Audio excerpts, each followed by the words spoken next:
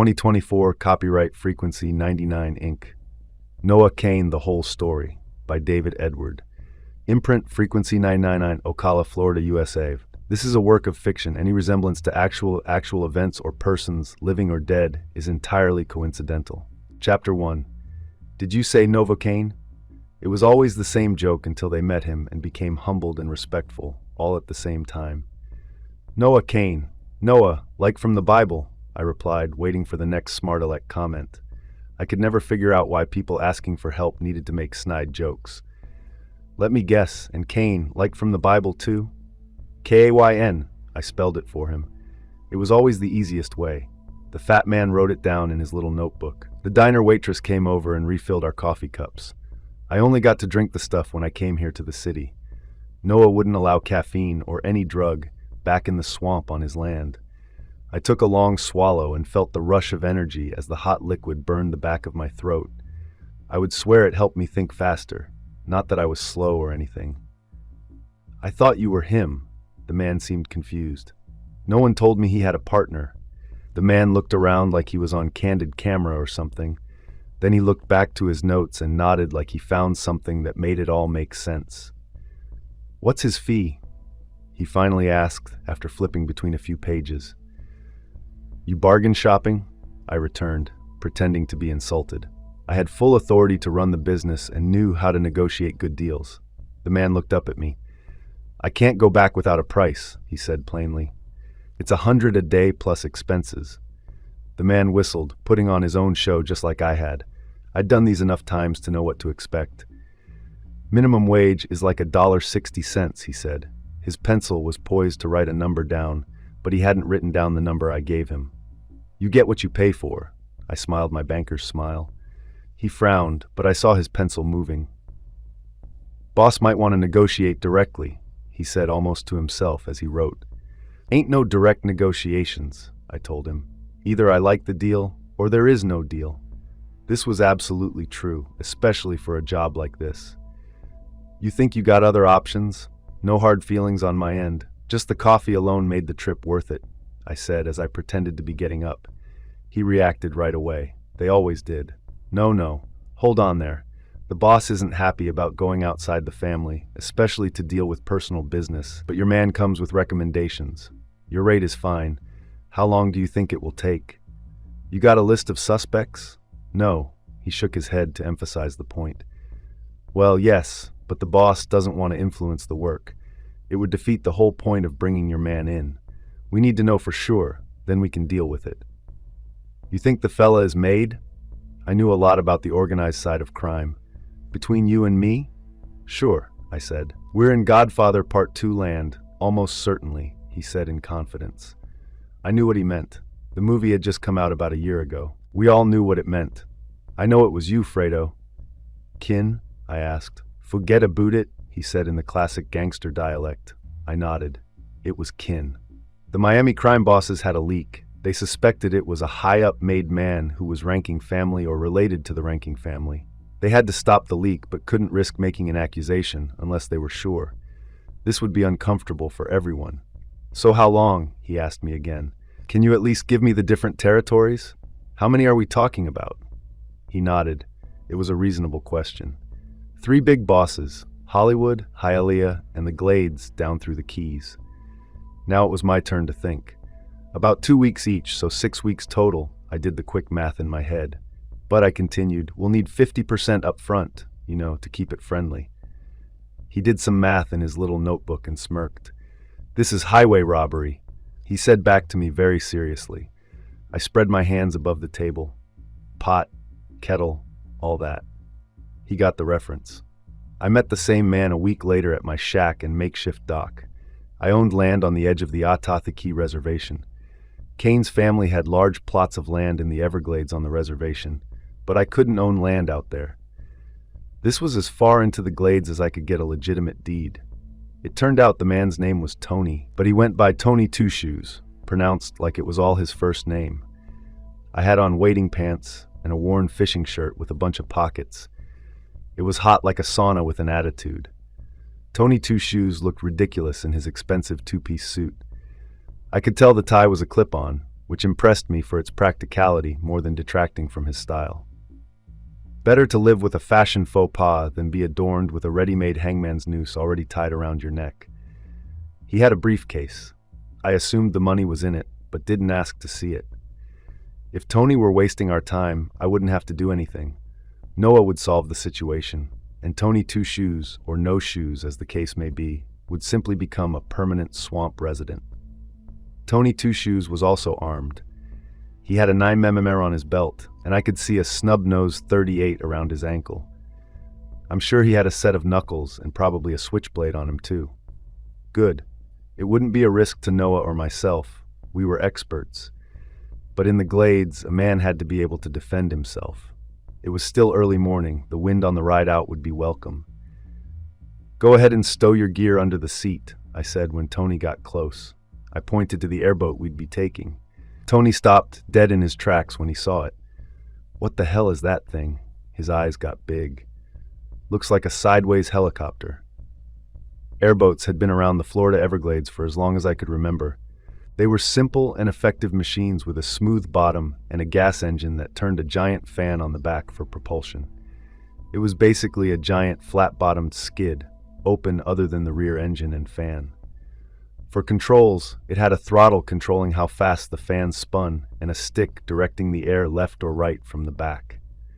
I poked my head into the shack to grab the keys, then answered, "I guess that's pretty much what it is," I said as I slapped him on the back in passing. I lifted the bench seat to show him where to stow his briefcase. "No sense risking it going over the side," I said with a smile. "Mostly gators in the water, so if it goes over, you'll be risking your life to jump in and get it back. All true." "Jesus," Tony Two Shoes said, showing hesitance to step onto the boat. "Call me Wade, friend. Wade Clay." "I haven't gone by Jesus in some time," I joked. "How far do we have to go on that thing?" Tony asked. I was getting a little irritated. He was supposed to be a big, tough guy. "Well, if we ever get moving, it's about a 40-minute trip." I gestured again for him to stow his gear and sit down. Eventually he did, walking as though the ground was covered in glass and he was barefoot. He closed the bench top, sat down, then started looking around. "What now?" I asked, allowing my frustration to be an undertone in my voice. "This thing doesn't have a seatbelt." There was currently an extensive marketing campaign from the government to try and get more people to wear the stupid things in cars. "What's a seatbelt?" I joked as I reached down, unhooked the looped rope on the staple, and fired up the engine. "What?" Tony Two Shoes yelled after the engine roared. I smiled a gator smile and threw the throttle forward. The boat jumped out of the dock, forcing Tony onto the bench. Based on the ride out, they should have called him Tony White Knuckles. But what do I know about their naming conventions? It took Tony about half an hour to get comfortable. One of the features I always enjoyed about these airboats was that they were so loud my passengers rarely tried to converse, at least until we entered the Narrows, the last 15 or so minutes of the trip, where I had to lower the speed to just a few miles per hour as we ran up different channels and then the long narrow canals that led to Noah's place. Tony Two Shoes was no different. A few moments after the engine died down, the questions started coming. "This dude lives out here?" Tony asked, amazed. "Born and raised," I said. I knew the story well. Only substantial time he spent away was during the war. "Vietnam?" Tony asked. "Nah," I answered. "That's still a current event. He and I are a bit older school." "Korea? Wow, Noah and I really are getting long in the tooth." "World War II," I helped him along. "How old are you?" Tony asked, amazed. "You don't look much over 40 to me. I just turned 50 a few weeks ago." I don't think Noah has a birth certificate with a date, but we reckon he's about the same age as me, maybe a hair older. "My father fought in that war," Tony said. I didn't take it as an insult or anything, just him taking inventory of his new friends. "Noah and I grew up around here, but not close by. He was an offensive lineman on his high school football team. I was a linebacker at a rival school. We knew of each other and didn't like each other much." I kept going. It was always the same story I told, and most of it was true. We both got drafted when I turned 18. We ended up in the same basic training unit. Then we were both dropped into a support company for Patton's 20th Army Corps. I got a few promotions and ran S4 for the 2nd Armored. Noah, he carried one of the big 50 caliber machine guns, an M60. He was the grunt on a fire team. The worst job there was, the lowest of the lows. The M60 was known as the pig because it weighed so much and went through ammo like a pig. Every time they promoted him from buck private, he would go punch an officer and get busted back down. By the war's end, he knew everything there was to know about the mobile M60 and its mount. If he could have declared himself a subject matter expert, he could have become an M60 warrant officer. Well, if not for his 20-something court-martials along the way.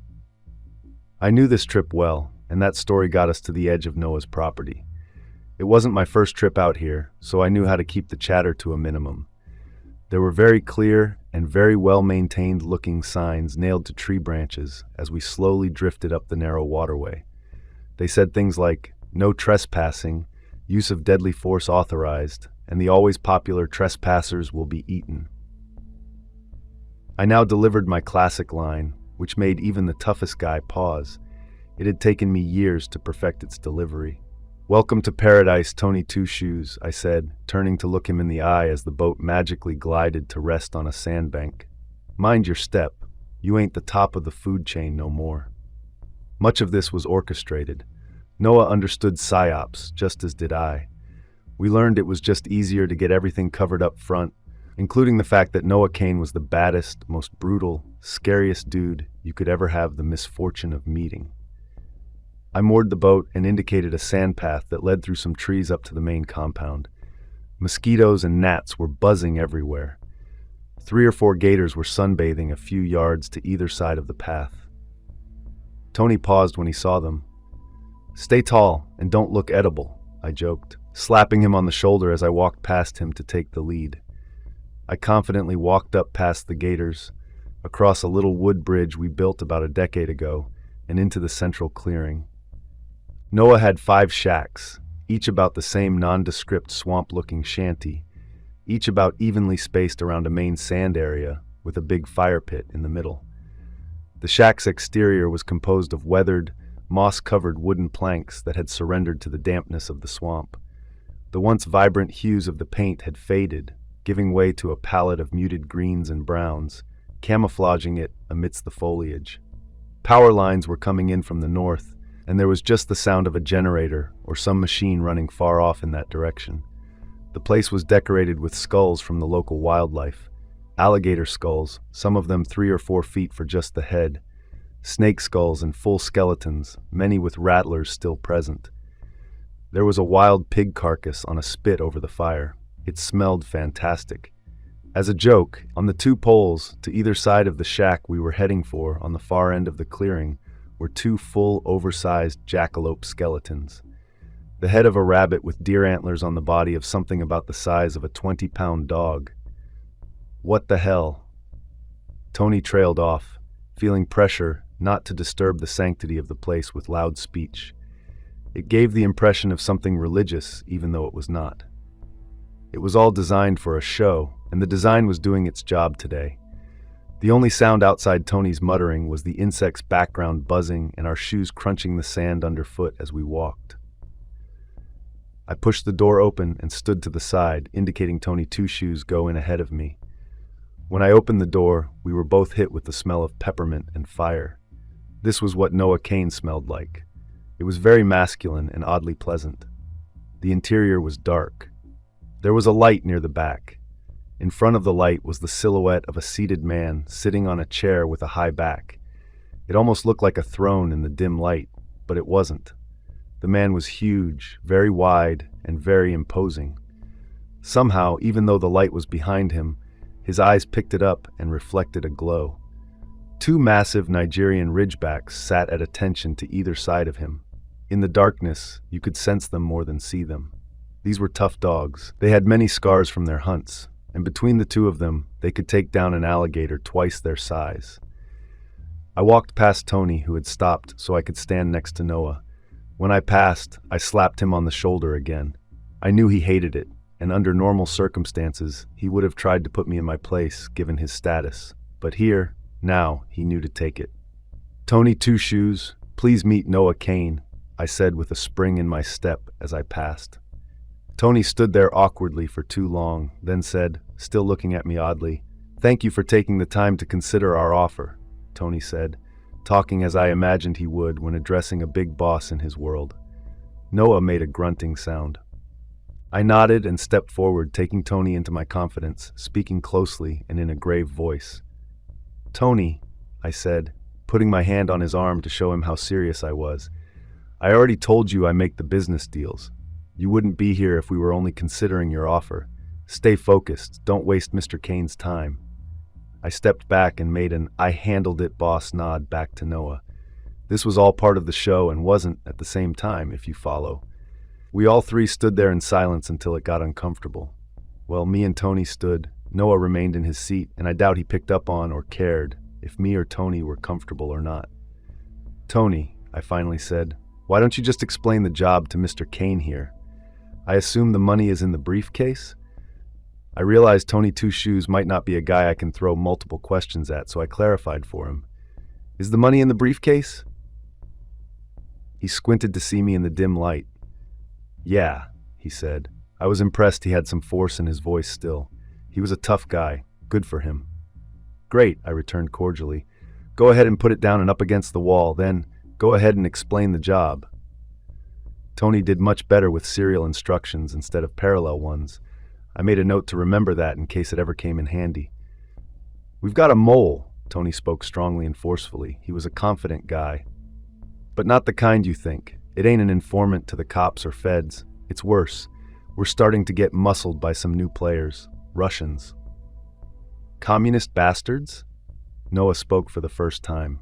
His voice was just as big and wide as he was. I also knew he hated the communists, although I didn't know they were part of this puzzle. I had assumed this was a more traditional situation. "Yeah," Tony emphasized his newfound connection. "Look, we love this country as much as the next guy. We're organized, after all. But these new bastards, they don't see things like we do. They got different ideas for an endgame, but none of that is here nor there. We're more than capable of running these rats out of town.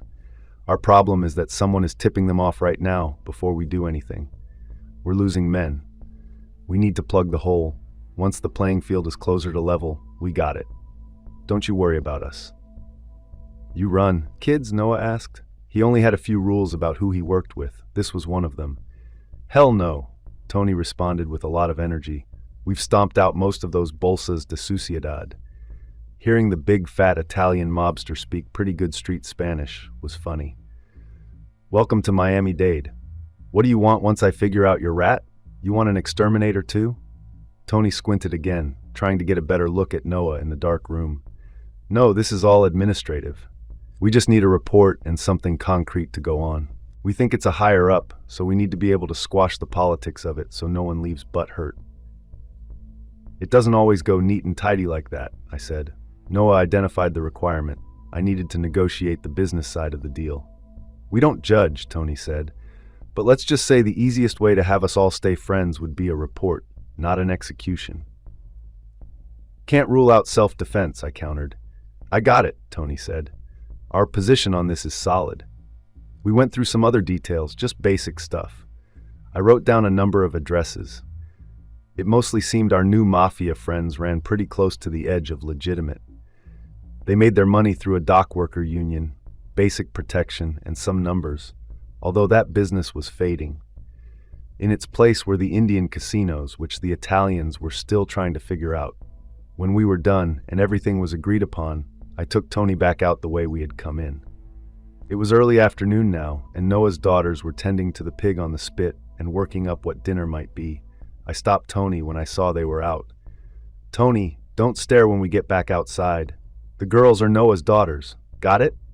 He gave me a sideways look of indignation and confusion, but he nodded he understood. When we stepped out, it was just as I remembered. Even I had to work hard to keep my eyes to myself, especially when it was hot like today. Noah's 3 daughters were between 16 and 25. Out of respect, I won't go into much detail. Let's just say they were big, healthy girls, were easy on the eye, and their mama made most of their clothes with an eye on cost savings. Tony's eyes got big and his mouth fell open. I reached over and pushed it closed. He seemed confused again. We literally just had this conversation, I said. Forget about it, he said with much more Italian accent than usual. Chapter 2. The sunsets out here on the edge of things were often breathtaking. Today was one of them. The flames from the fire pit and the colors in the sky all danced together.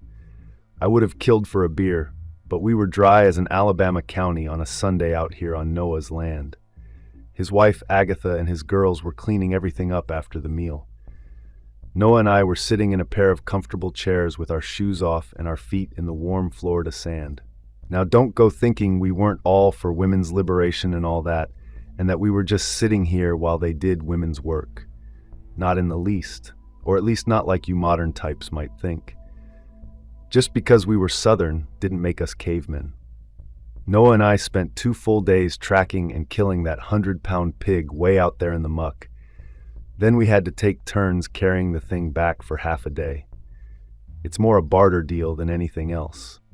We busted our butts for a couple of days to hunt the food, and they then gave up a couple of days to prepare the stuff. Noah wasn't all that much of a talker. It wasn't that he didn't have anything to say. It was more that I think he truly preferred to listen. He was always pondering something. He read a lot, too, a lot more than I did. He read old school books, stuff from ancient Greece, and a lot of philosophers and historians. What he got out of it, I never really understood. It wasn't like he would talk about the topics or anything. He was relaxed in his chair, the sunset over, and the sky almost completely transitioned. "Do you need my help in any of this?" he asked. Our business model was a little one-sided, not that I'm complaining or ever would. We were 50-50 partners, but I did almost all the toil. Noah didn't like to leave his property, so my job was often to do all the legwork and only to come out here and get him if things went overly sideways. It wasn't that he was lazy, the opposite. It was more the adage that to a hammer, everything looked like a nail. Well, Noah was a hammer, pure and simple. My job was to know when I was dealing with a nail or something different that wouldn't respond as well to the pounding. It's going to depend on if their Russian connection sees me coming before I figure out who they are. I was working through the scenarios. Noah nodded his understanding. "How are you going to figure it out?" he asked. Noah's voice was powerful, and as I said before, it sounded very wide, which is the only way I know to describe it. From a dialect standing, he had one of the oddest inflections I have ever heard. Kind of an American Indian accent crossed with New York Jewish overtones and French shades. He was indeed one of a kind. "We should probably set up a check with me schedule," he said. "We learned this system in the 1950s, doing more aggressive detective work. If one of us was in the field, we agreed on a location and something to be left there or moved around to show that everything was okay. If one of us missed a check-in, it was a signal that they were in real trouble." "When's Agatha doing the shopping next?" I asked. We had used a stop sign on her way to the market before.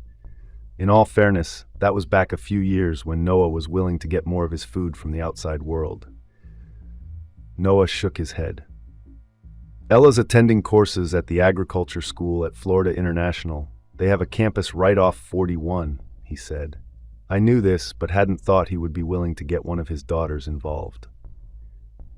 "Around the east side is the student parking lot," he told me. "There's a stop sign right opposite the parking lot sign. You can't miss it. Let's do red, green, and yellow, and let's start tomorrow." Red, green, and yellow were rotating colors we used for different days. It was such a little simple system, it was harder to explain than to do. Basically, every night, I would put a little sticker on the bottom right of the stop sign.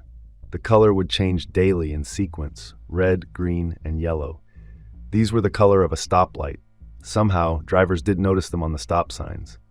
Next time you drive around, look at the signs around you. You'll see people still using this system everywhere, and you'll be shocked you never noticed it before. "All right," I said. "I'll probably need you to come in a couple of times when I meet with the big bosses." "Agreed," he said, looking off into the darkness. He was getting bored with all this planning. "And don't worry, I'm not doing anything for the next little bit, so if you want me to come along when you have the chance to kill some commies, I'm more than happy to." "Why should I have all the fun, right?" I said back. I didn't enjoy killing anything, much less a person. I think this was why he stayed a buck private during the war. The M60 killed an awful lot of Germans back in the day. I had one of the 5 cabins on Noah's land that I could stay in whenever I was out there, and it got too late to make the run back to my place. My airboat had lights, good expensive floodlights, but navigating the swamp at night, for any reason, brought risks. I stayed the night in my little cabin and was the first person up. It wasn't hard to be the first one up in the KAYNE clan. You just had to roll out of bed sometime before brunch, and you would almost certainly win the prize. I made a pork sandwich from some of the leftovers from the night before, and headed back around 7 in the morning. In the summer, the sun came up around 6. It would be another hour or 2 before it got sweltering. The trip back was uneventful. I decided to stop at Millie Gray's. She ran a bait and tackle trading post that you could only get to by boat. She was close to my dock, maybe a quarter mile out. It was the unofficial marker, in my mind, where the true glades began. I bought a soda without even having to leave the boat, then continued on my way. I backed the boat in and moored it to its spot on my dock. I checked the mailbox, but nothing. I showered, changed into my working clothes, grabbed a dozen stickers and car keys, fired up my Plymouth Cuda convertible, and headed south to Cutler Bay. My work clothes included gray slacks, a white button-down shirt, and a light linen sports coat. They weren't too hot and nice enough to feel at home in nearly any situation.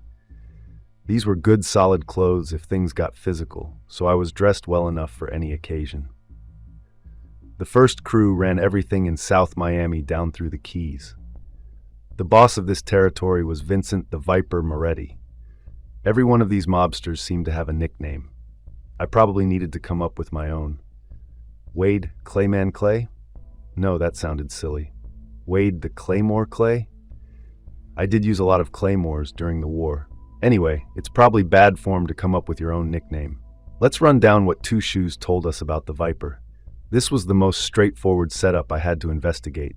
Moretti's crews were almost exclusively a protection racket. He didn't have Miami Beach or any of the ports or docks. Instead, most of the territory was Highway 1 through Homestead and down through Key Largo to Key West. The Viper didn't even have any sports betting. None of the major teams were in his area. There was one Jai Alai arena, but it was so poorly attended that it wasn't worth the time. I had no idea how I would do the work of trying to figure out which one of these mobsters had switched their loyalty. This wasn't a shocker. I barely knew how to approach any new job. It never stopped me from taking it. Things worked out more often than you might think. I did have a basic methodology, even if it was a bit holistic. The trick to getting started was to get out and to be seen. It was also to begin observing things much more closely. That combination almost always led to some observation or event that moved things forward. I took HY-27 down past Y-41, the Temiami Trail, and kept driving through Homestead until the road merged into HY-1, about 10 miles north of Key Largo. This stretch of Hawaii 1 was called the South Dixie Highway. I always thought the name for Hawaii 41, Tamiami, was funny. Noah was the one who told me it was a mashup of the two cities on either side of the road, Tampa and Miami. Made complete sense. Like so many things, your whole understanding changed once you got some perspective. I drove through Manatee Cove and then Key Largo proper. There was only the one road and never more than a few hundred yards of land on either side. It took half an hour to get through Key Largo, nothing but stoplights and tourists crossing the street. My destination was Plantation Key. HY-1 went for another 50 miles, but I knew the organization's reach would dwindle the farther from Miami I got, so this was my turnaround point. Plus, I knew the local sheriff down in Plantation Key. He seemed like as good a starting place as anywhere. I finally pulled into the small flat-roof sheriff building right around lunchtime. Sheriff Buford Jenkins was basically a one-man show. Although the sale tax revenues were enough even on this little stretch of land for him to draw a salary and have a part-time dispatcher sit at the front desk and answer the phones. I looked at the young woman there through my windshield as I parked the car. Buford had a type, that was for sure. I turned the car off and pulled on the interior door handle in a single fluid motion. The humidity and salty, briny smell hit me in the face when I stood out of the car. The islands had a nice northerly breeze today, which undercut the heat. Buford's patrol car was parked on the side of the building, so I knew he was sitting in his office, most likely taking a nap. I pulled the office door open and experienced yet another temperature change. Buford had the AC set low. When I saw the girl at the desk, I understood why. "Are you here to report a crime?" she asked me. I gauged she took the job seriously, which was good. I always felt that the kids who got the best start on life got themselves working early and took every job seriously. When younger, they often wanted the next job, not willing to put the time in to earn it, and not appreciative of what they had. "No, thank you, ma'am," I said, tipping my imaginary hat to her. "Is Sheriff Buford in his office?" "Sheriff Jenkins is, yes, sir." She tried to correct my choice of his middle name. I had tried calling him Sheriff J.W. Pepper for a while. His old girl didn't like that joke either. "May I ask who's calling?" she continued. There was a little latch on a waist-high swinging door that she needed to release on her end for me to get to his office. I could hop over the thing or reach around and pull the latch myself, so it only offered security from someone who would pretend to go along with it. "Tell him Claymore is calling," I said with a smile, trying out my new self-prescribed mobster name. She nodded, lifted the phone on her desk, pushed one of the buttons on the bottom that made it light up, and said, "Yes, sir," almost instantly. The whole scene was silly. Burford's office was 3 steps behind her, and I could see his blinds open to look out before he picked up the phone. He could probably hear our conversation out here through his door pretty easily. She hung up the phone and said, "The sheriff will see you now," while simultaneously using her left hand to slide the latch so I could push through the little half door, which I did. I took the 3 steps and opened Buford's door. From the look of him, I was dead on. He had been asleep. He also looked much more haggard than I remembered. Sure, it had been a couple of months since the last time I was down this way, but Buford, who always had been fat, was down maybe 20 or 30 pounds, and he looked like regular Southern sheriff, not his typical fat Southern sheriff. His hair was a greasy black with little specks of dandruff. It was combed too neatly and pressed down to his head. He wore his part to the side, which made him look like a Sunday preacher. He smelled like clams and garlic, which in all fairness was the bread and water of the Keys. They served it everywhere. "I didn't mean to wake you, Buford," I said to him casually as I closed his door and stepped over to the one chair on the visitor's side of the desk. "Claymore?" he asked with a look of incredulity. "Sure," I kept smiling. "Wade Claymore Clay. It's my new mobster's name." "How about Wacky Wade, or even the Shallow Wader?" I doubted he was in the spirit of the moment like I had been. "Okay, Jitterbug Jenkins. I thought Claymore was pretty good." "I like Jitterbug." He leaned forward, forcing himself to be fully awake. "So what do I owe the honor of your visit, Jitterbug?" He smiled, proud of himself. "Well, Buford," I didn't have a better comeback than his actual middle name. "Noah has a new case, and I'm out running intel to try and get a feel for the topology of it." Buford and I went way back, just like Noah and I did. Buford had been the second-string running back on our high school team. Unlike Noah and I, he volunteered to join up for the big war and ended up in an infantry unit that got shipped into the Pacific a full year before we got drafted. His stories always sounded much worse than mine and Noah's. What is it this time? Some old lady lost her cat again. That was a real case from about a decade ago. It wasn't nearly as simple as he was pretending. "Not this time," I said, unwilling to waste more time running through that old gambit of jokes about how 2 big old guys couldn't rescue a cat from a tree. I continued. "This one is a little more involved. Your little slice of paradise here is in the Moretti family territory. You know, the Viper? You got any arrangements, or do you all just not walk on the same side of the street?" A look crossed his face that I couldn't read. "It's complicated," he said after just a moment's hesitation. "I'm sure it is," I said. I meant it. Look, none of us were above a little extra income now or then. I certainly wasn't. I wasn't part of an All Saints brigade. The world was what it was, and we each had to get through it as best we could. We did each have morals, and there unquestionably were lines we didn't cross. but a kickback on a protection racket, as long as it wasn't a complete shakedown, was really just another public service tax that retailers and the local business had to cover. Sure, it didn't come from the state imposing it, but did it matter? Heck, the local crime bosses often provided more active essential services for the money than a faraway bureaucracy in Tallahassee.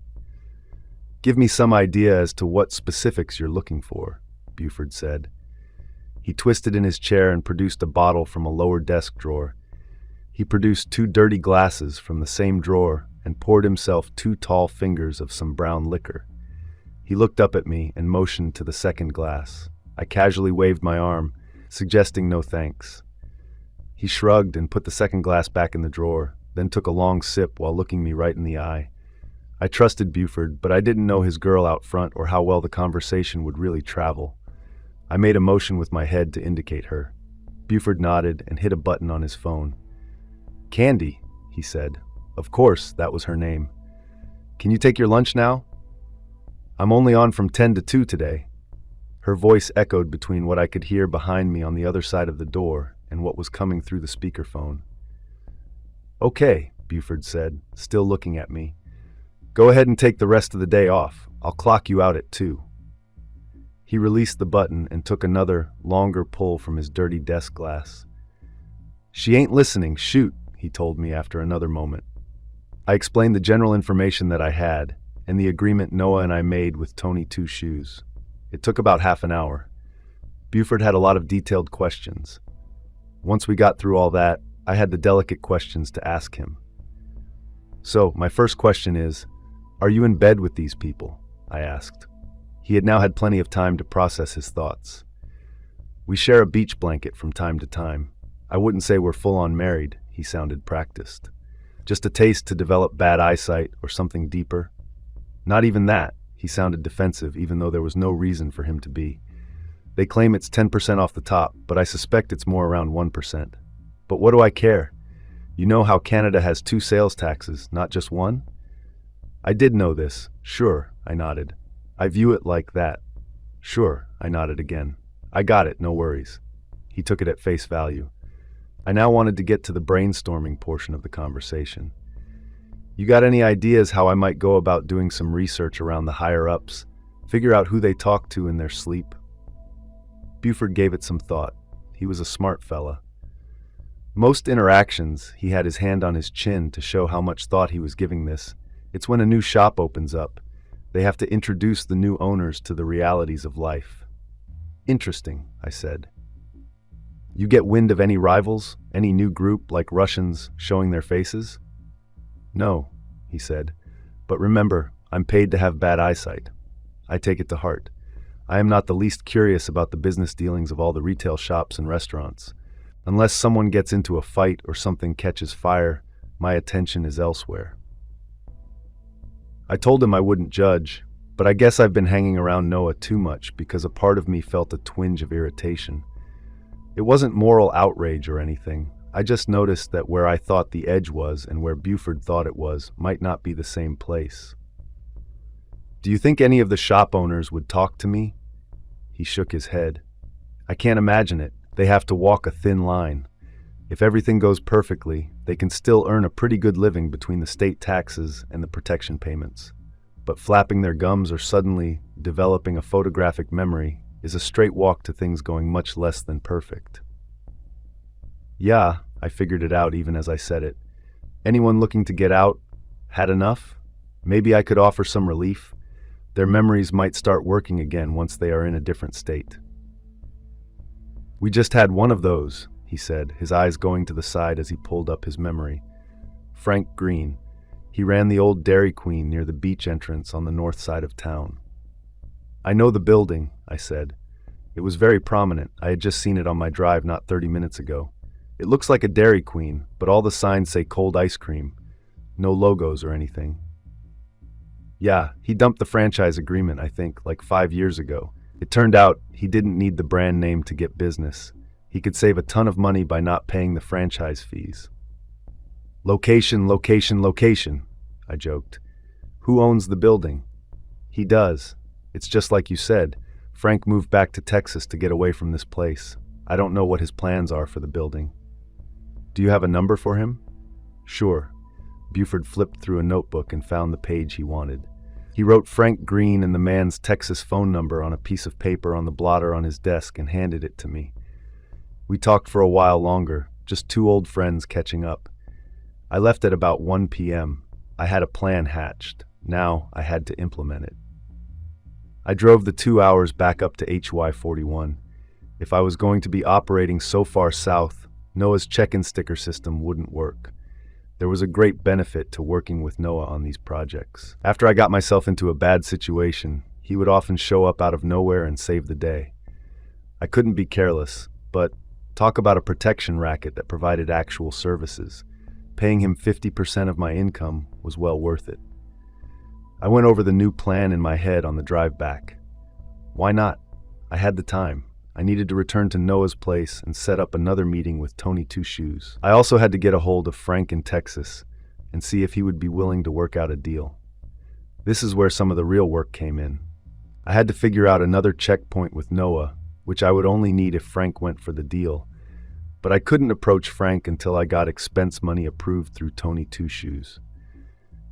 The danger there was that if I got extra money from him to cover fronting a store, and Frank said no, then sure as a sunrise, Tony would think I'm a fool and I was trying to scam him. I'd have to call Frank first. I eventually got to the school parking lot, and sure enough, the stop sign was easy to identify, plain as day. I put a little sticker on it. There were several already there. Once done, I headed back to my property by the dock. By the time I got there, it was just after 4 p.m., 3 p.m. in Texas. I dialed Frank's number and a gruff-sounding man answered. It took a while to convince him, and his price kept increasing. Eventually, we had a deal. Now I needed to get in front of Tony. Sure, he could say no about the money, but at least this way, the only person upset would be Frank, who was in Texas after all. I changed my sports coat to a darker blue one and returned to the car. Getting to Tony would be a hassle, but I knew how. We had worked it all out beforehand. He owned a nightclub in Hallandale Beach. Hallandale was the next big run of beaches just north of Miami Beach. It was a good spot that attracted old money from Fort Lauderdale and new money from Miami proper. New money was almost exclusively drug money, and there were growing influences from South America with even newer money. But I didn't care about any of that. Tony Two Shoes certainly did. He represented the old guard who, in all honesty, probably loses this culture war in the long run. But that was a very long run, and now, in this moment, the Italian families were still one of the strongest influencers in organized Miami crime. The sun was low but wouldn't set for another couple of hours. I drove the 30 minutes to Tony's club, the Pink Trampoline, or the Pink Tramp, as it was known behind his back. It was a weeknight, and the street was nearly empty. I walked past ropes and stands pushed off to the side. It gave the impression that there would be a line to get in on weekends. Thank God it wasn't a weekend. There was no guard on the front door, so I pushed it open. The place was dark and smelled like cleaning products, a far cry from its normal stink. I stood inside the doors for a moment to try and let my eyes adjust. "We're closed, pal," I heard from the darkness in front of me. It was a deep Italian voice. "I'm working for Tony," I said, simultaneously trying to sound confident and humble. I heard the man grunt. My eyes had adjusted enough that I thought I could make out his large frame turning around, presumably heading to the back to let someone know. My eyes adjusted to the darkness as I waited. After maybe 5 minutes, I saw Tony come from the back. "Mr. Clay," he said very professionally. "You have it all figured out already?" He got close and we shook hands. Noah lectured me constantly about not letting someone like Tony get a hold of you like that. He saw no value in it. I found, however, that since I was out in the world and needed people to like me, shunning the handshake of a guy like Tony would lead to guaranteed disaster. Noah's concern was more statistical than operational. I knew Noah was right on some level, but being right and being practical were not always aligned. The handshake ended, and Tony was waiting for me to explain myself. "I have a plan. Is there a place we can talk?" I asked. It would be a long conversation, so I didn't want to have it in the foyer of his nightclub. He gestured, and I followed him. There was a work crew shampooing the carpets behind the bar. The lights were too low. I had no idea how they knew what they were doing, or if they left it any cleaner than when they started. I could smell the cleaning products stronger the farther in we got. Then it hit me. "Big party last night?" I asked as we walked through the cruise. Tony half turned. "A couple of Russians showed up." I nodded, even though he wasn't looking at me. "You lead an exciting life, Tony Two Shoes," I said with absolutely no sarcasm. We got to what I assumed was his table in the back. One side with a booth bench and the other side had a couple of nice comfortable-looking chairs. Tony slid into the padded bench. I waited for him to settle, then sat down in the chair opposite him. "I went down to talk to a buddy of mine this morning. Sheriff Jenkins. He's the law in Plantation Key." Tony was instantly unsettled. "I'm not crazy about you running right to the law about this," he said, his shields going up. "Don't take it the wrong way." I stayed strong. "I've known him since high school. Plus, honestly, he already works for you. Or, more specifically, some mid-level guy in Moretti's crew. Jenkins has a terrible memory." That instantly relaxed him. "So I don't need daily reports," he said. With the sheriff understood, he couldn't figure out why I was there so soon after our last meeting. "I have a plan, but it's going to involve some expenses. More than we discussed, so I wanted to run it by you first." His demeanor changed yet again, now on the lookout for me trying to scam him. "Do you know the area down there?" I asked. "Sure," he said. "Most people did. If you lived here in Miami at some point, you ended up on a day trip down in the Keys. You know the Dairy Queen right at the start of the Plantation Key Beach?" "Sure," he said. "The fellow that owns it got tired of paying for protection, so he moved back to Texas," I said. "I talked to him. His name is Frank. It turned out his real problem was that, just as you thought, the Russians were moving in. He was in a bind and couldn't afford double payments, so he bailed." This set Tony off. He slammed his hands down on the table between us. I wasn't afraid of much, but the move startled me. Tony could be imposing when he needed to be. "Marty!" he yelled. "Here!" came from the darkness somewhere. "Call Vito. Find out who's running collections in Plantation Key." "Tony," I said nicely when he was finished, "let me tell you the rest of my plan.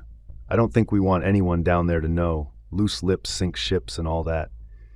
He looked at me sideways. "Salvatore," was shouted back from the darkness. Tony kept staring at me, trying to decide something. Finally, "Hang up the phone, Vito," he yelled back. Then to me, "Let's hear it." It was almost like he had forgotten that he had asked me to work on this. If the Russians are already bold enough to counter your operations down there, I figure it's an easy way to get to meet them. His expression didn't change. "So Frank, the Dairy Queen guy, he'll let me set up shop in that building. Yep. I start making it look like a new business is moving in, and all I have to do is sit back and wait until your guys and these other guys begin introducing themselves to me." Tony finally nodded. "You're worried if I tip off Moretti's crew, or even just start asking questions about why no one's mentioned the Russians are already trying to move into our territory down there, that could change the dynamics for you." "No point in tipping them off," I said. He nodded, and I saw him visibly relax. None of his other concerns came true, which was lucky for me. Then he snapped his fingers. "You came here because you need seed money," he finally put it together. I knew to stick to the language we initially used. I almost got the feeling that he was slipping into banker mode and that he was starting to see me as an easy mark. "No, Tony, I need you to approve the expenses as part of our deal, and I need enough up front to cover putting on a good show." I got back to my house around midnight. It was way too late to head out to Noah's house tonight, and honestly, I was tired. Tony had spent forever trying to get out of covering the expenses of my idea. I got the feeling he didn't have much of a choice, not with the small amounts we were talking about. I just had to be patient and let the process work itself out. On the way home, I picked up a 6-pack of cheap red, white, and blue beer. I pulled a can off the plastic binder that held them all together and stuck the other 5 cans in the refrigerator. I pulled the topper off the can, tossed it in the trash as I took a long pull, and walked out to my beat-up wooden porch. Before I knew it, I had finished the 6-pack, and it was morning. I dozed off and woke up when the warm sunlight made its way over the edge of the docks. I felt as bad as you would expect, and I still carried a bit of a buzz. I couldn't head out to Noah's like this, so I took a hot shower, shaved, drove the 4 miles to the closest diner, and ordered breakfast. I knew a bunch of pancakes would steady my stomach and clear my head. It worked. By about 8 a.m., I was feeling like my old self. It was still too early to head to Noah's. They wouldn't even be awake for another 3 or 4 hours. The waitress refilled my coffee cup. I decided to settle in here. A fella at a close-by table had been reading a newspaper. When he departed, he left it folded on the table. I leaned over and could just reach it. There wasn't much happening in the world in the summer of 1975, at least according to the Miami Herald. Some movie about a fish was making waves, and there was a constant kind of background noise about all the planning for the bicentennial celebration next year in 1976. There were a lot of articles about how well the state was doing attracting tourists, and a few articles about the growing cocaine problems and a police task force that was being considered to try and deal with it. The presidential election was gearing up into full swing. Some fella from Georgia was running against Gerald Ford, who was the sitting president but had only been sworn in about a year and a half ago. I read the comic section and the sports section twice. The Miami Dolphins lost to Oakland in the playoffs last year, and this year's training camp was in full swing. Tampa Bay up to the north had been awarded a new franchise last year. They wouldn't start playing until next year. The big concern seemed to be the process they were using to let the expansion teams draft players. Many were concerned that these new teams would have an unfair advantage and would be stocked with young talent that would take years for the rest of the teams in the league to catch up to. Larry Csonka, the Dolphins' all-star running back, was quoted as saying that he wouldn't be surprised if Tampa won their first 20 games, a reference to the Dolphins' undefeated season from a couple of years ago that was still very much the pride of the town. I had about another hour to kill, which I did while doing the daily crossword. It meant I had 2 more cups of coffee than I should have, but I felt great. The grunt work was finished. I was rested, fed, and had a plan to take on the world. Now, I just had to figure out a communication schedule with Noah. Chapter 3. Noah Kane was repairing the roof on one of his buildings when I walked up. It was right around noon, and it was scorching. He had his shirt off, and even from far back, I could see he had an impressive frame, one that was covered with the scars and healed wounds of his long and violent life. He saw me approaching and pointed to a box of shingles at the base of the ladder he used to get onto the roof. He had 8 or 10 shingle nails in his mouth, so he didn't yell, he just gestured. We'd known each other long enough. I knew what he wanted. I lifted the heavy box off the sand and carefully climbed up the ladder. When I got up to the roof, I could see he had a big section of the old shingles pulled off, and that he had already nailed a whole box of new ones up there. I opened the box and handed him the next one. We didn't talk for the next hour and a half as I helped finish the roof repair. Sometimes, no words were needed. When we were finished, we cleaned up all the packaging and climbed down. He went first, and I followed. "You want lunch?" he asked me once we were both on the ground. "Still got almost half that pig." He smiled like he had thought of a joke. "Wait, didn't you just leave yesterday morning? You can't be finished with the commie thing already." I nodded that yes, I would be interested in lunch. Breakfast wasn't that far behind me, but my nerves must have been up because I was hungry all over again. We made sandwiches. The bread was fresh. Agatha, Noah's wife, had baked it. She was a culinary master. If I could convince her to return to civilization and open a bakery or restaurant, we'd all be millionaires overnight. We sat in our chairs, looking out over the glades. The situation screamed for a beer, but that would never happen out here. Not after the events of 1971, but that's a whole different story. We ate in silence. After I was done, I waited for him to finish, then started to explain my new plan. "I went south and talked to Buford down in Plantation Key," I started. He kept looking off into the distance, but I knew he was listening. He got me in touch with a fella named Frank who used to run that ice cream shop on the strip out there. Frank still owns the building, but moved back to Texas last month because he was getting squeezed by both the Italians and the Russians. Damn communists, he muttered under his breath. Right, I kept going. So Frank is willing to rent me out his place at a ridiculous price, given he figured what I plan on doing could put the building in harm's way. I got some more money from Tony Two Shoes last night. I'm going to pretend I'm a new guy moving in and use that to get connected to the Russians when they come in to shake me down. Noah followed along and nodded at the end. That's a bit farther south than jobs normally take us. It is, I agreed. I know you got my back and that you have some weird sixth sense to know when I'm in trouble. But that sticker thing all the way up here by the college isn't going to work as a sign of life. I can't spend 4 hours in the car each day just driving to put a little sticker on a stop sign. He nodded his understanding. We sat for a while longer, neither of us saying anything. I knew him well enough to know what he was thinking.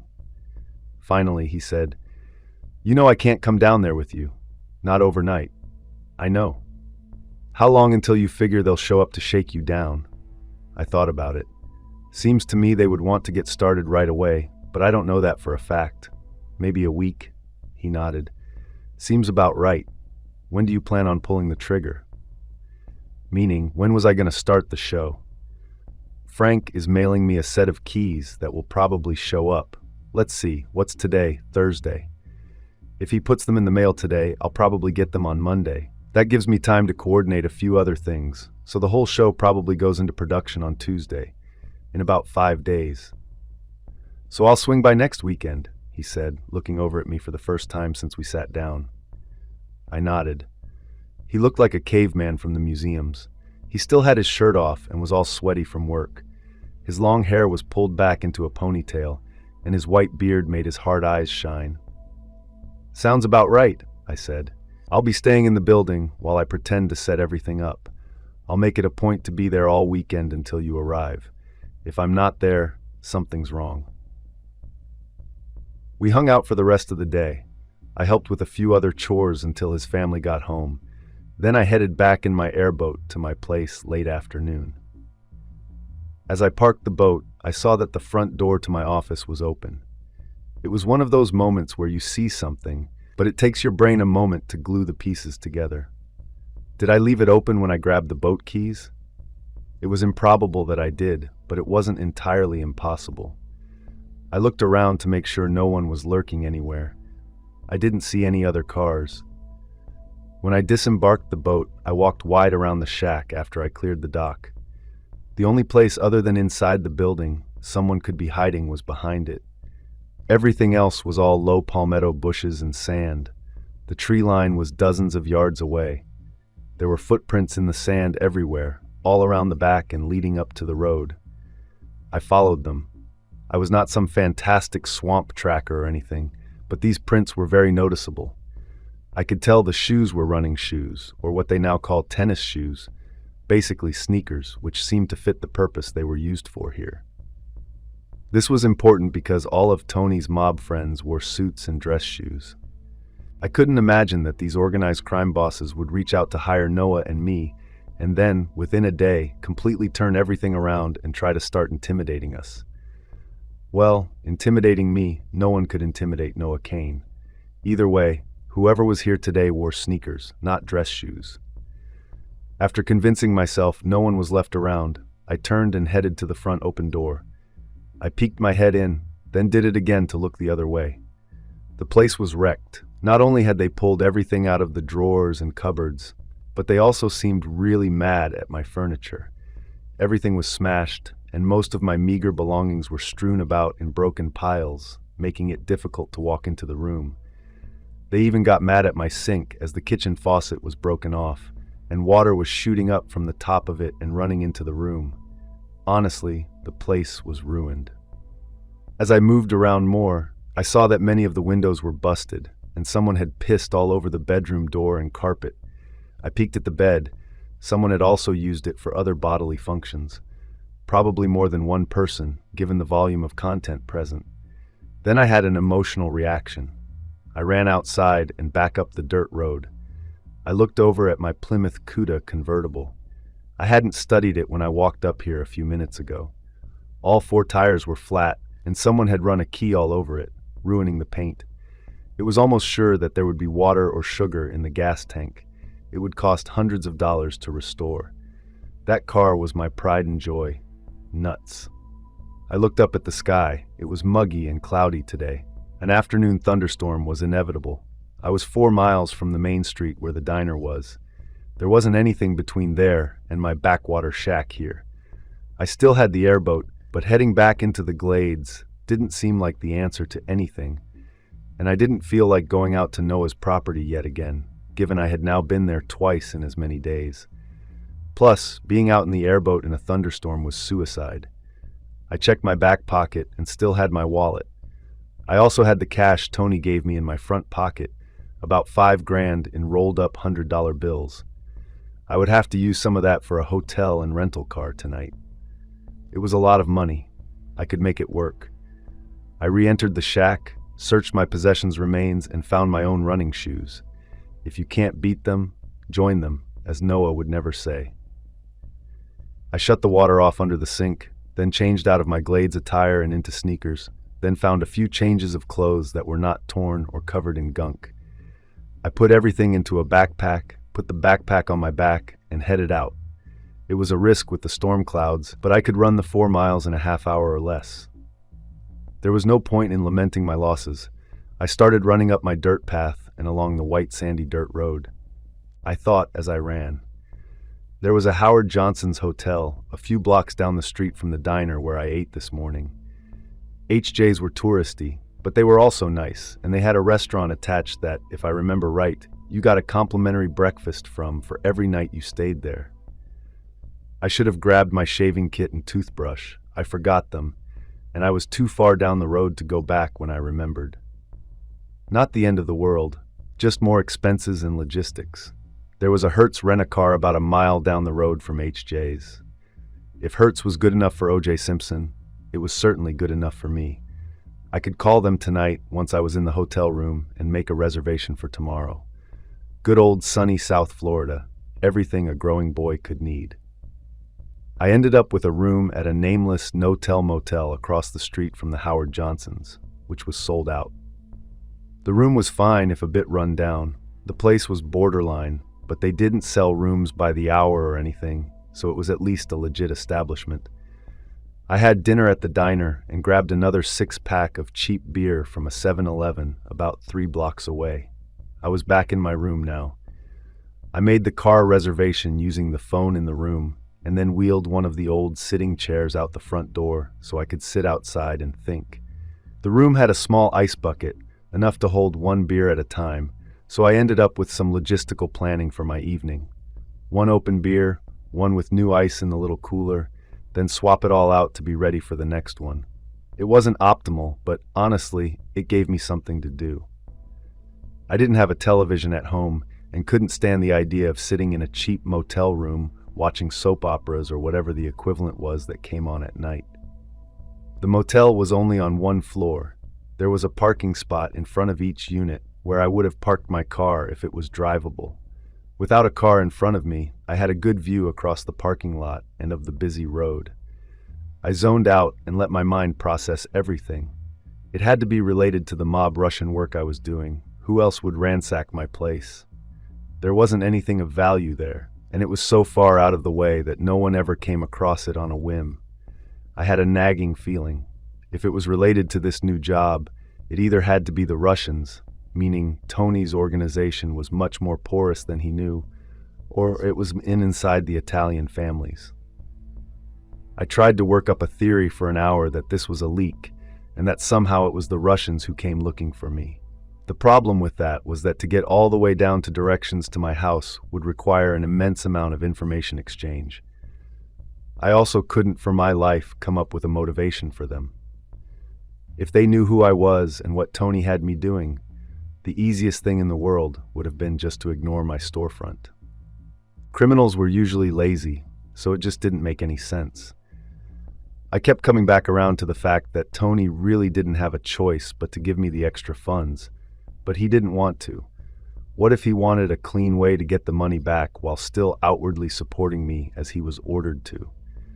This way, he saves face, doesn't go out of pocket to the tune of $5,000, and makes the whole thing my fault. They searched the place, knowing I had a roll of $100 bills and hoping I was stupid enough to have hidden the money in a sock drawer or something. I had no proof, of course, and I didn't fully know what it meant if I was right. I spent the next 3 beers wondering if this was enough for me to walk away. Could I even really do that? Was the organized Italian mafia really going to reach out to Noah and me, pay us up front, then just let us quit? It wasn't. However, now I had to rationalize with myself what it was I was doing. Am I really going to put myself out there to attract the attention of the Russian mafia while spending Tony Two Shoes money to front a business in the Keys in the jurisdiction of my old friend Sheriff Buford? And on top of that, I have Noah KAYNE, of all people, on standby for support. Did Tony trying to get his money back mean he was somehow in on this Russian thing? Could he be the mole, and it just worked out that he's the one they picked to find himself? That would be a complicated story, for sure, one that might be beyond my simple ability to convey. How did I want to look at this? Complicated or simple? I just went over the complicated story. What's a simpler one? Well, the simplest was that for the first time in 30 years, some group of punk kids found my place and vandalized it. That might be too simple. Back to the Russians. Did they want to intimidate me? That's way more complicated than Tony wanting his money back. After the beers were gone, I dozed off in the chair and slept most of the night out there with my hotel room door wide open. At about 3 in the morning, the storm front finally rolled through, and the lightning and thunder from it woke me up. I pulled the chair back inside, closed and locked the door, and slept until about 9 that morning. All night, I dreamed of mobsters from the 1930s, wearing expensive suits and silly-looking white sneakers. I was awakened by scratching at the motel room door. I heard it a couple of times. At first, I ignored it and instead got stuck in a loop, worrying about the difference between a hotel and a motel. The words were so similar, it was maddening. The scratching became more intense. I thought I heard whimpering, which had me curious. I pushed myself out of bed, hit the bathroom, dressed, and opened the motel door. Lassie was looking back at me. Seriously, it was a dog that looked exactly like the collie from the movies when I was a kid. I was surprised and momentarily worried that it was going to attack me. Instead, it looked at me, snorted, shot in the side of the open door, and hopped up on the bed, where it started licking its junk. I left the door open and went over to the big dog. "What's up, fella?" I said. He looked at me and twisted its head, then went back to licking. "Lassie," I said to no reaction this time. I thought for a minute. "Ella," I said. The dog snapped his head around at the F sound. "Friend?" I said to the same reaction. "Friday?" Less of a reaction. "Frank?" He stood up and barked at me. "Frank? Your name is Frank?" More barking and the tail started wagging. "Okay, Frank, where is your owner?" He didn't seem to know, but was still pretty happy to hear his name. "Come on, Frank," I said in the classic dog voice that everyone used. "Get down! Come on! Out the door!" Frank the dog went back to licking his junk. I tried for the better part of half an hour. When I eventually tried to pull him or lift him, he growled at me in a serious enough way that I took him at his word. He wouldn't leave, and he was willing to snap at me if I physically tried to make him. I left the AC set to low and put down the ice bucket with water in it so Frank would be comfortable, left the room, and went down to the office. An old woman at the desk was watching a small black and white television. "Hello," I said. She looked over at me and then back to her show. "I was wondering if you could help me," I asked. She shrugged her shoulders. I had a sudden rush of frustration, so I just waved politely, turned, and started the mile walk to the rental car place. Screw it. Frank deserved a comfortable day in the air conditioning. I'd deal with it when I got back. I realized I was hungry. I hadn't drunk regularly for a good while, but now I was downing 6 beers a night. Whatever else it was doing to me, it seemed to have gotten my metabolism up and running again. I walked into the same 7-Eleven that I had bought the beer from last night, and this time got a breakfast burrito and ate it as I walked. The burrito and the sun were both warm, just like the morning, so I started to sweat as I walked and ate. A car full of teenagers yelled something at me as I was taking a big bite of the thing. The real joke was on them. They were headed to high school. I could do whatever I wanted. Noah and I had another old army buddy running a surplus store over in Hollywood. A lot of us had settled in South Florida. We mostly grew up here anyway. It sure was handy to have friends around. My plan was to get the car and then go see good old Sergeant Salvage. The guy's real name was Mike Miller, and the funny part is he never even came close to making sergeant in our unit during the war. But I had to admit, it was good marketing. He was the spotter for a sniper during the war. Tough business then, but now, he would have connections I could use to get a shipment of something delivered down to the store in Plantation Key. I couldn't count on Frank. I was gonna say I couldn't count on Frank to mail the keys on time. Then I realized the damn dog's name was also Frank. See, I start working with the mafia, and now everyone has a nickname but me. I've got Texas Frank and Frank the dog. One is locked in my motel room asleep. The other is in Texas, renting me a building in Plantation Key.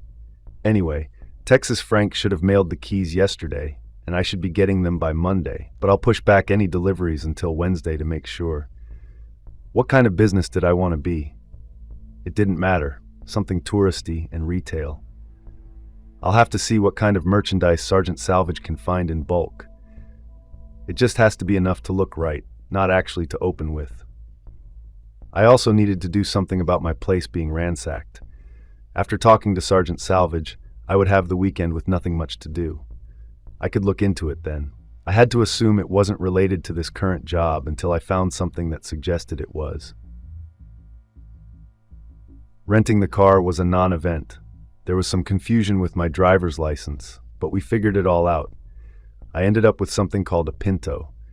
I couldn't decide if I thought it looked sporty or stupid. Whoever designed the thing had done a fantastic psychological job in its design. It cleanly walked the edge between a distinctive shape with a short, squared-off front end and a hatchback design. It was a weird-looking car, if nothing else. But the AC worked, and it only had a couple of thousand miles on it. I got the insurance, which I knew was a scam, but I had to believe that in all of this, someone would try to destroy more of my property at some point, and I didn't want to be on the hook for the car. It wasn't too much extra, and it was Tony Two Shoes money after all. I got to Sergeant Salvage's store, which, unsurprisingly, he called Sergeant Salvage's surplus store. He really likes S's, I guess. I walked in, and a little bell rang. Mike came out from the back and smiled when he saw it was me. "Wade, good to see you," he said, reaching over the wide glass counter to shake my hand. "Hi, Mike," I said. "It hasn't been that long, has it?" He motioned for me to come around the counter. I knew he had a tiny office in the back where he spent most of his time. I followed him to it and sat in a little chair beside his little desk. When we were settled, he said, "It's been a couple of years, I think, since the funeral." That struck me as odd. "What funeral?" I asked. His face changed. "Oh, sorry, Wade, I forgot. I meant after all that excitement from back in '71. "Hell of a year," I agreed. "Wade," he was saying my name tentatively now. "That's my name, Mike." I half started the "don't wear it out" joke, but then didn't think it would be that funny. "Right, of course, Wade. We've known each other for most of our lives. Of course I know it's your name." "Wade," he repeated again. This conversation was going a lot stranger than I had expected. So anyway, I transitioned to what I came here for. "Noah and I have a case. I'm setting up a storefront down in Plantation Key." His face changed yet again when I mentioned Noah. Mike knew Noah just as well as I did, so I didn't know what all this confusion was about. "You and Noah are working together again?" he asked very gently, like I was a scared little kid. "Never stopped," I smiled. He knew this. "Even after '71, he asked. "Sure. It took a while to get everything back as it had been, but we managed it. I can't believe it's been so long since you and I spoke. Noah and I have got a job working for the Italians." "They hired both of you?" "What the hell?" "Yeah, Mike. What's your major malfunction?"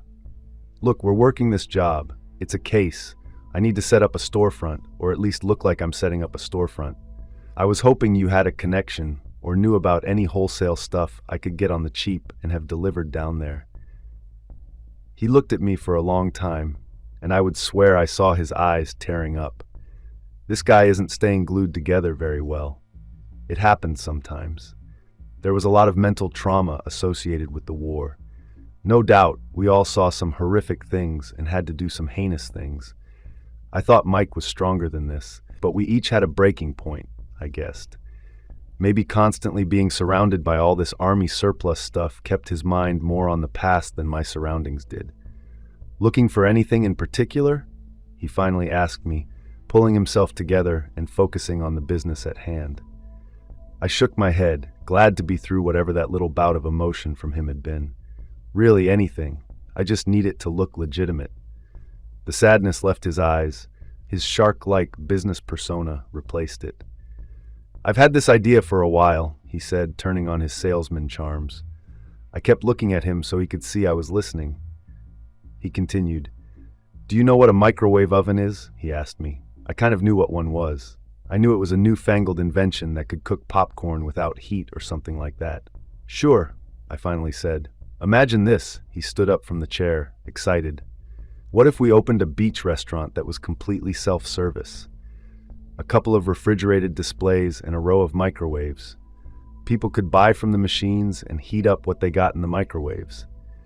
The only overhead is inventory after you purchase the machines, and the business runs itself.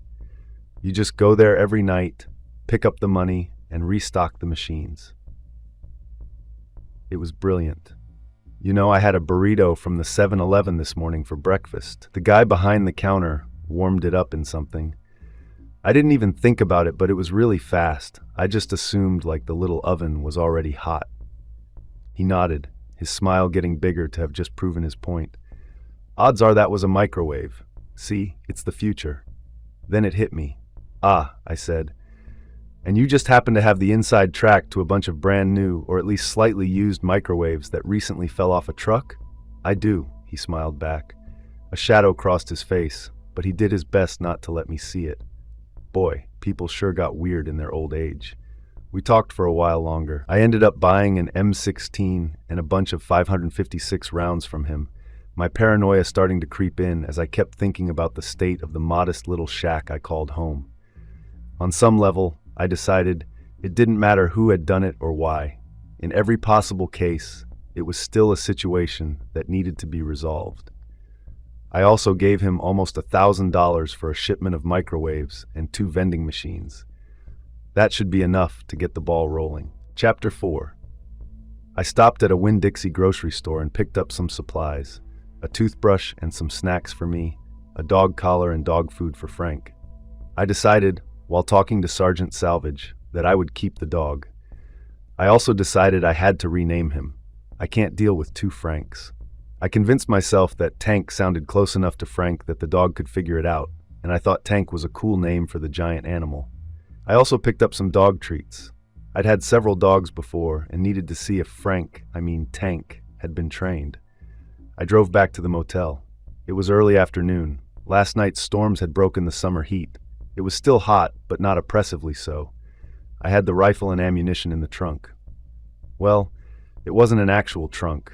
This silly little car had something called a hatchback, as you see on station wagons, only smaller. A cover on the back of the spare wheel well prevented anyone from seeing what was stowed back there from the outside. I parked in front of my room, grabbed the bag of groceries, and opened the motel room door, having no idea what I would find. Tank was in the same spot on the unmade bed. He had been asleep but looked up when I came in. He watched me put the paper bag down. I checked the water bowl, and it was empty, so I refilled it. "Tank," I said in that special voice people reserve for animals. He gave me enough of a head twist that I concluded the new name would work. "Do you have to go outside?" I asked him. His tail started wagging, and he stood up, looking from me to the door. I didn't want him to take off running if I let him out, but if he did, then it wasn't meant to be. I opened the motel room door. Tank took 3 steps outside, sniffed around the rental car, lifted his leg, and went for a good while, snorted at me when he was finished, and walked defiantly back into the room. "Good boy," I said. He turned to look at me, and his tail started wagging. "Sit," I said. Tank sat. "Stay," I said, then backed up. He stayed but watched me intently. I opened the bag of dog treats, some kind of pig remnants if I understood the list of ingredients. He watched the whole process intently, single of focus. I took out one of the flat, round-looking treats and held it out so he could see it. "Here you go," I said and gestured with the treat. He didn't move. Oh, right. I realized he needed the exact word he was trained on. Well, this is pretty basic stuff. "Come," I said with authority. He shot from his seated position and had the treat from my hand in a single move. He must have been starving because he hardly even chewed the thing. When he was done, he went to the water bowl and drank the whole thing again. I refilled the water bucket a second time and opened a can of dog food for him. I had nothing to put it on, so I emptied it onto the bathroom floor, which was tile. Tank ate the whole amount in under a minute. I gave him a second can, which he ate almost as quickly, but he slowed down near the end. Once he finished, he licked the floor clean and returned to sit on the bed in his spot. I got his collar out and put it on him. This was another time I was a little worried he would try and bite me or something, but he didn't. He seemed to be happier with the collar on. I laid down on the bed next to him and we both took a 90-minute nap. I woke up at about 3:30 p.m. I used the bathroom and decided to drive back out to my place and start the process of cleaning it up. I didn't really have anything else to do, and I was already tired of staying in a motel. Tank watched me get ready. He had been very well trained. I wonder what happened that he was ownerless. When ready, he stayed by my side, waited for me to open the passenger door, and hopped into the passenger seat on command. I said, "Good boy," several times in the process, and before I knew it, we were on the short drive back to my place. Tank's window was up. He pushed his head into it and scratched at it with his paw a couple of times, looking from the window to me. I nodded, pulled over, put the car in park, leaned over, and used the window handle to roll down the window for him. He watched intently, and then as soon as I put the car back into drive and pulled away, he had his head out the window, watching the road almost as closely as I was as the driver. It had taken me half an hour to run the 4 miles from my property to the motel. It only took about 5 minutes in the car to get back. When we arrived, it was exactly as it had been when I left about this same time yesterday. The overnight rain had muted all the footprints, and I did not see any new ones from after the storm early this morning. Tank waited for me to open his door. He shot out and immediately started sniffing around. He stayed close to me, almost like he was conscious of not losing sight of me. I walked around the property and watched him explore. It was an enjoyment to observe him see the place with new eyes. After we circled the shack a few times, I again found myself by the front door. My subconscious was trying to tell me something I had seen but not noticed. I slowly turned around to look at the dock with the airboat, and the Everglades splayed out behind it. The boat was sunk. The water by the dock was not even 1.5 feet deep, so it wasn't obvious without looking closely. The giant fan on the back was still mostly above water, but the boat frame proper rested on the bottom, submerged and probably ruined. Tank saw me looking at the boat, and he started to watch it too. We both just stood there in silence for I don't even know, maybe 10 minutes. I was slowly registering the implications of what I saw. I couldn't get back out to Noah's now, and the parts to fix the thing would run into thousands of dollars. It wasn't like the boat was some brand name. I had built it myself, and in looking at what was left, including the engine being sunk in the brackish water, it was about the same path to rebuild this one or find the parts and build a new one. Tank started growling.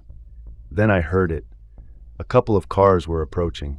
I turned around to look at the high point where the road ended and my property began. The front grills of 2 black sedans peeked over the edge. Their engines ran for a few minutes, then shut off, and I heard the sound of car doors opening and closing.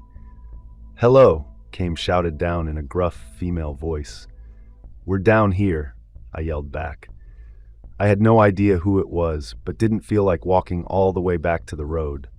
They drove this far, let them walk the rest of the way. 2 people in black suits with white dress shirts and no ties came into view. They both waved to acknowledge they saw me and started covering the 100 feet between where they parked and where I was standing. Something about how they were dressed caught my eye. They were both wearing white tennis shoes. Tank started growling very sincerely. I didn't really know the dog yet, and I had no idea how he would be with strangers. "Tank," I said. He snapped his head around and looked up at me. "Go inside," I pointed at the shack. He looked at me, then at the shack, then back to the two approaching sneaker wearers. I walked over and opened the door. "Go inside," I said again, very seriously. He looked around momentarily, then apparently decided to listen to me. I could see it was a calculation on his part. He went into the shack, and I closed the door. "Are you Noah Kayne?" The woman's voice rang loudly behind me. I turned. The woman looked European to me, as did the man. Her voice had an inflection I couldn't place. It was pretty good English, but it felt learned, not natural on the ear. "Wade Clay," I called back. "This is my land. Do you have a warrant?" I wasn't 100% sure they were cops. They could have been feds, but they had that law enforcement air about them, and I figured I might as well cut to the chase. "We're with the EPA," the woman said, now close enough that we didn't have to yell. I couldn't place the acronym. "What's the EPA?" I asked as the two of them stopped in front of me. The man put his hand out to shake mine. I nodded and waved instead of returning the courtesy. Noah's advice had its moments, and this felt like one of them. "Environmental Protection Agency," the woman said, observing the non-exchange. "That like fish and game?" I truly had no idea. The name sounded stupid, so it was probably real. "We're under the impression Noah Kayne owned this land. I didn't see a Wade Clay on any deed. Noah had sold me the land 2 decades ago. We did the paperwork, and it was all square. I was on alert." "EPA now has jurisdiction over real estate transactions?" I asked. I was getting a bad vibe from these two. They apparently didn't take jokes very well. "That airboat," the man said. He had the same odd European accent as the woman. "It's leaking oil into the Everglades. That's a violation." "A violation of what?"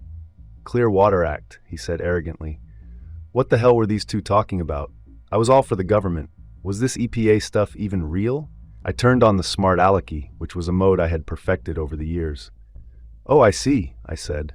"Well, I'll let Noah know when I see him, given you think he owns this place." That seemed to confuse both of them. They exchanged glances. I honestly got the feeling they were trying to rile me up, but I couldn't see an endgame for them. This didn't make any sense. "So now you say Noah owns this land?" the woman asked. I could see her trying to think on her feet.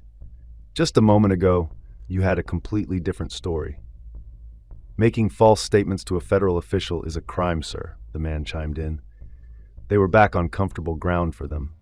I smiled. I had all day, or what was left of it. "You haven't identified yourself as such," I said confidently. "You said you were with the EPA, whatever that is, but that alone doesn't make you a federal anything, much less official. Now, if you want to show me some identification, I'll evaluate it. Otherwise, unless you have a warrant, which you don't, as I already asked you for it, and if you really are legitimate law and have that kind of authority, I suspect we all would know it by now." The man reached into his coat pocket. I flinched at the move.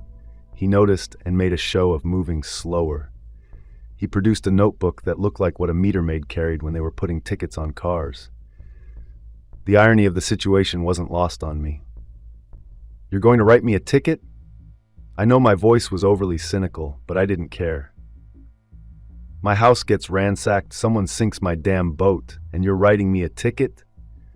"Calm down, sir," the woman said. I heard Tank barking from inside the house. I would swear I could hear the man's pencil writing in the ticket book. The woman kept staring at me. She was saying something else, but I couldn't hear her. My head was starting to hurt.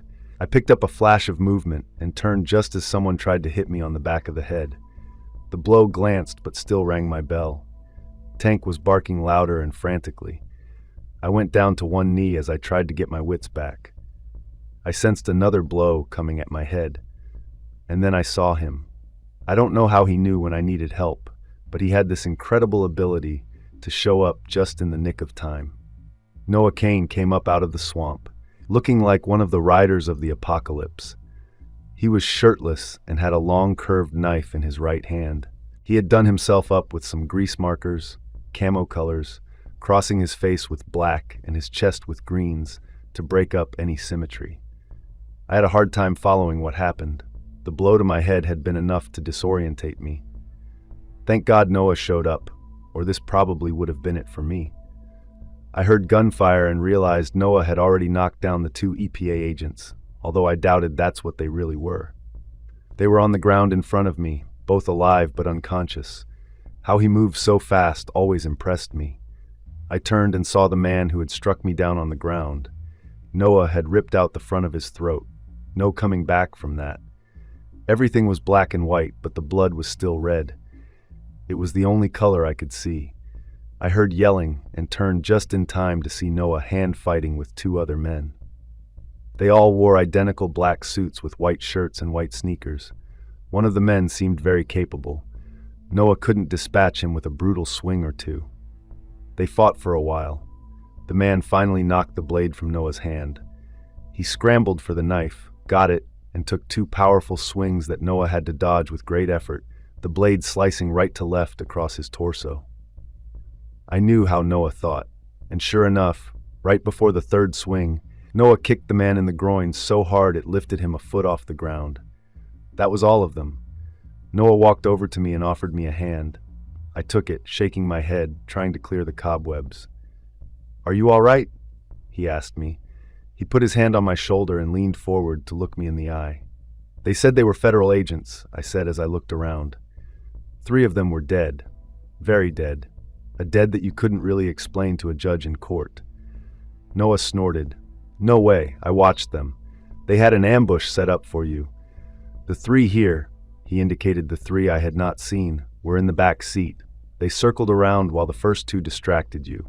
Feds don't do that." "Did you see who sank my boat?" I asked him. He looked over to the boat. "Nope, sorry." I nodded, keeping one hand on the back of my head where the guy had hit me. I must have also taken a couple of blows to the ribs, and the front of my shirt had been cut. Thank God Noah showed up when he did. "Someone ransacked the place yesterday," I said to him. Then came back between sunset and the early morning storm to finish the job and sink the boat, showing off my detective skills given the evidence at hand. "Things have gotten complicated," he spoke gravely when we were done looking at the boat. "Usually do about this time in the process," I said. "Can you handle those 2? He asked, pointing to the 2 alive but unconscious people I had been speaking to initially. "Sure." I knew he hated to be away from his family for too long. "How are you going to get back? The airboat doesn't work." Then I had a realization. "How did you get here anyway? Where's your boat?" He smiled at me. It was an ironic smile. He turned and returned to the swamp by the boat dock, where he had emerged. Only Noah KAYNE could swim shirtless in the Everglades at night without a boat. He was the apex predator. It seemed even the damn alligators knew to stay clear of him. When I let Tank out of the shack, he shot out like a rocket, all growls and snarls. He examined each downed man, and then approached me as I searched the pockets of the original 2 people. Before I realized what he was going to do, Tank lifted his leg and took a whiz on the man's head. I laughed. It was funny from this side of it. Neither person had any ID on them, meaning their ruse about being from the federal government was almost certainly a sham. Of course it was. The idea that the government would have a law enforcement agency that arrested people to protect this stupid swamp had to be a joke. No way that ever happened. Not on my watch anyway. The 2 who set up the ambush probably would have said anything to keep me occupied, while the other 3 worked their way around the back of the shack and behind me. It was starting to get dark. I dragged the man and woman into the shack and spent maybe 20 minutes tying them up and gagging them. They would be a real problem, but I also didn't want them to see what happened to their friends, or else they would have something on me. The 3 dead men outside would be a different kind of problem. If the airboat was still operational, I could easily ride out a couple of miles and push them overboard. The swamp would solve the rest of it. This wouldn't be the first time a drastic measure like that was necessary, but without the boat, it would be difficult to dump them somewhere that wasn't traceable back to me. Tank was hanging around, watching me, not sure what to do. I had him follow me and went back into the shack. I pointed at the 2 bound assassins and said, "Guard," very seriously. His butt hit the ground hard, and he turned to look at them. This dog was amazing, as well trained as if I had done it myself. With all that taken care of, this next part got kind of gruesome, so I won't relay every detail here. I guess the safest explanation would be that for the 3 bodies, I made 9 trips to a spot about 600 feet away, where I thought I stood the best chance of having wildlife take things the last mile. I wasn't crazy about animals near my shack getting a taste for human flesh, but this was my next best option without the airboat. By the time I finished, it was dark, and I was a bloody mess. The inside of the shack was dark when I walked in. I flipped the light switch on the wall right by the door. Tank was sitting right where I left him. Both people were awake. I had them gagged and bound well enough. They weren't going anywhere until I decided they would. When they saw me in my current state, both their eyes got very wide. I could see and feel their panic. I hated this feeling and the position they had put me in. They ambushed me and tried to kill me. I had a massive lump on my head to prove it. Evidence, but not of the legal kind. I walked past them and into the bedroom, which stunk to high heaven. I should have at least cleaned up the sheets yesterday. I quickly did that today and tossed them outside. I grabbed a change of clothes and took the world's fastest shower. The knife cut across my front was deeper than I thought. A lot of the blood I was covered in turned out to be my own. When had that happened? The only knife fight I remembered was watching Noah take on the last guy, who got his knife away from him and did get in a few swinging attacks. Oh well, who knows? It wouldn't be the first time I picked up some mysterious wounds. Happens to all of us, I suspect. When I entered the main room now for the third or fourth time, it was still the exact same scene. Tank was sitting, literally guarding the two fake EPA agents. They had big, wide eyes of terror. I knew some interrogation tactics from my time in the war. We had captured many a German and often needed information from them. They were tricky bastards. Even though it was unpleasantly brutal, one technique that often worked when you had more than one prisoner was to rough up one of them in front of the others under the guise that we were all taking turns. People somehow seemed to react to the visual elements stronger than even the physical ones. I didn't know if I had the stomach for it, however. Sure, I just took care of some dead bodies, and sure, it was gruesome, but don't go thinking I am some psychopath or serial killer. What choice, at this point, did I have? I've lost track of days. I think it's still Thursday? Maybe Friday?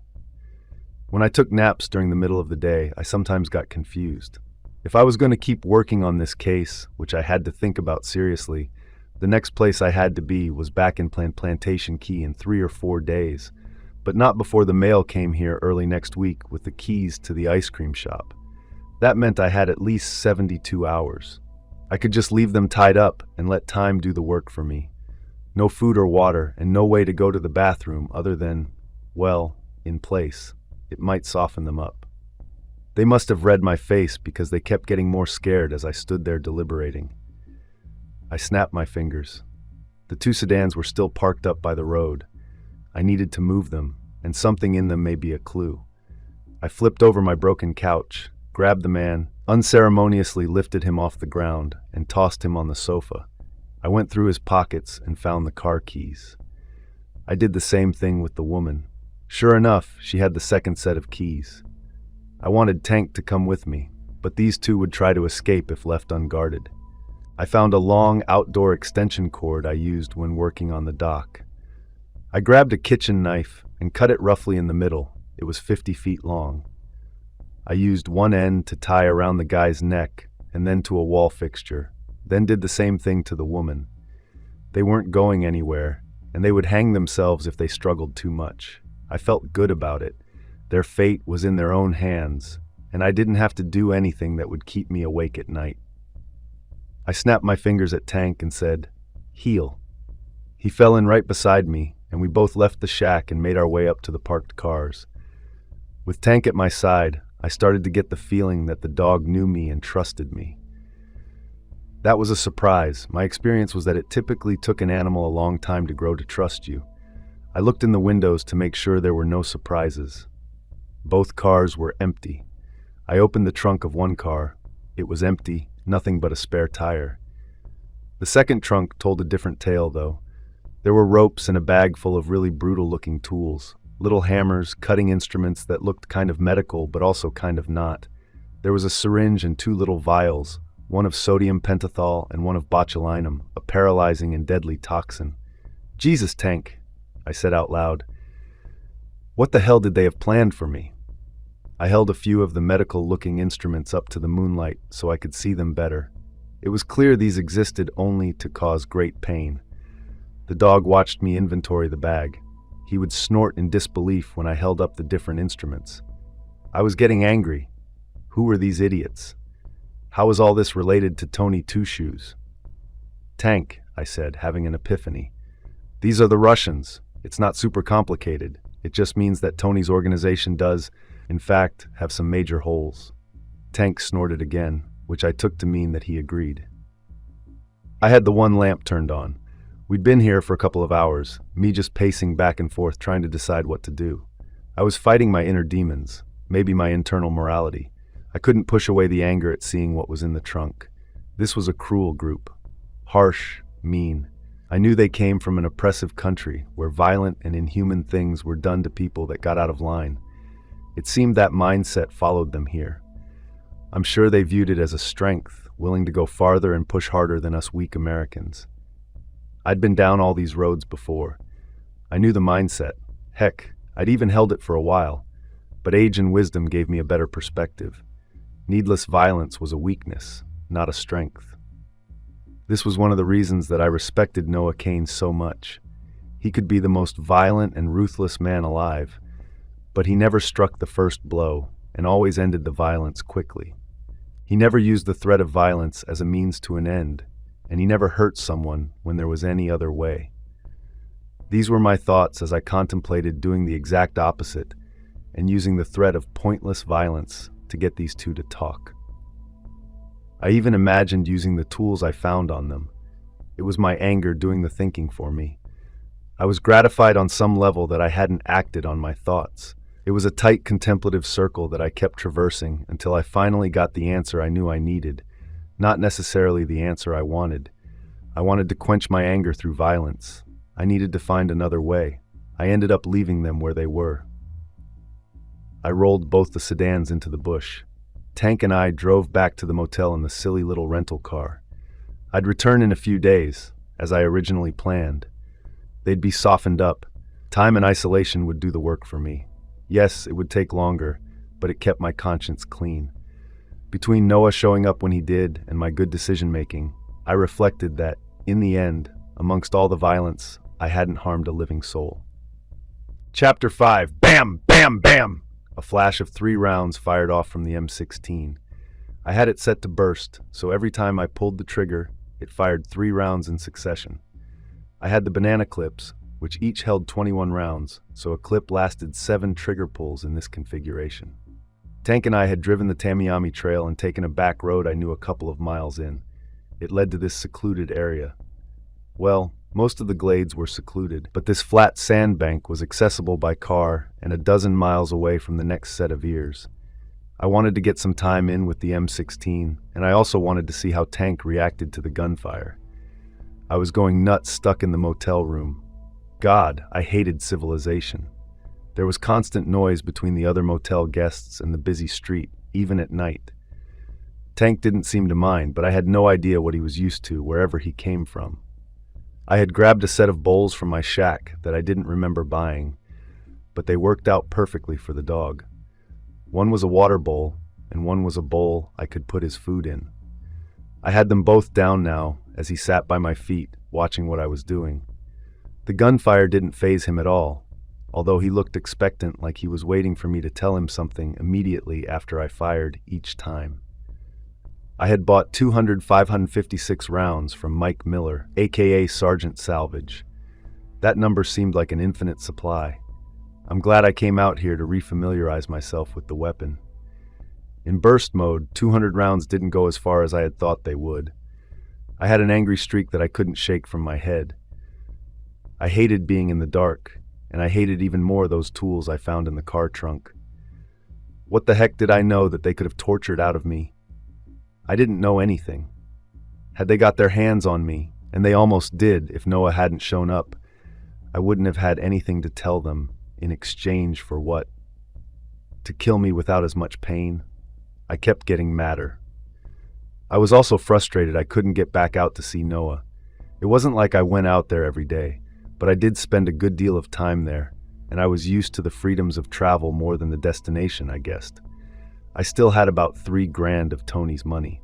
I needed $50 to buy more 556 from Mike. I needed a couple hundred for gas and odds and ends once I hit the storefront in Plantation Key. Was I even still going to go through with my plan? Was there a point in fulfilling the deal with Tony? This is the kind of stuff I talked to Noah about. He didn't often say much, but he was good at seeing the forest through the trees. It was Friday. I didn't have anything to do until after the weekend. I had $3,000 and nothing but time. Screw it, I'm going to buy more rounds from Mike, and then I'm going to buy a new ready-made airboat and go see Noah. I'll bet Mike has a lead on a used boat. Tank barked his approval. How he knew what I was thinking was beyond me. What a good, great dog. It took me a while to clean the M16 after I'd fired all the rounds. We hit civilization around lunchtime, so I drove through Broadway Joe's. It was a chain of burger joints owned by Joe Namath, the Jets quarterback. Miami was one of his most prominent markets, even though we hated the guy, as the Jets were a rival to our hometown team, the Dolphins. I got Tank the same thing I had, a double cheeseburger. He chomped it down as fast as I handed it to him.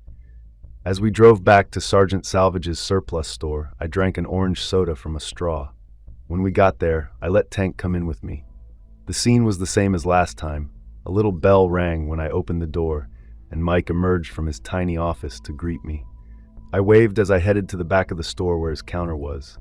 The oddest thing happened next. "Frank!" Mike said, coming around the counter and squatting down to get to Tank's level. "Come here, boy. It's good to see you again," he said to Tank, who ran up to him and started licking his face. My first feeling was shock and sadness. How on earth could Mike's dog end up all the way back near the motel by my place? I was getting used to having a dog, just like Noah had his two animals. But then it got even weirder. Mike looked up at me while still petting Tank. "I'm glad to see you kept him," he said. I was at a loss for words. Finally, I couldn't think of anything to say but, "His name is Tank, not Frank." "What?" Mike had a big smile like I was pulling his leg. "I was there when you got him. He was just a year old. We decided to name him Frank after Frank Code. You remember Code, right, Wade?" "Sure, good guy," I said. Of course I remembered Frank Code. He was another high school buddy of ours who got drafted into the war. He wasn't as lucky as we were. We lost him in Italy. Mike nodded to himself. I could see him trying to change gears.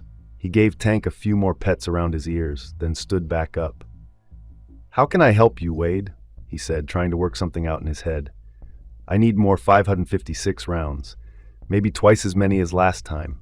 I also need a new airboat," I said, subconsciously patting the roll of hundreds still in my front pocket to reassure myself that I could afford both items.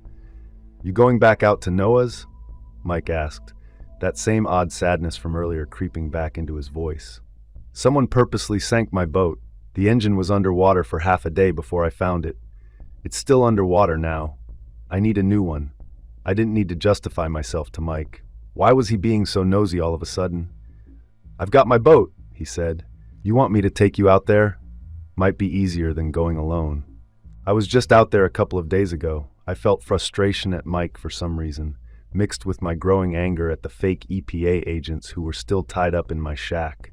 No, I didn't need Mike tagging along. The less he knew, the better.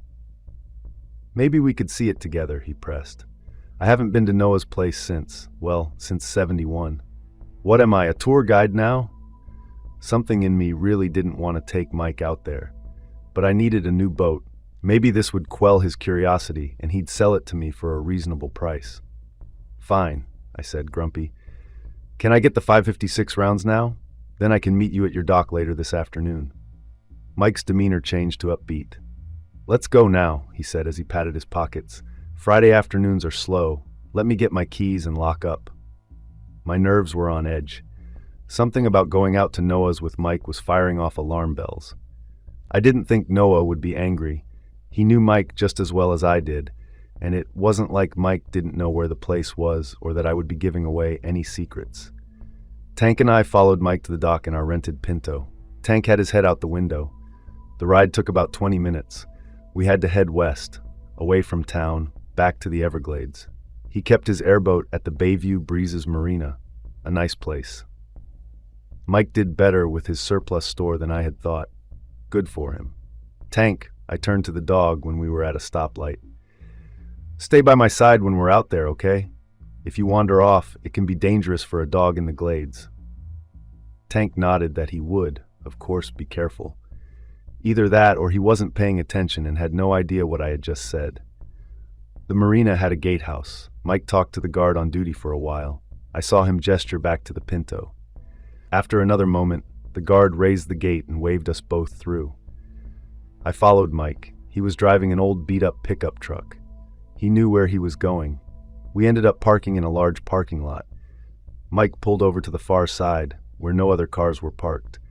Tank got out and ran around for a bit, then took care of some business. Mike and I stood there waiting. "How you holding up?" Mike asked, making small talk. He sure was melancholy in his old age. Holding up from what? The wrecking of my shack? You mean from the fake EPA agents? I had given him the whole story back in his store as he locked up when I got the extra rounds. He shook his head no. The last couple of years. I know it's been hard on you. I must not have been clear about things when we spoke. He certainly had the wrong impression. Things have been great.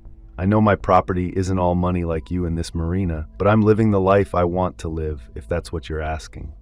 He shook his head again. I mean, with what happened back in '71 and all. What the hell? Sure, that had been a crazy year, but Mike was in on the whole thing too, not just me. How about you, Mike? I said just a little indignantly. You were there too. You're doing just fine. Why wouldn't I be? He seemed to contemplate something deeply. I think going out to see Noah is just what the doctor ordered, he finally returned. If you won't sell me your boat, can I rent it from you for the weekend once we get back? I asked him. Rent out the old Gator Baiter?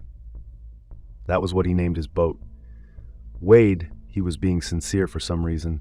If you still want the boat when we get back, I'm happy to loan her to you, no charge. Mike would try to sell water to a drowning man. He was an entrepreneur through and through. Everything had a price. This was out of character, but I didn't care. It was just one more thing about how Mike was acting. Civilization just isn't for me. That's fantastic. Thank you, I said, accepting the offer on its face. Tank was finished. We walked through the white sand and gravel parking lot, past a clubhouse with the little restaurant in it called Malone's, down a series of piers until we got to Mike's slip. His boat was in better shape than mine, but only because mine had been sunk. He didn't take care of the thing and just let it sit in the water. There were barnacles at the waterline, and I could see a lot of rusty spots. I'm sure it was glades-worthy, but only just. Can you grab the gas cans out of that locker there? He pointed to a low wood chest by his slip. There should be 4 of them.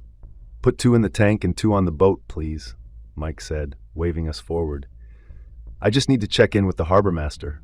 I'll tell him to expect us back before nightfall. He walked down the pier to a small shed where 2 people were in line waiting to talk to a guy in a hut through a small sliding window. I grabbed the gas cans. They were 5-gallon metal containers that were rusting out just like the boat. I stepped onto the airboat and turned to see if Tank needed help. He didn't. He hopped onto the boat like an old pro. I fueled it up and stowed the other 2 cans, having to move Mike's extensive tackle box. Clearly, his main activity on the airboat was fishing. When I picked up the box, it wasn't latched, so a bunch of lures, a fillet knife, and several rolls of fishing line fell out. I replaced them quickly and tied everything down. Once finished, I initially headed for the driver's seat, then reminded myself that this was Mike's boat. I sat on the bench to the left of the pilot's chair and tapped next to me with my hand.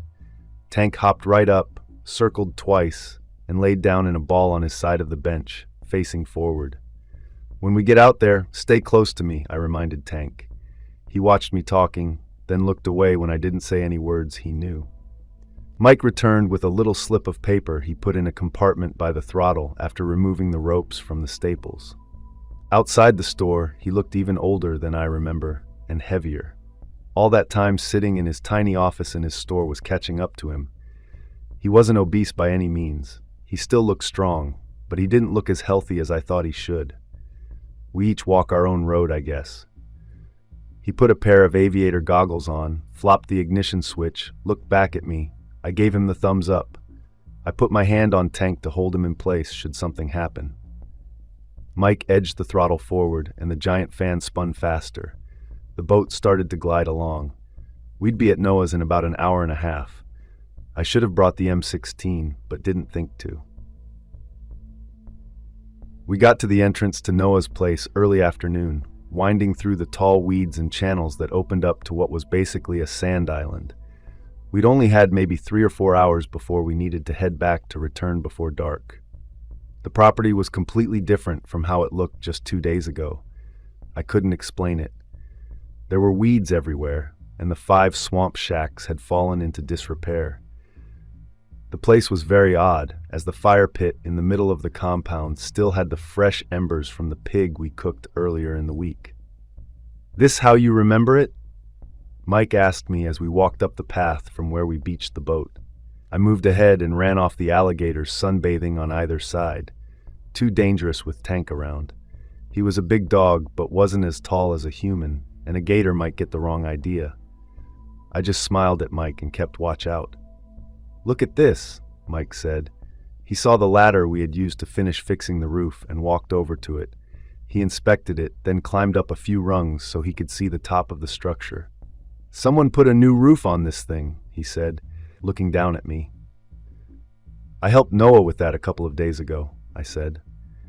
I was getting angry at Mike, but I didn't know why. He was a friend. I had known him forever, and he was never anything but trustworthy.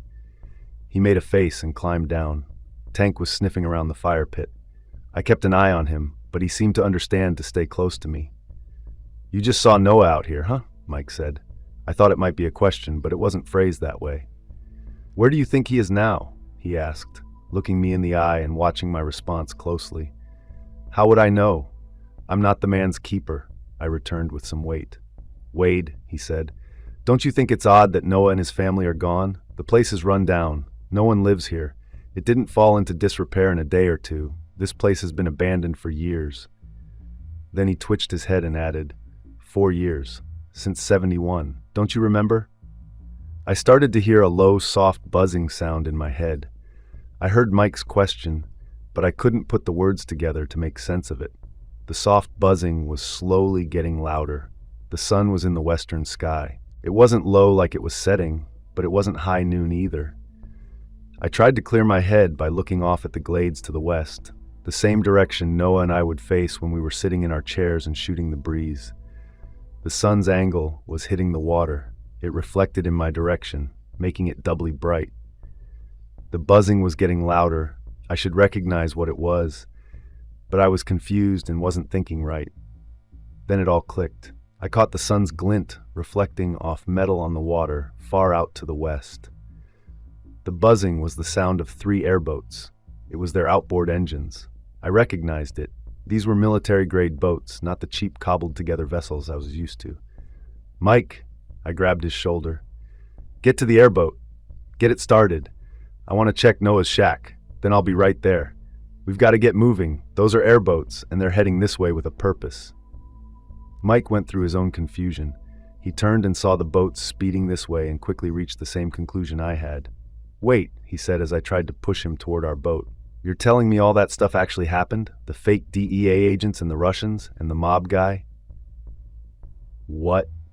"No, EPA," I said, pushing him harder, so he had to move. "Of course they're real. Go," I shouted. "I'll be 30 seconds behind you." I sprinted to the farthest shed near the other side of the compound. Tank started barking when I started running, but he stayed close.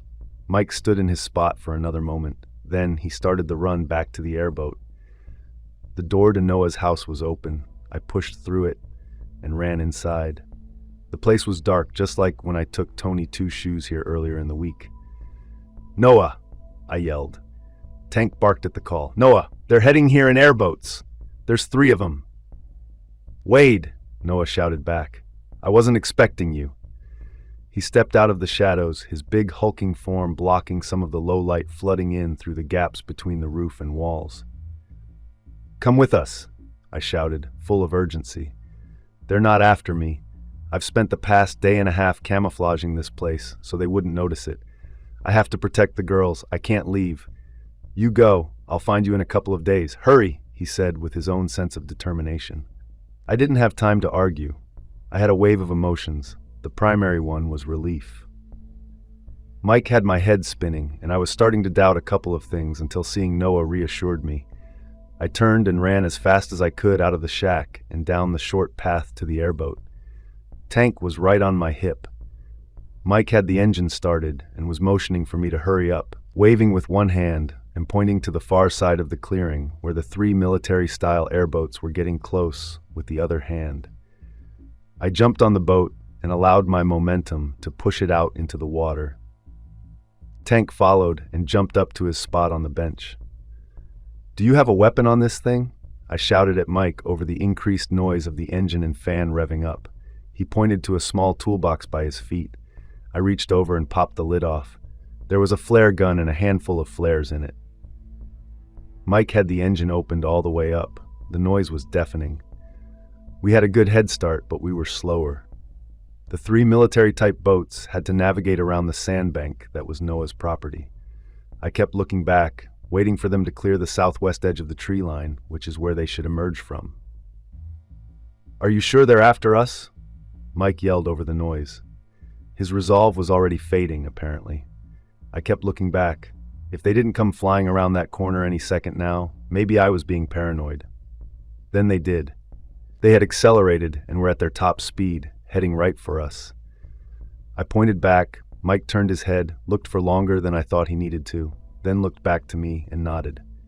He pointed to the 2 5-gallon gas cans I had brought on board. "We've got enough fuel to get back, even at this speed," he yelled.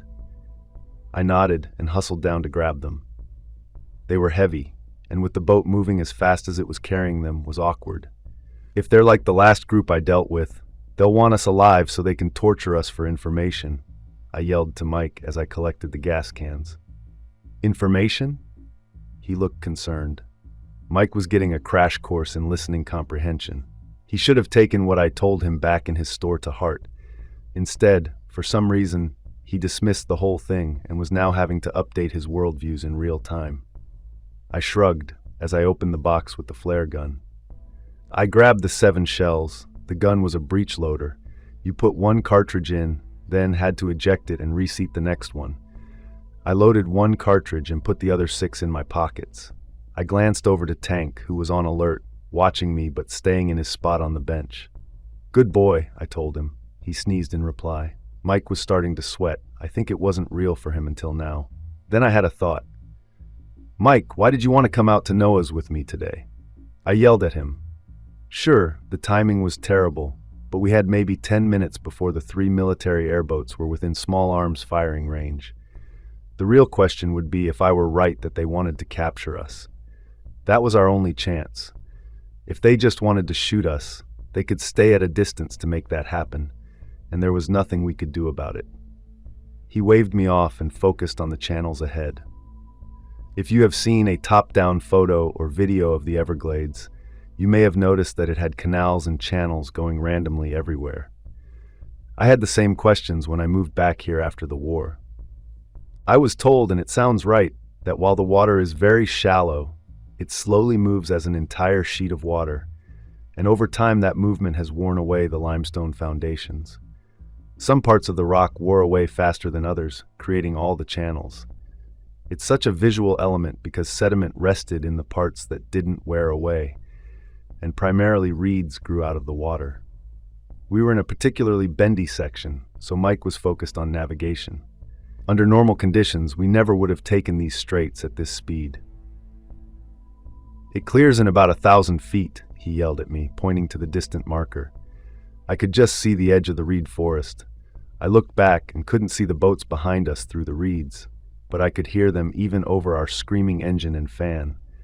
I looked down at the 2 gas cans, then at the loaded flare gun in my hand. I leaned close to Mike, so there was no mistaking that he could hear me.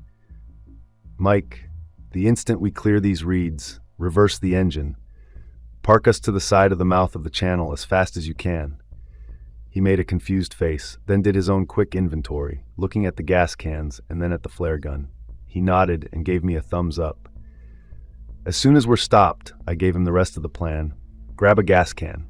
When the first boat comes out, chuck it at them. I then raised the flare gun. He nodded. And Mike, we'll need to hit the second boat the same way. It will be a quick turnaround. Another thumbs up from him. I could tell he was trying as hard as he could to stay calm and use his military experiences. What about their third boat? He yelled, not turning his head as the course required all of his focus. I did my best Noah Kane impression. You mean my boat, not theirs? I told you I needed a new airboat. They sank mine.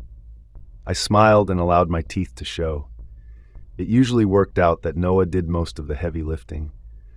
More often than not, it went down like yesterday at my shack, where I get into trouble, and Noah shows up in the nick of time, so I didn't have to hurt anyone. That wouldn't happen in this situation, especially not with Mike here. I wasn't against defending myself. It was just that I didn't have to go to these extremes usually. Mike shook his head but didn't reply otherwise. He was focused. That was all I needed. When we cleared the reeds, Mike did exactly as I had asked. He slammed the engine in reverse. The fan made a terrible screeching noise as it changed directions. I kept my eye down on the channel for the approaching airboats. I caught sight of the lead boat just as we backed away and to the side. Mike threw the engine into neutral and started to put an anchor down. "Mike," I yelled. "We don't have time. Get the gas can and chuck it at them as soon as you see the tip of the boat come through." He shifted gears and got into position. I aimed the flare gun about 10 feet outside the channel entrance. We could hear the boats getting closer. The engine and fan noise reverberated everywhere. Suddenly, the lead boat flew out of the channel and into view. Mike didn't waste a moment. He launched the gas can. Adrenaline must have flooded his system as he threw it too high. It was going to miss, sail right over the boat. I reacted quickly and fired the flare at the can when it was directly over the speeding airboat. It was tough because our boat was rocking after Mike shifted his weight all over the place to throw the can. There were 3 men in the military boat, and they hadn't seen us.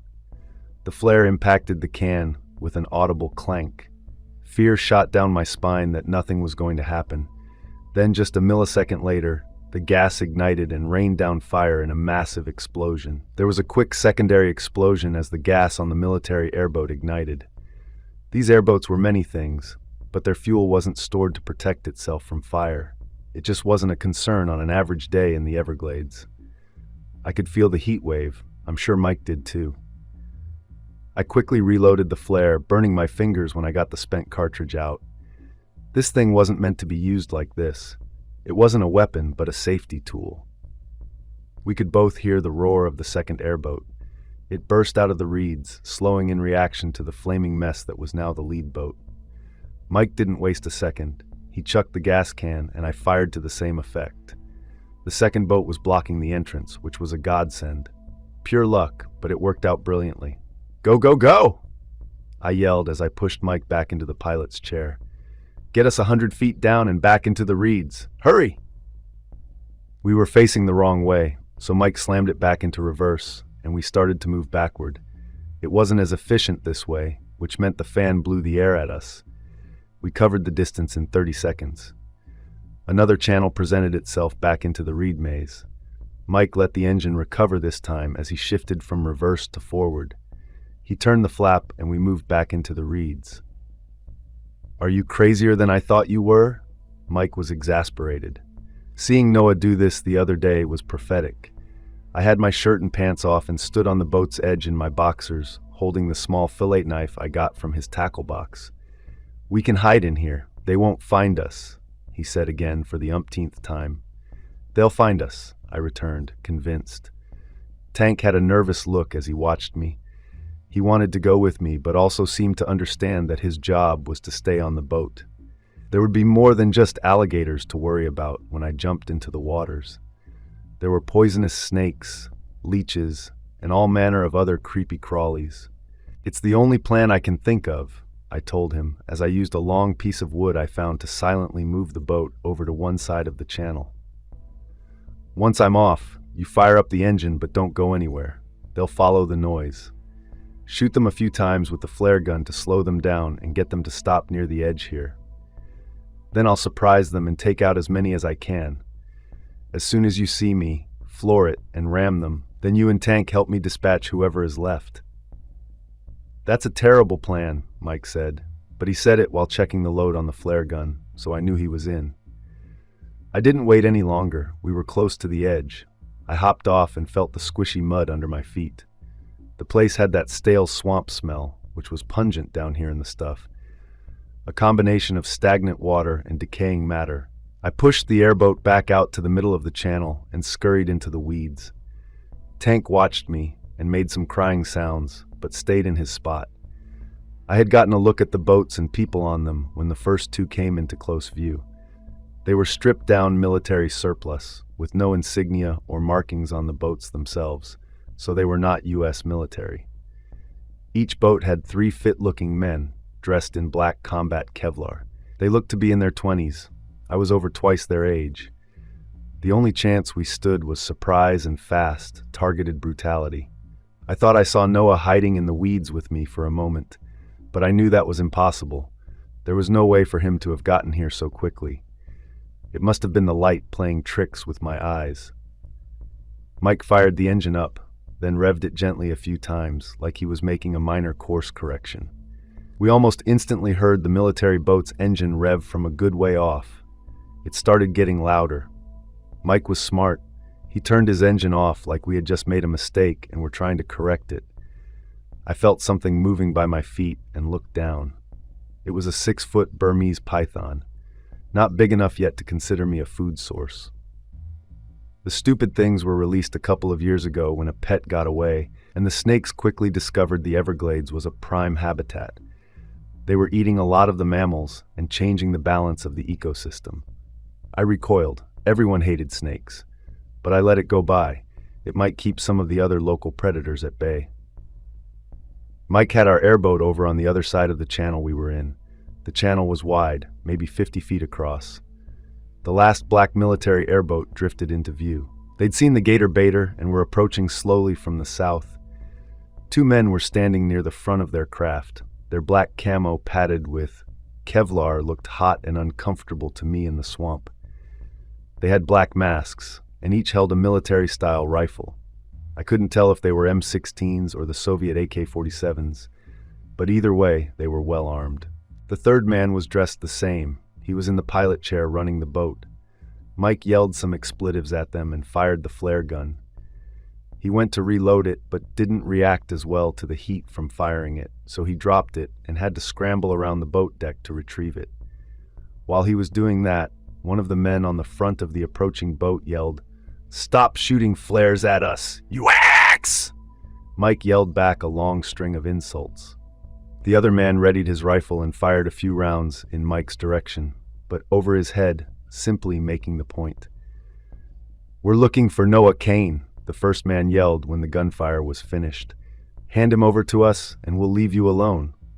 I listened intently but couldn't pick up any accent, unlike the fake EPA agents at my shack who sounded European. They sure looked like they were cut from the same cloth, though. At this point, everything was in Mike's hands. He had to keep his boat pointed in my direction and get them to drift in front of it somehow. I didn't see how he could pull that off. Apparently neither did Mike, as he instead pushed off the rear of the boat, and the gator baiter started to float out into the channel. Then I understood. If the mountain doesn't come to you, sometimes you have to go to the mountain. I stealthily slipped into the brackish water. There was absolutely no doubt that I was in the gunk with several alligators. Alligators generally won't mess with a person unless they are enormous, not unless you make yourself easy prey. A dog like Tank they would attack almost every time. Something in their reptile brain saw the dog as a much easier target than a man.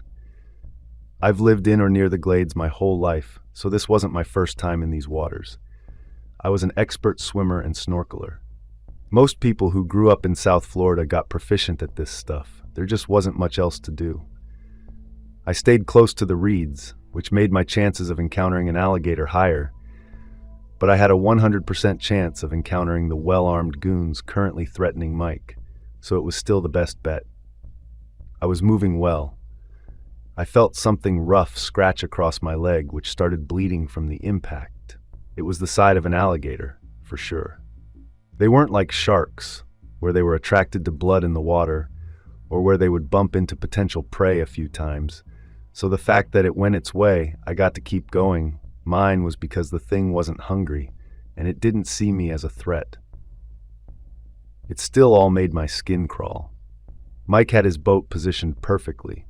He and the armed men continued to yell at each other as they slowly approached him. I couldn't follow the conversation as my head was underwater most of the time. I got into position. Mike could see me, but they couldn't. I was positioned right under the front lip, within an arm's reach of either man's feet.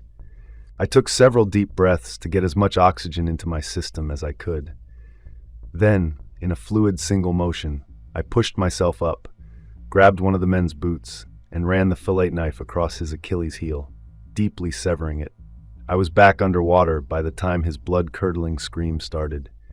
The second man looked down, but I was nowhere to be seen, already back under the front boat lip. The wounded man staggered forward as he leaned down to clutch the wound. It was an utterly instinctual move, but I was counting on it. When his head was low enough, I leaped back up and pulled him down with all my might. He slipped forward, still screaming, which would help move things along. I used all of my weight and kept pulling on his head. We sank to the bottom, and after maybe a minute, he stopped struggling. Small arms fire filled the water around me, but I was directly under their boat, so it wasn't coming close. Time seemed to stretch out in that intense moment. Bullets sliced through the water, glinting in the sunlight that danced around the boat. I was floating down halfway between the surface and the muddy bottom. The world held its breath. Then Mike unleashed raw power, thrusting the throttle forward. In an instant, time snapped back to its regular pace. A moment later, I felt the concussion of the impact between his boat and the military-style one. Something went flying immediately after the impact and landed a few dozen yards down the channel.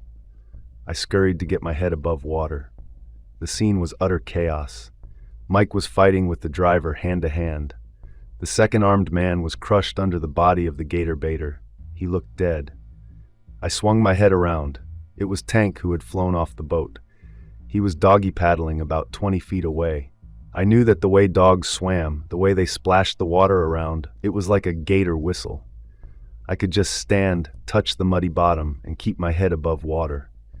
My system was so charged with adrenaline that I was amazed at how fast I moved. I pulled myself up onto the floating entanglement of the two boats. As quickly as I could, I got over to Mike and ran the fillet knife across the driver's throat. I hit the jackpot. Blood sprayed out everywhere, covering Mike but not touching me at all. I turned and dove in Tank's direction. When I surfaced, I was right on him. I had to be careful just being in my boxers. When a dog was swimming, their paws were frantic, and they could scratch the heck out of you. I could still touch the bottom, so I got my hand under Tank's chest and held him up as we moved back to the boats. He was a big dog. It took both Mike and me, Mike still on the boat and me still in the water, to get Tank up and safe. We did, though, and I hopped up right after, rolling over and looking at the sky, exhausted. I was bleeding in a couple places, but not too badly. Tank did the doggy twist and dried himself off some. Mike crumpled down and sat next to me.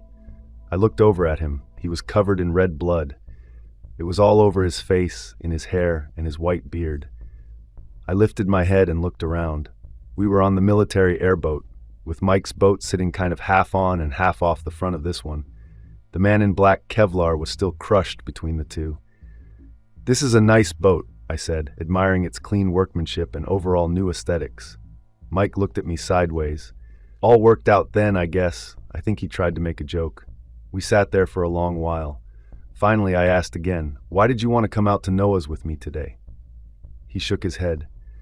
"It's not important. You need to stay focused. You're in the middle of some real at-dal now."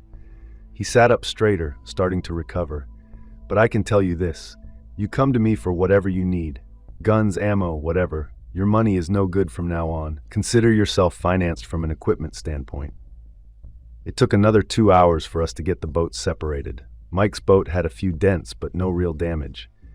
At one point, I dove back into the water to retrieve the body of the man I had pulled under.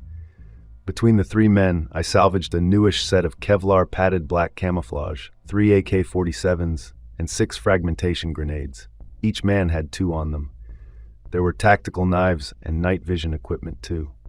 That last piece could come in really handy. Mike and I said our goodbyes. He headed back to his marina. I headed back to my shack in my new airboat. Tank had dried off and was back in his spot on the bench of our new boat. New boat, the same as the old boat, from his perspective. It had only been a day, but 24 hours tied up with no food or water, and sitting in their own filth would loosen their tongues. If not, after the last 24 hours, I was more willing to do whatever it took to get them to talk. The bigger question was that I had no idea what they could tell me, which created its own level of doubt. Mike agreed to come by midday tomorrow to drive me back to the marina to pick up the rental car. Chapter 6, I mumbled under my breath. It was dark out and humid as a hot shower. We made absurd time getting back here. That new airboat was maybe twice as fast as my old sunk one, sitting right next to it on my little homemade pier. It was also coated in something that kept the boat's metal pristine. I liked the color too. I couldn't tell if it would absorb heat in the Florida sun or if whatever the coating was would keep it cool. But all this contemplation was just to give me time to process the scene inside my shack. Tank and I both could smell it before we even got the boat moored on my pier. It was the rancid, biting smell of death. When I opened the door, it hit me hard. When I turned the light on, I understood what was going on. The man I had tied up decided to push his luck. He had gotten himself off the couch. The extension cord had done its job. He ended up strangling himself and was currently kind of leaning forward. The cord tight, his face swollen with all sorts of green gunk out his nose and running down the duct tape I had put over his mouth. His eyes were red and bulging out of his head. I looked over at the woman. She was still alive. Her eyes were terrified and dancing around to look at me, and then around the room for an escape even though there wasn't one. It stunk so bad, Tank wouldn't step into the place. I could barely stand it. When I got closer to the woman, I could see she had soiled herself both front and back. I reminded myself that these two had come here to capture and torture me to death. They deserved what they got. I looked at her for a very long time. I don't know what my face looked like, but she recoiled from it. I was still angry about what they had planned for me, and I was still recovering from the fight in the swamp and what I had been forced to do there. She must have picked up some of that. I reached forward and unceremoniously ripped the tape off her mouth. Her face showed pain. Then she sucked in a considerable amount of air and began weeping almost instantly after she exhaled. I let the process work itself out. After maybe a solid 5 minutes, when she saw I wasn't going to do anything hurtful immediately, she calmed down a bit. "What are you going to do to me?" She struggled to get out between sobs. I hated this. Never in my life did I see myself sitting in this old beat-up shack in the middle of the night torturing a bound woman. Now I started to get mad about the situation as well. I had to take a moment and recenter myself. "Who do you work for?" I asked, ignoring her question. Then said, "I know it's not the EPA or any of that nonsense, so don't make this harder by lying, or I'll just leave you here until you rot." She had started to answer, paused to consider my ultimatum, then responded with some level of calmness. "The Viper," she said. "Vincent the Viper Moretti?" I was completely caught off guard. "We know Tony hired you to muscle the Viper out of South Florida." She sounded pretty sure of herself, and her sobbing had subsided. "Tony hired me to help Moretti and all of the big bosses," I returned, not sounding nearly as confident as she did. She shook her head. This was a tough gal. "If you aren't going to beat me to death immediately, how about letting me get cleaned up in the bathroom?" She tried to sound tough, but there was an undertone of pleading. I didn't see a downside to it. I had no intention of harming her, much less killing her.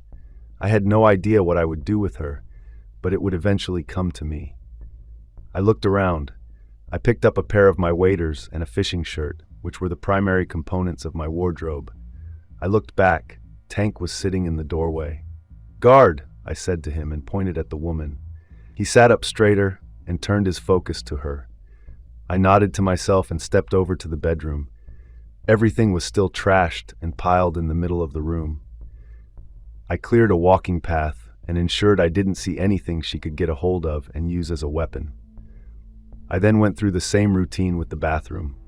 I emptied it of everything except TP, a half bar of soap, and the clothes I found for her. Then, I took the bathroom door off its hinges for good measure and carried it to the other side of the small bedroom.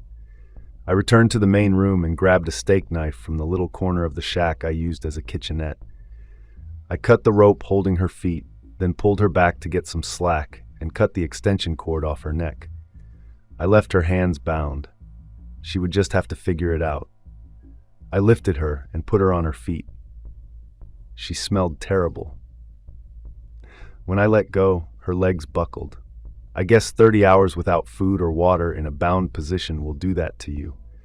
I picked her back up and supported her as she walked to the bathroom. "Tank!" I yelled very seriously. He was still outside in the doorway. He didn't want to come in because of the smell, but he understood my tone and followed us into the bedroom.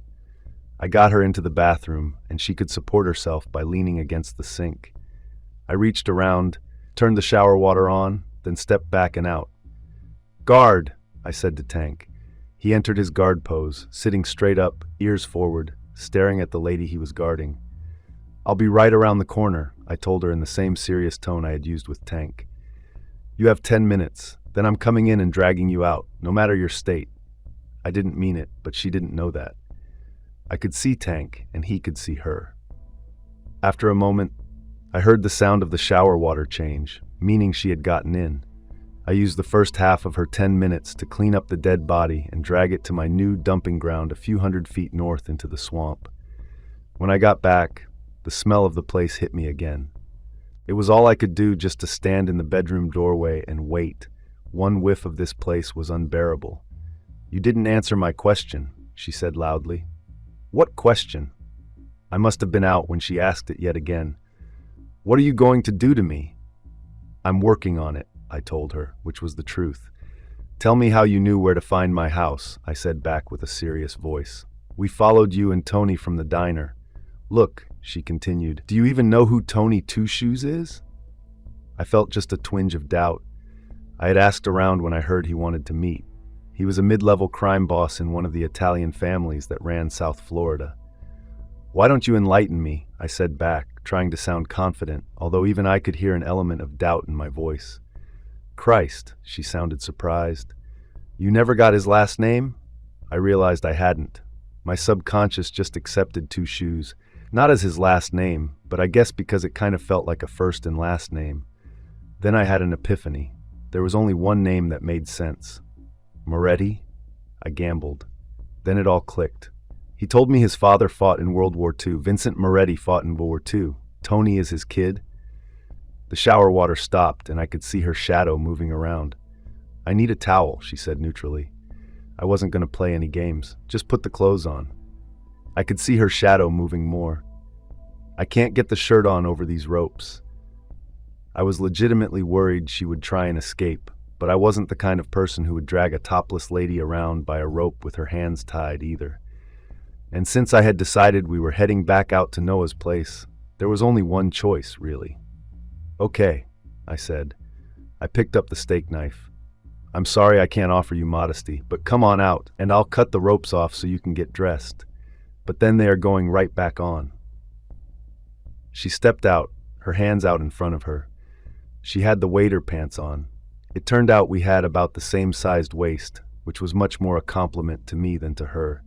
She was a very plain-looking lady, but her upper body was more muscular than I had given her credit for.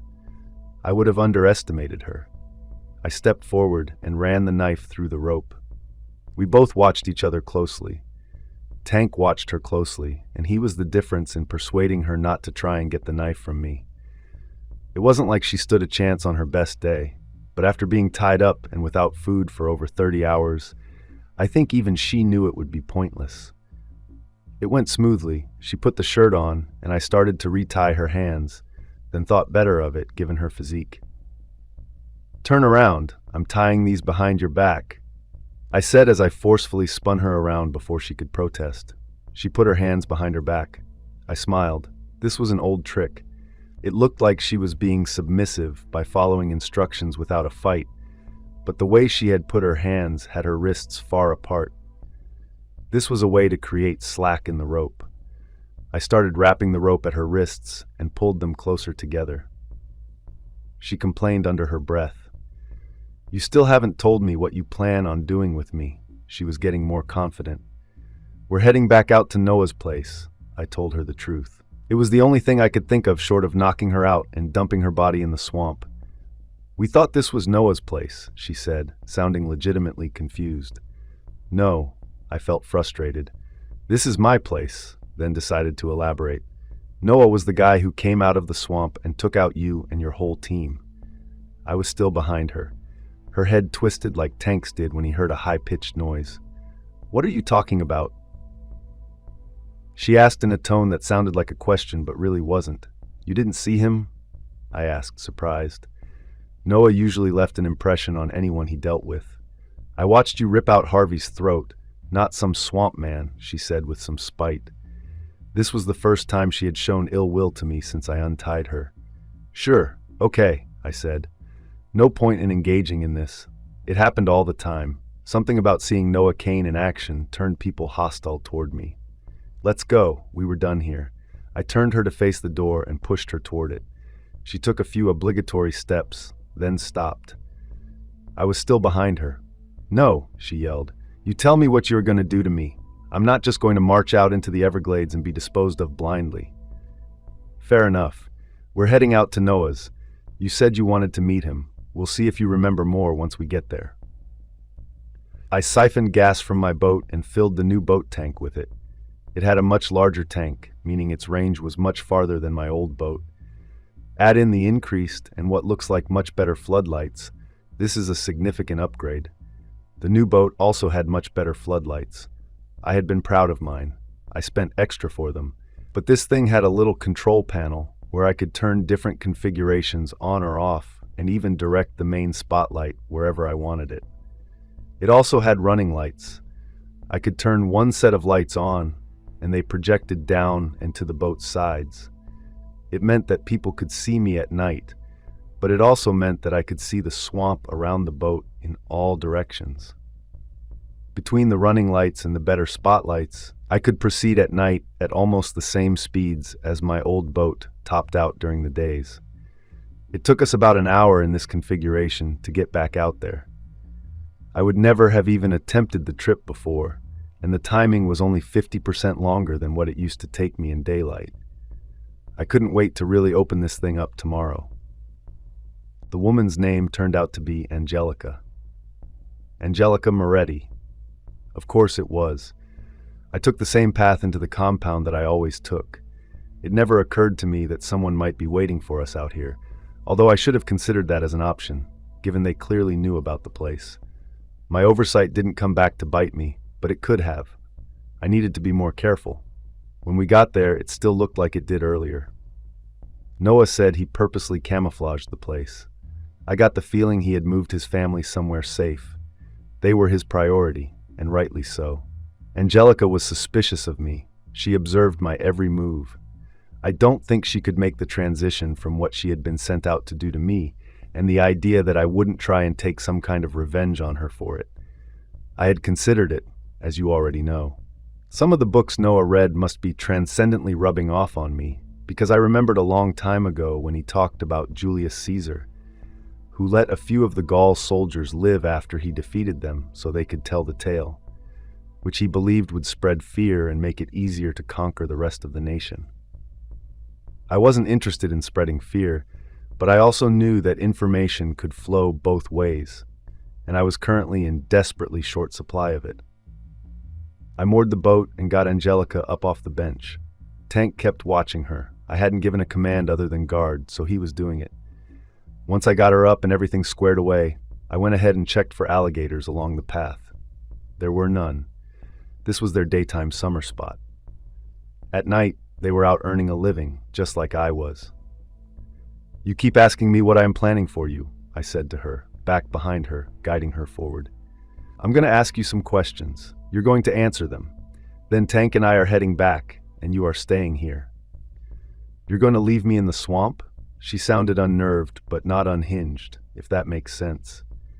Just until everything settles down and you stop being a threat to me, I returned. We had made it up the path, and we were back in the middle of the compound between all the buildings, with the fire pit in the middle of everything. There was lightning off to the west. I could see storm clouds heading this way when it lit up the sky. "You've got shelter, and there is plenty of food in that shed over there." I pointed to the shed we had just put the new roof on. She looked around nervously. No matter how tough you were, I couldn't blame her. Out here was a different world where everything wanted to kill you. It was inhospitable and unpleasant, even if you knew what you were doing.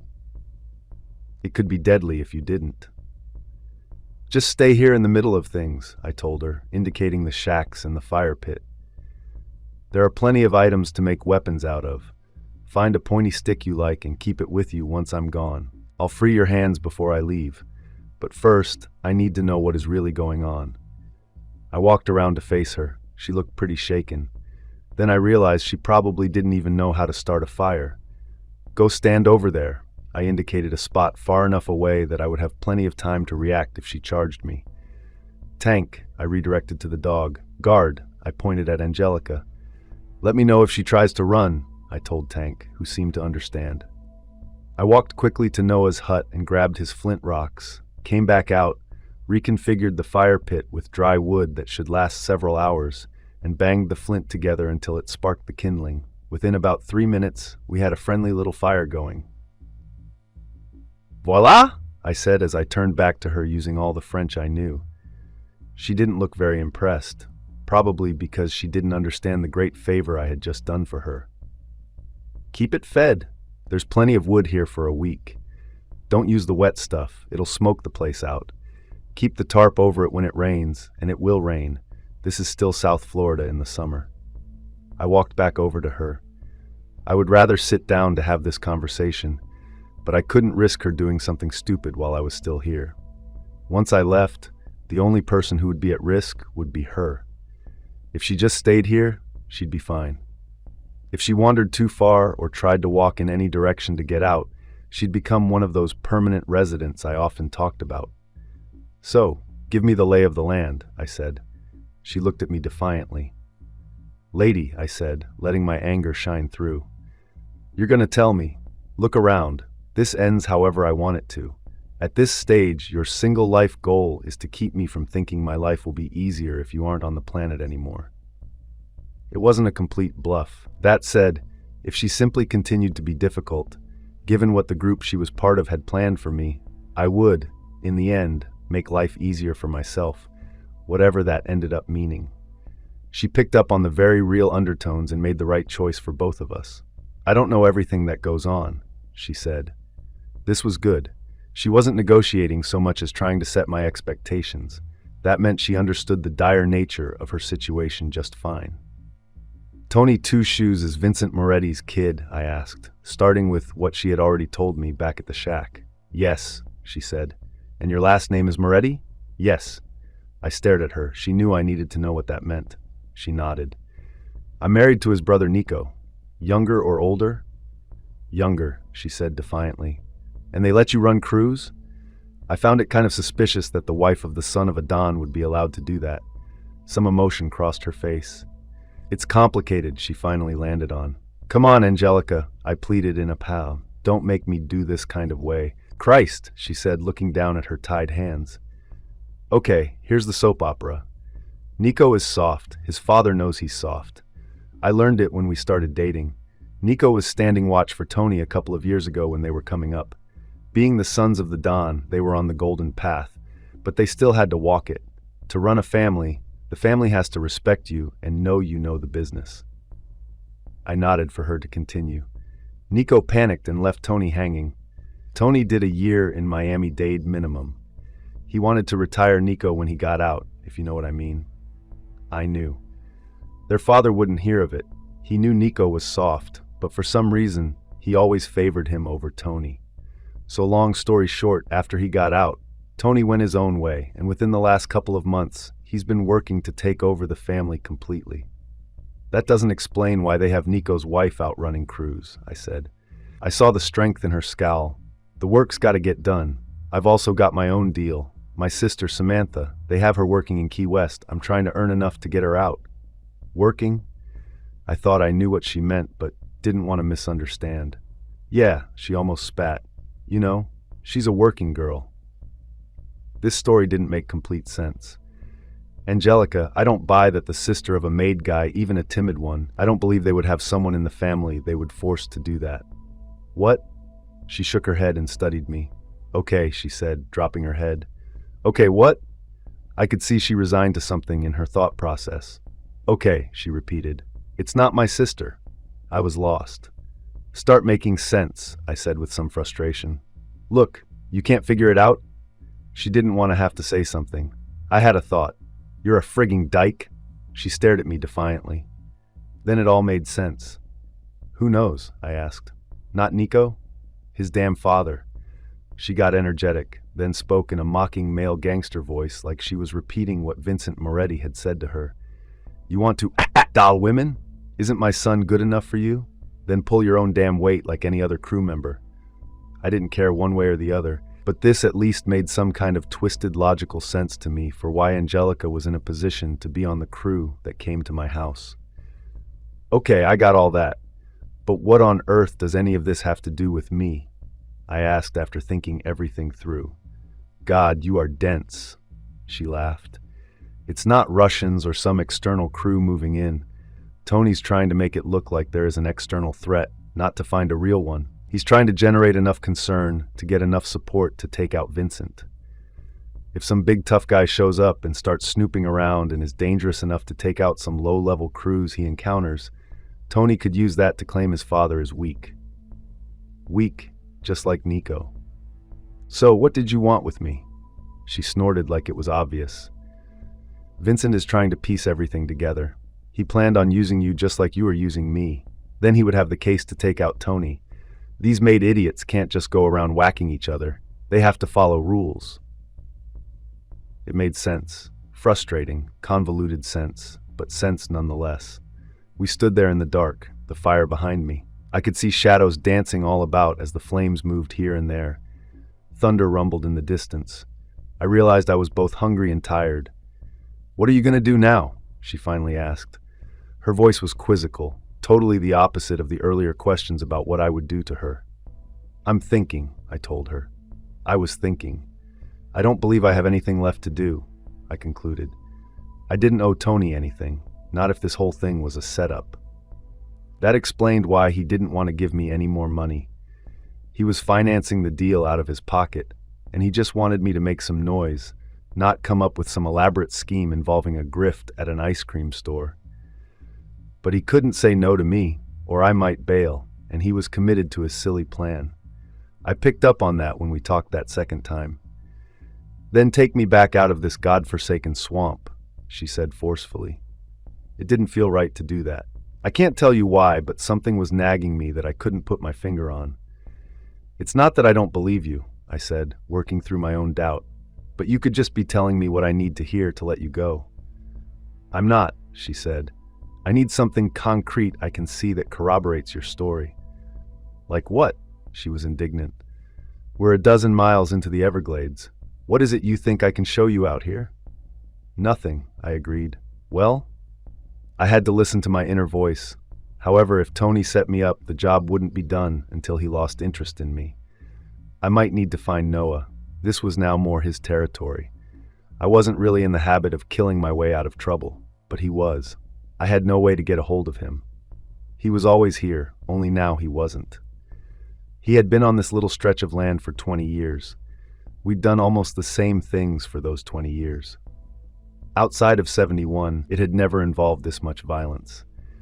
I looked hard at Angelica. Could I trust her? Nope, no way. Whatever happened next, she was staying here where I knew where she was, and no one else did. Where does your sister, friend, work? Why? Because if there is a Samantha on Key West that the mob is holding against her will and forcing her to do that kind of work, and if she knows who you are, then that proves at least some part of your story is true. And if that part is true, I'm much more inclined to consider the rest of it. She's not just going to trust a stranger, Angelica said. Probably not, I agreed. Tell her that I still have the earrings, she said sincerely.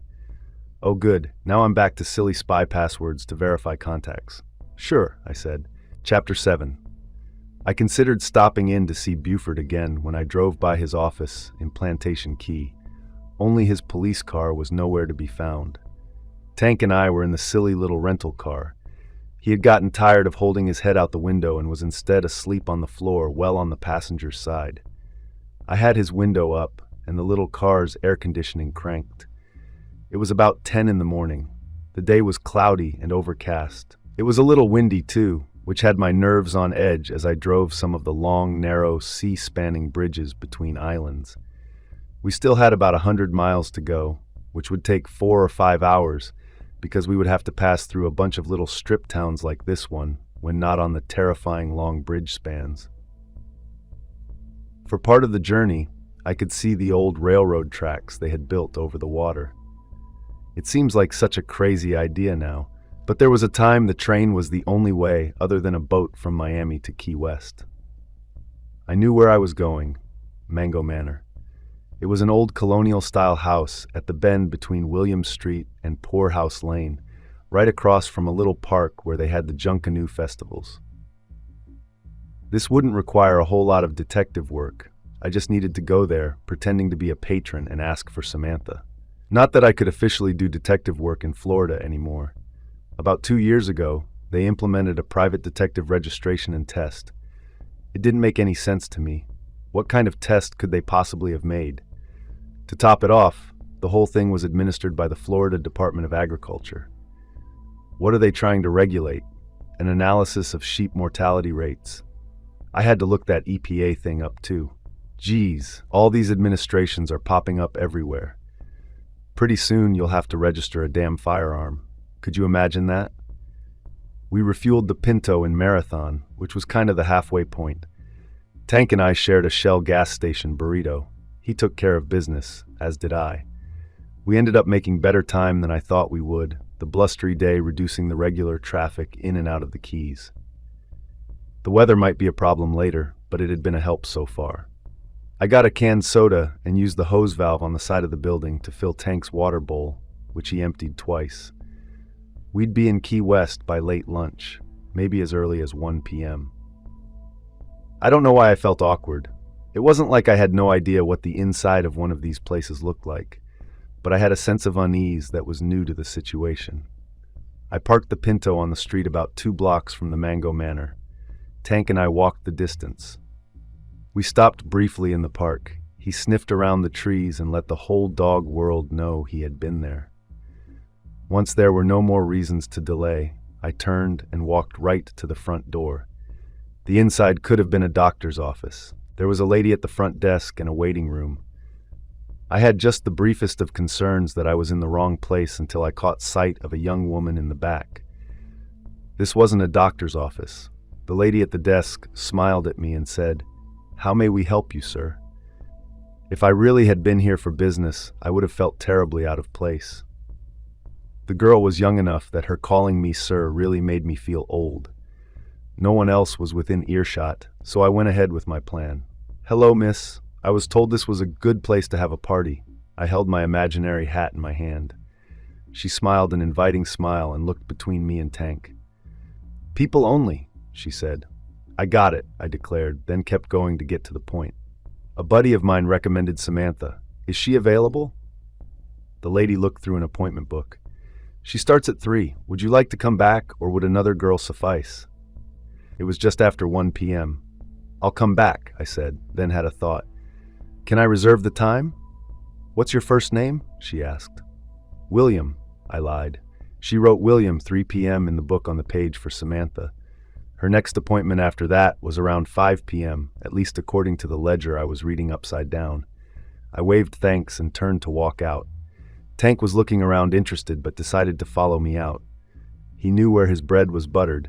I hadn't had any alcohol to drink for the past couple of days with all the activity, so I wasn't really hungry enough to eat again. I knew Key West pretty well. It was a tourist trap, which would come in handy now. I walked 100 yards to the closest spot where I could see the water and looked left and right. There were several bars in both directions. I saw a sign for Sloppy Joe's. I knew the place. Heck, everyone knew the place. They had an awning and some small tables outside. I sat down at one. Insured Tank came around and sat within arm's reach. Pretty quickly, a waitress came out. She was a little older, but not old. Not attractive, but not plain either. It was nice that she wasn't a teenager. I almost ordered a beer, then thought better of it. Things could go a lot of different ways with Samantha, and I needed to be as sharp as I could be. I ended up with an orange soda and a cup of water for Tank. He was happy to see the water, but I could tell he hoped for a snack. I could smell the hamburgers and lunches from inside the building, so I knew he could too. I didn't know how much food a dog his size needed. I didn't think it could be more than I needed. He was about half my weight. So, since I wasn't hungry, I figured he didn't need a second lunch either. I had plenty of time to think on the drive down, so this time was just a waiting game. The waitress checked on me a couple of times, and finally she couldn't resist and asked if she could pet Tank. That struck up a conversation, and she told me her name was Sam. "Is that short for Samantha?" I asked. Now I really looked at her, and she did have a shorter haircut. Not that by itself meant anything. It was hot here in the Keys most of the year, and shorter hair was practical. I decided I would just ask. There was no real way to fake a conversation like this without sounding like a pervert or a stalker. "Samantha." "Sam," I said, not waiting for an answer. "A friend of mine asked me to come down here to Key West." She stared at me blankly, done petting Tank.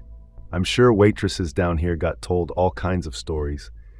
"My friend's name is Angelica," I continued as she looked at me with her fake happy customer face. "Angelica wants to start a new life and has chosen now as the time for a change of scenery. She asked me to see if I could help you, should you want to join her." I didn't think I sounded too kooky. Samantha looked at me for a long time. Then she looked at Tank. It was almost as if she figured a guy with a friendly dog couldn't be Italian. "Is that so?" she ultimately said cautiously. "It is," I said. "She told me the place to find her friend was over at the Mango Manor." "Did she?" She kind of echoed to be saying something when I paused. "I have an appointment over there at 3 p.m. That's when Samantha's shift starts. When does your shift end here?" I asked her to open the door to information. 3 p.m., she said in the same curious, neutral voice. "I was wondering something," I asked to move this along. "What's that?" "Well, Angelica was worried that there might be people who wouldn't let Samantha just drive away. She seemed to think that her friend was kind of being forced into some of this work." Samantha very specifically did not look around or let her expression change. "I've heard that type of thing does go on," she said. Anyone observing the conversation would have assumed we were still discussing the dog. "I have a message for Samantha from Angelica. Do you think that might make this type of decision easier?" She smiled an ironic smile. "Depends on the message, I would guess." "Angelica wanted Samantha to know that she kept the earrings," I said. I didn't watch too closely. I knew who I was talking to. "Let me get your bill," she said and walked away. I could have said something else, but it would have looked awkward. I knew she was the right person. Either some goons would emerge with her when she returned with the check, or they wouldn't. Maybe she wouldn't even bring the check at all. She could have someone else do it to avoid me. Instead, she showed back up after about 2 minutes. "I assume you have a car?" she asked. "A rental car. It's a Pinto, so it isn't going to outrun anything." "Mister, I am asking this 100% seriously. Are you durable enough to pull this off? You look tough, but as soon as they figure out I'm not at work at 3 and see I'm also not at home sick or something, they have checkpoints all along the US 1 back to Miami. Will they notice if you leave work here early?" "Yes." She looked around for the first time, nervous at even having this conversation. "I'm parked about 2 blocks from Mango Manor, up Evans Street, right on the way from here. The Pinto is yellow. I'll have it running. If you want, just get in when you walk by, and I'll drive you up to where Angelica is staying near Miami," I said, looking at Tank as though we were talking about him. She looked at me and nodded to the check. I reached into my pocket and handed her a couple of dollars, more than enough to cover the soda and a tip. "Can I trust you?" she asked me in a combination of a nervous but hopeful voice. Trust me? I asked, then answered with a smile. When it comes to keeping secrets and driving yellow Pintos, I'm your guy. I watched Samantha walking toward the Pinto. She was still in her waitress outfit and carried a large purse. She hadn't done anything out of the ordinary. Good. She saw me in the car.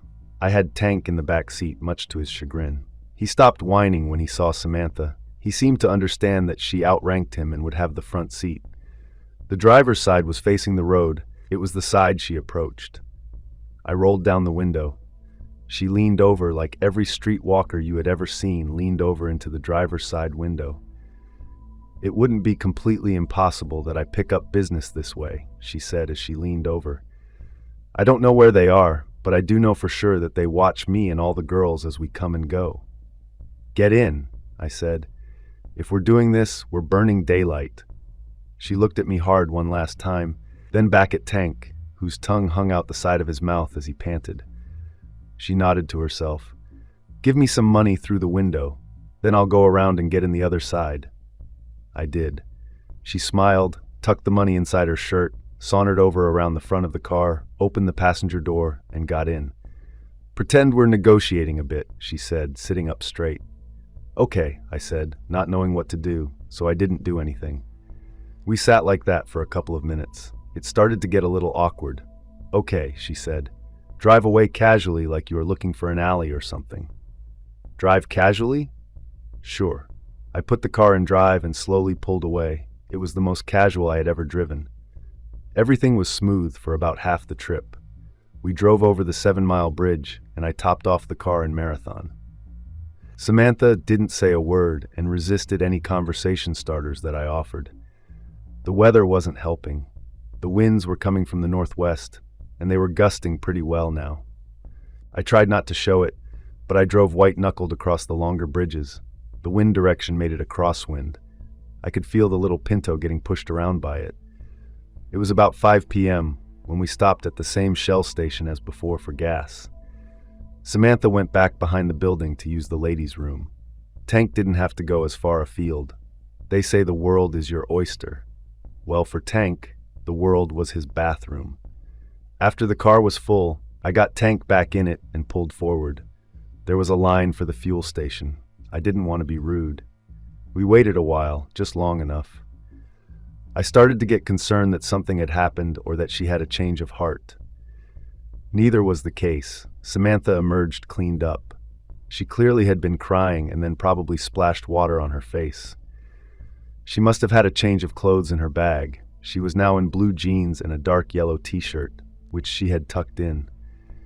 Tank saw her coming and climbed into the back seat on his own when it was apparent she would sit in the passenger seat.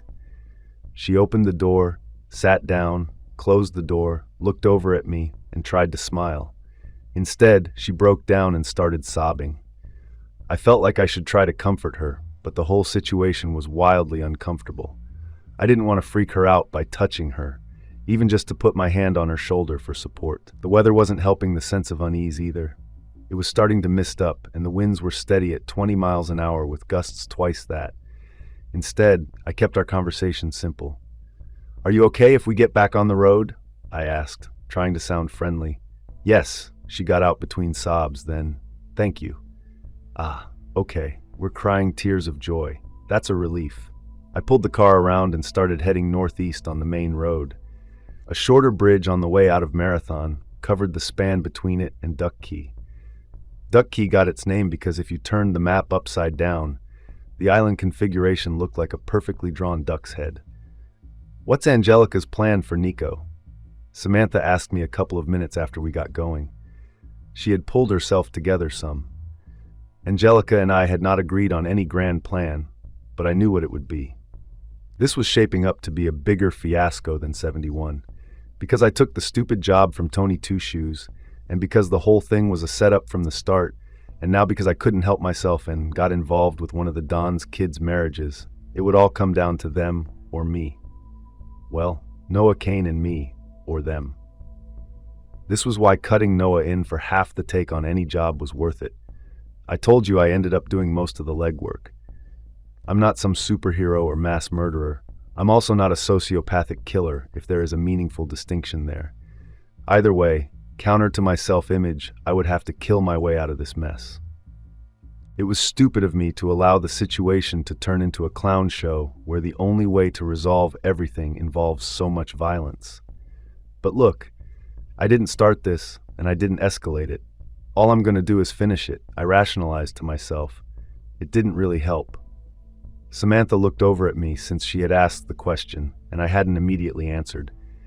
It's going to all wrap up over the next couple of days, I told her.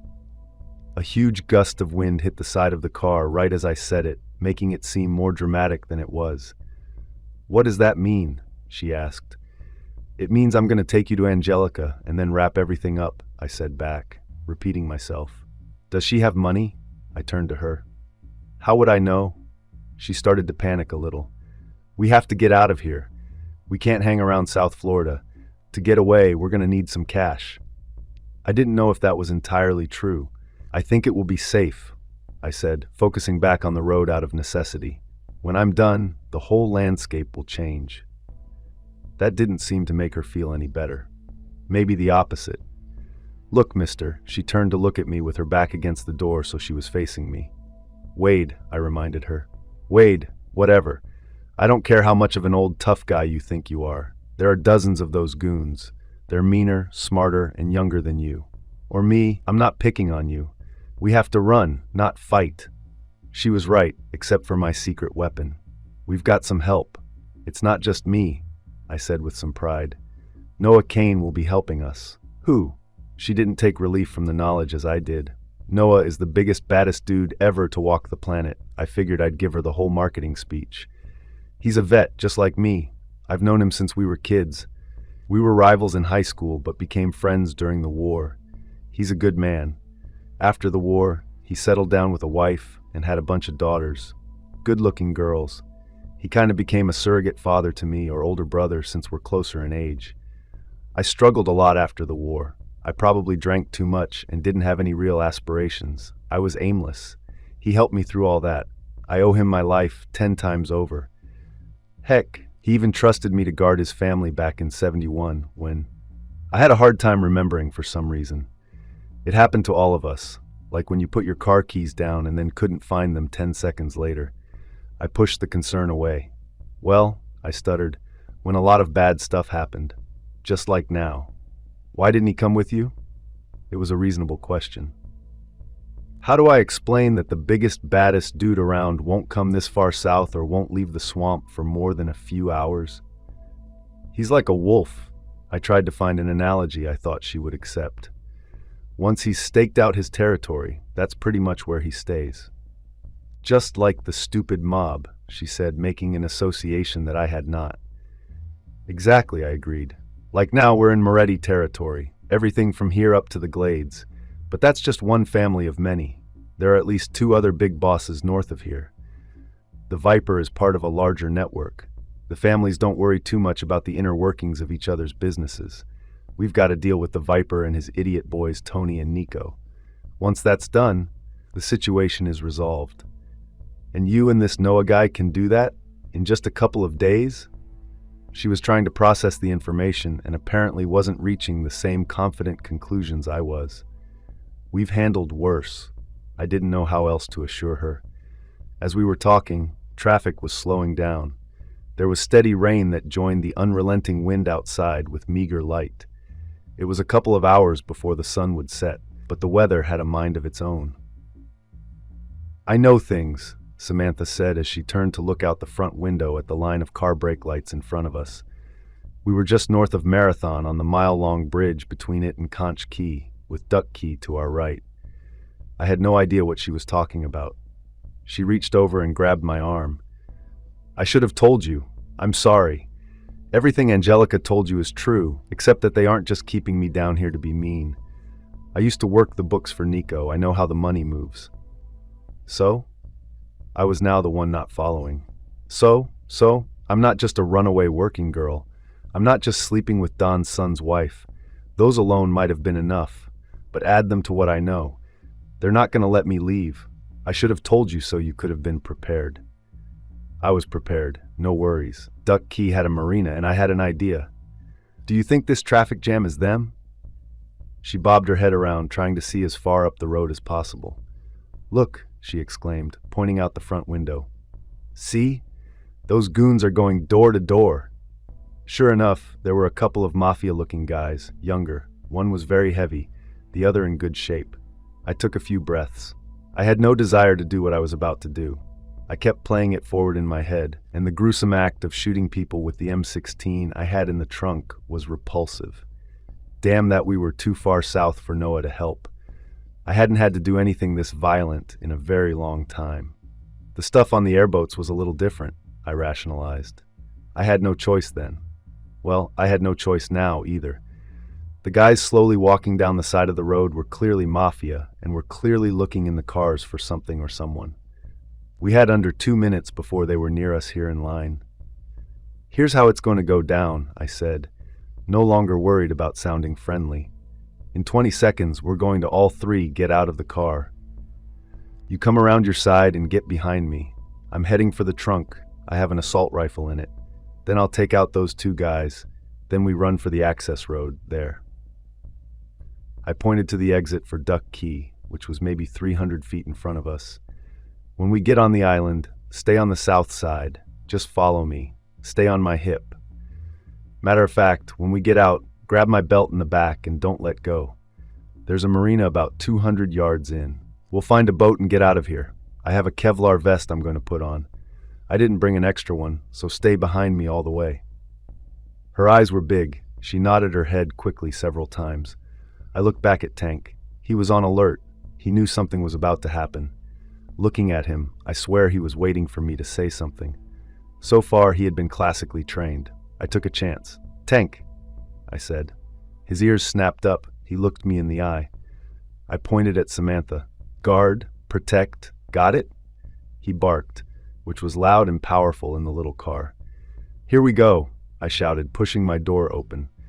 The wind was coming right at my side, so it was a bit extra work to get the door all the way open. Tank hopped out right after me, and I saw Samantha's door open and close, and then the interior light went off. I looked up the road. The two men were wearing dress slacks and nice tropical short-sleeve shirts. They were smiling and would wave hello when looking in the windows. Without hesitation, I walked calmly and quickly around to the hatchback. It was unlocked. I lifted the latch near the top of the license plate and opened it. I grabbed the Kevlar vest, put my arms through it, then fastened the two straps. I had an old military belt with 2 ammo pouches that each held 3 banana clips. I slung that on, then grabbed the M16. I unseated the clip, checked the load, reseated the clip, and primed the weapon. Samantha just watched all of this with her mouth open.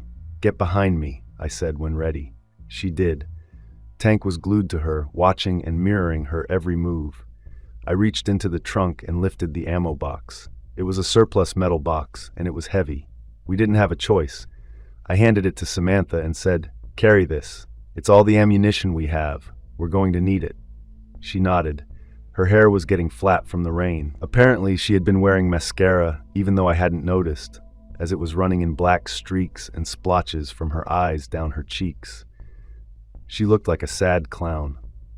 I tucked the M16 into my shoulder, forced myself to keep my elbows in, even though it felt unnatural, crouched down to compact my frame as much as possible, and stepped around the passenger side of the car, barrel up, and my chin tucked in so I could use the sight. It turned out there were 4 of them, not 2. I gunned down the 2 guys on the side of the road, basically in cold blood. It was awful, and I had a pain in my gut that made me want to vomit. The people in the cars ahead of us started freaking out. I hadn't planned on it, but it was our saving grace. The car doors in front of us and behind us opened up, and people started running everywhere. We blended in as best we could. I had the nose of the rifle down as there were civilians everywhere now. Samantha had her hand on my belt. Her instructions were simple. Hold on, and don't drop the ammo can. Tank was on alert, looking for dangers and staying close to Samantha. We ran along the shoulder of US 1. The rain and wind had picked up even more. I hadn't checked the weather, but this felt like a tropical storm was rolling in. I saw the interior lights on a pair of cars flash up ahead.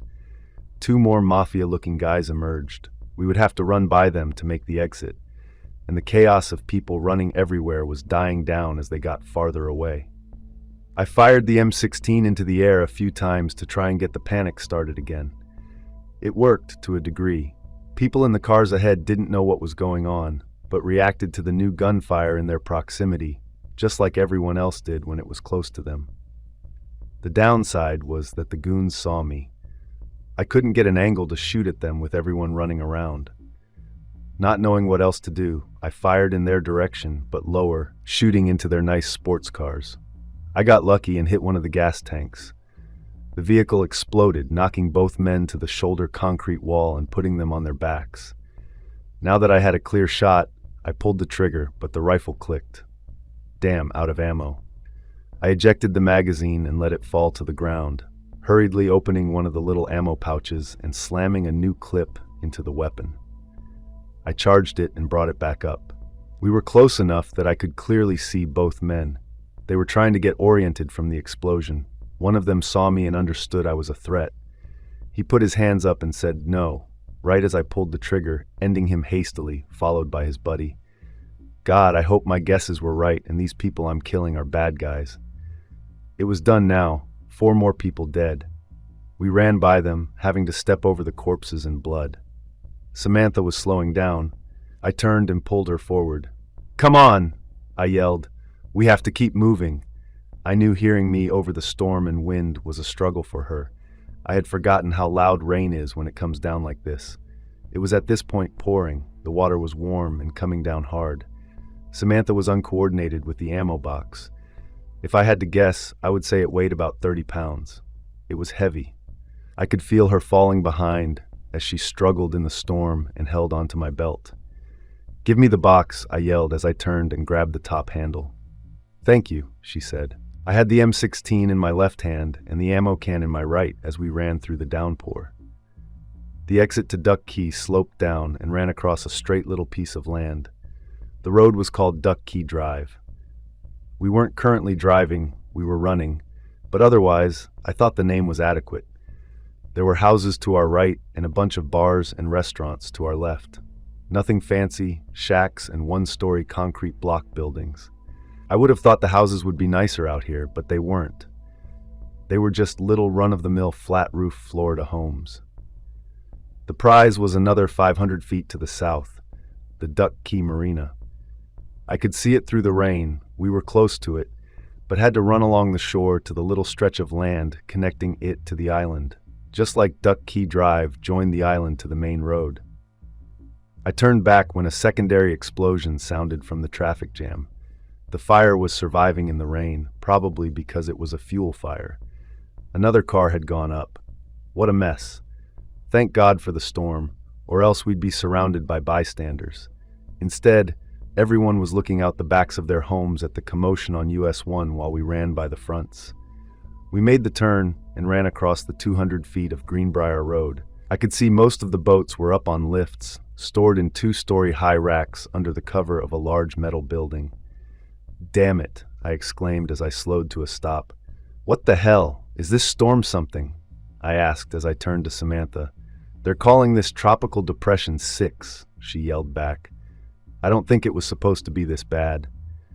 "Explains why most of the boats are stored," I said, then turned and headed for the storage building. The whole side facing us was open, as well as the back. I knew this was so the winds would pass through it, so it offered less resistance. "We can't go out in this storm." Samantha hesitated once she understood the plan. I pointed up to the traffic jam on the road, where there were also 4 dead bodies and 2 cars on fire. She nodded. "Look around for the crane controls," I yelled over the wind, pointing to the right side of the building as I moved down the middle. Looking for a boat I felt gave us the best chance. I saw her, the Everglades Escapade. Perfect. She was a classic Sea Raider, a 30-footer with an inboard engine and several interior cabins. I knew this kind of boat, not fast, but not slow. She wouldn't make it into the Everglades because her hull was too deep, but I knew we could take the Aerojet Canal and get close to my little dock. We could go the rest of the way over land to my dock and take my airboat to Noah's place. "I found it," Samantha's voice echoed in the building. I heard Tank bark right after. They sounded like they were in about the same place. I looked up, trying to see the slip number in the darkness. Lightning flashed. I saw the numbers. "Punch in slip 14!" I yelled, starting to move in her direction. "Nothing happened," she yelled back. I picked up the pace and ran along the wall until I saw her. When I got close, she showed me by hitting the 1 and 4 on a keypad, and then a green button that looked like the way to start the crane. I quickly looked around. Did we still have power? We did. I could see a few low lights here and there, and the houses were all lit up back on the key. Then I saw it, a big red button that said power. I pointed to it. "Of course," she mumbled and pushed it. The whole building lit up. Oh," she said, looking around, frozen with her hand still on the button. "Is what it is," I yelled, pointing to the inside channel where the machine would put the boat. She nodded, punched in the numbers, started to move in that direction, then stopped and grabbed my arm. "Do I need to fuel the thing up? Don't they store them empty?" There was a fuel pump to the side of the interior slip where the boats came and went. "Good point. Yes, fuel it up if you can figure out how," I yelled back. The noise under the metal roof with the hard rain made it almost louder here than out in the storm. Then motion outside the building caught my eye. "Nuts. Locals," I said, seeing a man walking this way from one of the nearby houses. I pushed her toward the fuel pump and turned to deal with the guy heading this way. As I said, I wasn't some kind of sociopath. I wasn't just going to start killing people because I was having a bad day. I probably looked like one, though, carrying the M16 and ammo can in my Kevlar vest soaked to the bone from the storm. The man waved and then paused when he recognized my equipment. "We're dealing with family business," I yelled to him. "Go back to your house. We've got things under control." He stopped and raised his hands to his mouth to focus his reply when out of nowhere, his chest exploded. I just stood there. My brain couldn't process what I saw. I slowly started to think center mass when my world erupted with pain. I slammed backward to the ground, skidding 4 or 5 feet in the muddy water. I dropped the ammo can and the rifle, disoriented. I sat up. Another round ricocheted about 4 inches to my left. That cleared my head. The Kevlar vest had done its job. I had taken a round center mass and lived to tell the tale. A second round hit me on the right shoulder as I started to get up, knocking me flat again. The vest stopped it, but my God, the impact was nearly just as bad. Out of the corner of my eye, I saw Tank run by at his top speed. I heard more rifle fire. I instantly got sick to my stomach. They would just shoot the dog. It's what I would do. Thinking as quickly as I could to use the time, Tank was buying me. I rolled to my left and grabbed the M16 as I did. I kept moving until I was off the sandy entrance and out of the light. I tried to clear my head. The pain in my chest and shoulder told me I was still very much alive. I lifted the rifle to sight it, and when I slammed the butt into my shoulder, I cried out in pain. Firing the thing was now a total commitment. The recoil was going to hurt like SOB. Adrenaline helped some. I used the butt of the rifle to push myself standing, assumed my assault stance despite the mind-bending pain, pulled my elbows in, sighted the weapon, and started to advance. I caught a few muzzle flashes, so I had a good idea where the shooter was. I wasn't seeing any new flashes and didn't hear any noises. I still advanced quickly. There might be time to save the dog if it was wounded. I got to the narrow road entrance and saw a form on the ground. Good Lord, Tank had bitten through the shooter's neck. Jesus, I paused, stunned. Good dog, I said under my breath. He turned to look at me, his tongue hanging to the side as he panted from the exertion. He had an innocent face on, and kind of a doggy smile, which was jarring given his muzzle was covered in blood and he was standing over a man he had just killed. I lowered the rifle and said, "Come on, Tank, we have to get out of here." He snorted his agreement and followed me back to the building. Samantha had fueled the boat and had the engine running. When she saw Tank, her face changed from pride to concern. "Oh my, is he okay?" she said, stepping forward. "You should see the other guy," I said. It sounded like I was trying to be funny. I wasn't. I really meant it. I was dumbfounded. The rest was mundane. We finished fueling, figured out how the lights and throttle worked, made our way out of the marina, and sailed east into the darkness of Tropical Depression number 6. Chapter 8. I knew my way around these waters, which was the only thing that saved us. The night was awful. The storm brought a chop of maybe 6 or 7 feet. Our boat was a 30-footer, so any more wind and we'd risk going down. I knew to head east into the Atlantic. A rookie mistake would be staying on the Gulf side. The waters between the Run of Keys and the Everglades to the north varied wildly in depth, and with the high winds and waves, steering clear of the shallow waters would have been impossible. I kept her turned into the wind while Samantha and Tank stayed below deck. It was now morning and the storm was over. The sky was clear and there was just a gentle breeze, almost like nature was apologizing for its tantrums of the night before. I was exhausted. I think we all were. But I didn't risk sleeping out here. We were in a stolen boat that came from a marina surrounded by dead bodies. We had to get off the boat fast to lose the association. My body was starting to complain about all the prior day's activity. Today was going to be a long day. The rental car was still sitting down there on the road, abandoned. That would lead back to me, but it would take a week for them to sort that mess out and get around to tracing the car.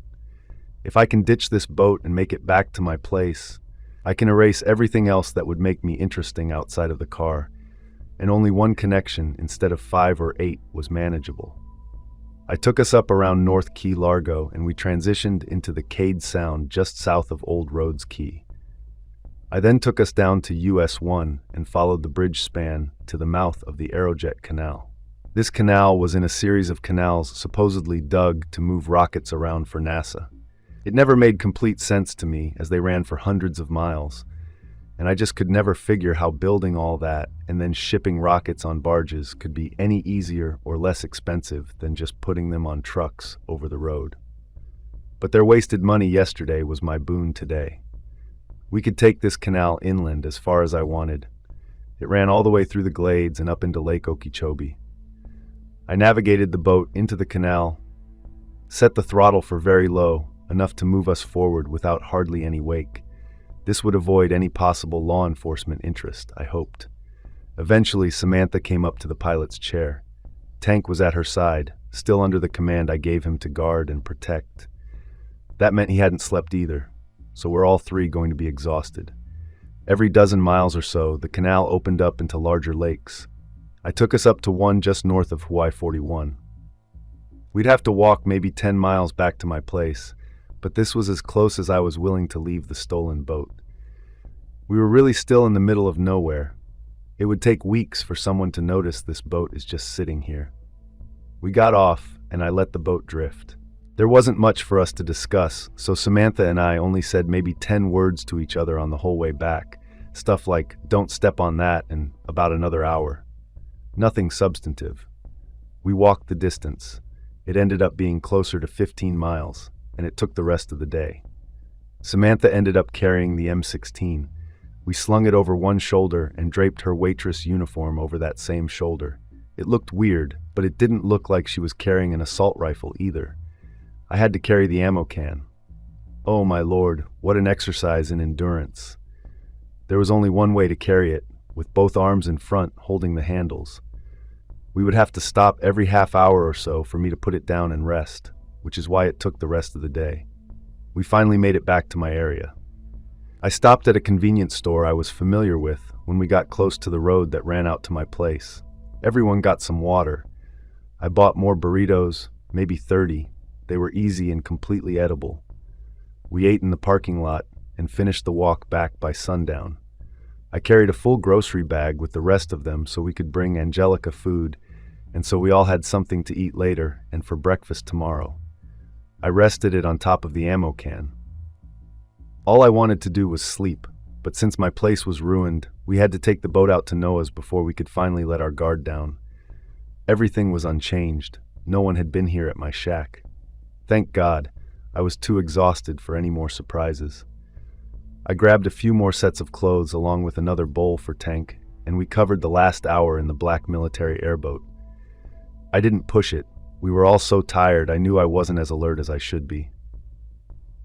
When we arrived, Samantha and Angelica had their little reunion, and all 4 of us passed out in the cabin I stayed in. It was nice seeing some life out here. Angelica and Samantha were up long before I was. When I came out of the shack, it was early afternoon. My arms hurt so bad I could barely lift them. When I came out the door, they were sitting in Noah's and my chairs turned to face the fire pit. They had dumped a bunch of wood on the fire, and it was roaring. Samantha was throwing what I hoped was a pine cone, and Tank would trot over and bring it back to her. I shook my head a few times to make sure the picturesque scene didn't vanish in front of my eyes. I wish Noah could be here to see this. The thought made my head hurt. He didn't need to see this. He saw it every day, but with his family. Thank God I stayed out here in 71 to defend the place. I remember thinking I was needed farther north, where the generator was. But if I had left here, something would have happened to his family. I wouldn't take that chance. No way, not on my watch. We're staying here. We'll defend this place. No, that wasn't right. This wasn't Noah's family. They were fine. He had them off the grid somewhere. That's why I hadn't seen him in a while. These ladies in front of me were my family. No, I didn't have a family. I was so confused. I turned around and went inside and slept for a few more hours. I came back out again around sunset. "Wade," Samantha said when she saw me. "We kept checking on you. You were dead nuts asleep." She came over and gave me a polite hug. Angelica stood back. I hadn't thought about it, but the two of them would have very different opinions of me. One lady I captured and one I saved. Samantha gave up her chair and sat on a stump next to Angelica. They had a couple of burritos by the fire. I wasn't hungry, but I wasn't not hungry either. I figured I needed to eat. I got some rainwater and sat down with the warm burrito. Tank came right over and sat at my feet. He didn't seem confused about whom he reported to, even though he had been playing all day with Samantha and Angelica. Everything still hurt. My arms from carrying the ammo box, my shoulder was seeping blood, my chest hurt from the impacts on the Kevlar, and my back, not wanting to miss out on the party, hurt from just being old. The fire felt good. The storm had pushed out all the humidity, and it was in the low 70s as the sun set. I could tell both women had a lot they wanted to say, but they were nice enough to let me get some food in me and wake up. I'd kill for a coffee about now. The burrito helped. I tossed the last piece to Tank out of good measure. He had saved my life with the gunman. He could have an extra bite or two. Once I was done, we all sat and watched the sunset. Samantha got up and added more wood to the fire, not that it needed it, I think more just for something to do. I was relaxed and ready to talk, so I opened with an easy one. "What day is it?" I asked. "Monday," Angelica said. I was glad she answered. Her voice was normal. I had been a little worried she would still be confrontational. She wasn't. "So tomorrow is Tuesday," I started to put the timeline together. "Usually," Samantha said as a joke. "I figure we can wrap all this up by tomorrow," I said as I ran through some scenarios in my head. "You didn't strike me as an optimist," Angelica said. "The only way Sam and I are safe is with Nico and his father, Vincent, both gone." I nodded that I understood. She continued, "And the only way you are safe is with Tony gone." I continued to nod that we had the same project scope. I wouldn't have had to think so hard if Noah had been around. He and I would have just stormed their houses or clubs or something and killed all of them. Not an elegant solution, but an effective one. We three, however, did not equal one Noah, even with Tank. The net result needed to be the same. Many people needed to die to save many others. It was lousy math, but I allowed my thumb to tip the scale given I was part of the equation. I had a way of making it all organic, I hoped. The circle of life, as the Elton John song goes. I sat there in my own head too long as Angelica seemed frustrated with me suddenly. "Well," she said loudly, throwing her arms out to her side. "I give Samantha back to Nico," I said as though it was obvious. "No way!" Samantha jumped up even before Angelica could react. "Calm down," I said. "That's not the end of it. At the same time, I'm giving you back to Nico." Angelica here turns me over to Vincent. "What?" Angelica said, confused. "Wait, there's more," I finished. "At the same time all that's going down, Samantha, you tell Tony you have Nico's books that you kept and took with you when I just pulled you out of Key West." "I didn't keep any books," Samantha blurted out like she was correcting an idiot. Angelica snapped her fingers like a question had been answered. "Vincent can't know that or risk it." She said to Samantha to calm her down. Samantha stayed quiet, but made a show of being confused and a little frustrated. Angelica turned back to me. Where? She asked. Where is the best place? This will be complicated. I spread my arms to mimic her from earlier. Why not here? They all know the place. Between Tony already having been here and the 2 different crews Vincent sent, including one you ran, Angelica, I said to emphasize the point. Samantha interrupted. Nico doesn't have anything to do with either of those. She was still behind the curve. He doesn't know this place from Disney World. But he will have heard of me by now, right? I looked at Angelica, who nodded in the affirmative. I continued, This is where I live. Well, here in the shack on the mainland, by my dock.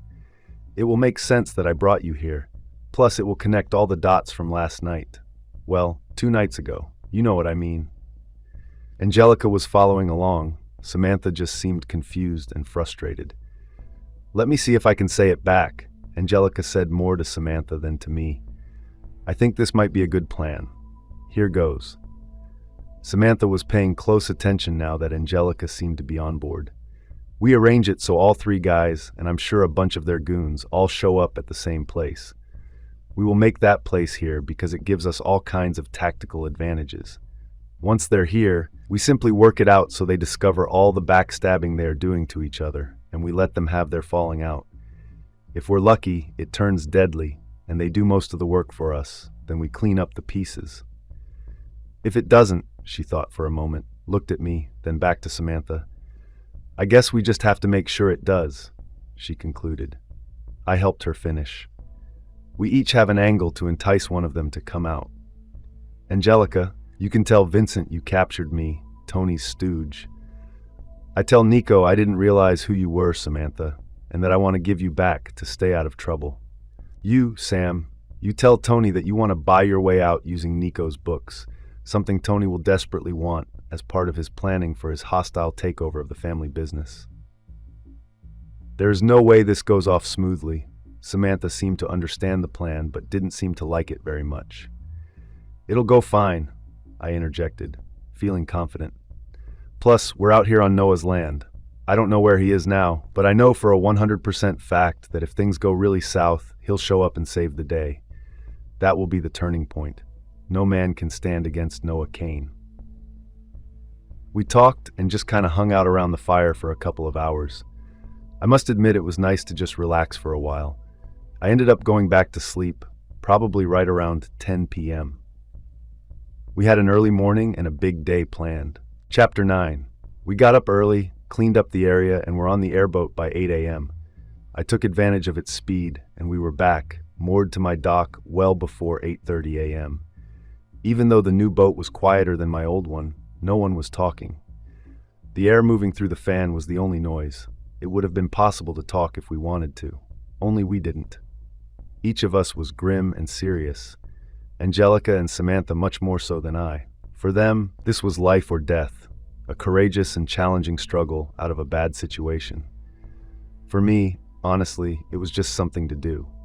I think you've gotten the picture at this point. I was remembering more. It seemed I seek out violent situations for some reason. I apparently jumped from one crazy adventure to the next. Noah was fuzzy in my memory. I think there is more to our relationship. It seems like I'm purposely blocking some memories or something. I now kind of knew 2 things at the same time.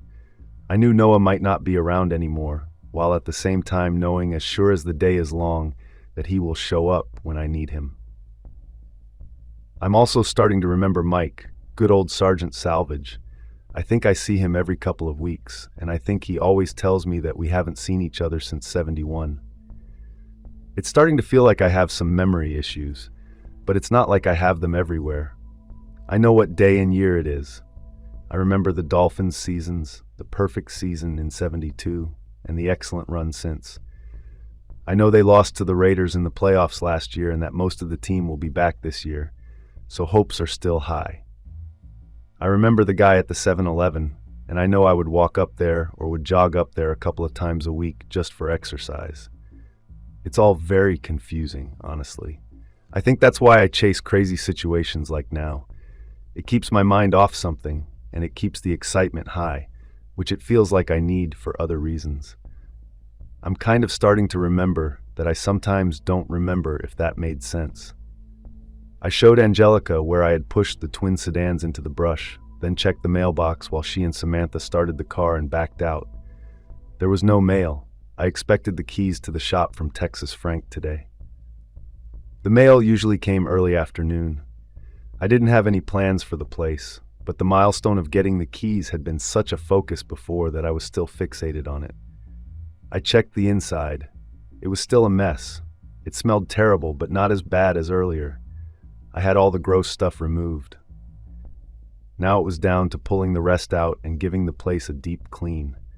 Anything that's cloth absorbed that death smell and was ruined. Refurbishing it would cost several $100s, even though it was just a little shack. I didn't have a phone, so we would drive up to a plaza with a payphone. The two women wanted to go to an actual grocery store, too. I would have been delighted with gas station burritos, but they apparently watched what they ate. Everyone was getting so modern. The first order of business, though, was to go to Mike's surplus store and to get more weapons. He told me to consider his doors open and my money no good. I was going to do just that.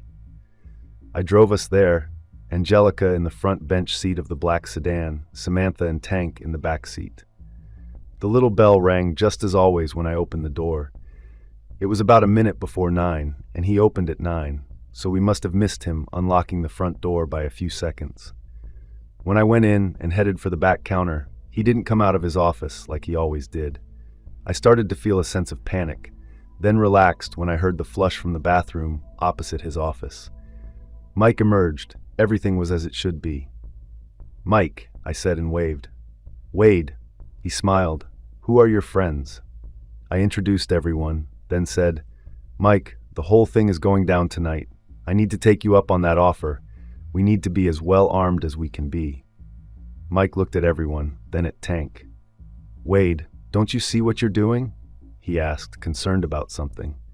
I looked at Mike and think I finally understood. I would have still been confused a couple of days ago, but today, this morning anyway, I remembered enough to answer. "My head's on, Mike, don't worry. Noah's old place, yes, I know it's his old place." I paused, and Mike seemed relieved. "It makes the most tactical sense for the confrontation," I continued. Mike was still skeptical, but his focus seemed to shift to the absurdity of our plan, not my hang-ups with the past. "Why can't you all just get back in your car and start driving north?" Mike asked. It was a legitimate question, and it was what Samantha wanted to do. I answered with the only answer possible, the truth. If we run, Angelica and Samantha will be looking over their shoulders for the rest of their lives. "And you?" Mike asked. "Mike, I remember."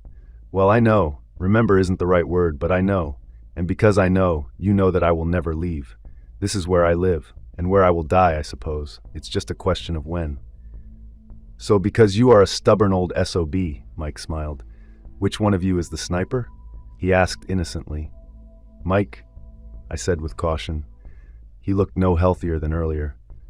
"I think I generally understand your cockamamie plan," Mike said. "It will go off a lot smoother if you have a tree ghost on your side." He was right, it was apparent, and it would be the difference between life and death if things went south, which they, of course, would. I nodded my agreement. "Mike, we'll take the help if you're offering it," I said. "I am," he said as he turned to grab a couple of shopping carts. This was working out better than it should have been. While Samantha was just a lady, Angelica was tough and knew her way around a firearm. I guess being the only woman on an Italian mafia crew for 2 years did that to you. It didn't mean Samantha was a liability. She was coming around to the idea of getting revenge on the people who put her into that life in Key West and who held her there against her will. We loaded Mike's truck up with weapons and ammunition, some rations, and camping equipment. Depending on how things went, we all agreed we might want to stay out there for a week or two after the confrontation to let everything calm down. Mike headed to his boat immediately. He would get there early, unload, and set up what he could. Now the three of us each had to perform our role. This would be the greatest acting job any of us had ever been required to execute. I went first. Angelica gave me Nico's private number. She was married to the guy. We all three, and Tank, stood at a payphone around the side of the 7-Eleven. We were huddled together as everyone wanted to hear as much as they could of the conversations. I put my dime in the phone and dialed Nico's number. "Yeah," came through after a couple of rings in a heavy Italian accent. "I need to talk to Nico," I said. I didn't try and sound tough. That wasn't the point. "Who's calling?" the man asked, annoyed but not stupid enough to be a jerk until he knew what this was about. I had to imagine things were in chaos on their side after the debacle on US 1 during the storm. "The guy who wants to give the whore back," I said while making an I'm sorry face to Samantha. It sounded like the guy dropped the phone. There was a loud bang. I waited a few moments, and a nearly identical voice came on. "Who the owls is this?" the man yelled into the phone. I put my hand over the receiver. "He's irate," I said softly to Angelica and Samantha. Then I lifted my hand. "I know, I'm sorry." I tried to sound apologetic but not weak. "I took a job for a friend of a friend. I didn't know who she was. As soon as I found out she belonged to you, I called. No disrespect, Nico. She's yours. I don't want any trouble." I felt he suppressed another threat. I'm sure his mind was racing a mile a minute. If he came on too strong, he might scare me off. "So bring her back then," Nico finally said. "She's out at Noah Kane's place in the Glades," I said like that was some kind of answer. "Who the dollar's Nova Kane?" he roared. I heard a conversation on the other end. Someone heard the name and was telling him. "At Ashdal that," he said when the other conversation stopped. "Look, Nico," I tried to sound urgent. "I get it. I don't want any trouble, I told you.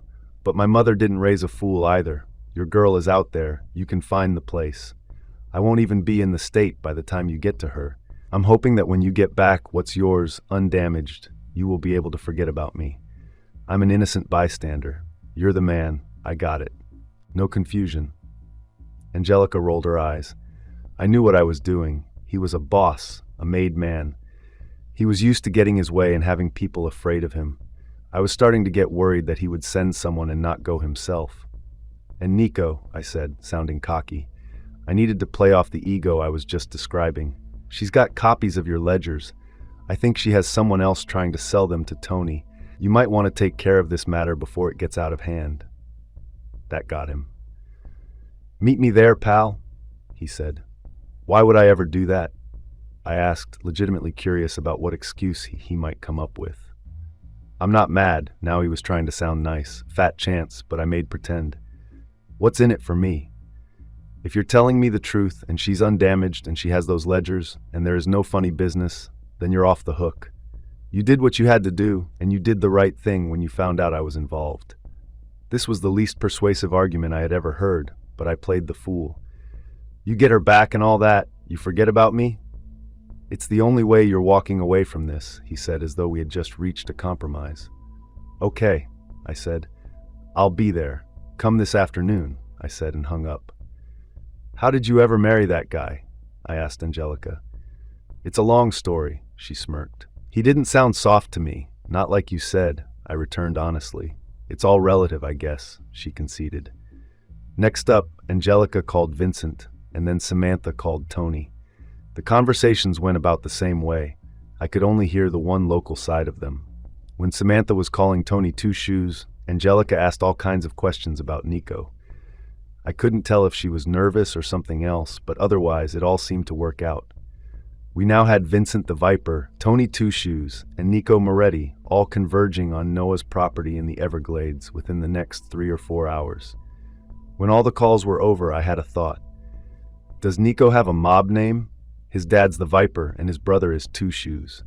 Angelica's face went grave. They call him the Butcher, but I always figured it was that he was so fat because he ate so much. It was starting to sound like she and I had a different definition for the word she had used to describe Nico. Soft.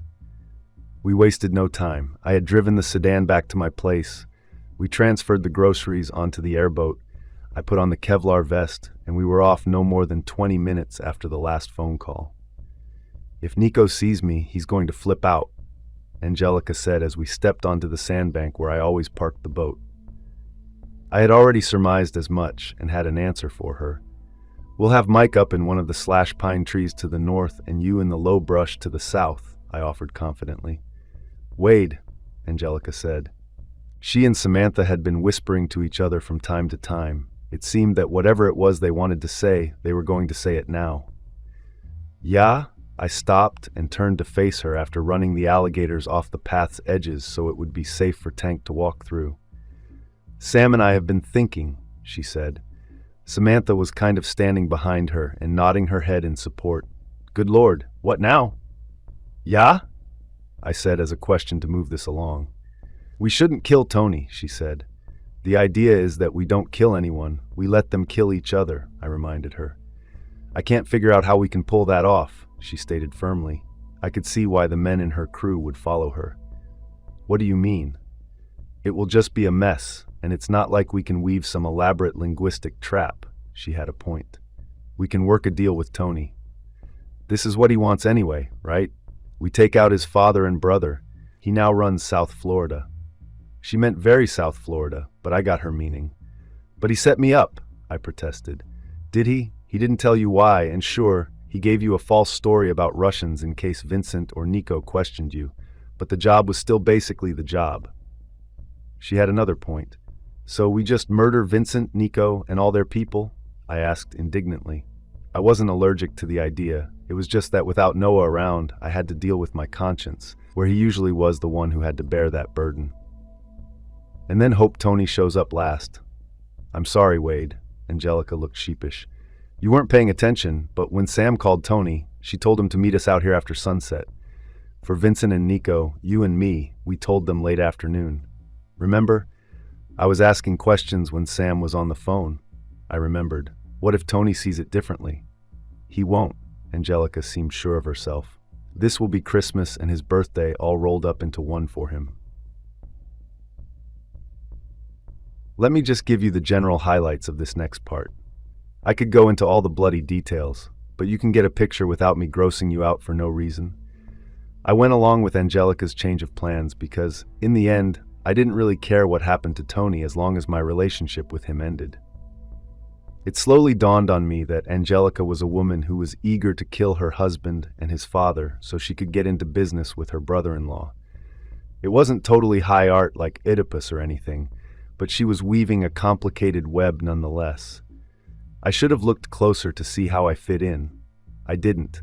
I just assumed I was of little interest as long as all the leading players ended up where they were supposed to on the chessboard. I also wrongly thought that Angelica had some loyalty to me because I saved her girlfriend. I had always been a checkers man myself, and she was playing chess. For some reason, people always thought that chess was a higher art form than checkers. But in checkers, any pawn could become a king. But not today. Mike was on board. He had everything set up when we got there. I had my M16, Angelica had a 9mm that Mike brought her, and Mike himself had a modified M14 in its sniper configuration. Nico got there first. We gunned him and his men down before they ever got a shoe onto the sandbank. I would almost swear that Angelica got some perverted excitement out of it. Vincent showed up around an hour later. We had all the bodies dumped about a quarter-mile away. The alligators would provide for Nico's final disappearance. Vincent was a little more work, but things were never at risk. We finished him and his guys and dumped them in the opposite direction. As the sun dipped toward the horizon, we realized that Tony was still 2 hours away. Angelica led Samantha into the ramshackle shack. They reappeared 20 minutes later, Angelica looking more alive, more thrilled. I should have seen the warning signs then, the impending catastrophe, but I missed it, distracted and nervous. We all reloaded our weapons in silence, bracing for what was to come. I looked over at Mike. His face mirrored my grim disposition. Sweat trickled down his face, dampening the collar of his discarded Kevlar vest. "Mike, keep that on," I advised, but he shook his head, complaining about the heat. "The shooting's done, right?" he said, trying to convince himself more than me. "Hopefully," I muttered, doubting our luck. Angelica's plan was an unknown variable, and my indifference was slowly morphing into anxiety. Mike decided to leave the vest, but I stopped him. "Give it to Samantha," I suggested. "She's out of the game. Let's keep her safe." He chuckled, a bitter sound. "If things go sideways." I called Samantha over. She was engaged in a hushed discussion with Angelica across the compound. Tank was faithfully by my side. I repeated myself when Samantha reached us. "Sam, Mike's done with his vest. Put it on, just in case." She obliged, and Mike helped her with the straps. After that, the sequence of events blurred, the details slipping through my fingers like grains of sand. For the past week, I'd been waist-deep in the grim task of disposing of mafia bodies. I was barely holding on to my new worldview. The recent bloodshed had taken a toll on me, a steep descent into a moral abyss. We kindled a fire as darkness fell. Tony and his crew arrived around 10 p.m., causing a ripple of tension. Angelica met them while we watched from a distance. Suddenly, more men emerged from the northern tree line, catching us off guard. Samantha tried to join Angelica, but a newcomer blocked her path. Then chaos erupted. Angelica fired into our huddled group. I went down with multiple impacts to my chest and shoulder. The last thing I saw was Angelica kicking Tank so hard in his head with her foot that the dog dropped. He had trusted her. So had I. I felt outrage. Everything went black. Noah woke me up sometime after midnight. I was covered in blood, some of it my own. My left shoulder was on fire. One of the rounds had gone through the soft shoulder muscle just to the outside of the Kevlar vest. I put my hands up to the front of the vest. There were over 10 impact points, bent bullet heads still embedded in the material. "Take your time," Noah said. I smelled peppermint and fire. It helped me get my head on as I forced myself to sit up. "Where's the dog?" I asked, looking around. I saw Samantha and Mike on the ground a few feet away. "He's alive," Noah said, looking near the fire. "He's going to be okay. It was a hell of a kick, but that is one tough dog." I felt relief. "What about Mike and Sam?" I asked. I already could see the answer. "The lady is dead." Mike hung on for a while but passed. There wasn't anything I could do. He had 10 or 15 rounds in him. "Noah," I could feel myself starting to tear up. I had to kill maybe 20 people. Where were you? He put his big, strong hand on my shoulder. "I know, Wade. I'm sorry. I had to get Agatha and the girls up to Jimbo's. They're safe there, and I can help you finish all this up now." Jimbo was another fella who lived maybe 20 miles north of here. He was part Indian, just like Noah, so he could own land out here. Just like Noah. "I've got the itch," I said. He would know what it meant. "I don't blame you. Were you and the woman?" "No," I shook my head, which was a mistake. "It's complicated, but she had a girlfriend." "It's really complicated, Noah. It's not important." I was too tired to review the past week's memories and feelings with him. "You're in no shape to go anywhere on your own, Wade," Noah said. I noticed his shoulder was bloody too, just like mine. "You don't look any better for wear," I pointed out. He ignored my statement. "Do you want revenge?" I knew what he meant. He meant, did I want him to take matters in hand and go and kill everyone left alive from this debacle? I searched my feelings. I couldn't stomach any more killing. For what? What was the point of this whole thing? It was almost like Noah could read my mind. "Here's what I think," he said as he helped me up, and we walked over to the fire so I could sit down by Tank, who was awake and groggy looking. Some dogs acted weird after losing a fight. I'm not sure if that's how Tank would see what happened or not. But in either case, he was in no condition to help if we decided to find Tony and Angelica and finish all this. I leaned back and motioned for Noah to continue, which he did. I think Angelica was working for Tony all along. It's simple, really, and wouldn't require much intricate planning. She was sleeping with Tony, and they hatched a scheme. You were a small part of it, pretty much what she told you. She didn't plan for her crew to get overtaken by me, but she improvised and got Tony what he wanted anyway. "What about Sam?" I asked. He made sense so far. I think Angelica was willing to do whatever it took. Samantha had access to Nico's finances. When Angelica confirmed that Samantha didn't keep a set of books, Samantha became expendable. Everything was geared toward helping Tony take out Vincent and Nico. He's now one of the 3 big bosses in South Florida. "Mission accomplished," I joked, using an old army term. I put my hand to my head, which for some reason seemed to make it not pound as much. "So here is the question for you," he asked me. He brought some water over.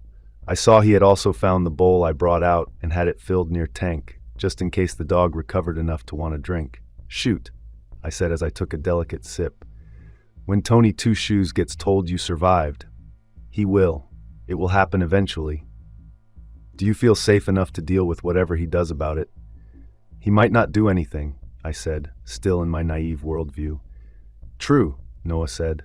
"Or he might decide you are a loose end. Who knows what story he is telling right now about what happened?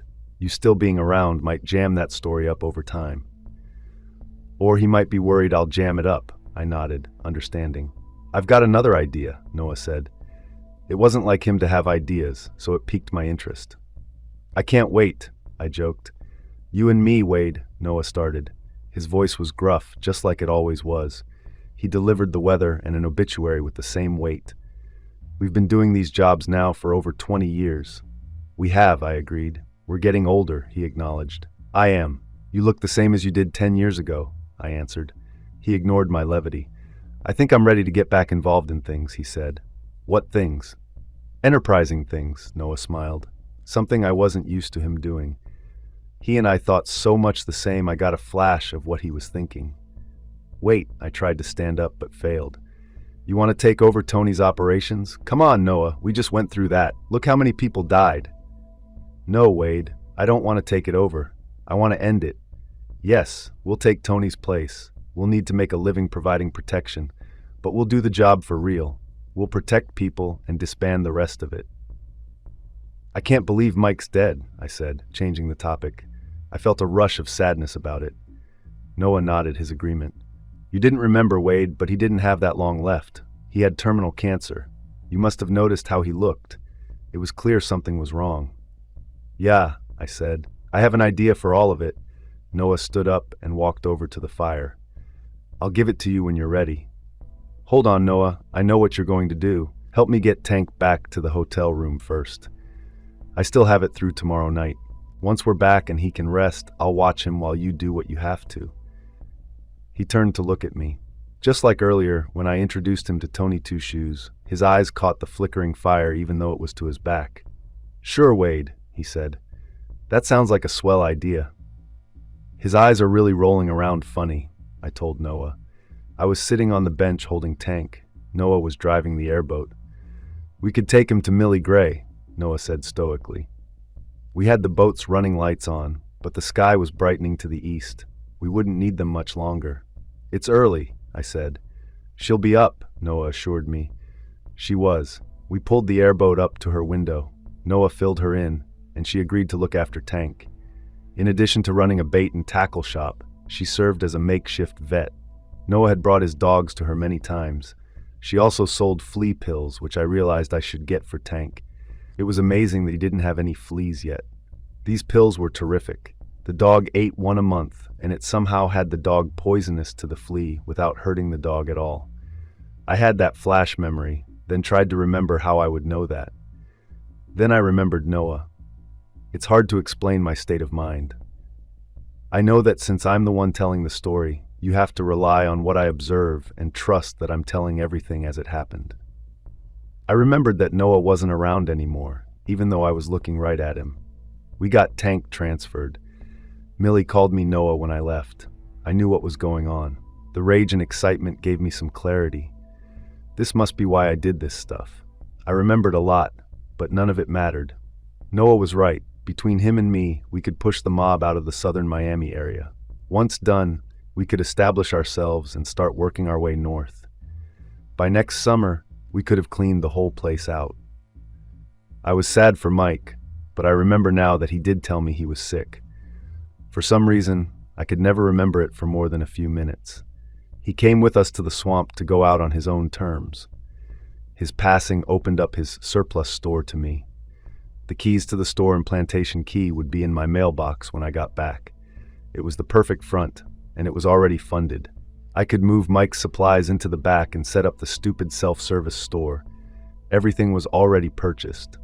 Plus, I would be in the jurisdiction of my lifelong friend, Sheriff Buford.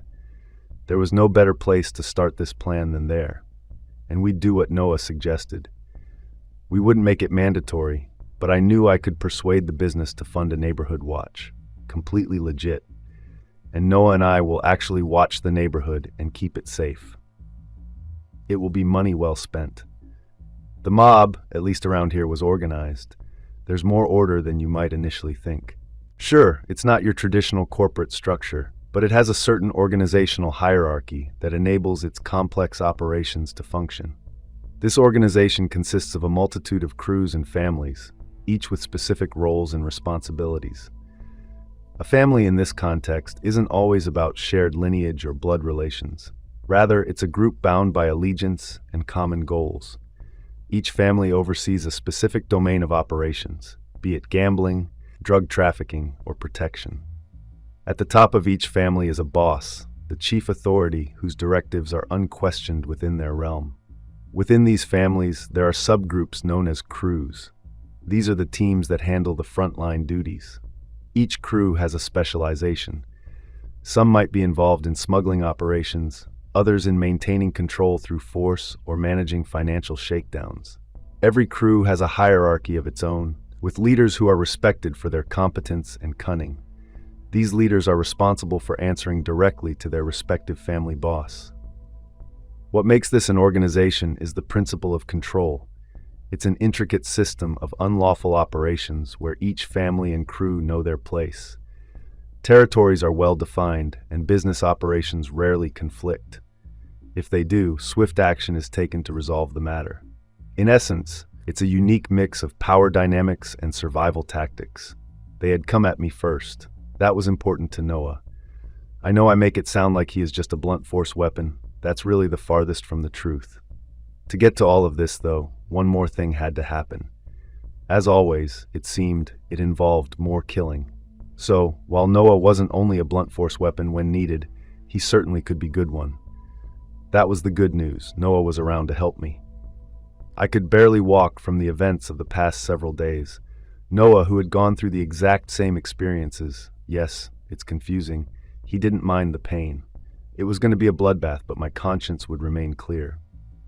Chapter 10. The keys from Texas Frank were in my mailbox. I would have loaded up the M16 and gone in guns blazing. Noah just brought my hunting knife. I drove the second black sedan. When we got to the pink tramp, I parked on the street. It was early morning and we fit right it. The place was recovering from the night before. There was a guy standing in front of the main door. Noah punched him so hard that he bounced between the two side walls 3 times each, then fell onto the sidewalk face first. I opened the door. We went inside. It was dark, just like last time. It smelled a lot worse. The remnants of whatever sweaty debauchery happened in here over the weekends remained on the edges of things. Another big man approached. Noah punched him in the throat before he even knew what happened. Watching Noah work was like watching a karate movie. Noah didn't use karate or anything like that. That wasn't my point. He moved so fast and in such a straight line that it was hard to follow what happened each time with the naked eye. His latest victim went to his knees after the blow, clutched his throat, then fell forward, lifeless. I was relieved that I didn't have to do all this gruesome work myself. Sure, my head was on straight now for the first time in as long as I could remember. I also knew that meant I had an Easter basket full of other problems. But right now, I do not care. I'm happy to have the help. Noah took out 2 more guys on our trek back to Tony's table. By the time we got there, it was just the 3 of us left in the place. Tony watched the whole thing. He had an amused look alongside a lot of caution. "Christ, Wade," he said as I walked over and stood in front of him. "Noah," I said. It was a revelation. "Hatting nut job," Tony spat. "Why do they call you 2 shoes?" Noah asked. "What?" Noah was in a mood, apparently. "I figured it's some dumb story from when you were a kid, like you wore your underwear on the outside and ran around with only 1 shoe on or something." Tony got angry. He started to get up, and Noah slammed him back down. I was shocked at the brutal nature of it. It took Tony a few moments to recover. "What the hell?" Tony said, very unaggressive after another moment. I saw Tony's hand move, but Noah was already reacting.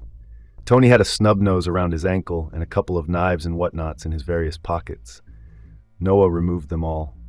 "What kind of a man has his father and brother killed?" Noah asked. Before Tony could answer, Noah slapped him hard. "What kind of a man sleeps with his brother's wife?" Noah slapped him again. I'm calling it a slap, but Tony's head whipped around hard both times. His nose bled from the impacts. "Fsenk, you," Tony said. I realized Noah wasn't going to kill him. He did slap him again so hard that Tony went away for a moment, then came back. "Watch your language," Noah told him, speaking softly and getting close. Tony turned his head to spit out blood onto his dirty carpets. "We're partners now, Tony," Noah told him. Tony smirked. I just finished my exit strategy for my last set of partners. Timing is everything, Noah said sarcastically, raising his hand but not swinging it. Your last set of partners led you astray. They were a bad influence. I'm going to teach you how to be legit. Consider me a positive influencer, your guiding light. You have got to be crazy, Tony said softly. I thought you already knew that. It was your own diagnosis just a few minutes ago. You said I was nuts. Tony sneered. Wade here needs some operating cash, Noah told Tony. Of course, there was only one of us standing there. Tony sneered again and kind of laughed to himself. Moving so quickly, even I was surprised. Noah smacked him again. The impact was too severe, much more than what was needed. Tony slumped over, out cold. Noah had me go into the kitchen to get a glass of water. While back there, I found a cash box. I busted the little lock. It had maybe $800 in it. When I returned, Noah pulled Tony upright and threw the water on him. Tony coughed some as he reawakened. Wade here needs some operating cash, Noah said with the exact same inflections. It was apparent what the lesson was. There is a petty cash box in the back, Tony said. The blows to his head were having an effect. That's already been allocated, Noah said. Tony scoffed again and reached into his sports coat pocket. He produced a roll of hundreds. Just as he started to take the rubber band off to count some out, Noah took the whole wad out of his hand and put it in his pocket. You're light, he said, imitating mob terms. But I'll give you some time. Tony outright laughed this time. Pal, either you kill me now, or at some point in the future, I'm going to take you apart piece by piece. Noah raised his hand and Tony flinched. I knew what Noah knew, and we both agreed that Tony had been broken, at least temporarily. Tony, I said. Noah was done with him for now. In 6 months, we'll be the best of friends. We'll have you making twice as much money, all legitimate. You will be a man of the people and a defender of the weak and needy, just like Noah and I are. I doubt it, you Fruit Loop, Tony said back very politely. Okay, I knew what Noah wanted me to tell him. I agreed. This was brutal stuff, but Noah knew what he was doing. I'm sorry, Tony. Noah thinks you need a refresher course. He's going to knock you out here in a second. While you're out, we're going to dismantle the rest of your organization. I suspect most of your guys will be gone when you come to. He started to glare at me, but he knew not to. Noah jumped in to help. Your job is easy, he told Tony. When you wake up, go find Angelica wherever you put her. End her. No one kicks my dog like that. It was a betrayal of trust for the dog and me. Then go round up 100 grand. I'll be watching you the whole time. Bring the money to the sheriff's office down in Plantation Key. What? Noah smiled. It's an investment. Wade wasn't wrong. We're going to rebuild the whole thing. You'll make more money than now, and it will be legal. You're also going to keep your mouth shut. Once we're retooled and restaffed, you will lead the charge to convert the other 2 families to the north of here. By this time next year, we will have organized crime out of South Florida, and you will be the figurehead for the transformation. You'll get everything you ever wanted, just not how you thought you would. That guy is lucky to have us in his life, I told Noah as we left. He is, Noah agreed. Do you think he'll be a problem? I asked. I truly don't, Noah said. He'll, of course, have to test the edges of his new gilded cage, but once the money starts to come in, greed will take over. He'll realize that a business with a profit margin is a business with a profit margin. You know what I mean. I did. Do you think he will actually take out Angelica? Noah shook his head. No, he'll give her some money and put her on the run, then lie to us. Heck of a way to start our new friendship. I didn't think you really wanted her hurt, even after what she did to our dog. I thought about it. I'm on the fence, honestly. That just means if she gets stupid and doesn't run, we'll have justification later. We got in the black sedan. Noah wanted to drive. I let him. Where are we going? I asked. To the school stop sign. I want you to see everything while you are lucid. Lucid? What word would you prefer? He asked.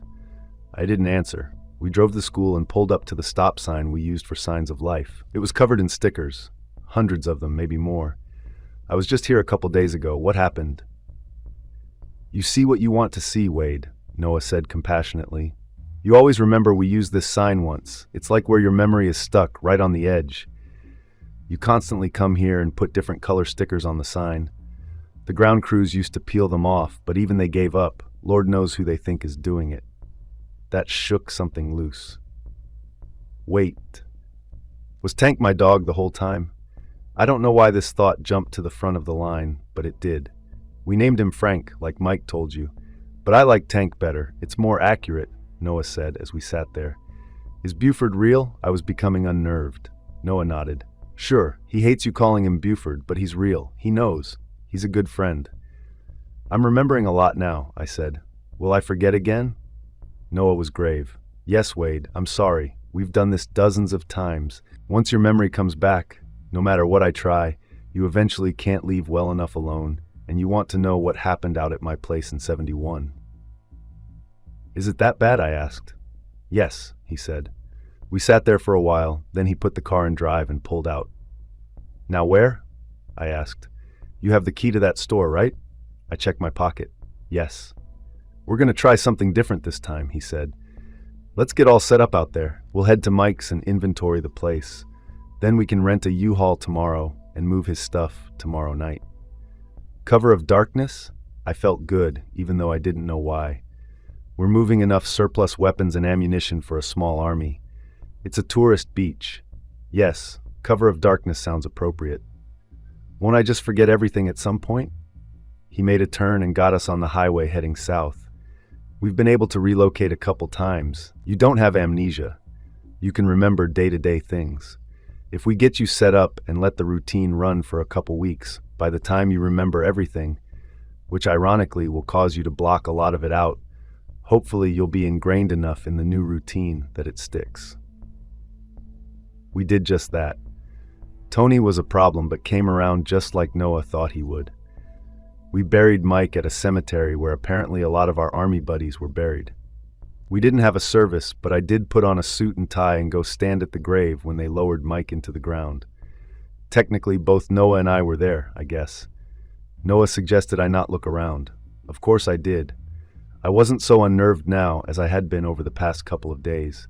But as always, I should have listened, as this triggered my memory. It all came flooding back. Then I started to black out. Mike was buried right next to a gravestone that said Noah KAYNE on it. Noah apparently died in 1971, which, honestly, I had kind of pieced together. I was prepared for that. I wasn't prepared to see my name about 3 plots down. Wade Clay, same date of passing in 1971. You should have told me, Noah, I said softly as I stood there, losing it. You're never ready for this part, he told me. If I'm not Wade Clay and I'm not Noah KAYNE, then who am I? I was on the edge of becoming unglued. It's not some great mystery, Noah said nicely. Look at your silly driver's license. Duh.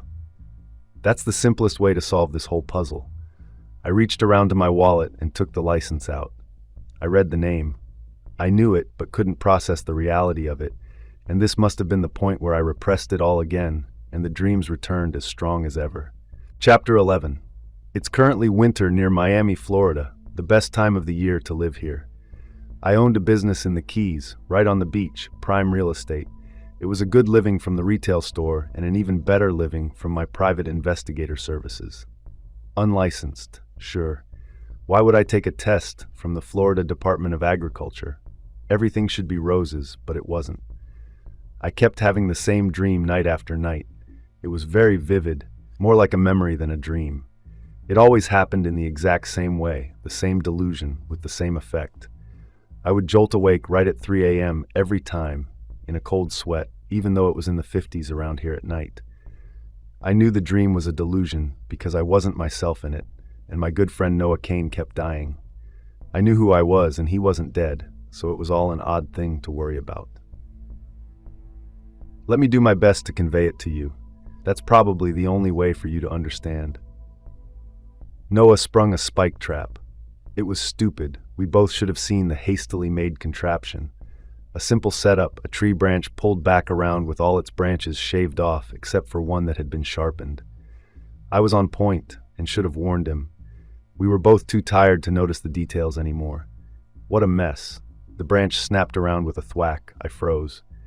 When I turned, Noah was looking back at me with a disappointed look. The sharpened branch, maybe 6 inches long, was embedded right in the middle of his belly. He hadn't cried out or made much of a sound other than a gasp on impact. Noah was a giant of a man, tall and wide, 280 pounds of mostly muscle. He had an anechoic look about him. You could see him however you wanted to. He was part American Indian, part New York Jew, and part Texas cowboy. If John Wayne had a baby with Woody Allen and that Indian lady on the butter bars, you would have it. "Noah," I whispered hoarsely. "Shh!" He spat back, tilting his head to listen. Then I heard it. If you listened to the wind and knew what you were doing, the sounds of our stalkers' boots crunching the pine-covered ground echoed about everywhere. They weren't from around here, so I'm sure they thought they were being sneaky. Noah made a fist and put it in front of his mouth. "Stop talking." He then pointed to his earlobe. "Listen." Then he opened his fist with his thumb, pointing to himself, and his hand flat to match the slope of the ground. "Follow me." Just as I started to protest, he pulled the spike out of his gut. He constantly impressed me. This move would have astonished even the most hardened of souls. God, it looked like it hurt. With the spike out, dark red blood flowed onto his dark t-shirt. He put his left hand over the wound, twisting the little extra skin around his midsection to close the wound as much as possible. Then he took off, moving quickly but not running. I followed. He was heading toward the sounds, not away. This was Noah's style. Go directly at the problem and face it head on. "I don't have much time left," he took the chance to whisper to me loudly. He was maybe 4 feet in front of me. He spoke just loud enough for me to hear, with his voice not carrying any farther. "I know who our pursuers are in the dream, and I hate them. I can never remember after waking, however. It's frustrating." Noah's words hit me like a punch to the gut. What did he mean by not much time left? It was a gut wound. Those could be tricky. We lost many good friends during the war to a gut wound. The telltale signs were getting thirsty and lethargic. I could see blood starting to seep around his waistline, even here from behind. The hole in his gut wasn't sealed, even with his attempts to hold it closed. "Noah?" I repeated his name, this time with much more concern in my voice. He stopped and forcefully pulled me forward to his side with his free hand. Then we both crouched down. He put his finger to his lips, then pointed forward. His hand was covered in his own blood. We had apparently circled around behind the 3 men who were after us. They were figures straight out of a nightmare, garbed in attire that screamed apocalypse. They looked terrifying, their faces covered in black masks, wearing modified body armor and carrying AK-47 rifles. They didn't look military, but they did look like they could take on any military on equal terms. We were in the cypress forests north of the Everglades near Lake Okeechobee. These woods were wild and swampy. If you fell asleep out here and were not 20 feet up in a tree, odds are you wouldn't make the night between alligators, panthers, and poisonous things like snakes and spiders. Neither Noah nor I had any weapons other than our bare hands. I tried to find a stick I could use as a club. Everything out here was rotting away. There was nothing suitable. I looked down at Noah's midsection when I got close. It was covered in blood, deep red blood. He wasn't going to come back from it. No one could, not even Noah KAYNE. While I was collecting myself, Noah straightened and sprinted forward. He ran fast, though he was mortally wounded. And, unlike the men in front of us, he was dead silent.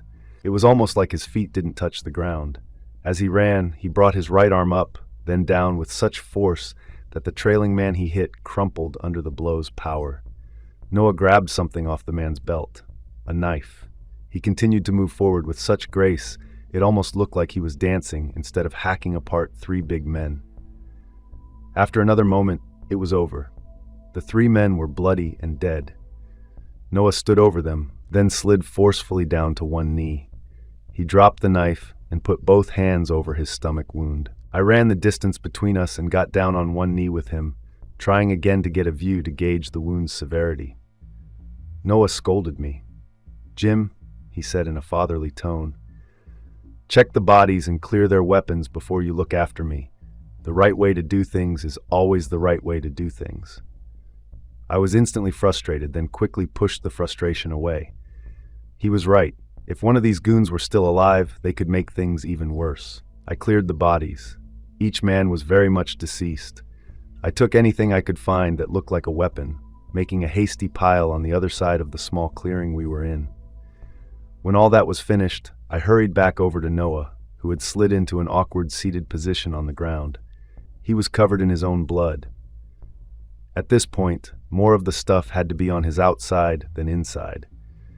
"I'll make a travois," I told him as I started to look around for materials. A travois was an old Indian invention. It was simple and effective. 2 long sturdy sticks formed into a V. I would hold up the end closest together, and the wide part would drag across the ground, making a sled of sorts. Noah coughed up blood. I hastily widened my search. It was going to be nearly impossible to find what I needed. "Jim," Noah said again. My name was Wade Clay. I had no clue why he would call me Jim instead of Wade. He must be hallucinating from the wound and loss of blood. I heard a loud snap. Something or someone had broken a large stick. From the sound of the crack, it was a stick possibly large enough for me to have used in the travios. Noah pointed behind me. I turned. It was a big alligator, maybe 8 feet long. It was a female who looked pregnant, possibly 400 pounds of her total. I spun, stood up, found what I could, and started making noise and throwing rocks at her. An alligator had something wired in its brain that translated height as danger. It didn't mean they wouldn't attack a standing person, because they would if they felt like they had no other option or were hungry. But under conditions like these, my tallness might convince her to find other prey. It did. She turned and headed back the way she had come, breaking the large stick again in a second place when she retreated back over it. Noah coughed up blood again. "It's going to be dark in about an hour," he told me. If I hadn't been looking right at him, I would never have realized he was in any distress based on his voice. He sounded like he always sounded, powerful and broad. I looked around. "I'll have to carry you," I told him as I positioned myself. I tried a few times, but while I was almost as tall and almost as strong as Noah, I wasn't going to be able to pick up a 280-pound man and carry him much more than a few hundred feet. "Jim," he said, "it's okay." Why the heck did he keep calling me Jim? I kept wanting to ask him, but it just didn't seem that important right now, given everything else. He tapped me on the shoulder to suggest I turn around. I did, and the damn alligator was back. I went through the same routine, only this time, the thing didn't scare off quite as quickly. It was more brazen, getting within maybe 30 feet of Noah. Maybe it was attracted to all the blood. Who knows? "You need to get out of here before it's completely dark," Noah said. He coughed a few times, and more blood came out of his mouth. "I'm not leaving you," I told him. I even turned my head to look behind me where the gator kept showing up to emphasize my point. "Can't have it both ways," he coughed. God, he was a tough guy. I really looked up to him. I ignored him and wiped some of the blood away from his lips. He pushed my hand away. "Jim," he said forcefully, "you have to leave." More coughing. More blood. He continued when his fit was over. "I don't want to be dragged around by that gator any more than you want to go and leave me." "I get it," he said. I started to understand what he wanted. "No way," I protested. "Be a man." He was angry. He wanted me to hasten his demise. I could feel my eyes starting to tear up. This man had been both a brother and father to me. I depended on him to help me understand right from wrong. He was the only person in the world I knew I could count on, 100% of the time. I heard the big alligator approaching again. Noah startled me by grabbing my hands. He put one over his mouth and one over his nose. I tried to pull them away, but even near death, he was stronger than I was. "For God's sake," he said through the hands on his face. He wasn't pleading. I think he was more confused about why I wasn't doing what he wanted. I turned as the alligator charged. This was when I shot awake every night. Same dream, same outcome, always at the same time. It left me melancholy and tired. It was a weight I felt but didn't understand. Chapter 12. Did you say Novocaine? It was always the same joke until they met him and became humbled and respectful, all at the same time. "Noah Kane. Noah, like from the Bible," I replied, waiting for the next smart aleck comment. I could never figure out why people asking for help needed to make snide jokes. "Let me guess, and Kane, like from the Bible too?" Kayne, I spelled it for her. It was always the easiest way. The woman had money and wanted everyone to know it. She was older but still glued together well enough. She was dealing with a little too much sun over the years, but some plastic surgeon somewhere had done everything available to modern science to hide the wrinkles and sunspots. Just to give you some background, I own an ice cream store in Plantation Key. It serves real ice cream and other stuff out of vending machines. In the back, that's where I spend most of my time. I run operations for Noah KAYNE. We're partners. Tank, my giant collie, and I end up doing most of the legwork. Noah only shows up when there's trouble. He was the biggest, baddest dude I had ever met. This lady, Mrs. Winters, was here to hire Noah. I worked as his broker and business manager. I made the deals and decided what cases to take. Noah provided security when I needed it most. She waved her hand dismissively. "My husband beats me," she said. I looked at her. That was a lie. She must have seen it on my face.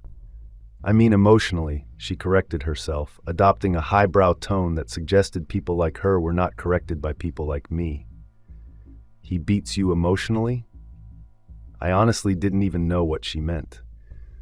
"Do you want the job or not?" She got angry with me for something. She was probably not mad at me specifically. This lady felt like she was angry at life. "You haven't actually managed to tell me what it is you need me to do?" I reminded her. I kept my tone cordial. She was a customer, after all. "Right." A surprised look flashed across her face and disappeared. I don't know if she realized I wasn't the problem or was startled that someone spoke to her so directly. "It's a simple job. I need you to take a letter from my lawyer's office and deliver it to my husband." "I can save you a lot of time and money," I said, caught off guard at the silly task. "We have this thing called the post office here in Florida. For a dime, you can buy a stamp and mail a letter anywhere in the world." She made a dismissive gesture. "That may be so, but this letter needs to be delivered personally, or else he won't read it." "Your lawyers don't have someone who could drive it over?" "It's not simple like that," she said, holding eye contact with me to make some point that was completely lost on me. "We've tried that." She dropped her gaze after a moment. I realized I didn't have all the information. She was terrible at essential human communication. "Who is your husband?" I asked. "Carmine Lombardi," she said, looking back up from studying her hands. Her eyes showed just a glint of weakness, like saying the man's name was some kind of defeat. "No way." "I thought your name was Winters," I said just as I thought it. This was an almost impossible coincidence. "The enforcer?" I clarified just to make sure I wasn't going crazy. "Yes, Carmine the Enforcer Lombardi." Through an odd series of events that I am still sketchy about, I ended up taking over Tony Two Shoes Moretti's business about 4 months ago. We kept it all under wraps, so the other families don't know. I've kept the same business model in place. We shifted slightly to color just inside the lines instead of just outside them. Tony Two Shoes was still the front man. Lombardi was our next target. He ran things just to our north. We've been trying to figure out how aggressive we needed to be and how far and fast we should start pushing his operations out. I realized she was waiting for a response. "What's in the letter?" This was an obvious question I should have asked earlier. "Divorce papers." She tilted her head back when she said it. She was being brave, it seemed. She was being brave to divorce that guy. It wasn't an act. I corrected myself. I was starting to get a clearer picture. "The law firm's couriers keep getting roughed up?" Something like that. She half smiled at her own inside joke. "So you need someone who won't get roughed up." "No, you'll get roughed up. I need someone who can take a licking and keep on ticking." She used a newly popular catchphrase from a watch company's commercials. Usually, I would tell her no. This wasn't my cup of tea. However, I can't deny the luck of this falling right into my lap. It gives me a reason to start snooping around Lombardi's operation, something I was going to have to do at some point anyway. I looked back at the woman. She had money, lots of money. "I'll do it, but I'm going to cost considerably more than a 10-cent stamp," I said. We were sitting in the diner I ate at almost every day. It was my home away from home, and I guess it doubled as my office because all my business ventures of late seemed to start here. She smiled a smug smile to herself. I got the feeling her ego had just been stroked. She didn't get told no by men very often, at least not men like me. She reached into her handbag and slid an envelope across the table. On the outside of the envelope were 2 addresses. I picked it up and looked inside. There must have been $100 bills. Jesus Christ, I mumbled under my breath. Half now, half after proof of delivery, she said proudly. She didn't know the value of money. I was going to shake her down, but only shoot for about 10% of what she offered in total. You got a timetable? I asked after quickly doing the math in my head. This is a delicate matter. She took a sip from her coffee cup. I'll need a week to 10 days to scout everything out. I wanted to set some expectations. It's a 2-hour job, she protested.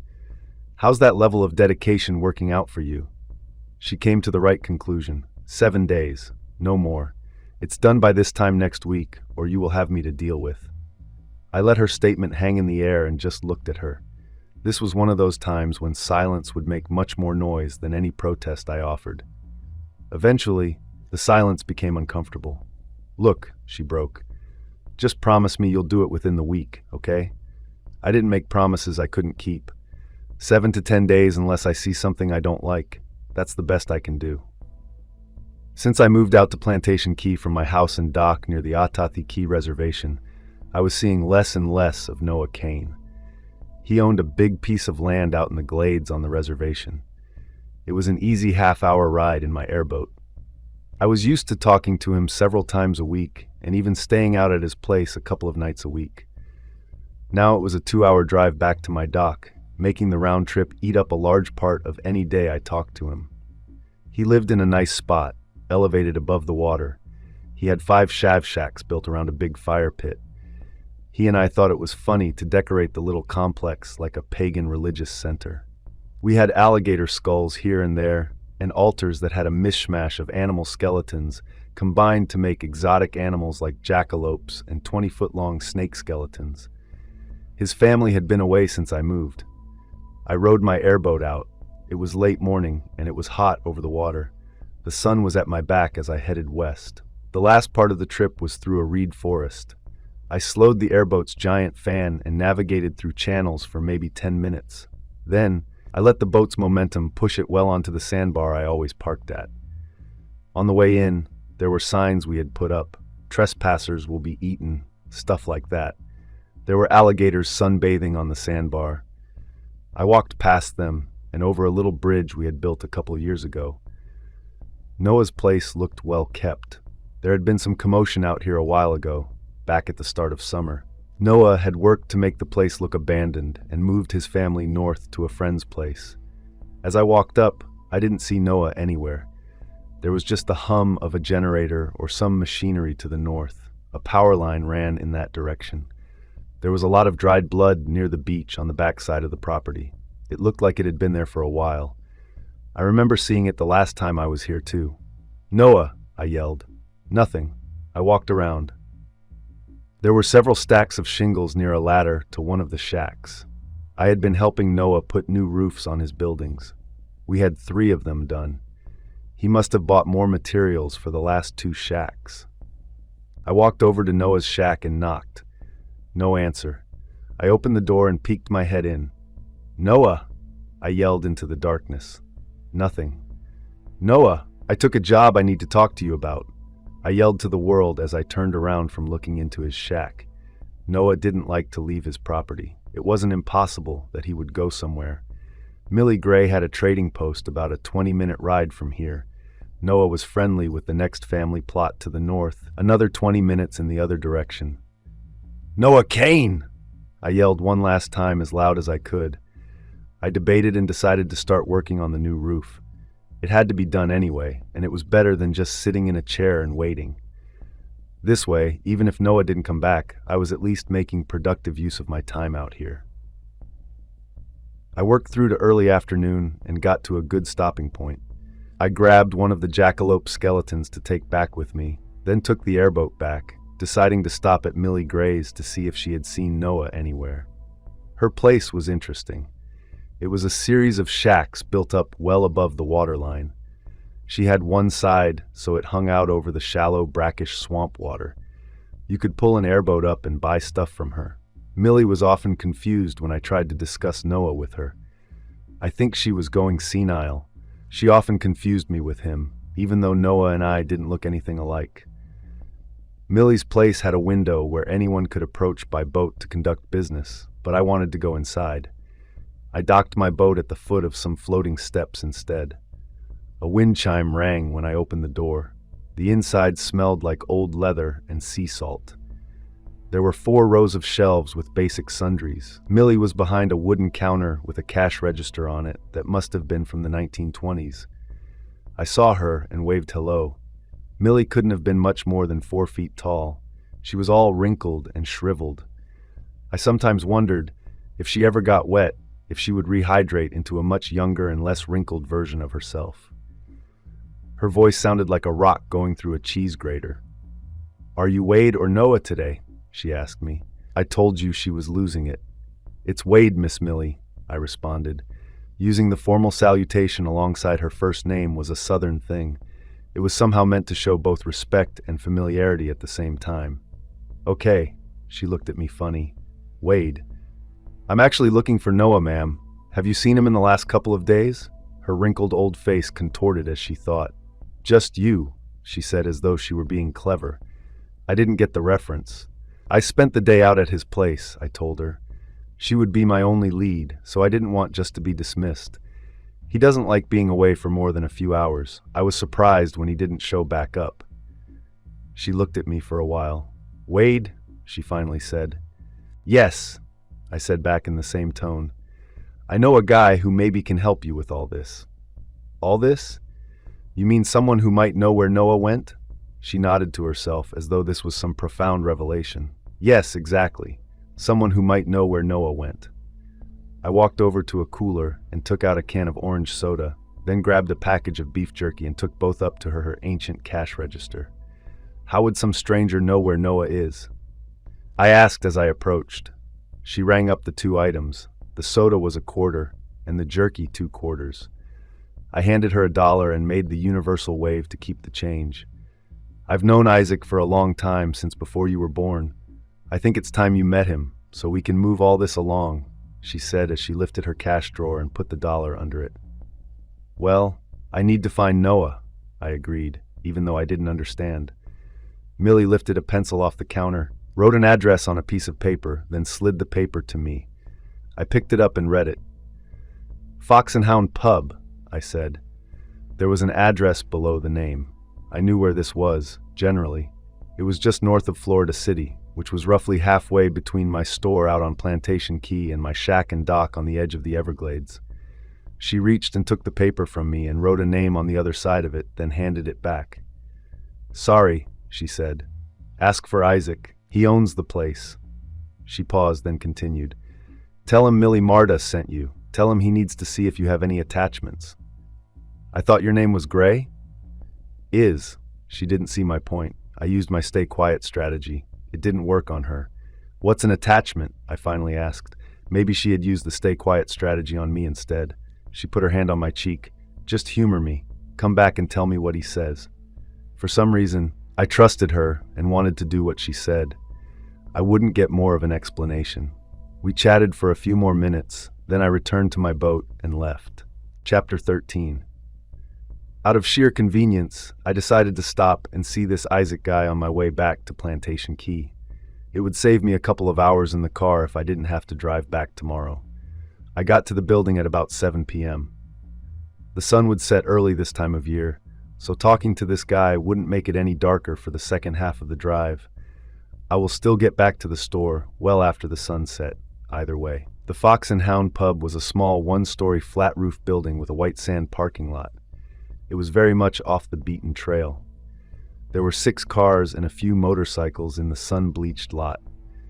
I parked my repaired Cuda convertible in a spot that said, "Customers Only," near the front door. The car had been trashed over the summer and I'd spent a lot of time bringing it back to life. The 2 doors were swinging saloon doors like from the Wild West. I felt the weight of it on my shoulders.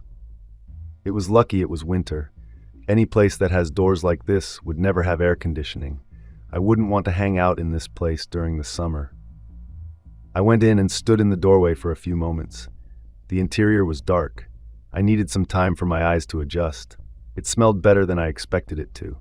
I was waiting for that dank, sweet, stale beer smell to hit me. Instead, The air on the inside smelled like pine cleaning products. It somehow made me feel hopeful. There were maybe 15 people inside. They were mostly sitting alone at different tables. An old guy with a white beard was behind a long mahogany bar. I looked around and realized it was so dark inside because there were no windows and no electricity. No electric lights. Nothing. I walked to the bar and sat on a stool a few feet from the next closest person. The man with the beard came over. I could see his eyes in the dim light. They were a piercing light blue. When he spoke, his accent sounded otherworldly. "What'll it be, friend?" He's standing in front of me on the other side of the bar. "I'm looking for a fella named Isaac," I said. "That right," the man said. "I believe he owns this place?" I asked. I wasn't condescending or anything. I really had no idea if this was even a good idea. "Who's asking?" The man's voice had so much bass to it, I could just feel the long bar vibrating against the low tones. Millie Martis suggested I talk to him about a buddy of mine. "You know Mother Martis?" The man seemed surprised. "Millie runs a trading post in the Glades. It's on the way to my friend's place. He lives out there." "Bill!" The man turned and called to someone at a booth near the back of the room. "Ya boss," came from the darkness. "I'm taking my break. Cover for me," the barman said. He nodded his head to indicate the booth that Bill was now abandoning. "Let's chat in my office," he said to me, waving me to follow him to the booth. I did. When we covered the short distance, he slid into the cushioned side and put his back against the wall. I took a chair on the other side, which put my back to the door and the rest of the room. "What did she tell you exactly?" the man asked me once we were settled. His voice had too much bass in it, as I mentioned. He had a quiet way about himself, just like Millie did. There was a term, old souls. That's what it felt like these two were. This guy was also intimidating. He wasn't as tall as me, but he was built solid and looked like he would be good in a fight. "She said that you're supposed to tell me if I'm attached to anything, then I am supposed to tell her whatever you tell me." I summarized it as best I could. The man laughed. "You mean if you have an attachment?" He corrected me very cordially. "I don't know what that means," I confessed, "or how it will help me find Noah." "Oh, I see," the man nodded to himself. He looked me up and down, then seemed to be studying the air around me. Finally, he said, "Tell her that you don't have any attachments." This whole thing seemed silly, even though the white-bearded man could not have been more serious. He had a sadness to him and also a peaceful calm. "What are you even talking about?" I asked. He smiled a sad smile. "It's kind of my specialty," he told me. "She feared maybe you were seeing a ghost."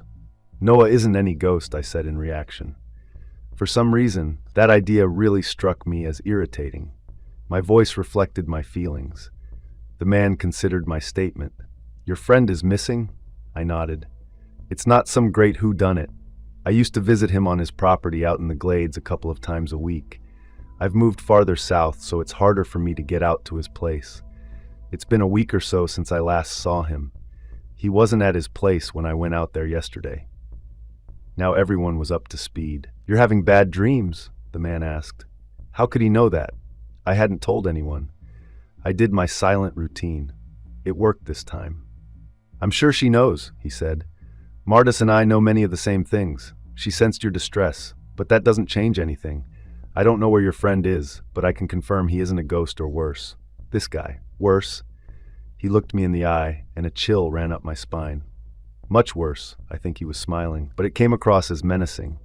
"There is a whole other word, friend. It's all balances and scales." I was indignant for some reason. Noah tips whatever scale you're using in his favor. I don't know why I was defensive. The man looked at me, and his eyes changed from hard to compassionate. "Wade," he said. "It's unsettling that he knows my name. Millie, as you call her. She and I have been through thick and thin. She is a hard little woman, but she sees things in people. Sometimes she sees things that even I don't see." He looked down like he was thinking. "So," he continued, "I'll tell you this. If she sent you to me, it's because she believes in you. You think you are going through something, and she wants to help. That right there is a tell. If Mother Martis believes in you, then so do it. I haven't done much in the past couple of years. If you need help finding your friend, I'll help when the time comes." Before I could reply, he put both his hands on the table. It was emotion that suggested we were done. "Tell Martis I said hello," he said, dismissing me and sliding out of the booth bench. "Sure," I said, confused. I stood up and watched him walk away. I got home about 10 at night. I lived in a newly renovated apartment over the ice cream storefront. The apartment was much nicer than my shack by my dock. I parked behind the building and took the back stairs up. The front of the building faced the beach and the ocean. I'd been living out here for maybe 4 months. I was starting to see some light rusting on my cuda, the constant salty air and humidity taking their toll. I reached the top of the stairs and used my key. The lights were on inside, and I could hear the TV. When my key hit the door lock, I heard Tank bark and start to growl. Then I heard a woman's voice call his name just as I pushed the door open. "Stand down, big man," Candy said to Tank when she saw it was me coming through the door. Candy was the dispatcher for Sheriff Buford Jenkins. Buford and I went way back, all the way back, really. I called him Buford. He hated it. Everyone else called him Sheriff Jenkins. I paid Candy to dog-sit Tank when I had to go north to civilization. She and I had become good friends. She had made some overtures to me, but she was quite literally half my age at 25. A little kid came from around the sofa. That was Candy's son, Diedrich. He had just turned 12. Candy was German. Her ex-husband had been Cuban. Diedrich was a healthy mix of both. "Did you bring it?" Diedrich asked me with anticipation. I snapped my fingers. "It's in the trunk," I said, holding my keys out for the kid to grab as he ran by me excited. "You didn't," she feigned inconvenience. "Is it creepy?" I laughed. "Maybe," I smiled. I liked having Candy around and being able to dip my toe into domestic life. I don't think I would enjoy the responsibilities, but I did enjoy moments like this. It's a rabbit skull with long antlers on a dog's body. "Ew, how did you get everything to stay together?" She was making a face like the answer might hurt. I chuckled. "Super glue and fastening screws, mostly." "Mom," came a happy yell from outside by my car. "The call of the wild," Candy said. She grabbed her purse. "When was Tank out last?" I asked. "He should be good. Maybe 20 minutes ago." She had her bag, offered me back my keys, which I declined as always, and gave me a kiss on the cheek as she walked past me out the door. I couldn't sleep. No, that's not right. I didn't want to sleep. After Candy left, Tank and I watched some television. Eventually, The Tonight Show with Johnny Carson came on. We watched it. It was funny as always. Jackie Gleason was the first guest, and one of the skits, How to Lose Friends and Alienate People, was pretty funny. I flipped around the channels for a while after. Most of them were going off the air. After a few star-spangled banners, I rousted Tank, who was not sharing my sleep avoidance plan. We both went downstairs to the main store. I had the front doors removed, so the place was always open. That said, there was never anyone here after about 10 p.m. I originally had some trouble with beach bums trying to use the place to sleep at night. Between Tank and Sheriff Buford, we solved that and established the reputation that this was not the place to camp. So far, so good. Tank lay down near the front of the store and went back to sleep. I used my key and opened one of the 2 storage room doors. The one I opened was an actual storage room. I pulled out some of the candy boxes, then walked the line of vending machines along the wall. It was about the same as always. I spent half an hour restocking everything. I considered opening the other storage door, which led to a larger back room, but decided against it. I was getting tired. It was pushing past my dream wake-up time. I should be okay to sleep now. I started to put everything away when I had a thought. Maybe Noah was asleep in the back room. He had his own key, and it wouldn't be the first time he had shown up back there when I wasn't expecting him. I unlocked that door and reached my arm around to turn the light on. "Noah?" I called out, then almost instantly felt silly for doing it. The room was Noah-less. In contrast, everything else was where it should be. It looked like an Army-Navy surplus store because that's precisely what it had been. My friend Mike passed a few months ago, and he left me the contents of his store. I didn't want to be in that business, so I moved everything here and used it as my personal armory. There is practically no situation I couldn't arm myself to the teeth to confront. I locked the door, found Tank, and went back upstairs. Tank woke me up around noon. My bed was just the top mattress, so he could easily walk up to me and start making dog noises with little effort.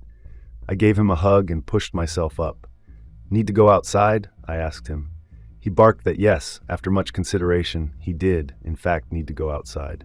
I slow walked to the door, just waking up. I opened it to let him out. The sun was bright and hot, so much so that I had to raise my hand to shield my eyes. I left the door open and headed for the bathroom myself. When I returned, Tank was back inside. He had found two bikini-clad young ladies. I sat down on my couch, still trying to wake up. Tank hopped up and sat next to me. "Heck of a guard dog," I said to him when he settled. The two girls laughed. They were maybe 19 or 20. I knew them. They were the twin daughters of Texas Frank, the man whom I rented the building from. "Liberty Mercy," I said. "To what do I owe this pleasure?" "We need to borrow Tank for the afternoon," Liberty said. The two were fraternal twins, not identical. Both girls wore their bikinis well and were in good shape. I had no idea if they resembled their father. I never met the man in person. I only ever speak to him over the telephone. Their father, Texas Frank, was an immigrant and, as it turned out, a hippie from the 60s. The kids were lucky their names weren't weirder. "I'm heading north up to Hollywood," I said. I usually would take Tank with me. He was well-trained and better in a fight than I was. If I ran into any resistance as I started to scout out the Lombardi operations, Tank would be a valuable asset. "It's important," Mercy said. "Explain." Liberty nodded. "We're heading to a clam bake this afternoon. There are some guys there. Sometimes they don't take no for an answer." I nodded. Part of me felt a fatherly annoyance. "Don't put yourself in a bad situation in the first place," I wanted to tell them. Easier to simply not go than borrow my dog, I led with it, even though I knew that teenage logic wasn't going to see the wisdom of my ways. "It will be fine," Mercy said. "There are these two guys we like in spite of their friends." Liberty instantly turned red and pushed Mercy. "He doesn't need our life story," she protested, embarrassed. The truth was I wasn't their father, and Tank would absolutely protect them from anything going south. "If I don't let you take Tank, will you still go?" I was rationalizing. They nodded that they would. What was I going to do? They were here for the winter, all 80 degrees of it. I could loan my dog out for the greater good, or let these girls fend for themselves. I could make it work. I'll scout the areas north today, and wait to start walking around until tomorrow when I can bring Tank. My general strategy when starting a new case was simply to get out and be seen. I found the wind would start to blow, and if I followed it long enough, it always led in the right direction. Today I'll scout things, and tomorrow I'll unfurl the sails. I told them fine, they could take Tank. Liberty gave me a hug. I wished she wouldn't do that. It made me simultaneously notice that she was only in a bikini and feel like a creepy old man all at the same time. Chapter 14, Homestead, Coral Gables, then Miami proper. Lombardi basically ran everything along Highway 1 from Miami on the north of the road to Homestead on the south. It was mainly a mishmash of retail strip malls and housing developments. I would have thought the money to be made would be in downtown Miami, but apparently that wasn't the case. Highway 1 offered a near-endless supply of little mom-and-pop stores to provide protection. Between all the new construction and the ports, Lombardi had a lucrative territory. The bad news was that, unlike Tony Two Shoes, Lombardi also fully embraced the South American cartels. Drug money. It was a lucrative but dishonorable business. I learned from dealing with Tony Two Shoes that these mafia guys were just like everyone else. Some of them had morals, some didn't. Morals didn't make them stupid or even less dangerous. But they did provide a buffer between illegal activity and immoral activity. I should also stop in and see Tony Two Shoes while I'm up there. He spends his time at his nightclub, the Pink Trampoline. The Pink Tramp, so long as he never hears you say it. I drove the Cuda north. It was a perfect cloudless day in the low 80s. I hit Florida City and could take the right bend to continue Y1 or go straight up 997. 997 would take me in the direction of my dock and Noah's property. HY1 would be a congested mess leading up through Lombardi's territory. I did have a third option. Mrs. Lombardi's Palm Coast Law Group legal firm was in downtown Miami. I would have to go there anyway at some point to pick up the letter. I could do that today and then start the actual work tomorrow when I had Tank with me. I had the address on the envelope she had given me. I took the right bend and made my way up to Y1. It was still a 30-mile drive, and I wouldn't be doing more than maybe 25 miles an hour, so I was more than 60 minutes out. For some reason, the Three Stooges routine, where their lawyers were Dewey, Cheatham, and Howe, kept running through my head. I must have looked a little crazy, laughing while sitting alone in my convertible.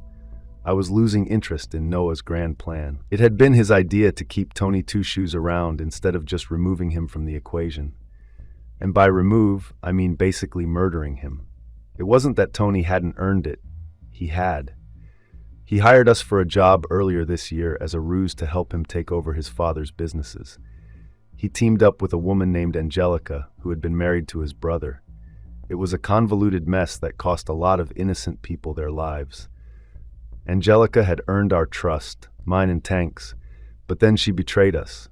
I could deal with it. It happened all the time. However, at the moment of betrayal, she kicked Tank in the head so hard it knocked him out and took him a week to recover. It was a betrayal of trust, both his and mine. Because of that, in some roundabout way, Noah decided to muscle in but keep Tony as the face. Noah beat Tony badly in his bar. Bad enough that Tony understood the structure of our new relationship. As part of the deal, Tony was supposed to retire Angelica. He told us he did, but both Noah and I knew it was a lie. If she had been a man, I would have found a way to resolve the situation. I just couldn't get up enough of a head of steam to go find and then beat to death some lady. It was close, don't get me wrong. I also felt the frustration of not knowing where Noah was. I felt like I should be going back out to his place instead of driving to downtown Miami to pick up a stupid divorce letter to deliver. Many of my cases were trivial matters. This one felt even lower. I was spending a week doing the job of a 10-cent stamp. If I wasn't interested in Lombardi for my own reasons, well, whatever. What else was I going to do? Spend leisurely days surrounded by attractive women in bikinis while I collect a good living from my store where I had to work maybe an hour a day? All in the paradise that was the Florida Keys? I had some unknown bug, some drive, some calling. I could feel it even though I didn't understand it. I needed to seek out and find danger to feel alive. And something else. It felt like there was something I needed to remember, and the only way to do it was through an adrenaline rush. I had to show my driver's license to sign into the high-rise office building. It was a nice place. The lobby had a big fountain and a lot of green plants. There was some confusion around the license, but we got it sorted out. I got handed a white badge that said visitor on it. I took an elevator up to the 20th floor. There was no music playing in the elevator. I don't know why, but I noticed. The elevator opened to an overproduced lobby. Very nice. Too nice, honestly. If I needed a lawyer and came here, I couldn't help but notice that they looked costly. Everything was marble and glass. There was a Hispanic man sitting at the receptionist station. Just like the rest of this place, he was way too pretty in his expensive black suit. "Sophia Morgan, please," I said as I stepped over to the desk. It was a big sprawling thing with the firm's logo well lit behind it. "Whom may I say is calling?" he said. He was very feminine in mannerisms. "I'm the courier for Mrs. Lombardi." I assumed that would be enough. I was in slacks and my light linen blazer with a pressed white shirt. I didn't look all fancy like the lawyers here, but I fit in just fine. The man nodded and picked up the phone on his desk. He repeated what I had told him, said "who" a few times, then hung up the phone. "Please have a seat. Miss Morgan will be right with you." Sophia Morgan had been a stunner at some point long in the past. She was well out of her prime now, though. In some way, she reminded me of Mrs. Lombardi. Much cosmetic work had been done, leveraging everything known to modern science. The man at the desk had walked me down to her corner office. I didn't realize she owned the place until he told me on the walk. It all seemed like a lot of pomp and circumstance for a letter courier. Morgan and I shook hands and exchanged pleasantries. She smelled like flowers and onions. It wasn't a pleasant smell. It suggested something rotten in her core. Her man offered me coffee, which I declined. I loved the stuff, but this wasn't a land of generous strangers. It felt more like everything was a temptation that would damn your eternal soul if accepted. She had me sit in a nice leather chair on the visitor's side of her desk, and she sat on the non-visitor side. "Thank you for coming all this way," she said cordially. I didn't fully understand what we had to talk about. My job was to get the letter, drive the letter, and hand the letter off while not getting too roughed up. Maybe she wanted to offer a delivery strategy or something from her years of courier experience. I nodded that I accepted her thanks. She smirked. "We've sent 5 people. The last group was a detachment of security guards." I nodded that she had spoken. She was waiting for me to comment. "They keep the letter safe?" I asked. I knew it was snide, but I was supposed to be. "I think we're role-playing." Her smirk turned into a smile. As a matter of fact, they did. She opened a drawer and took out a cigarette from a gold case. She lit it with a gold lighter. After a big inhale and exhale, she continued, "The letter is safe. The 5 men, not so much." "I'm going to be honest, Miss Morgan," I started. She interrupted. "Sophia, please." "Ugh. Yes, ma'am." I avoided her first name. This seems kind of like a silly thing to bring me in for. If Carmine Lombardi is handed a letter or not, I don't see it affecting anything in the big picture. She took another puff of the cigarette and nodded. "We've done our research," she said, changing tone completely. No longer cordial, she now sounded like a mother scolding her no-good teenager. I didn't understand the conversation we were having at all. "Mr. Kayne," she said, her tone now neutral and businesslike. "Wade, ma'am." "Oh, that's right, Wade." She smirked again. "You delivering a letter is silly. You're a smart man. I know that you're working behind the scenes down in the Keys. Someone who is uninformed might mistake you for a crime boss. It seems what used to be Moretti territory is now Clay territory." I froze and tried not to show the change in my demeanor. How could she know any of this? I was way out of my element, so I decided to keep it simple. "I'm listening," I said with little inflection. She got very serious. "Wade, you can imagine how difficult it is as a woman owning one of Miami's top law firms. We specialize in helping women escape bad situations. Many times that bad situation is a bad marriage." I looked around and remembered the boy toy receptionist. I didn't think life was as hard as she was suggesting. It certainly paid well, and there couldn't be any more marble or glass in these offices. She continued. "When we sent the last group to deliver the divorce letter, the guys got roughed up badly. But they came back with a message. It's classic mob mentality stuff. They don't know how the modern world works." She puffed on her cigarette. "Let me guess," I filled the silence. "The message was to drop the case or become part of it." She finished her cigarette and lit another one off the butt. "See," she gave me a thin, joyless smile. "I knew you would understand. He basically said he would kill me if I didn't back off." I gestured to all the opulent offices. "Surely you can afford a restraining order," I said. She smirked. "I didn't grow this firm to where it is by being a fool, Mr. Clay. I know my own strengths and weaknesses. Lombardi will see a court action as a hostile move. He will rationalize that he gave me a fair warning. Then one night I'll die in my sleep or drown in my kitchen sink or something." A thought struck me. I don't disagree with your analysis of the situation. However, if all that is the case, why would you want someone like me to show up and force the issue? My delivery will be noisy. It'll push things exactly where you just said you don't want them to go. She nodded. "As I said, I've done my research. I know that you are looking to do the same thing with Lombardi that you did with the Morettis. I also know you are capable. I can see the results." She puffed some and made a face. "I also know not to worry about how the sausage is made, just that it gets done. Your methods are, what's a good word? Let's go with confusing. You're confusing, but you are what I need right now." I think there was a compliment in there, but I wasn't crazy about the wrapping paper. "If you're asking me to help make sure you stick around, which would be a big ask. By the way, starting off by lying to me about the job isn't the best way to frame the question." "We want the same things," she said, pounding her half-finished cigarette out in her desk ashtray. "I think saying that you want what I want would be more accurate," I told her. "My life doesn't get any easier with you in it." She nodded and opened her top center desk drawer. She took out a nice-looking bank portfolio. She slid out an already printed and signed cashier's check and pushed it across the desk. The number side was up.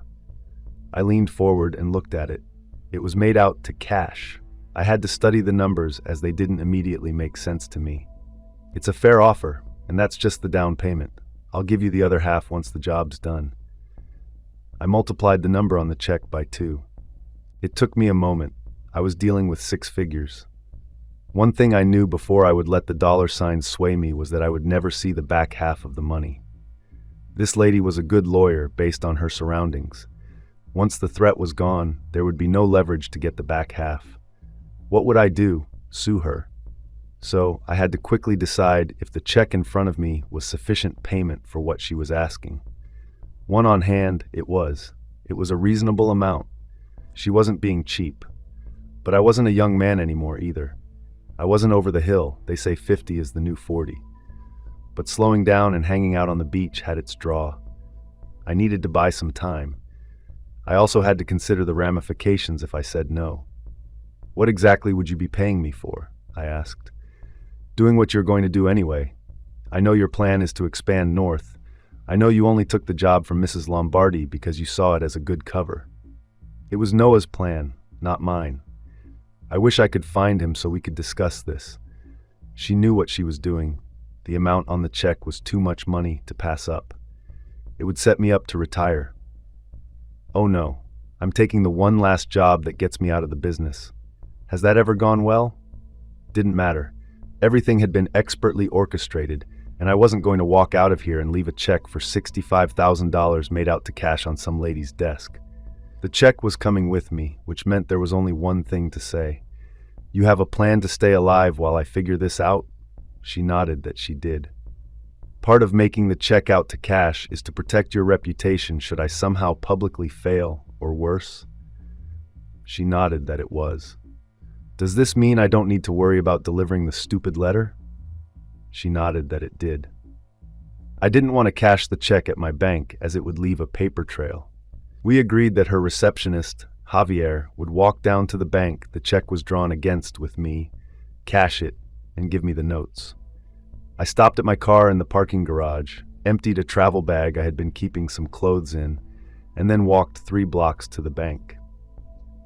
I started to have doubts about taking this much money from a lady I hadn't researched. I already knew things would be challenging. I hated being on someone else's clock for work like this. I'd been dragging my feet with the whole plan anyway. Yes, I understood that Noah wanted to clean up South Florida, and yes, I understood why, and yes, I agreed with the morality of it. But the truth was, I had fallen into a pretty good life, and these other problems were starting to feel far away. It was a 2 or 3 hour drive just to come up here and look for trouble. I'm going to make him an offer he can't refuse. I think that's close to the Godfather line. How true. On the other hand, if I did clean up Lombardi's territory, and if I did somehow magically get the back end of the payment from Morgan, I wasn't going to start using her first name. Then I could argue successfully that my work had been done, my duty paid, and I could just hang out on the beach and provide fatherly advice for bikini-clad young ladies who were not my daughters. It was a mental trap. I knew it. I'd get bored of that life after a while. I needed excitement. I couldn't shake the feeling that even if I would get bored eventually, I probably had a few months or a few years of relaxation in me before that happened. I crossed a couple of streets with the light and found my way into the bank lobby. Javier was standing over to the side of the bank tellers by a half door that led back to the security boxes. An older man was standing beside him. They both watched me enter and make my way over to them. When I got close, the bank man used a latch to unlock the half door and then his keys to unlock the full-size door that led down a narrow hallway. There were rooms on either side with curtains that could be drawn closed for some privacy. The bank man put us in one of those and said he would be right back. Javier and I didn't have anything to say. We stood there pretending to be looking elsewhere. Maybe 5 minutes later, the bank man and one of the tellers came back into the room. The teller lady was holding a money tray with stacks of hundreds bound by thin paper wrappers. Each wrapper said $10,000. There were 6 of those and then a half one. $65,000. That was 14 years of pay at minimum wage. Last year, they upped it from $1.60 to $2.12 an hour. Suppose I can collect the back half, that's 30 years of pay. I literally might not live long enough for the math to work. Javier counted the money and handed me each bundle when he was finished. I went through the motions of checking it. It all looked real to me. Part of me thought that this kind of money should be bulkier. It only filled my duffel bag maybe 20%. We exited back out to the lobby. Javier went his way. The bank man asked me if I wanted a security guard to walk me to my car. I suppose it was the right thing to ask, but it seemed a little out of character. If Tank had been with me, I would have said no. Instead, I wanted to be prudent. Why not have an armed guard walk with me? What could it possibly hurt? As a matter of fact, it was a clever play, right? Well, in what turned out to be a long run of bad luck, when we got to my car and I turned to open the truck, the security guy clocked me on the back of the head, which knocked me out. He then took both the money and my car. I should have got a better look at him. He was a big middle-aged nondescript guy. Let's call this strike one on my part. I woke up on the concrete of the parking garage. It was dark out. As I pieced together what had happened, I was surprised that Noah hadn't shown up to help me.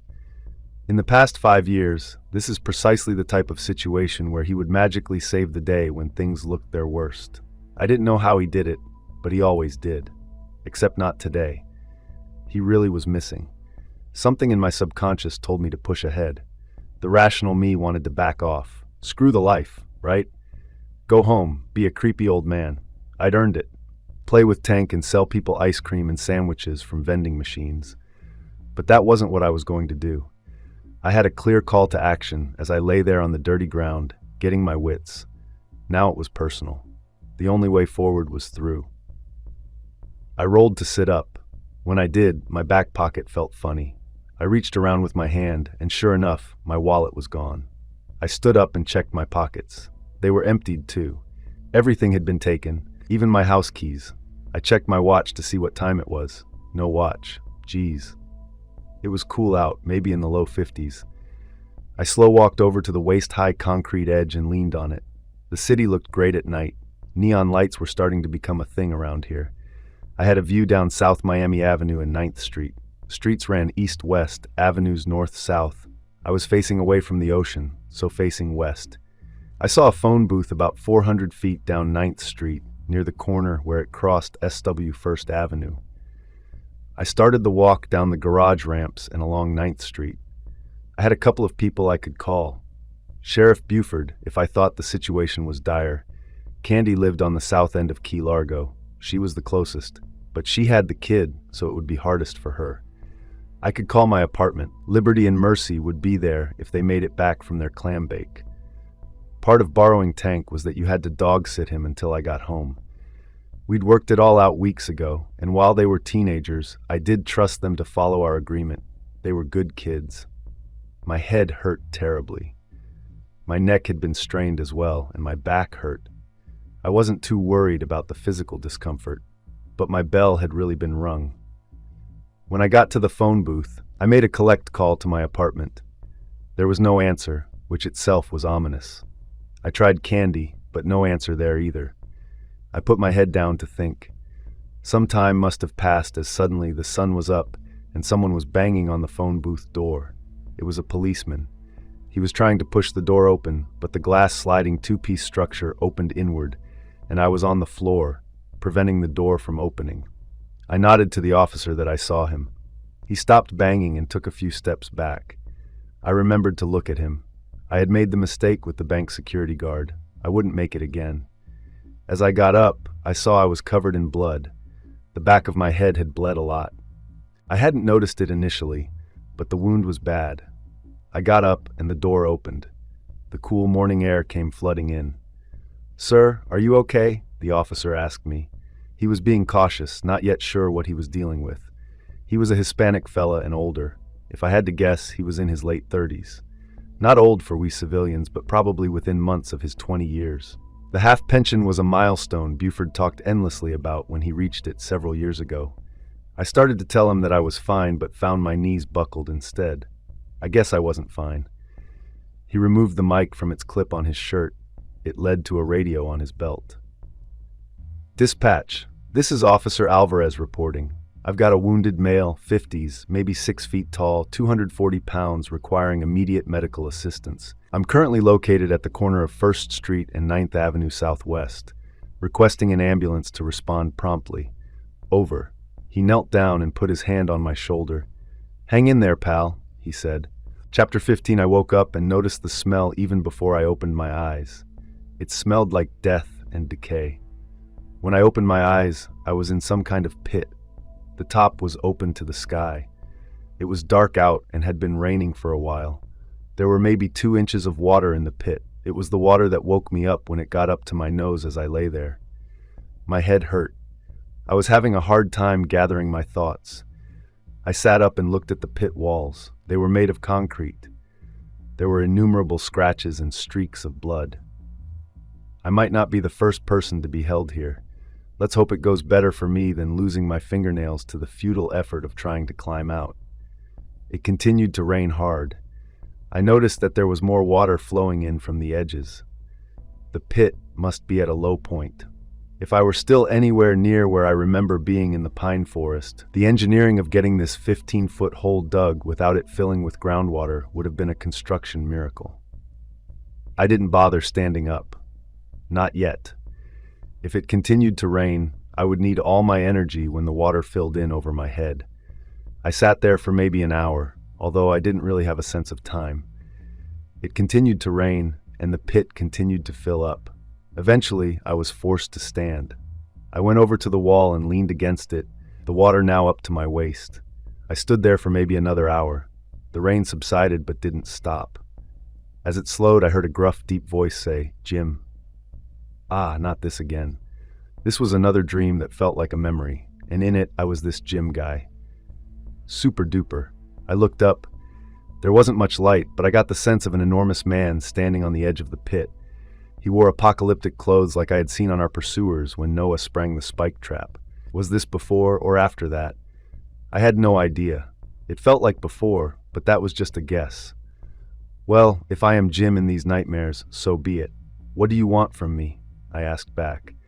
I tried to yell to be heard over the weather, but my throat hurt, so it came out about as gruff as the big man's voice up on the edge of the pit.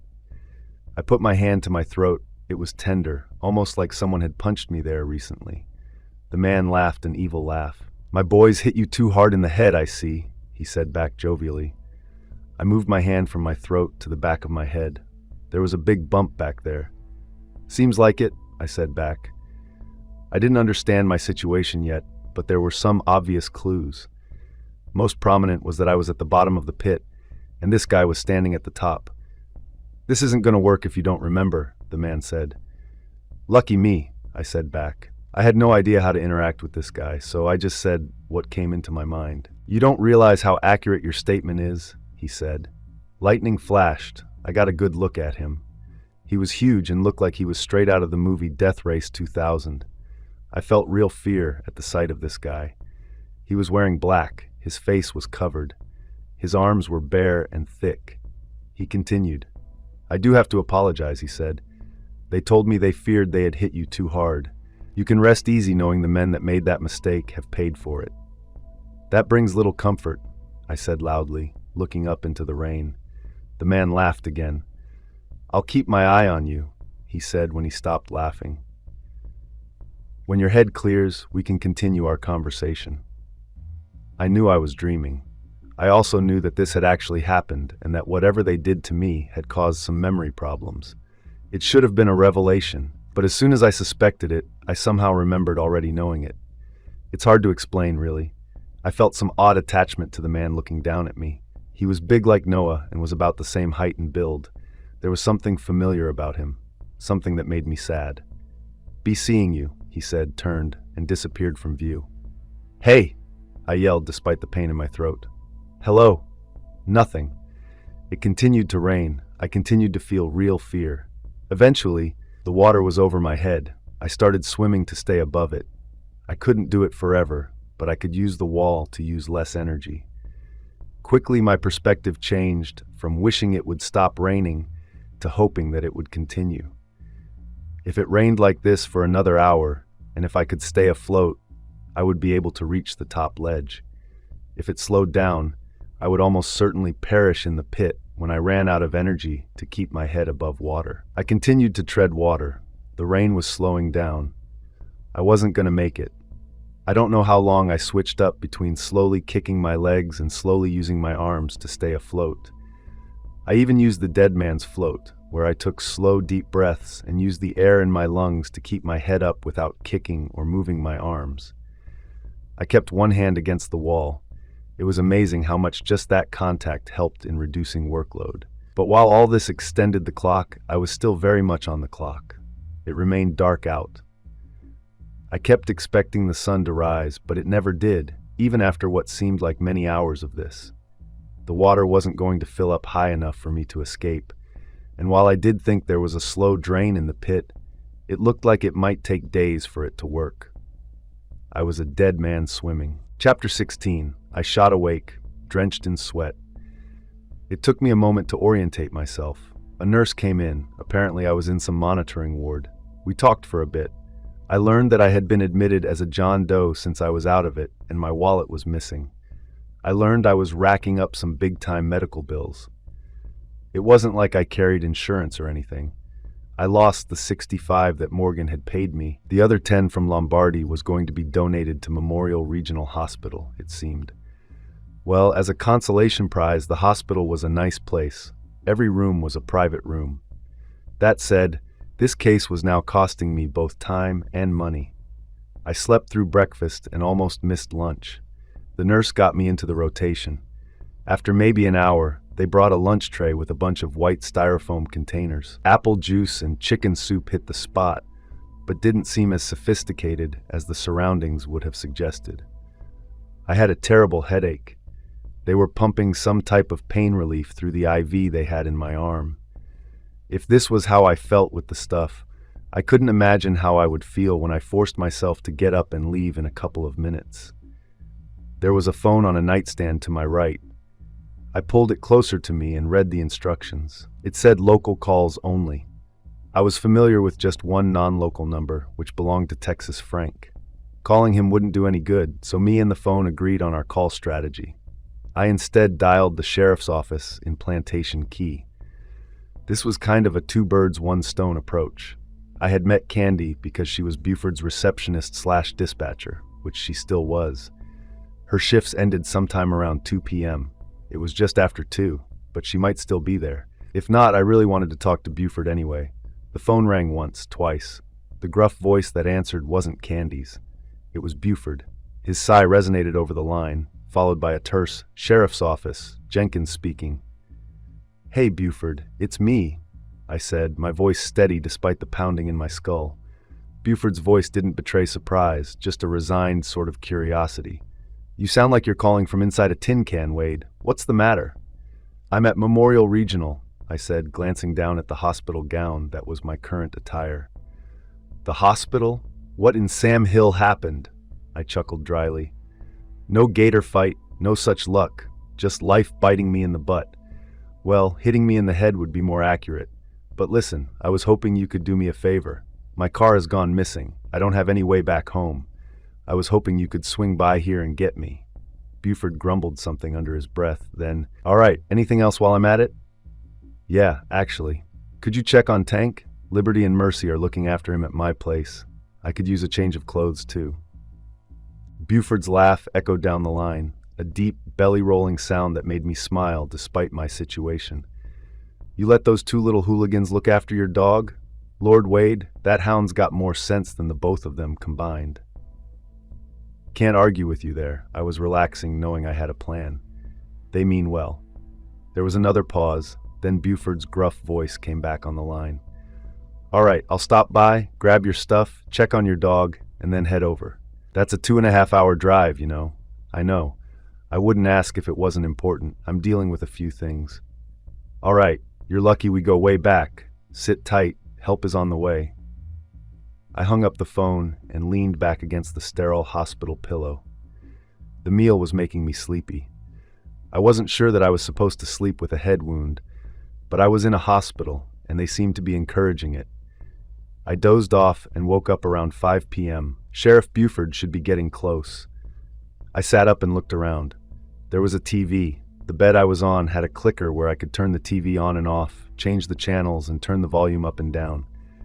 I didn't watch TV. I didn't even own a TV. The most entertainment I got was watching 60 Minutes at the local bar, but there wasn't anything else to do.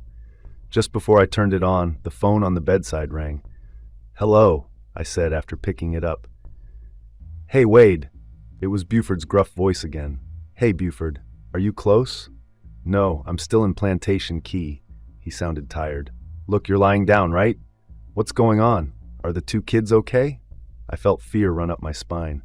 "Everyone is okay, so don't get yourself worked up. By the way, I talked to the hospital. They're keeping you overnight again to clear your head wound." "We'll see about that," I said defiantly. "Look," he really sounded upset. "Here it is. The two girls apparently brought the party home from the beach to your place. After it ended sometime last night, two men showed up looking for you." "Who?" "Hold on. Things went sideways. The two girls are shaken up, but their story is pretty consistent. When the two guys figured out that you weren't there, they apparently were going to take them with them forcibly. The girls resisted and used the attack word to get help from Tank." "Is Tank okay?" "I told you, everyone is okay. Tank fought them off. Between him and Liberty and Mercy throwing kitchen knives at the guys, they retreated bloody and beaten." "Did you catch them?" "No, but I have more bad news, buddy." He sounded concerned. "Spill it." I didn't know why he would hesitate. "Wade," he said and trailed off. "Christ, Buford, you're going to give me a heart attack. Just tell me, for God's sake." "Wade, I know you don't always remember everything. I don't want to mess with your head." "Buford," I started, but he cut me off. "Fine, you asked for it. How much do you remember about the Fraternitas Draco Solis?" "It's all Greek to me." The name didn't ring any bells. "Latin," he corrected me. "Buford, I'm completely missing the point. In English, it means Brotherhood of the Sun Dragon. Does that help?" I had just the twinge of a memory. That's not even the right description. I remembered my dream, and in my dream, I remembered the name. That was the name of the people pursuing us that I hated. I've been having dreams, nightmares really. In them, Noah and I are being chased by some very serious and very scary dudes. I end up in a pit, or I start out in a pit. I don't know. It's not clear. "Okay, that's good to know," he said, sounding relieved. "What's good about it?" I don't know why, but his tone irritated me. "I just needed to know where you were in the cycle." "What cycle? What are you talking about?" The little heart monitor on the side of the bed started beeping much more rapidly. I guess getting irritated increased my heart rate, science and all. "God, this is going to be difficult." He sounded tired again. I was fuming mad. It took me a moment to organize my thoughts. Buford started talking again before I could. "Wade," he said measuredly, "I never in a million years thought these clowns would peek their heads out into the light of day. I thought we finished all this 4 years ago. Lord knows we paid a high enough price to do it." My head was pounding. The little heart-beeping noise was accelerating. It was all I could hear. The room started to spin. Things just kept getting worse. After I woke up again, I finally turned on the TV. It was already set to Channel 4, WTVJ, and the local news was on. I turned the volume up when I recognized the building behind a street reporter. "Good evening, Miami. This is Peter Sanchez, reporting live from downtown. Our city faces a somber night, marked by the unsettling scene behind me. Only a few hours ago, Miami-Dade police discovered a horrifying situation on the 20th floor of this high-rise, the offices of the Palm Coast Law Group, led by the widely recognized attorney Sophia Morgan. What we've pieced together so far is alarming. Unidentified individuals stormed the office late yesterday afternoon, leaving no one alive. The police described the operation as chillingly systematic and brutal, suggesting a disturbing level of planning and ruthlessness. It appears the assailants took more than lives, as several of the firm's records are also reported missing. The motivations behind this horrific act are as unclear as the identities of the culprits. Facing the magnitude of this event, local police have requested help from the FBI, called in to lend their expertise to this complex case. Tonight, a staple of our city's skyline has become a stark reminder of an atrocious tragedy. We'll remember the victims as we grapple with the shock of what's occurred. As the search for answers continues, our thoughts go out to the victims and their families affected by this shocking incident. Stay with WTVJ as we closely follow this story, bringing you updates as they happen. This is Peter Sanchez reporting live from downtown Miami. Back to you in the studio. The next 20 minutes of the news repeated parts of the story and presented some research on Morgan and her staff. I listened for a while, but they didn't know anything else. I picked up the phone and called Buford, but there was no answer. I called Candy at her home, and I dialed my apartment. The phone just rang in each case. I had rarely felt more cut off. If I added Noah being missing, I really was isolated right now. I racked my brain, trying to pick out bits and pieces from the dreams in my memory. It all felt covered in more dust than a forgotten attic. Their name was the Fraternitas Draco Solis, or Brotherhood of the Sun Dragon. It started sometime in the late 60s. Their head honcho, a fella they called the Seer, was some big-shot anthropology professor who'd tossed his cap and gown for swamp boots.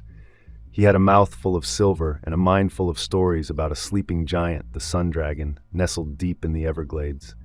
The yarn he spun was wild, but sometimes wild has a way of making you sit up and listen. Like the Pied Piper, he had folks trailing after him, each one leaving their old lives behind for the promise of a better world. A world that wasn't this one. As the 1970s dawned, the Brotherhood began to show a more militant side. They began stockpiling weapons and running military-style drills, preparing for what the Seer termed the Awakening. Alarmingly, he preached that a great cataclysm would coincide with the Sun Dragon's rise, and only the prepared, his followers, would survive and inherit the new world. Despite occasional run-ins with law enforcement and whispers of their activities in the local press, the group largely managed to evade public scrutiny. Its members were dismissed as mere outliers or harmless eccentrics. Little did the public know about the depths of their commitment and the lengths they would go to fulfill the Seer's prophecies. Yeah, the Fraternitas Draco Solis. How could I have forgotten all that? They moved into Noah's land. We had to confront them. The rest was hazy at best. It didn't make much sense. I kept getting the feeling that we had lost. But how could that be if we're all still around and these clowns aren't? Something bad happened. Damn. Buford knew. I knew I could figure out the rest if I could get out of this stupid hospital and start talking to people again. They gave me some sedation. It made me groggy but not sleepy, and let time pass. A doctor, apparently a specialist in brain trauma, stopped in to see me a couple of times. He yapped on and on about some past trauma and the dangers of being repeatedly struck in the head. Like I had made some life choice to use my noggin as a door ram or something. All in all, I was there for about 3 days. It was the longest 3 days of my life. I'm sure the bill would be in the hundreds, if not thousands of dollars. At any rate, on Friday morning, Buford showed up. They released me. He had clearly been in communications with the hospital and the quack brain guy. They all had the same story. He brought fresh clothes and made sure I understood that the 2 girls in Tank were okay. My apartment was apparently less than okay. Liberty and Mercy wanted to go back and clean it up before I got home, he told me, but they were afraid, and he was too cautious to let that happen. He said he was setting my expectations for when I saw the place. Once all that was settled and we were in for the 2.5-hour drive back to Plantation Key, we had time to discuss the elephant, or dragon, that was on both our minds. I remembered some about the dragon thing. I started the conversation. Do you remember his name? We were in Buford's police car. I was sitting in the front seat on the passenger side. He had a shotgun and some other equipment in the front. There was a metal grate between the front and back seats. The back didn't have handles or window rollers. Once you were back there, you needed help from outside to exit. I remember it being like a doomsday cult. Some college professor started it or something. Professor Arthur KAYNE, he said. He kept his eyes on the road and didn't look over when he said it. No memory returned. I obviously recognized the name, though. Didn't Noah have a brother named Arthur? I asked, working to catch up. Still does, apparently, he said. Clarence, I used Buford's first name. I need you to fill in the blanks for me. There was something here at the edges of my recollection. Some falling out between Noah and his brother. Something about who owned the land out there. Sure, no problem. How much do you remember? His voice was kind. I told him what I remembered. Okay, he said, processing. You don't remember what actually went down? I'm picking up pieces of it in dreams. I think I kind of understand that we had a confrontation with those guys, and things went south for us. That was back in '71, he said. I have some memory of being in a pit in the rain, then another memory of Noah getting hurt while we were being chased. He nodded and looked back and forth between me and the road several times before speaking again. Does the name Jim mean anything to you? My irritation flared. It does, I admitted, but I have no context for it. In my dream, Noah calls me Jim. He nodded his head more. Okay, he seemed to reach a conclusion. Let's focus on the details of what I think we're dealing with. I think we missed some signs back in the summer. We should have seen this coming. The clues were there. He was smart. I wanted to know more about this Jim guy, but he intrigued me enough to shift my focus. What clues? I asked. You told me about those military types who chased you and Mike. The ones with the fancy airboats. You still have one of their boats, if I remember right. I do. I figured they were Moretti goons. I remember, and it kind of made sense when you told me about it. He was gesturing with his left hand as he spoke. But never completely, not even to you. We just assumed you were only dealing with Moretti's people. But the style of equipment and military technology never really fit. I thought about it. He was right. It made sense as soon as he said it. This was the kind of detail that looked so obvious in hindsight. How would Moretti have equipped a bunch of mob goons with military-grade equipment? And why? There were dozens of more practical means for dealing with me. So you think those men were dragons? I asked. I was growing in confidence in my understanding of the landscape. Wade, he said, sounding very fatherly. Slow down. We've been down this road before. At some point, when you remember too much, you slide back and block it all out again. I somehow knew this was true. I was remembering a lot. And as I remembered remembering before. I know that's a weird way to put it, but it's the best way I can think to explain it. Okay, I said. I know you're right. Let's focus on solving the problem. I have enough history. Let's find Noah and hunt these Staller scents to extinction. We might have to do this Noah less, there, Wade, he said, and I couldn't read him. Is Noah okay?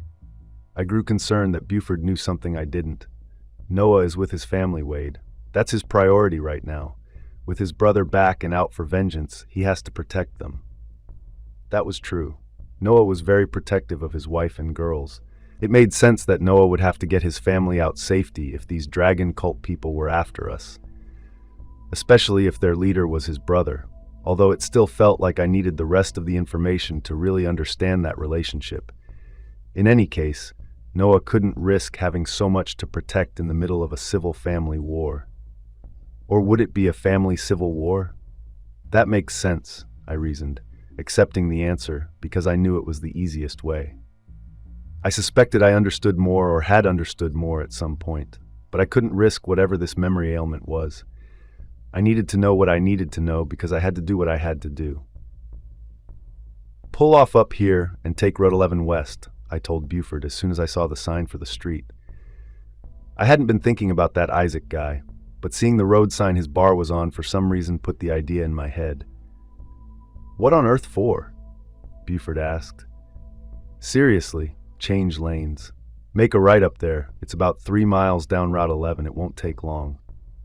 He put his blinker on, made the lane change, then slowed and took the turn. Where are we going? He asked. Do you remember Millie Gray, the lady who runs the Sundries shack near my place in the Glades? I asked him. Vaguely, he said as he carefully watched the road. Well, she asked me to stop in and see this guy. I did a couple of days ago. It was a weird conversation. You know what he told me? He looked at me quizzically. He said that he could confirm Noah wasn't a ghost. Buford's quizzical look softened to confusion. That's an odd way to put it. That's what I thought. But 2 more things. He told me that if I needed help finding Noah, he would help based on Millie thinking highly of me. Yeah, I finished. I didn't remember about the dragon cult when I talked to him, so it didn't come up. I want to ask him about it. It was weird, Clarence. The guy was kind of scary, but also he made me feel kind of safe. I want you to meet him, and I want to hear what he has to say about the Brotherhood of the Sun Dragon. Chapter 17. Buford and I were back in the dark bar, sitting at the back table. Isaac sat across from us on the booth side. Buford and I were both in chairs. I had just done my best to explain what I knew about the dragon cult. I knew that Buford could offer more information, but he and I had agreed that I didn't need to learn anything else about the past, as it might get in the way of us figuring out the future. Isaac was nodding. I remember all that. I thought the FBI or some agency came in and cleaned them out. He was trying to reconcile the public story with what I was telling him happened. The FBI did show up at the end, but they were little help. It was all Buford here, my missing friend Noah, and a guy named Mike who passed this summer. Isaac looked at me. Unrelated, I confirmed for him. And you are saying this leader guy, the seer? He was the brother of your friend Noah? Isaac asked. He was trying to sort out the complex nature of the mess. Well, that's it right there, I said. I was hoping you could tell me if Arthur KAYNE is currently a was, or if he is still an is. Isaac smiled. That's a clever way to put it. Look, I want to help, but I'm not like a ghost radar detector or anything. If a spirit attaches itself to someone, I can tell. But I can't inventory all the people who are living and dead and provide a manifest of the current spirit world. Buford snorted. I got it. I wasn't buying any of the spiritual stuff either, on the one hand. On the other hand, since we now know we're dealing with a cult, it didn't seem as crazy to me as it did to Buford to see if there was a way to understand it from this other angle. How did you come to own this bar? Buford asked Isaac.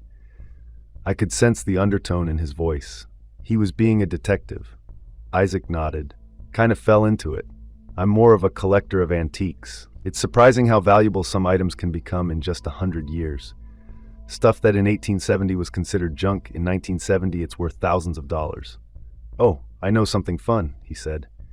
His face changed and his voice wasn't as grave. Have you seen the Coral Castle? Sure, I nodded. It was a tourist trap in Homestead, not that far from here. I own it, Isaac said. I knew the guy who built it, Ed Leeds. Old Ed claimed to have discovered the secrets of the ancient Egyptians, unlocking the power of magnetic energies to move the massive coral blocks with seemingly supernatural ease. What do you mean you own it? Buford asked. Isaac smiled and spread his hands. I own lots of things. Heck, did you know there are 47 of these bars? Nearly one in every state. That's incredible, Buford said, impressed. Isaac got serious. Enough about me. Look, a lot of my good fortune has come about by doing the right thing, even when it was hard, even when it seemed like a losing bet. Let me do some looking around. Give me your number. If I can find anything out about the dragon cult resurrecting, I'll let you both know.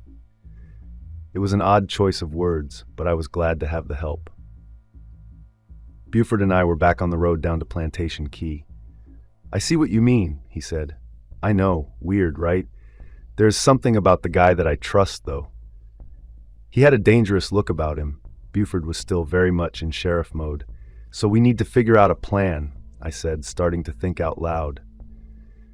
I've got the twins staying at my place. What's their deal anyway? I don't think they have much of one. They're both out of high school and have no interest in college. Their dad doesn't seem to know what to do with them. They grew up here, so it's where they want to live since they're old enough to make their own decisions. I think they typically crash at a friend's house. I honestly never worried about it. He smiled. Would it shock you to know, oh great detective, that they have basically been living at your place? I think I would have noticed that, I said. And yet here we are. They hang out with their friends, and if I understood right, then show up and hang out with you when the weather is bad or they want to use the shower. They do tend to show up when it rains, I realized, then changed the subject. I've kept you up to speed on parts of Noah's plan. I need to give you the rest of it. We were driving south on the South Dixie Highway. Pretty soon, we'd cross out over the water, the road would turn southwest, and we'd start the slow drive through Key Largo and the rest of the islands until we landed in Plantation Key. We were maybe 45 minutes away still.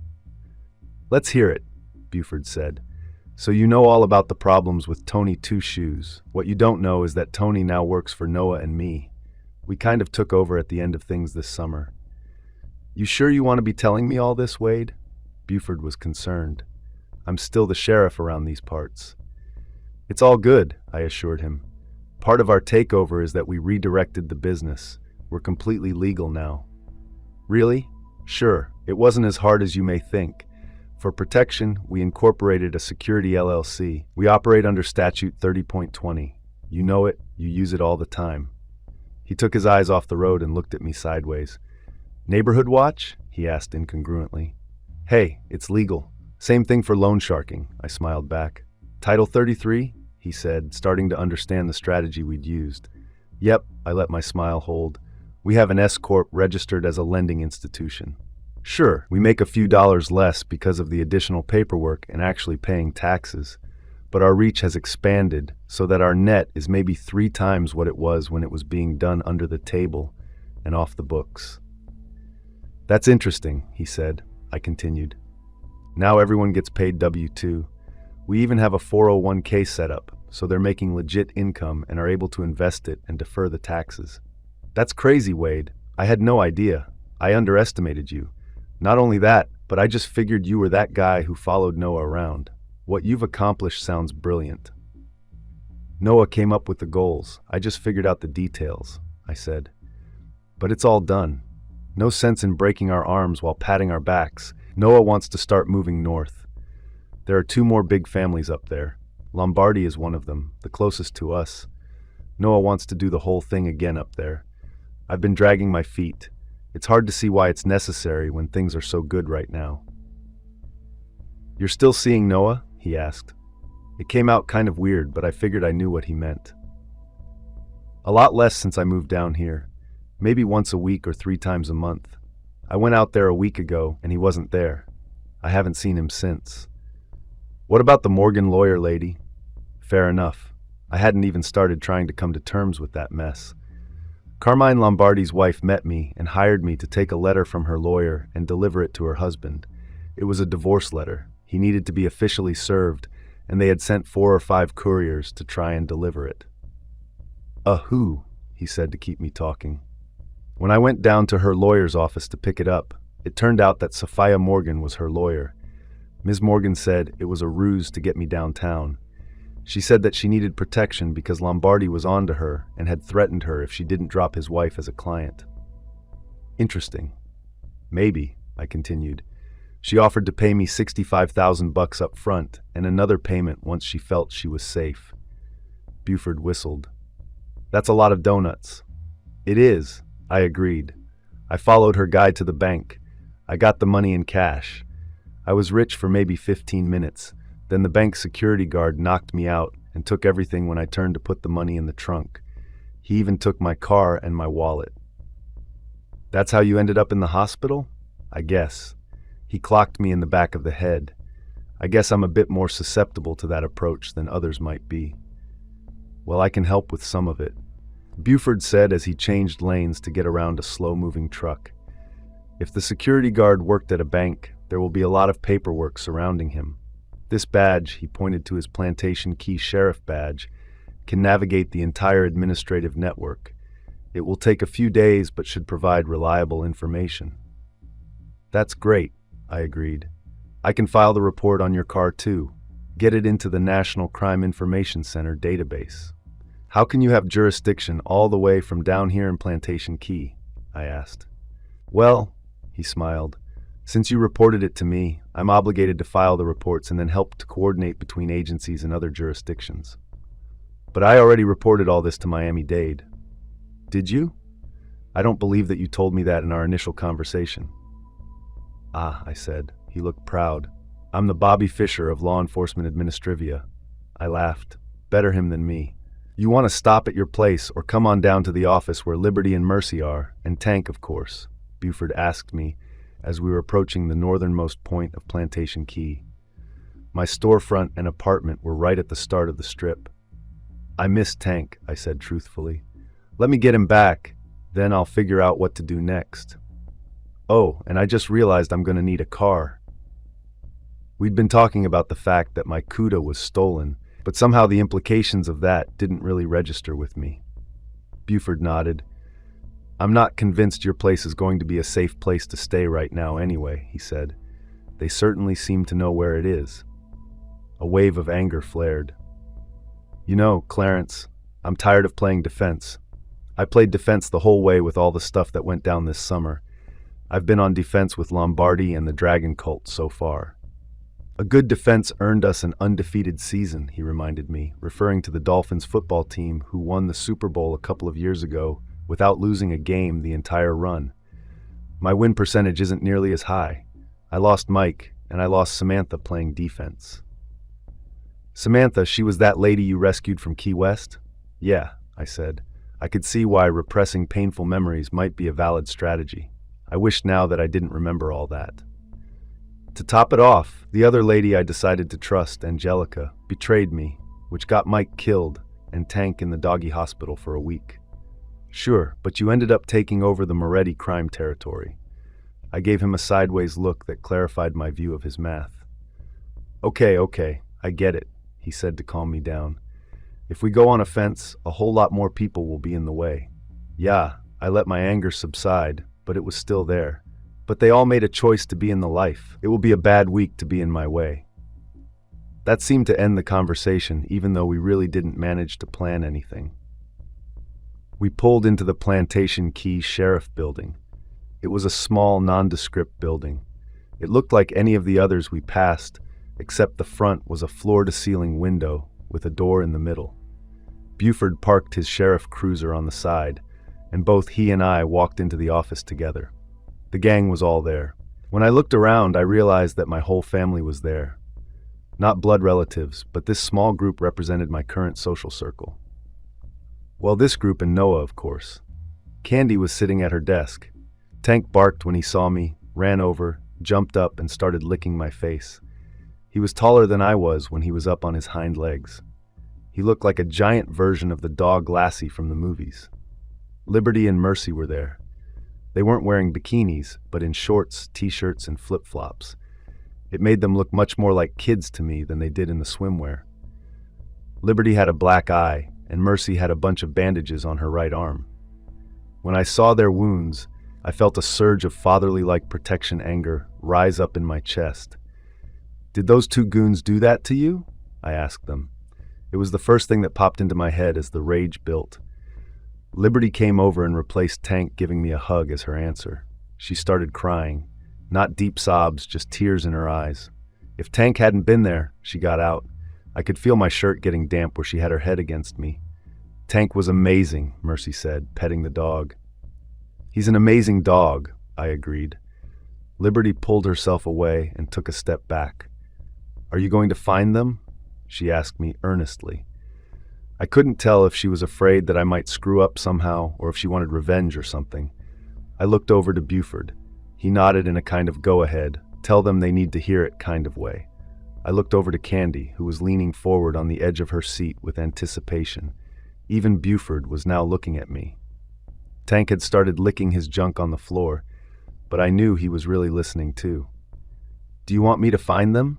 I asked Liberty.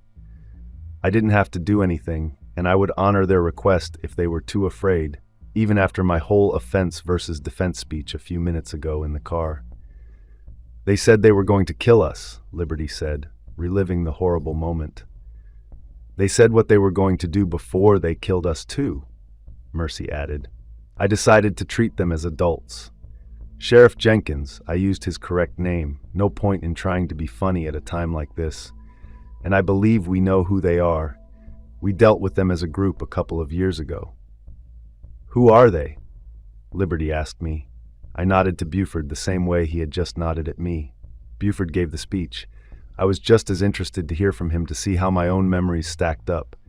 I knew he would be careful the way he told it, but this would be the first time anyone but me had told the tale. The Fraternitas Draco Solis, or Brotherhood of the Sun Dragon, popped up in the late 60s. That's the group we think the men who assaulted you are with. The man who founded the cult, known as the Seer, was an anthropology professor at the University of Miami.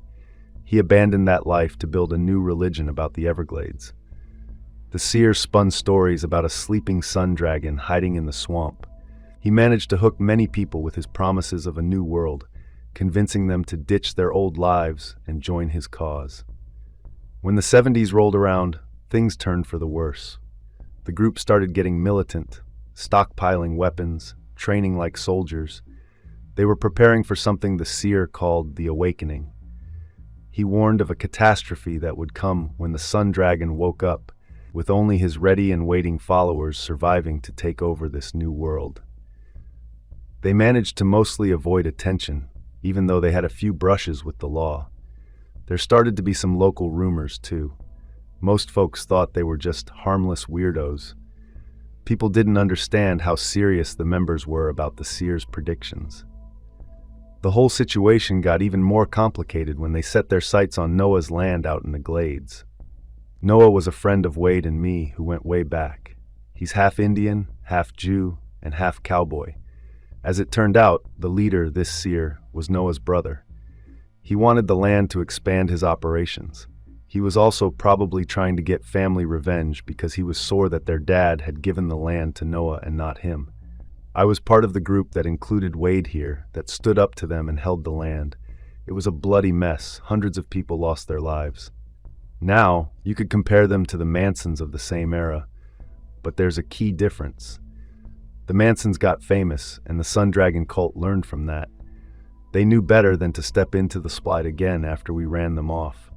I had believed they disbanded. It's starting to look like I was wrong about that, Buford finished. All of our eyes got big as he told the tale.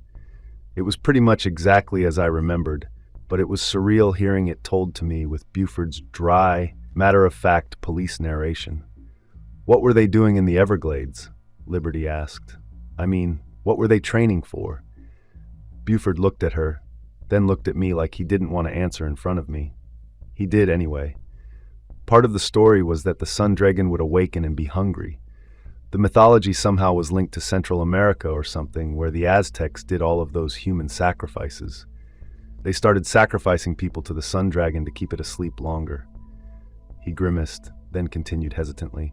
The members, part of the initiation, they had to commit to changing their diet if you follow.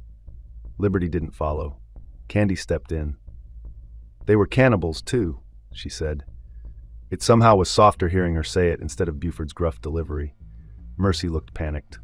Oh my God, are you saying if they had taken us, they would have eaten us? We don't know that, I jumped in. I felt we probably did know it, but there was no sense in scaring these two kids any more than they already were. Well then, Wade, you have to kill them before they find us, Mercy said emphatically. Buford and I exchanged glances. It was uncomfortable hearing her talk like that.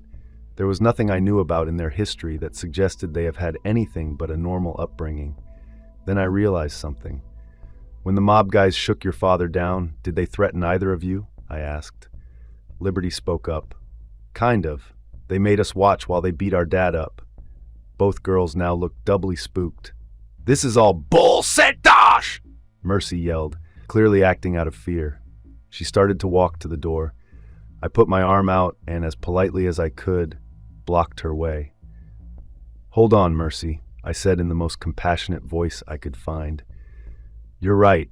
It's not as easy as just driving up and murdering a bunch of people, but Sheriff Jenkins and I are going to start playing offense. We just discussed this on the drive back. We're not going to sit around and let these cult idiots threaten you. Or us. I added for good measure. What are you going to do? She asked as she stopped, not challenging my arm blocking the door. I looked over to Buford, then at Candy, then Liberty, then back to Mercy. We're going to do the right thing, I said. What does that mean? She asked. I nodded knowingly, letting the gravity of the decision show its weight. First, I'm going to look for Noah again. We need him. Buford made a face I didn't understand, but I continued, ignoring it. Then, with Noah or not, we're going to take my airboat up to Arthur's land and remind them why they have been in hiding for the past several years. You know where they live? Liberty asked with some surprise. Yes and no, I responded. Noah's dad split his land between his two sons. Noah got the bigger stake. Arthur's land is maybe 15 miles to the north, farther out into the middle of the swamp.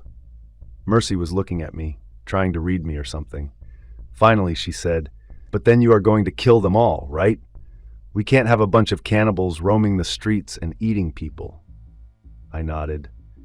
Yes, I said gravely. It will almost certainly come to that. Candy volunteered to take the twins home with her so they could stay there. Buford gave Candy paid time off so they wouldn't have to commute to the office until everything had blown over.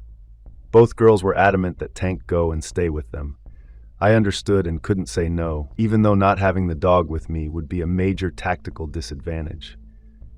Once everyone was gone, just Buford and I were left in the little sheriff's building. "Can you work it so you're away for a while?" I asked him. I realized that as the only law enforcement on the island, he might be unable to just disappear for a week. He nodded. "Tomorrow is Saturday. We can head to your place in the morning, then stop at the Key Largo Sheriff Station on our way to your dock and airboat. They have a sheriff and 6 deputies. They cover for me frequently. We'll work it all out tomorrow." Chapter 18. I slept in the sheriff's station on Buford's office sofa. I missed Tank, but otherwise had a pretty good night's sleep, except for my 3 in the morning dream, of course. In the end, though, I awoke feeling rested the following day. I took a run along the beach, my regular route, but starting from the other side. It was chilly in the morning, maybe in the upper 50s. I ran for about an hour, 30 minutes one way, then 30 minutes back. The sheriff's station was on the south side of the quay, and my building was on the north side. I was tempted to go in and start looking around, but I figured it was better to wait for Buford and us to go together. I had to force myself to acknowledge the seriousness of the situation. I ran faster on the return trip, which wasn't typically how it worked, but I wanted to get the day started. I walked for about 10 minutes after the run, then walked down and rinsed off in the salty water. It was cold, but Buford didn't have a shower in the office, so this was my best chance. I changed back into the clothes I had worn yesterday, jeans and a t-shirt. We'd change again at my shack by my dock before we headed out. I had an idea I wanted to run by Buford. He showed up at about 7:30. It was the first time I had seen him out of his sheriff uniform in a very long time. He looked weird to me, smaller than he did when in uniform. He wasn't a tiny guy. It must just be that the uniform carried some extra weight of its own. "Are we still taking the cruiser?" I asked, meaning his sheriff's car. "Only car I have," he answered. "Let's not forget in the grand scheme of things that I'm going to need a new car of my own." "There is a police auction next month in Miami," he said as we got into his patrol car. "What's that, like used police cars and stuff?" Yes, he started the car. But more than that, too. They sell cars they impound and are never claimed. You can get some excellent deals. I nodded. I didn't know if I could wait a month, but I was always up for a bargain, and having Buford on the inside of the system might make for a good combination. He backed out. We started the 8-minute drive from the quay's south end to the north. "You need breakfast?" I asked him. "No matter the state, I've got all kinds of junk food downstairs in the storage room. Donuts, stuff like that." He nodded. "Sure." We rode in silence for a while. It wasn't very far. When we got there, he parked around the back by the entrance to my apartment. We went upstairs first. The place was a mess, but it wasn't really that bad. There were party remnants, cups, and plates. Some food had been left out. There was blood by the door on the carpet, a lot of it. "This is where Tank stood his ground, I guess," I said as I knelt to look closer at the stains. "It's all dried. There's a lot more of it than I thought there would be from the story." "Yeah," Buford knelt so he was at eye level with me. "Tank bites hard and deep." "Yes, he does," I agreed. I looked around. There was maybe an hour of work to do to clean the place up. I would have to cut the carpet out and replace it. I could get some remnants and do the work myself. It would just be a bad day. I went into the kitchen and checked the refrigerator. "Hey, I still have a couple of eggs and half a thing of bacon. You want a proper meal?" He laughed. "Sure, might be our last one." It was funny because it was true. "Here's my thought," I said as I started to prepare everything. "When I tangled with them this summer, I got the airboat. I killed a bunch of them. I collected all their gear. I didn't know what I was dealing with at the time, so I wanted to maximize my options." "Sure," he said, coming to stand on the other side of the counter that separated the kitchen from the TV room. "I still have all that stuff. It's downstairs in the lockup. Along with an entire Army surplus store," he added. "Good old Mike," I said. We were quiet for a moment, remembering our friend. So anyway, the moment was over. I haven't changed the airboat. It's still in the same black configuration they had when I took it from them. Between that and the clothes and equipment they wore, we could maybe try and blend in. To get a look around and see what's what. Into the lion's den, he joked. Dragon's lair, I corrected. Yeah, that's better, he said. After we ate, we spent about an hour restocking all the vending machines. They were nearly out of everything, given that I had been away for a while. We refilled them, and then I unlocked the second storage room door. We went in. I relocked it from the inside. The lights flickered when I flipped the switch. The room had a clean and oily smell, a combination of the cleaning products I used on the room and the oils I used on all the weapons. The room was big, maybe 15 feet deep and 25 or 30 feet wide. You're doing a great job keeping everything in good condition, even given the salt air, Buford said as we walked forward into the room. The place gave off the vibe of a store, even though it wasn't one. I used a lot of the shelving that was in Mike's surplus store. I always found it kind of fun that I could come here and go shopping without having to pay for anything. Then I thought grimly, I was utterly wrong about the cost. We paid for it all with Mike's life. I figure the least I can do is keep everything with the same care that he used to have, I said. Buford nodded. I kept him moving to the far wall where I had a series of lockers. I've got the stuff I salvaged off the airboat guys in here. I opened a locker using a spinning combination dial. Inside were 2 sets of lightweight black Kevlar armor, 2 AK-47 rifles, and various accessories like folding knives, a few days' worth of MREs in waterproof packaging, and other tactical gear. Small stuff. Thank God it's winter. I'm surprised they were wearing all this junk during the summer. That's some real dedication, Buford mused. They were dedicated, I said. I remembered the incident in the airboats with Mike and Tank. It wasn't always the case that I had this kind of clarity, so I held on to it. You know what, though, Clarence? What? The men on the boat said they were looking for Noah. When they yelled at Mike, they said they would leave him alone if he turned over Noah. That would mean that Arthur doesn't know that Noah is. Buford started, but I cut him off. Do you think they kidnapped him? I felt the panic of it. It made perfect sense. Whatever was going on, there was a big event the day I got the money and was knocked out and put in the hospital. They had coordinated a bunch of moves, took out the lawyers' offices, attacked me, sent men down to my apartment who ended up roughing up the twins. There were probably many more things that went down that I'll never know about. I said as much to Buford. Sure, his head was still spinning a bit from when I cut him off. I knew what he would say, and knew I couldn't allow myself to hear it. I think he realized the same thing. It's the only thing that makes sense, I said, gearing up to go on a rescue mission now instead of a fact-finding mission. Might not be the only thing that makes sense, I heard Buford say under his breath. I chose to ignore it, but he kept talking. We can't assume they have Noah, he started. Let's not do something stupid. Your original idea was to go scouting up there. That's still the best plan. We can evaluate in real time if we see signs that they have Noah, or any captives. If we go in guns blazing, or worse, try and find someone who isn't there, we could end up in some real trouble. We've got Jimbo up that way too, I said as I started to organize the equipment on a folding table. You think he's still around? Buford asked, thinking out loud. His property borders Arthur's. If the dragons are actively militant again, well, they are, I said, confident in reaching that conclusion based on the evidence.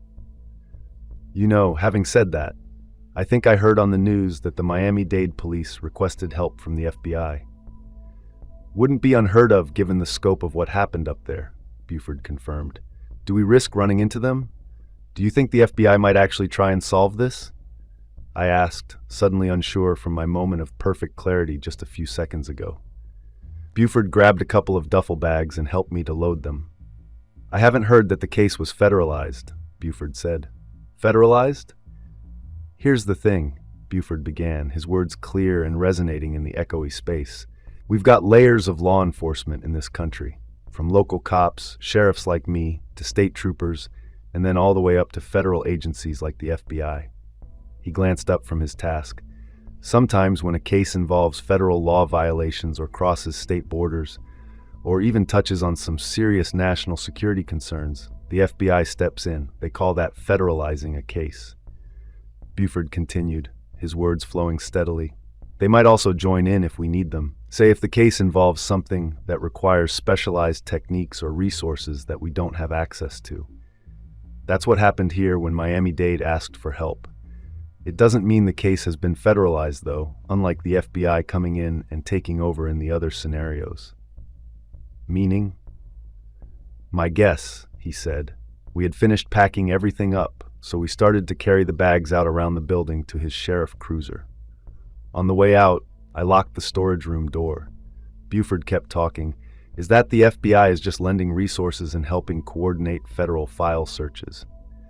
Meaning? I said again. It means any of those agencies is weeks away from piecing everything together, even farther away from getting approvals to head out into the Everglades and do anything. We put the bags in the trunk of the car. Are you under any obligation to tell them what we're doing? I asked. He slammed the trunk closed. No legal one, he said. There is such a thing as good manners, and if I was informed the case had been federalized and asked for information, then yes. But as we stand here right now, no. I guess the real question is, should we exhibit good manners or not? I said, realizing that this might be important. Buford shook his head no. They'll tie us up and screw us up trying to protect the twins and anyone from these dragons. Even ourselves. They'll tell us to do something or check with them before we do something. It'll bind our hands, and I promise you, if we get them involved, they will eventually make us the bad guys. I smiled. Are you saying the FBI won't understand two old geezers taking Russian assault rifles onto Indian land in a military airboat to kill a bunch of cult members? We got in the car. He turned the key and started it. That is precisely what I am saying, he said. We drove US HY-1 up to Key Largo. Largo was a big enough island to have side streets and multiple stoplights. It was half a mile wide in some places. We got about halfway through it and turned right onto Central Avenue, then made a left to go down Gun Club Road. The sheriff's office was right next to the Florida Keys Shooting Club. We pulled up to it. I hadn't realized it was a county office, not a local one. Monroe County Sheriff? I asked Buford. Yep, that's how they are so well funded. How come you're the sheriff of little old Plantation Key if the county also had law enforcement so close by? He smiled. You remember when the Conch Republic seceded? I remember it was a joke, I said. Basically, a couple of years ago, a group of business owners formed a committee or union or group or something down here and wanted to become their own country. It wasn't taken seriously. They threatened to secede unless some silly demands about road improvements were made or something. It was taken as a joke, but there was a brief time when the folks here took it very seriously. During that time, the Plantation Key Municipal Committee voted on its own bylaws. In them was the ability to self-govern. When the whole thing ended, the bylaws still stood. He left the car running and went into the office. I could have gone in with him, but I didn't want to. No sense in us being seen together and someone remembering. After maybe 10 minutes, he came back out and got in the car. Okay, all set, Buford said as he slid into the driver's seat and returned his seatbelt. How does this work exactly? I asked. I was legitimately curious. He backed out and got us on the road. Nothing to it. They'll run a patrol car down there several times a day, and I'll have Candy forward the phone to them. That's it. Kind of makes you feel indispensable, doesn't it? I smiled at my joke. Hey, a dog replaced you with the twins, Buford ribbed back. Sure, I conceded, but the dog is taller than me after all. He looked at me and nodded. Fair point, he agreed. We didn't say much for about half the drive. Everything had been covered, and we needed to get to my dock and start. Buford agreed we should stop at Noah's place first, more like he finally conceded the point, as I wouldn't let it go. Then we agreed to go see Jimbo. Only after that would we gauge if we felt safe enough to try and pretend our way into the dragon's main compound on Arthur's land. Jimbo is where Noah would take his family for safety whenever anything went down that put them at risk. He was a friend of ours, an old geezer who had fought in World War I and moved out into the middle of nowhere to get away from it all. He had his 3 sons, now themselves in their 40s, and their wives and families living with him. I just had a thought, I said as we passed over USHY 41, still heading north, maybe an easy half hour from my place. Do you need me to get your diary for you? Buford joked. Maybe, it's kind of funny. We're heading into the wilderness to confront some guy named Arthur about a dragon, I smiled, proud of myself. He looked at me dead seriously, then his face broke into a smile, and we laughed. Yeah, he said between the laughing. Mike would have liked that. He would have. The laughter transitioned to a melancholy silence. You know, Buford started. I can't believe it's down to just you and me, he said somberly. Everyone else we grew up with that fought in the war is gone. I nodded my agreement. Then my brain reminded me that he was wrong. Well, you, me, and Noah, I corrected him. Wade, he was going to say something I knew I couldn't hear. Clarence, I got in front of it. That's how it is. I'm on the edge. He nodded that he understood, and he dropped it. Thanks, buddy, I said. I don't know what I would do without you. We got to my dock. Everything was as it should be. The airboat was there. I filled the tank all the way with some gas cans. My old sunk airboat was still next to it, still sunk. It was ruined beyond repair now, a rusted-out remnant of the summer struggles. I should have pulled it out of the water and tried to salvage what I could, but I didn't. No excuses, just never got around to it. If we're going to Noah's, then up to Jimbo's, we should probably hold off on changing into the dragon soldier garb, Buford said. We don't need Jimbo using us for target practice. I couldn't agree more. I opened the sizable wide bench on the airboat and started to store the duffel bags in it. Buford helped. It was around lunchtime. Still early enough, being so far south took much of the day when we returned to the glades. We were all set. I looked around for Tank out of instinct, then remembered he was guarding the twins at Candy's house. The last item we loaded was the ammo can full of 762 rounds for the AK-47s. We were well equipped and well armed. We should stop and see Millie really quick too, I said, remembering her place was on the way. We were at the Sundries shack that Millie called her business. She seemed to know we were coming to see her. She was out on the landing platform waiting for us when we arrived. She was an odd duck. She often dressed like a ringmaster from a Wild West circus, only she wore it well and dignified. We docked the airboat on the other side, where she was standing and where there was a dock with a few slips in it. Millie had called out to us on our approach. Did you talk to Isaac? We explained what he told me, basically that I wasn't attached to anything but that he would put some feelers out to see if he could find something helpful. That's good, Millie said. Isaac can be a powerful friend to have. He called you Mother Mardas, I said. What does that mean? She snorted in a very unladylike fashion. Isaac remembers the old ways. I think he still sees things as they used to be, not as they are. That's certainly true with me, but it's part of what gives him his unique perspective. I realized what she said sounded like an answer, but it really wasn't. How long have you known him? I asked as a follow-up. She smiled. Since before you were born, that's for sure. Can he help us? I asked, again trying to get some actual helpful information. She seemed to study something on the floor. It depends on what you're dealing with. The Brotherhood is not above satanic rituals. Most of that stuff is hooey. It's dangerous to play with, though, in any case. If your Brotherhood dragon friends are just the regular kind of idiots, then Isaac can't help you very much. If, however, you discover that they are the special kind of idiot, the fool kind who gets unlucky and actually contacts something on the other side. She raised her head and looked me in the eye. Well, if that's the case, Isaac might end up being the best friend you've ever had. This old broad was spooky. I would swear it got colder like someone turned the air conditioning on low. Not that there was an AC unit within 20 miles of this place. Jesus, Buford said. He was standing next to me, apparently just as creeped out as I was. She snorted again like he had made a joke. You should be so lucky, she said to him. What do you mean? He asked. You're in the wrong pantheon, she returned. You're ready, then, to face the Brotherhood of the Sun Dragon? She turned to me from Buford. I don't see any way around it, I replied. They put me in the hospital, stole my car, stole tens of thousands of dollars from me, threatened my friends, and killed the client I was hired to protect. She stood back, her eyes glinting with something that looked suspiciously like fear. They don't bow to one god, Noah, but to the tormentors, a pantheon of gods as dangerous as they are twisted. What?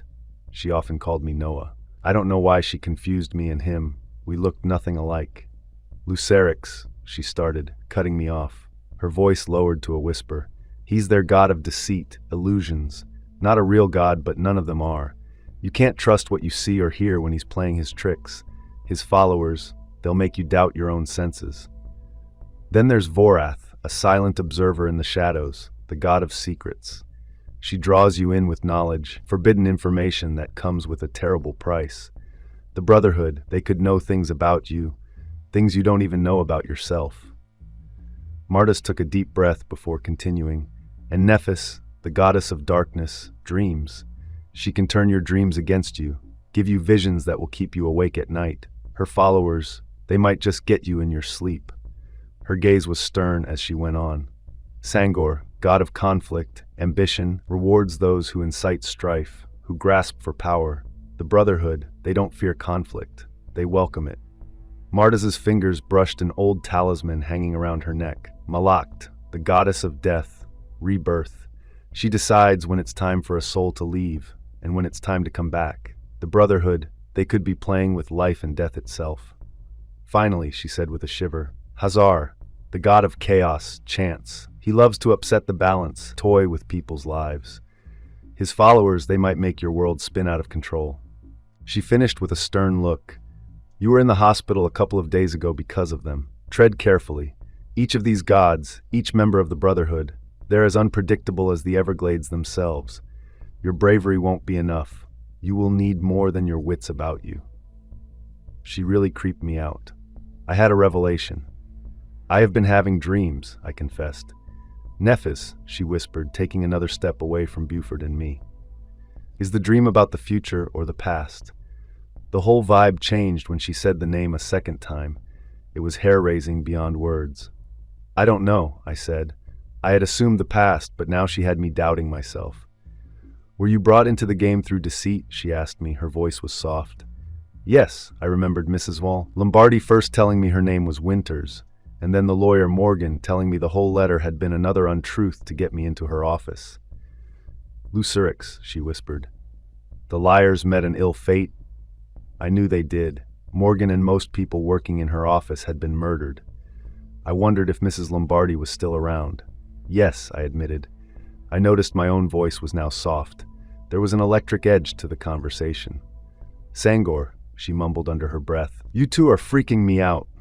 Buford wisely stepped in to break the spell again.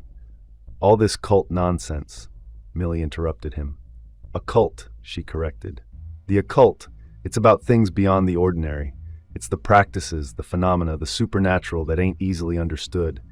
These people ain't just worshiping these gods. They're invoking their powers, using rituals and incantations that tread in the territory of the unexplainable. These dragon types, they are more than just a cult. These folks, they're also practitioners of the occult, and that's a whole different kettle of fish. Buford was agitated. Look, I don't buy into any of this cult, he made a hand gesture to Millie.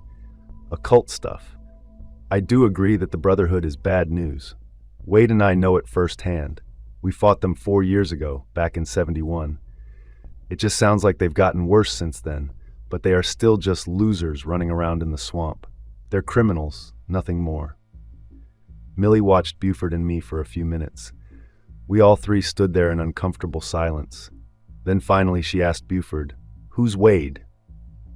It was getting late in the day by the time we left. It was right after 2 in the afternoon. Both Buford and I sat in silence. We were still in an odd way coming out of the conversation with Millie. We got to Noah's property without saying a word to each other. I could see it was still abandoned, so I signaled to Buford that I wanted to pull around to the west side so we could see the compound instead of docking on the sandbank on the east side here and walking it. He nodded that he understood. I took us a little north through the channel. When we emerged and had our view, it was the same story. The place looked for all intent and purposes like no one had lived there for several years. Where was Noah? Something happened to him. There was no other conclusion at this point. I signaled that I would open her up and head north to Jimbo's. There wasn't much between here and there, so I could test the airboat's top speed. If I had to guess, once I pushed the throttle all the way up, we were doing maybe 50 or 60 miles an hour, maybe more. We'd be at Jimbo's property's edges in under half an hour. After 10 minutes, we could see smoke on the horizon. After another 5, I could start to smell it. It smelled like a pork barbecue. I looked over to Buford. He looked back at me with the same realization. A hog roast and a human roast smelled about the same on the spit. "Oh no," he said. I pushed up on the throttle to try and go faster, but I already had it maxed out. The air smelled like burning people, and the place looked like the end of the world. As my brain processed what I was seeing, I became nauseous. As the air hit me, I couldn't escape the smell. I vomited. Buford did too. I moored the boat. As we stepped onto the property, the sight that greeted us was a glimpse into hell. Smoke hung heavy in the air. The cloying smell of burning flesh intermingled with the swamp's earthy scent. The remains of what must have been a large bonfire lay in the center of the property. It wasn't just wood that had been burned. Around it were strewn the charred, semi-devoured remains of what used to be Jimbo, his boys, and their families. Their remains were scattered around the burnt-out pyre, grotesquely twisted in a dance of pain that mirrored the torment of their final moments. They were half consumed, not by fire, but by something far more horrifying, the followers of the Sun Dragon cult.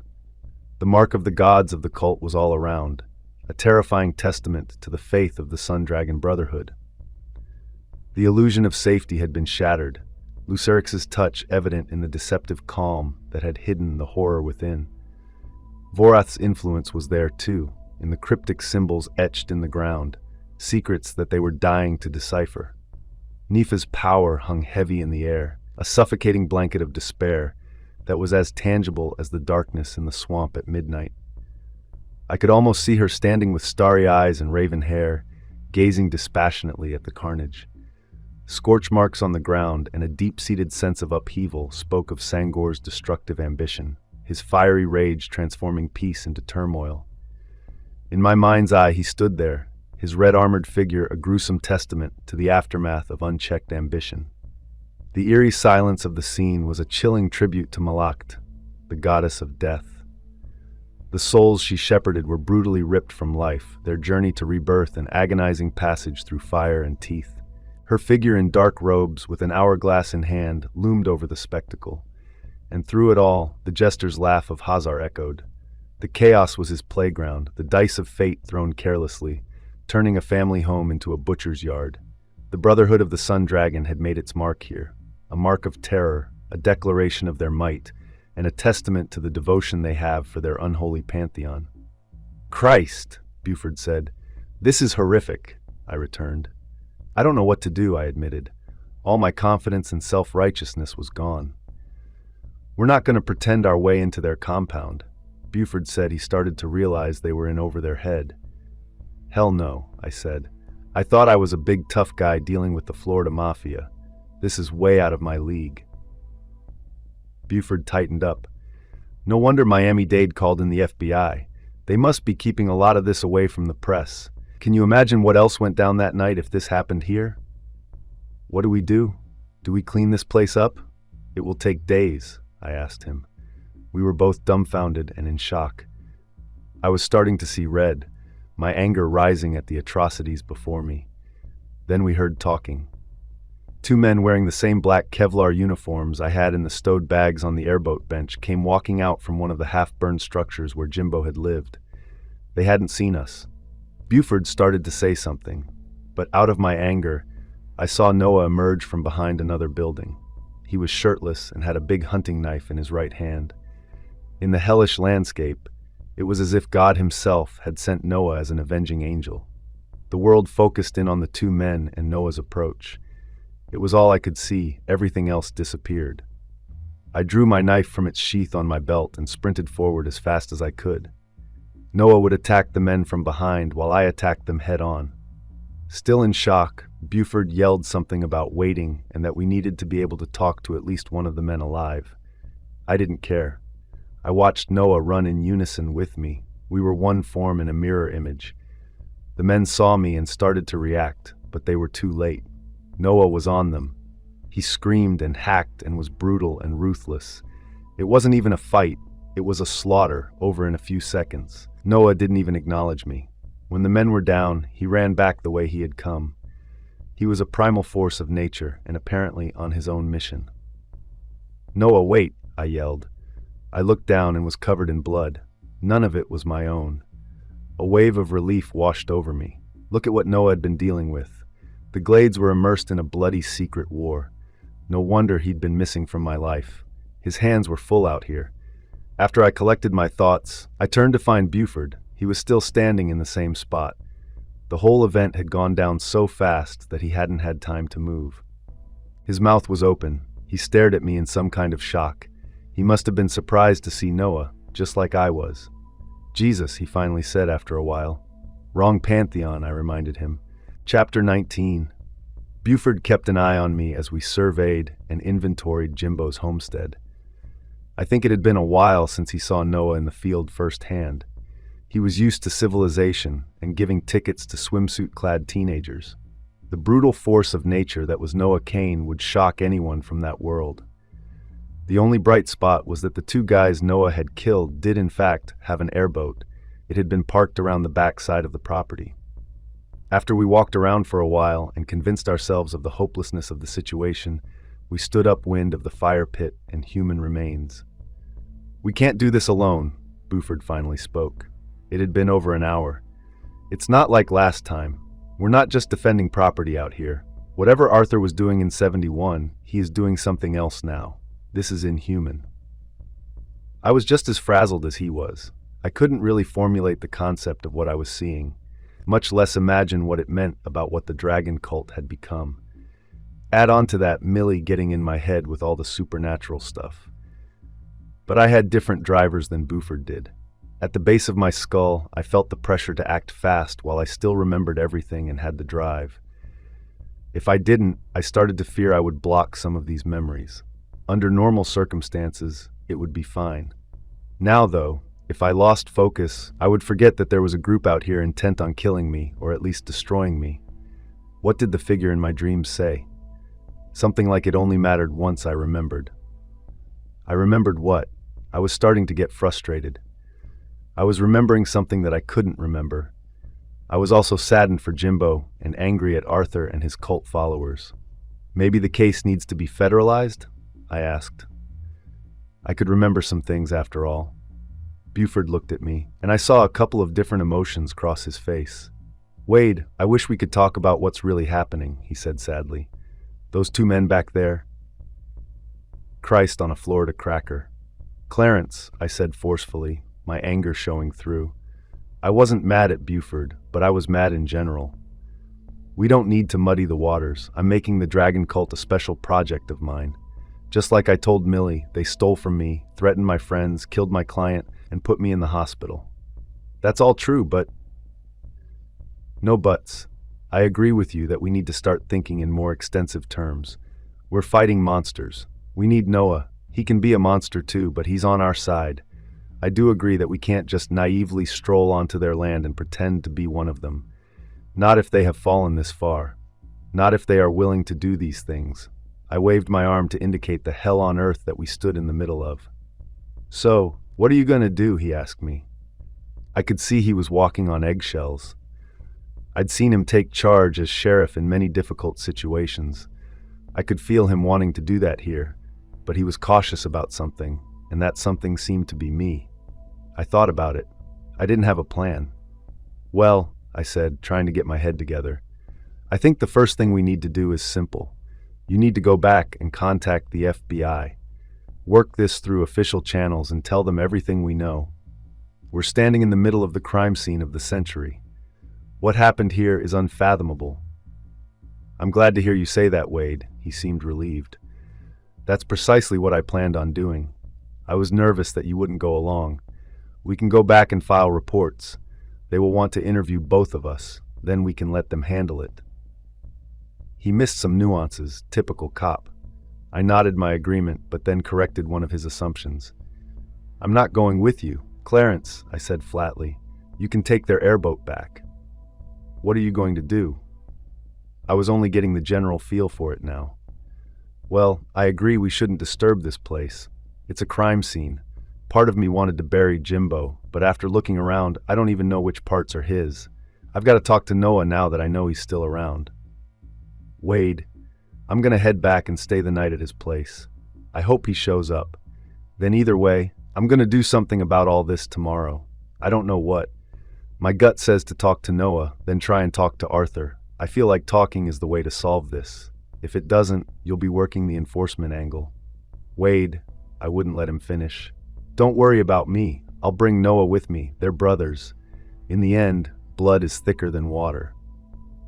Wade, Buford started again, the name hanging heavy between us. I let him finish this time. Did you listen to what Millie said about the gods and all that hocus pocus? He gestured vaguely, encompassing the scene of horror that lay before us. I shrugged, my eyes not leaving the crime scene. Sure, Clarence, don't tell me you bought any of it. You're a cop, not a priest. But do you believe it, Wade? His voice was quiet, almost a whisper, as if he feared the words themselves. Believe in gods of deceit and secrets, of dreams and conflict? A goddess who decides when a soul gets reborn. I scoffed, my disbelief rolling off me like the waves lapping against the reeds in the Everglades. And a god of chaos and chance, messing with mortal affairs for kicks. I shook my head, looking back at him. Nah, Clarence, that's not my world. I deal with facts, not fables. Buford just nodded, silent for a long moment as he stared out at the scene before us. I hope you're right, he said quietly. But looking at all this, he gestured towards the scene of horror that was once a happy family home. I can't help but wonder if we've stepped into a world where fables have become facts. I hope not, I muttered, my gaze returning to the horrific tableau before us. But a seed of doubt had been planted in the pit of my stomach. For the first time in a long while, I wasn't sure if I was standing on solid ground or sinking into a swamp of nightmarish illusions. That's where you can focus. Bring in the FBI. Get help. We can't pretend there are ghosts when we're dealing with real horrors. I never in a million years thought of Buford as someone who believed in spirits or who could be spooked like this. But he clearly was. He looked at me for a long time. Don't do anything stupid until I get back. Can we agree on that? He said. Depends on what Noah says, I was truthful. Wade, I went back to not letting him finish. I helped Buford start the other airboat and showed him its primary controls. He was still spooked, but he was a big, capable man who had been through a lot in his life. He'd get his head on, I was sure of it. I gave him the instructions on how to get back to my dock. It wasn't hard, just follow the compass east by southeast. If he took it easy, he would be back there by 5 or 5:30. It would be getting dark by then, but he should have just enough light to make it. My trip was easier and harder at the same time. I could feel memories rattling around in my head. They were starting to make some noise and working to get my attention. I was involved in a game as dangerous as there was. My body craved the excitement, and it seemed to allow me to remember more. But I didn't want to or need to remember anything else. Quite the opposite, honestly. I had a growing fear on the edges that everything would come flooding back, and, in so doing, push me over the edge where I forgot it all again.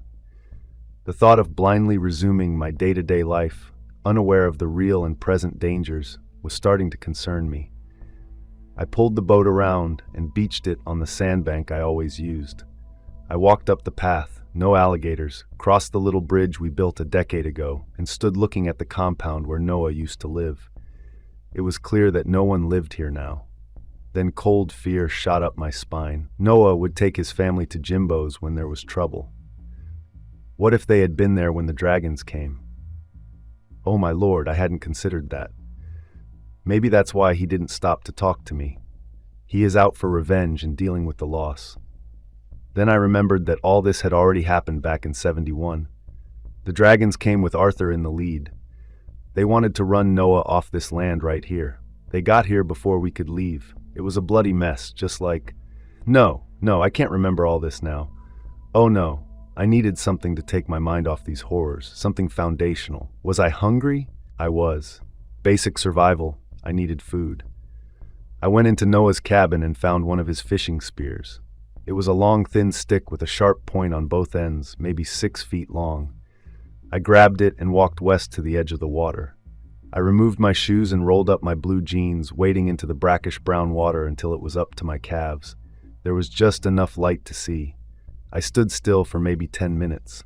Eventually, everything forgot I was there. A school of mullet leisurely worked their way across the shallow water.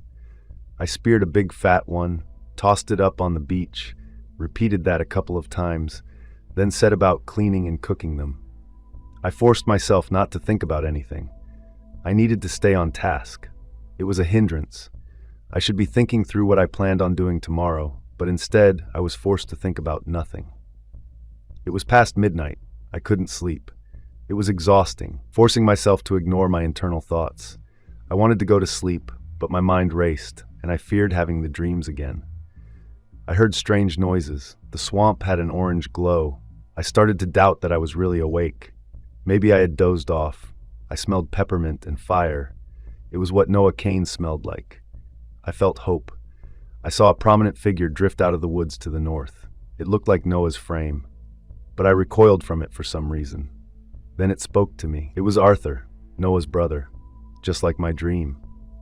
"Jim," came Arthur's voice, a sharp, penetrating sound that sliced through the tranquil quiet of the Everglades night.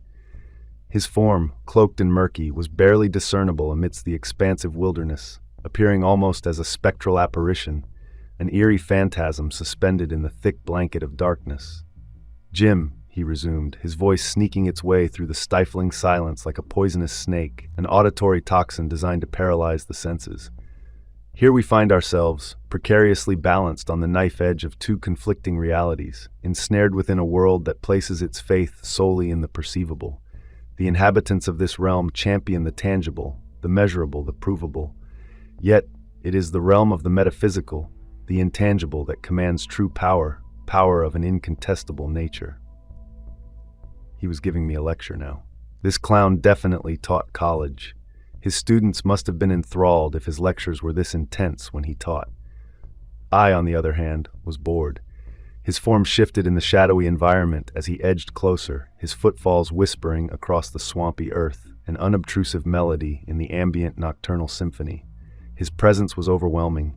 I considered simply charging him. I still had my knife, but I didn't move. It must be a dream. If it were real, I would have struck him down. I was once part of their ignorant ranks, a mere man of science, shackled by the chains of logic and reason. Then, you intervened, and your actions triggered a catastrophic collapse of that life. You stripped me of my mundane existence, my reputable position at the University of Miami. You tore the veil from my eyes, revealing to me a world unseen and denied to the majority. And you know what? For that, I am eternally grateful. The glimmer in his eyes intensified, the flames of insanity sparkling within them, transforming them into fearsome and vibrantly alive spectacles. You were the catalyst for my awakening, my transcendence to a realm far more potent and profound than academia's sterile, lifeless halls. The cosmic entities, Lucerix, Vorath, Nephis, Sangor, Malacht, Hazar, they became my companions, whispering their arcane secrets to me in the twilight world of my dreams, imparting their ancient wisdom. His intense gaze lowered, his attention seemingly drawn to an internal discourse, a sacred dialogue with his self-proclaimed pantheon of deities. "The Brotherhood of the Sun Dragon," he pressed on, "is far from the vile, nefarious institution you have been led to believe it is. We are explorers, Jim, explorers of profound truths concealed beneath the superficial. We navigate through life under the watchful gaze of gods, our souls ablaze with their divine wisdom." His form invaded my personal space, his face hovering dangerously close to mine. I could sense the radiating heat of his obsession, the white-hot fervor that fueled his delusions. The smell of peppermint and fire became overwhelming. On Noah, it was a pleasure. On whatever this thing was, it was revolting. We are in service to these divine beings because they represent the authentic voice of reality, of ultimate power. These gods are not mere figments of my imagination, Jim. They exist with as much certainty as you and I. And in due course, you too will come to understand. You will perceive as I perceive, interpret the world as I do. I wanted nothing more than to swing my arm and cut his throat.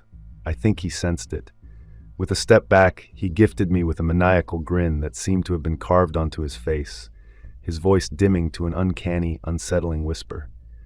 In the very near future, Jim, you too will acknowledge the reality of the gods and find your position within their grand cosmic theater. The last part struck me as an odd prophecy. I was left alone as he pivoted away, his silhouette blending seamlessly with the dark wilderness, his passionate madness echoing in the still night air. And somewhere, lost in the vastness of the Everglades, the night seemed to contract in a moment of apprehensive silence, as if the wilderness itself shuddered at the surreal encounter. I was no longer frozen in place. I couldn't tell if this was a dream or real. When I could move, rage filled me. I was up and running, being quiet, knife out.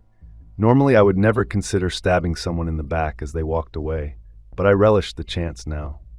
I broke into the forest and sprinted. I could see his form up ahead. His cloak moved gently as he walked. I think this is real, not a dream.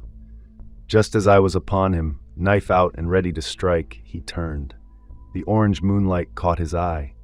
I brought the knife down, willing to embed it into any part of him, but he was faster than I thought possible. His mighty arm deflected my attack. He brought his other arm down in a single motion, crushing my shoulder and forcing my hand to release the blade. I panicked and scurried to find it, but he was already on me. He rained down blows. At first, I tried to block and slow them down, but they were so powerful that each impact took some of my strength away. My attack was pathetic compared to his. I was crumpled on the ground, defenseless. "Jim," he spoke. He sounded compassionate. I couldn't distinguish his voice from Noah's. They sounded the same. "I told you before, we can't do this until you remember." I started to shout expletives at him. He smiled, swung his leg around, and kicked me so hard in the groin that I blacked out. I heard thunder. It was raining. My head was pounding. I was too confused to do anything for a long time. Finally, I opened my eyes. It was daytime. I tried to push myself over onto my back from my side. Pain shot through me like lightning, up from my groin, through my stomach, and into my chest. I tried it again, this time knowing what to expect. When I got over onto my back, I opened my mouth to capture some of the rainwater. Thunder woke me up again. My mouth was full of water. I choked and gagged and coughed. The pain the coughing caused was unreal. I tried to sit up but couldn't find the strength to deal with the pain. I opened my mouth again, this time staying coherent and able to drink some of the water. Time passed. It rained harder. I realized I was cold. It was maybe only 40 degrees out. I was soaked to the bone. Was it winter? I smelled smoke. I couldn't figure out how I could smell smoke in the rain. After a good while, I forced myself onto my feet. It was a slow and painful process. I stumbled and fell a few times. I made it into what I believed was Noah's compound. It kind of looked like it. The place was destroyed. I looked over. My black military-style airboat was a smoldering wreck. It all would have been worse without the rain, but the rain couldn't restore any of this. Everything was ruined.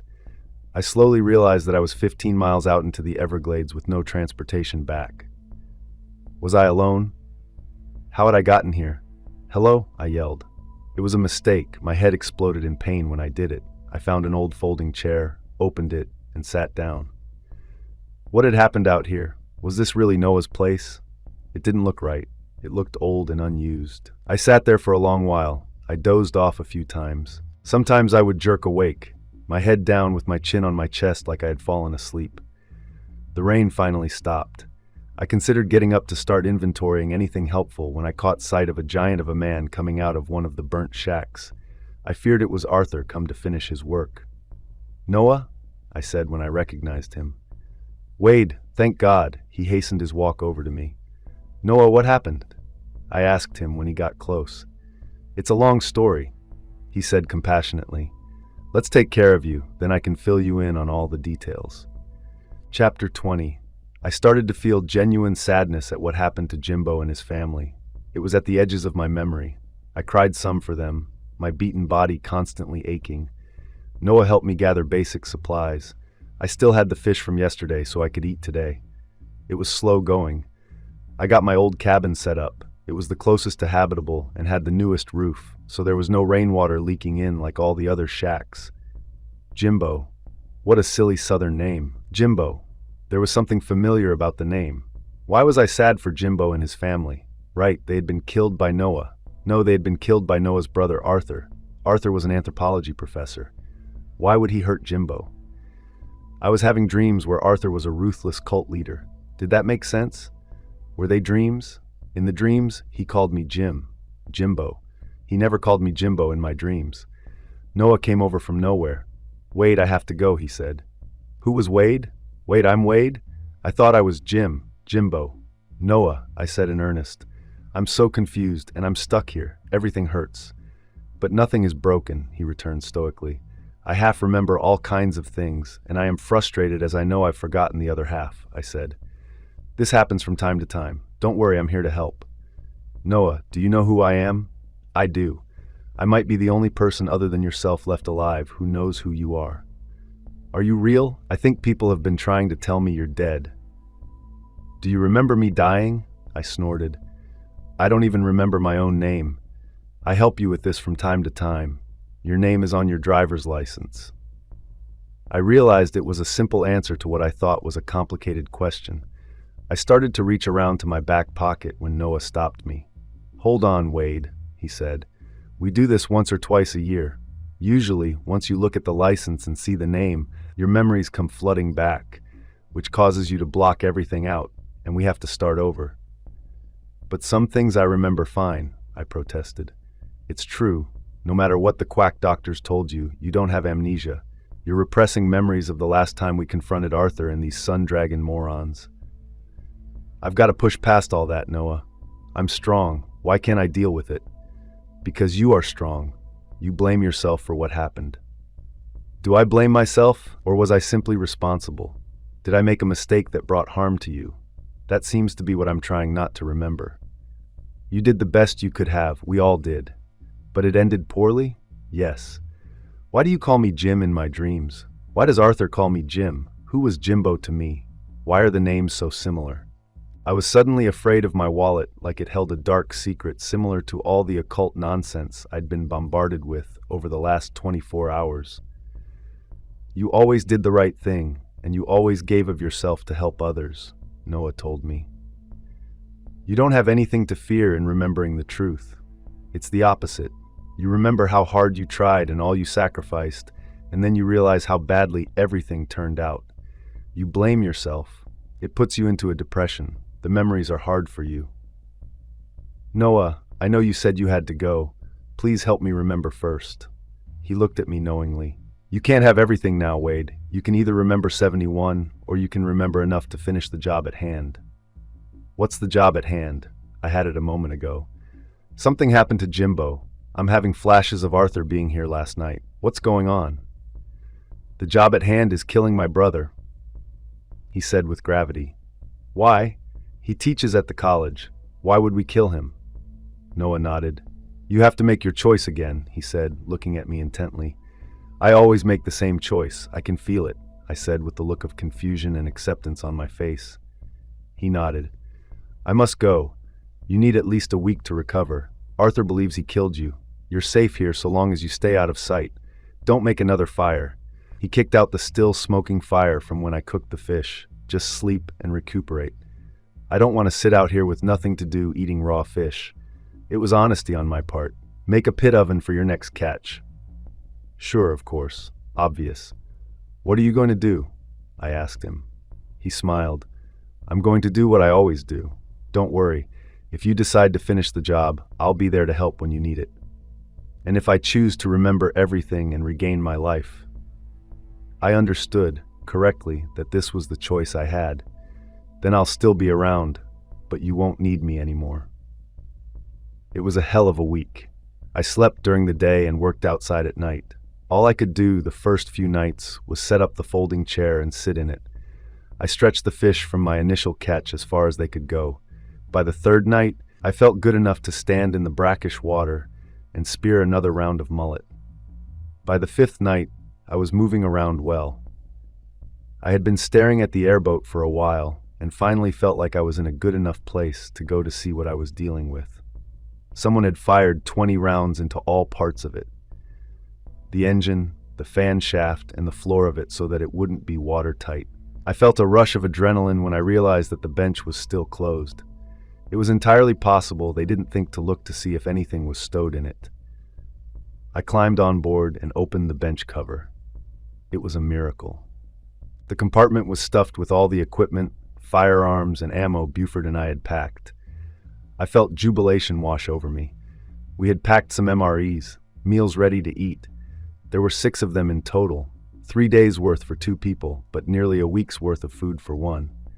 Plus, the MREs had other things, like toilet paper, sugar, salt, and a coffee package, which meant caffeine. If chicken soup was for the soul, MREs were for the rest of you. They were packed with calories. Finding them might be the difference in my survival. It also meant I didn't need to cook anything anymore. I could suffer through cold coffee if that was now my most significant inconvenience. The rain had filled all the reserves. I had enough fresh water to last a month or more. I didn't need half of it, so I took a shower.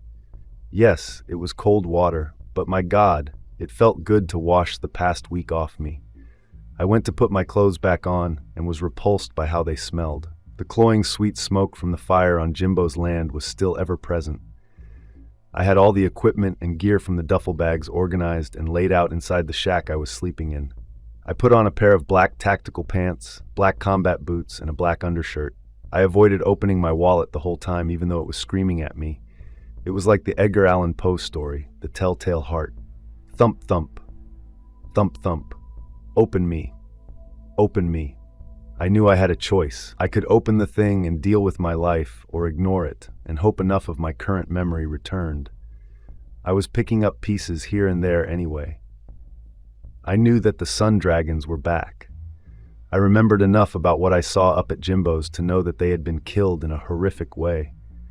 I remembered around the edges that the dragons had come after me. I roughly remembered I took a job to protect a lawyer, and she was killed before I could even start.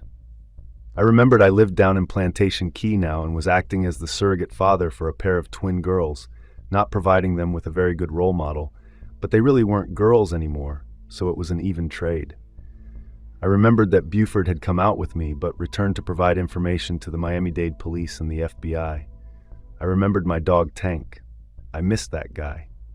Finally, I remembered that Arthur was, in fact, back, and that he had come down here to Noah's property to talk me to death. Then I remembered that I was willing to give my life to end Arthur and his followers. More importantly, I remembered why. I ended up staying in the shack for another 5 days. I could have pushed it, but understanding what was ahead, I knew I needed to be as close to 100% as I could be. During this time, I thought about Lombardy and what still needed to be done there. I realized I didn't have the stomach for it. I thought taking on the mafia was hard. What I was dealing with now with Arthur would take all the fight I had left in me. All I wanted to do was go back to my apartment, pretend not to notice I was surrounded by pretty bikini-clad women, and take Tank for walks. I would have to, at some point, see Tony Two Shoes again. Noah was the one keeping him in line. If Noah didn't come back with me, I'd let Tony go his own way too. I know it's a cliché, but I am getting too old for this. I was midway between my 50th and 51st birthday. I didn't mind picking up clients and delivering the mail, but these jobs were rarely as simple as they were presented. I didn't need the money anymore either. I'd made Tony pay over $100,000 as part of his transition. The vending store on the beach brought in hundreds of dollars every day. If I ever wanted, I could also start selling down Mike's inventory. If presented to the right buyers, that stuff must be worth over $1 million. I had one horrible thing left to do. It was the kind of thing generally that Noah did for me, but I could feel that relationship fading, especially now that I had my recent memories back. I knew the truth.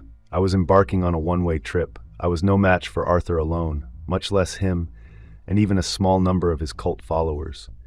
The cult might be more extensive than I realized, but as I contemplated the events of last week, I realized it might be wider spread than I realized as well. The bank guard, that was a tell.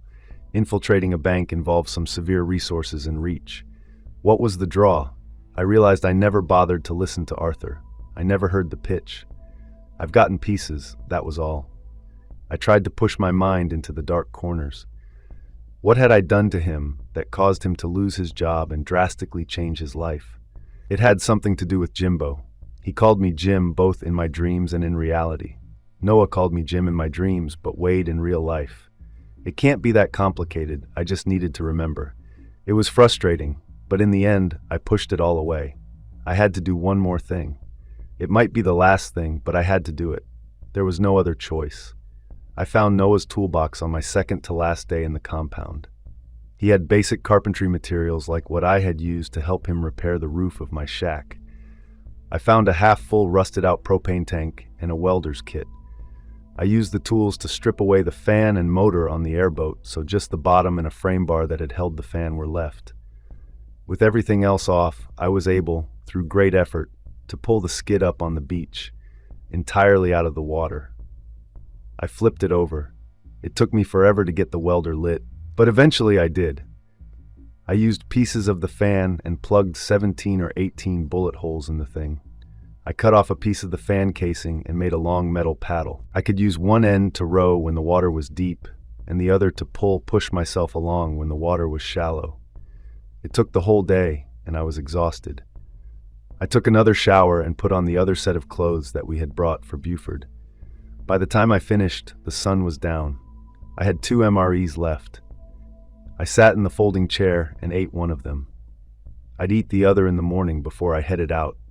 I'd be paddling at maybe 5 miles an hour. That put Arthur's Land just 3 hours away. The problem would be that I would be absolutely spent by the time I got there. I changed my plan and decided to leave tomorrow right at sundown. Chapter 21, I forced myself to sleep as long as I could. I slept most of the day, so much so that by nightfall I was fidgety and couldn't imagine trying to sleep again for a long while. Perfect. I held off and ate the last MRE while making final preparations. I was as rested as I could be, as fed as I could be, as caffeinated as I could be, and I was as determined as I could be. I had both AK-47s loaded and primed. I had prepared 6 30-round clip magazines for them.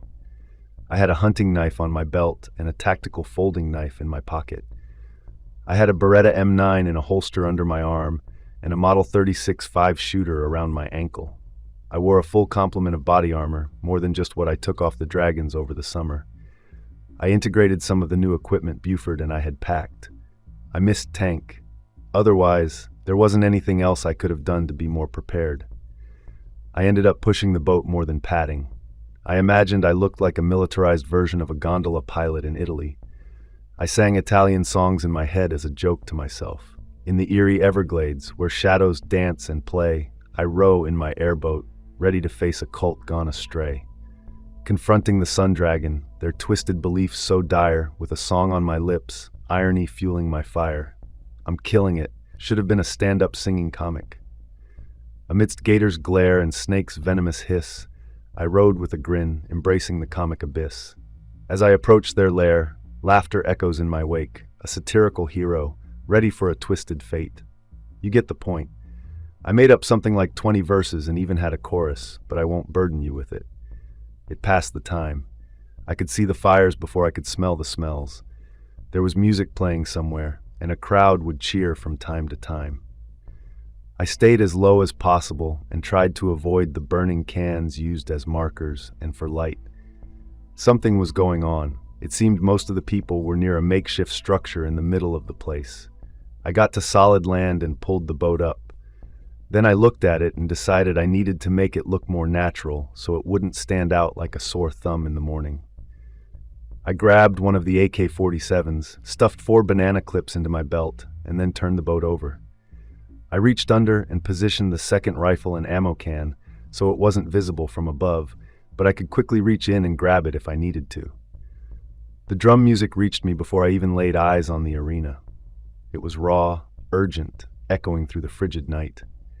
It drew me closer, a heartbeat in the vast silence of the Everglades. As I stepped away from the water's edge, my boots sunk slightly into the marshy earth. I could feel the pulse of the drum beats grow stronger.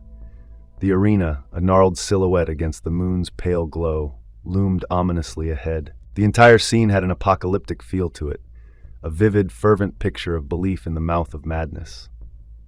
I was on edge. This place was hell itself. With each step toward the arena, I was drawn deeper into the throbbing rhythm of this nightmarish hellscape. The low, persistent beat of the drums seemed to penetrate my very being, spreading a chilling unease that crept through my veins and amplified the pounding in my chest. The random cheers were jarring reminders that the drum beat was a lie. A deep chill of unease spread through me, crawling up my spine like icy fingers. Every drum beat echoed in my chest, filling the silence between my heartbeats with a sense of growing dread. It was like the tick-tock of the telltale heart again, each thud pushing me one step closer to a doom I could sense but not see. First my wallet, now the world.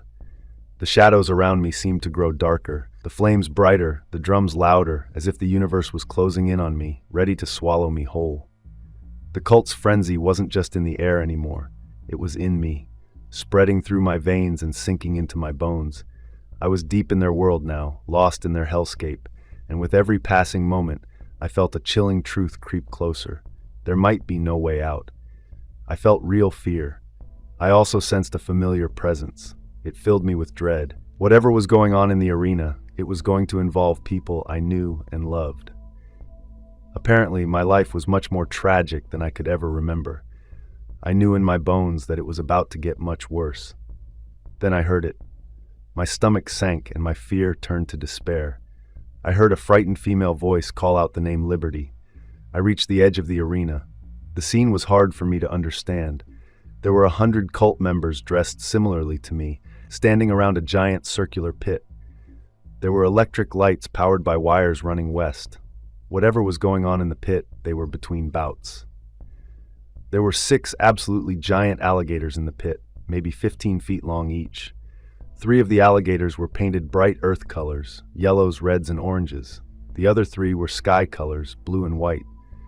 They were covered in human blood too, dark reds. There were human remains everywhere. On the opposite side of the giant pit from me was Arthur. He was dressed as he had been when I encountered him a week or so ago. He wasn't Arthur now, he was the seer, a puppet master lording over his strange band of occult members. There were 6 men seated with him, 3 to either side. Each was on a smaller chair that resembled a throne, each decked out in an outfit that was more peculiar than the last. I tried to match each one to the gods both Millie and Arthur kept telling me about. The guy on the seer's right was wrapped in a robe that glowed like moonlight. His face was ghostly pale, and his eyes had a silvery glint. Lucerix, the moon god, I guessed. When he would move, it was with a tranquil, profound grace. Beside him on the same side was a man decked out in dark green, with what looked like fake vines crawling all over him. His hands were rugged like they'd seen their share of hard labor. His gaze was unwavering, reminding me of a sturdy mountain or an ancient tree. I guessed he was Vorath, the god of earth and growth. Then there was the last one on the right, draped in a robe as dark as the night sky, speckled with tiny points of light. His expression was unreadable, full of secrets. His eyes looked like they were lost in some far-off galaxy. I pegged him as the one embodying Nephis, the cosmic god. Next, starting on the left, my eyes were drawn to a man who looked like a walking bonfire with his red and orange ensemble. His eyes glowed a molten gold, and his aura was one of fierce intensity. Sangor, the fire god, had to be his patron. There was another man in a black robe, scattered with stones that twinkled like distant stars. His face was marked by wisdom and a touch of melancholy. I was pretty sure this was the guy for Malakt, the god of mortality. The last man was clad in blues and whites, reminding me of a cloud-filled sky on a clear day. His demeanor was light and airy, but his eyes held the threat of a brewing storm. He must have represented Hazar, the sky god. I looked back at the huge gators. I could see the painted colors matched, each one of the 6 seated men to either side of Arthur. Well, now I knew what a sun dragon was, I mused. I tried to push away my fear. The anticipation of witnessing whatever was going to happen next filled me with trepidation. Arthur stood and started giving a speech. I wasn't listening to the words. The pounding of my heart in my ears was too loud.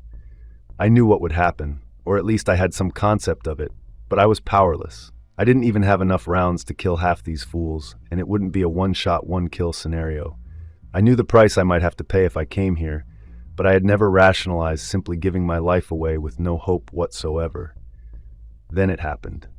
The drums got louder. Arthur's speech was over. The man to his right, dressed like a moon clown, gracefully stood up. He waved his arm, and a miracle happened. The 5 other alligators got up and walked out of the arena pit through a doorway manned by a few of the cult members. They were carefully on the outside of the door, the alligators inside a passageway that headed out to the east. The only gator remaining was the one painted in colors similar to Luceric's, the man who had stood pale blues and whites. Another door opened, and 2 skinny, naked young women were pushed out. Then a giant collie followed, its mouth in a muzzle so it couldn't defend itself. The crowd erupted in cheers and unsavory catcalls. The 2 girls clung to each other in fear. The dog tried to protect them, but couldn't do much with its mouth tied closed. It was the twins, Liberty and Mercy. The dog was my dog, Tank. Liberty was painted in black paint, Mercy in white paint. It was almost too much to see. They were painted in a way that highlighted their lady parts. It broke me. Clearly they had been abused. Blood was on places where it shouldn't be. I snapped. "Now, Wade," Noah yelled. He was charging past me. I jumped forward to catch up, unslinging the AK-47 as I started to move. But it wasn't me. I was just an observer. It was only Noah. He had the AK-47 already out and was firing it into the crowd. He emptied the entire clip as we sprinted forward. He dropped the spent clip and jammed a new one into the rifle in a single motion. He primed it and focused his volley on the giant alligator. He emptied 30 rounds into it, mostly near its head and neck. It went down. Everyone was taken by surprise. The council of cosplayers, including Arthur, reacted first. Noah seeded the next clip and fired at the men in the chairs, a strafing volley without aiming, just getting as many rounds in their direction as possible. Liberty and Mercy were screaming in fear, crying, not understanding it was me here to help them. Tank recognized me. He ran over as I jumped into the pit. I watched Noah reach and grab his tactical knife, swinging it in a single motion to cut the muzzle off the dog. It flew off and Tank launched off the wall and onto the raised dais, where the dressed occultists started panicking. Noah hit most of them when he sprayed the area. Tank pinned down one, then another, ripping parts of them off with his strong jaw. Arthur stood tall and unwounded, however. His eyes caught fire. He smiled and clapped while the men went down to either side of him. The crowd was gaining its wits. A few black-clad members jumped down and charged Noah. More were coming. He fired the rifle with precision and reloaded until there was no more ammunition. Noah got himself between the approaching horde and the twins. Tank jumped back down and stayed close to his side, rushing forward and attacking anyone who got too close. When the AK-47 was out of ammo, Noah dropped it and drew the M9, instantly firing it at the closest foe. He swung his aim left and right, always aiming for the closest man. It was clear that the sheer numbers favored the dragon cult. By the time the M9 was empty, they were on him. He drew his hunting knife and fought hand-to-hand for a while, but in the end, we were all overrun. They had wrestled us to the ground and pulled us out of the pit. Tank got away, but for a dog in the Everglades, that's not really a prediction of good things to come. Noah wasn't with us, but I now knew what that meant. He would be around when I needed him again. Liberty, Mercy, and I were roughed up but not beaten badly, given what could have happened. The 2 girls had already been through hell, however. I heard Arthur, the seer, giving commands not to harm us at the time, that we needed to be intact for the trial. What he said to me back on Noah's land echoed in my head. In the very near future, Jim, you too will acknowledge the reality of the gods and find your position within their grand cosmic theater. They ended up dragging us to a metal shack with only one door. The small, cramped inside was stagnant and dark. It smelled like despair. In dragging the twins, their paint got all smudged up. It was some oily, greasy substance. Dirt and mud clung to it. They weren't dressed, Lord knows how exposed they felt, but they were kind of covered, which at least provided some level of modesty. After the door was closed, the 2 ran to a corner, clung to each other, and crouched down, trying to be as small as possible. I tried talking to them a few times, but honestly, I don't think there's anyone home right now. This level of trauma is going to mess with them for the rest of their life. I should know. It made me sad and angry. I also felt the weight of responsibility, as they wouldn't be here in this situation if they didn't hang around me. I had to focus. This was a disaster. I couldn't see any way out. There were 2 guards just outside the door. I could see them through slits in the rusty metal. The floor was concrete. There was absolutely nothing else in the place other than the 3 of us. After a very long time, I sat down. No one was going to stupidly open the door to bring us food or mistake my taunts as an invitation to do anything that would allow us to escape. I eventually fell asleep and was awakened by someone beating on the metal door. "Hello!" they yelled between pounding. I felt optimistic for just a moment, but when I turned to look out, it was one of the men seated next to Arthur last night above the pit. It was Hazar, the sky god of chance and strife. Well, some half-wit duped by Arthur dressed up as a cosplayer. "I'm awake," I finally said. Sitting here pouting wasn't going to move anything forward. "Are you Jim?" he asked with a feminine air. I centered myself and got in front of my immediate comment. "That's what Arthur calls me, yes," I said, being honest. I sensed that saying anything but truth would be a problem. These buffoons were evil, but I was starting to remember that Arthur had a sense of morality within his own constructs. I'm sure that has been integrated into whatever culture was present here. He snorted like he understood the line I was trying to walk and didn't think much of it. "I am the head priest of Hazar. It is my job to present your defense at the trial." "Come on," I mumbled. "There will be none of that." He screamed fiercely. It was powerful. I understood to keep the snark to a minimum. He continued, "I have 3 responsibilities. Convey the charges to you. Ensure you are prepared to defend yourself in court, and monitor your defense to ensure you are truthful in all things." "So, you're my lawyer?" He laughed. "No. I am the head priest of Hazar," he kept talking before I could come up with any remark. "You are charged with 5 counts of divine betrayal. Think of them as felonies." I could see his smile through the slits as though he had made an inside joke. "Count 1. Desecration of the divine. The accused did willfully attack and slay the sun dragon of the First Order." He was reading from a piece of paper and his voice was thunderous, like he had an audience. "Count 2. Defilement of the seer's honor.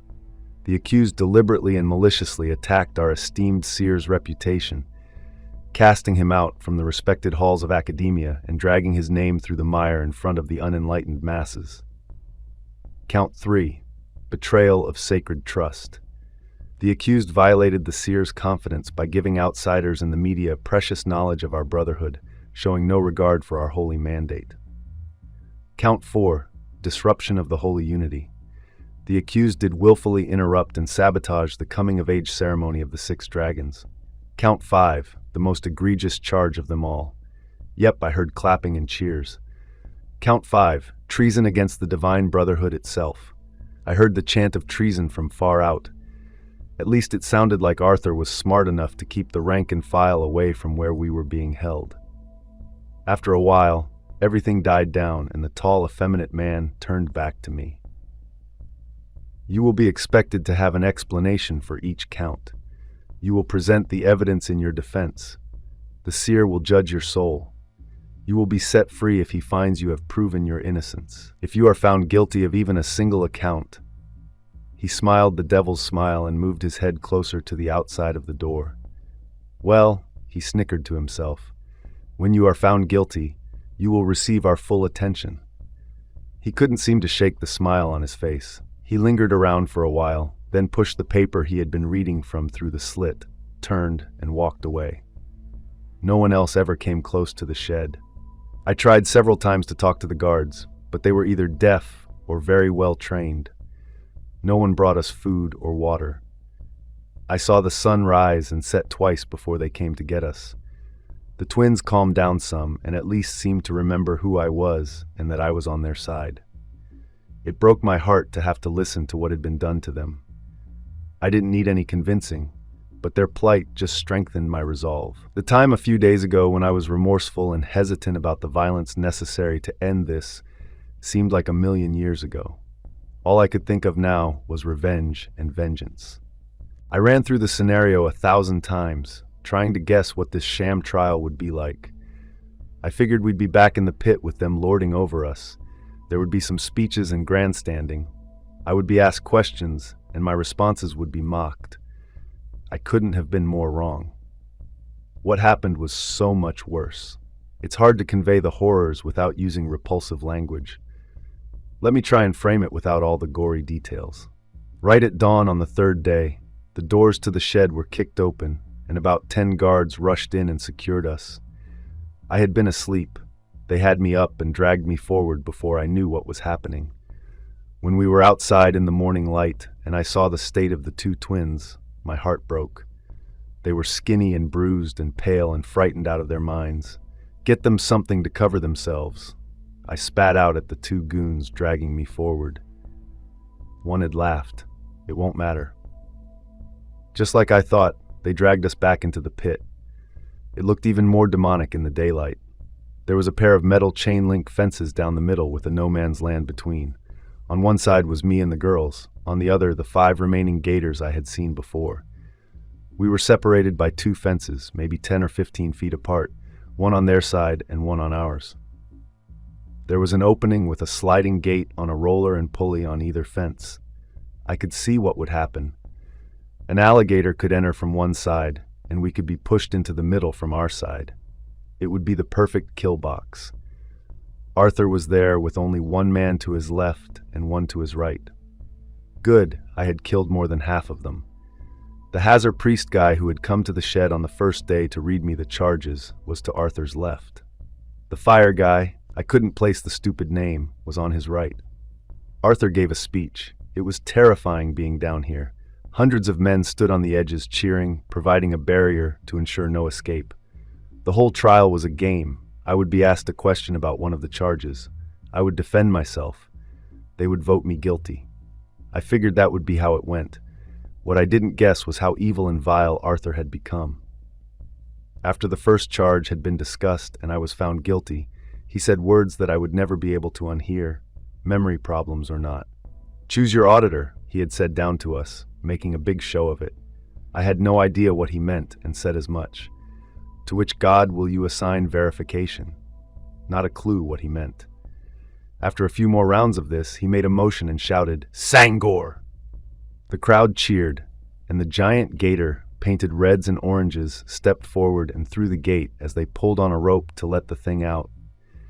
There was a commotion, and I didn't understand what they were going to do until it was too late. They grabbed Liberty and pushed her forward. I tried to fight. By God, I gave it everything I had when I realized what would happen. I struggled and screamed and cried and fought. The idea was that the truth of the judgment would be revealed by whichever won the fight. A stripped, skinny 90-pound girl who was only 20 years old, or a 15-foot, 1,000-pound alligator painted red and orange.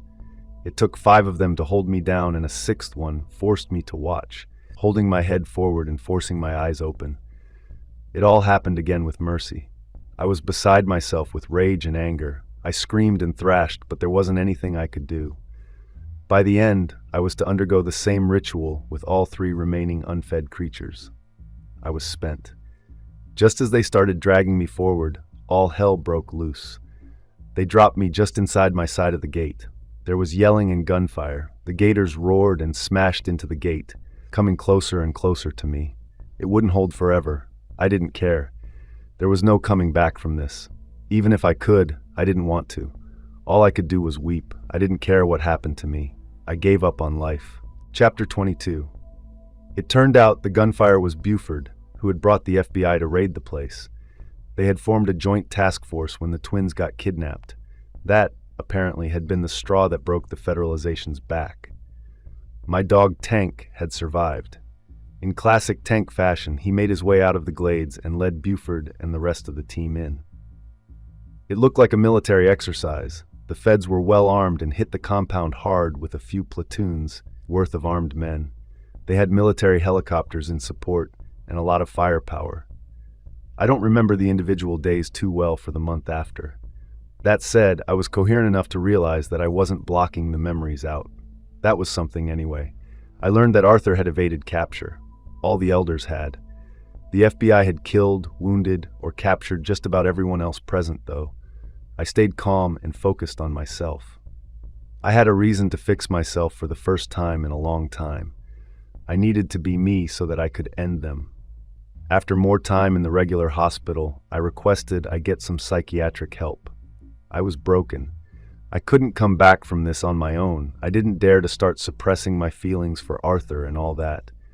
I had to accept them and integrate them into who I was. It was the only way I could do what I had to do when I left the hospital.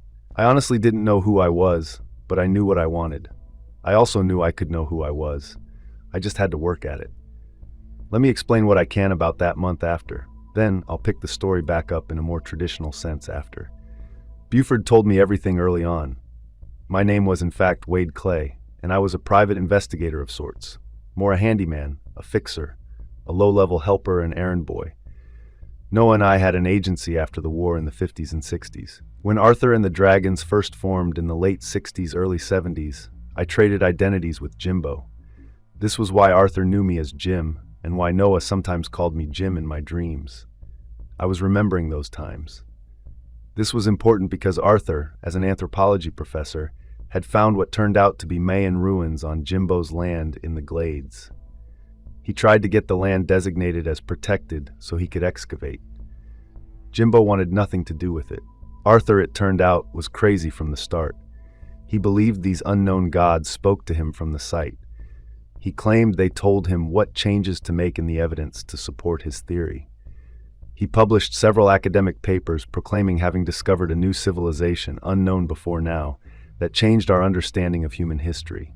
They were all peer-reviewed. He fooled them all. The real Jimbo knew what he was doing and collected his own evidence, spying on him and taking pictures of Arthur forging artifacts and findings. Jimbo went to a local reporter, and the story spread like wildfire. Arthur was fired and disgraced. He truly could never work in academia again. He became even more crazy and violent. He convinced himself that this was a sign from his true gods, and the genesis of the Sun Dragon cult was formed. Somewhere in here, I had become concerned that I was really Noah. That wasn't the case. I was really Wade. That single realization helped a lot in my recovery. The only way Buford could get me the mental help I wanted was if I were willing to be admitted to a special kind of hospital, a psychiatric hospital. And that's precisely what ended up happening. It was one of the better decisions I ever made in my life. I had two primary people I talked to, professionals. One was a psychiatrist and one was a psychologist. Apparently, these are very different professions. I had no idea starting out, but I learned the differences over time. The psychiatrist, Dr. Graham, was the first one I met regularly. She was a medical doctor with the power to prescribe medication and spent years studying the human mind and its dysfunctions. She explained that her main goal was to get my brain chemistry balanced again, sort out whatever was playing tricks with my identity and making me think I was Noah, and lose parts of my memory. She adjusted my medications from time to time, always watching for side effects and constantly monitoring my progress. We didn't talk much about why I felt the way I did or what had led me to that point. That wasn't her focus. Her focus was on the biological aspect of what was happening to me, the nuts and bolts of my brain harmony, so to speak. Dr. Bennett, my psychologist, was different. We didn't talk about medications or brain chemistry. Instead, we delved into my past, my thoughts, my feelings. She helped me understand why I'd started thinking I was Noah and how my experiences and my emotional state had fed into this delusion. She guided me in addressing the underlying issues and learning better coping mechanisms.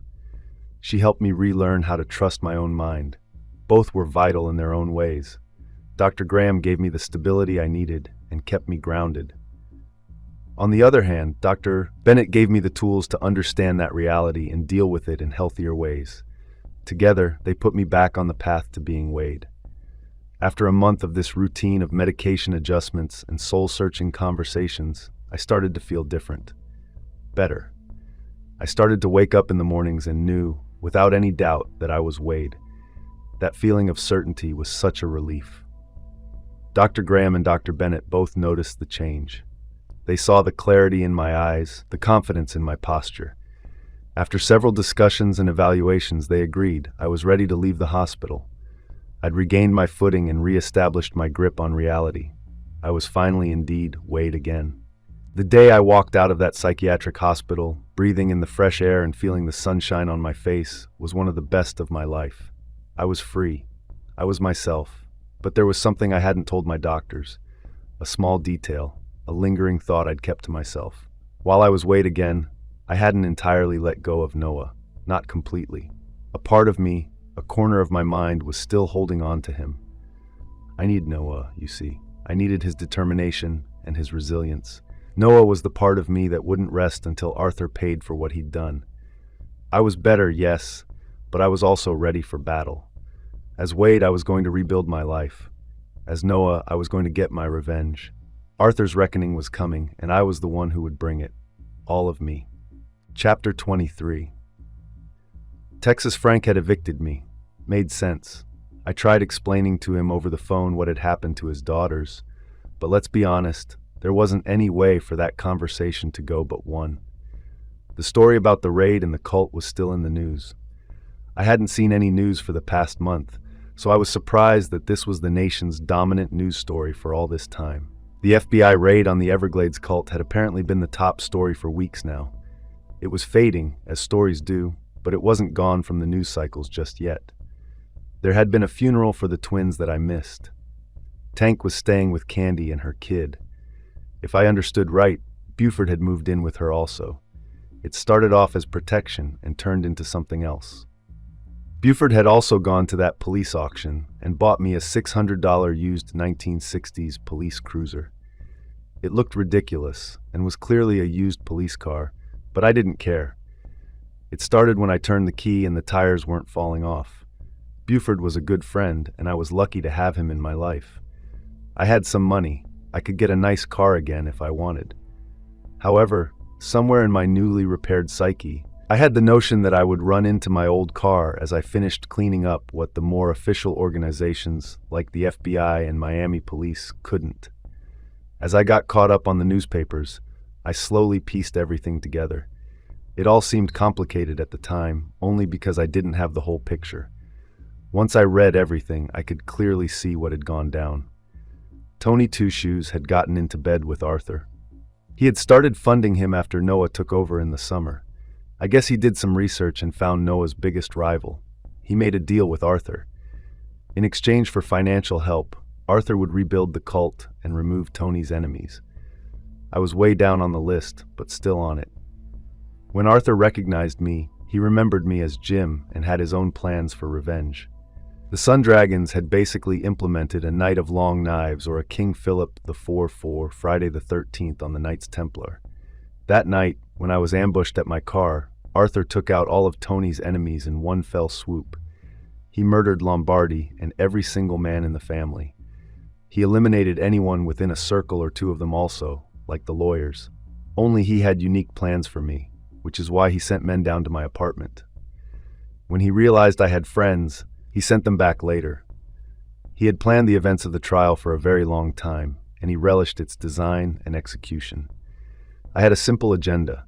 I was going to kill Tony Two Shoes, Arthur Kane, and the two cosplay clowns I hadn't managed to mow down with the AK-47.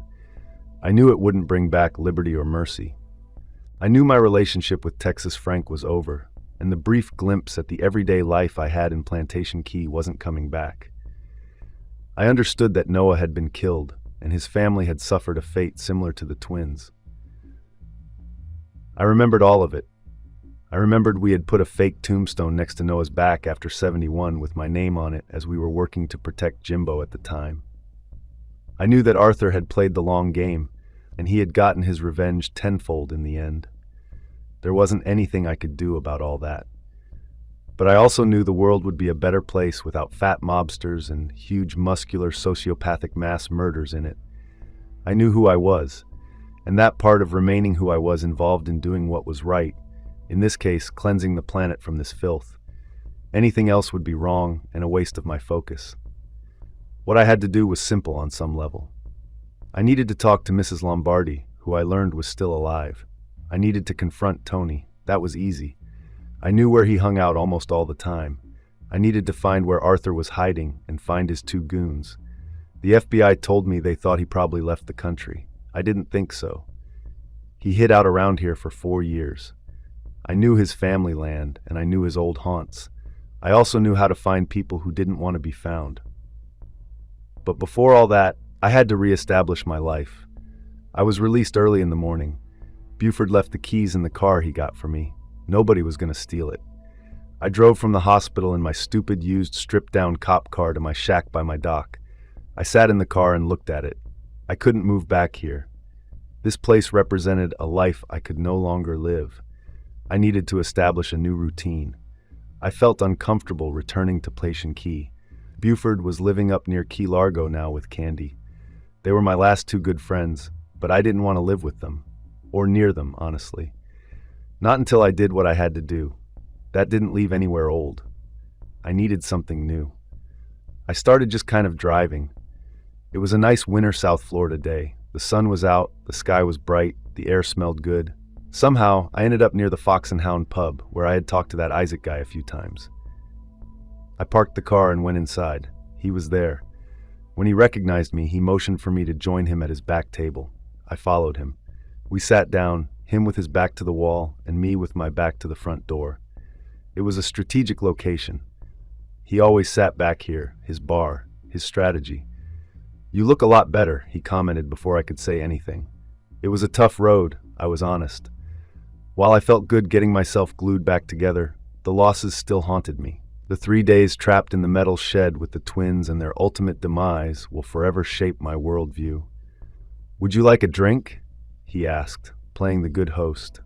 "Thank you, no. Part of my recovery is that I avoid both uppers and downers. No coffee, no booze." "Keeps the head clear," he said just to say something, then motioned to a big man who brought a small glass over to him. "Isaac," I started. "A lot of what went down was on the news. One thing they haven't mentioned is that the ringleaders all avoided custody." He allowed a surprised look to cross his face. "They said on the news that everyone was killed, that they held out and fought to the last man." "No, I was there. As always, that's almost true. Maybe 90% of them did fight to the death. But Arthur, the seer guy, their leader, and 2 of his head honchos seemed to have slipped away." "How do you slip away from an army of FBI agents?" he asked, seeming legitimately surprised. I was my new calm, centered self. "Maybe you had to be there. The place was hell on earth. There were shanty shacks everywhere. I don't know what it could have been, but they clearly had something worked out to escape in that exact situation." He nodded. "Did you really have to watch those 2 girls?" he asked. At least he phrased the question delicately. I nodded that I did, and I waited as the memories and feelings ran their course. "Can I tell you what I do?" he asked me. "It's related," he said encouragingly. I must have made a face coming off the horrific memories of what happened. "Sure, I came here to talk." Their names were Liberty and Mercy. They had silly names, but their father was proud. He migrated here from India and wanted them to have good, strong, patriotic American names. I was taken aback. After many conversations with Texas Frank, I knew this was true, but I had never told anyone, much less this guy. Their mother was an immigrant also from Ireland. That's what gave them their exotic appearance. They were smart girls. Do you know why they didn't want to go to college? What was going on? I still felt my rock-solid connection to reality, but this was catching me off guard. "How can you know any of this?" I finally had to ask. He smiled a comforting smile. He clearly had given speeches like this before. They admired their father, who had built a real estate business out of nothing. He called it an empire, which they thought was a silly way to talk about it. They wanted to be like him, but they also wanted to be like you. They both looked up to you too, how you cared for the people close to you and tried every day to guide them and provide advice. He shifted in the booth, took a drink from his glass, and continued. They saw drive, hard work in their father, and grit and strength in you. They weren't going to teenage parties. Those clam bakes and all that, they were putting them on. The start of a catering business. They needed to borrow your dog. He paused at the name. Tank? I nodded yes. The dog Tank, they needed him because some guys were trying to shake them down, to get a piece of their business. I had tears in my eyes and felt that sad pull that caused them to water up. He was quiet for a while, looking behind me, then nodding. They want you to know that they love you and that you did everything possible. They want you to know that it wasn't your fault they got involved. The guys shaking them down were working for Tony. He already knew about them. It wasn't because of you.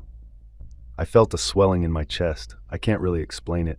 It was a warmth reminiscent of the time Liberty had hugged me in my apartment right when this all started. Stone watched me, or more accurately, he watched around me. I felt a strong breeze from nowhere. Given that this place had no windows, it was unexpected. It got cold. Stone nodded to someone behind me. I turned just in time to see what I would swear were the two twins. They looked like they had in life, not how they looked at the end. But it was just a flash, and the light from the main door probably played tricks on my eyes.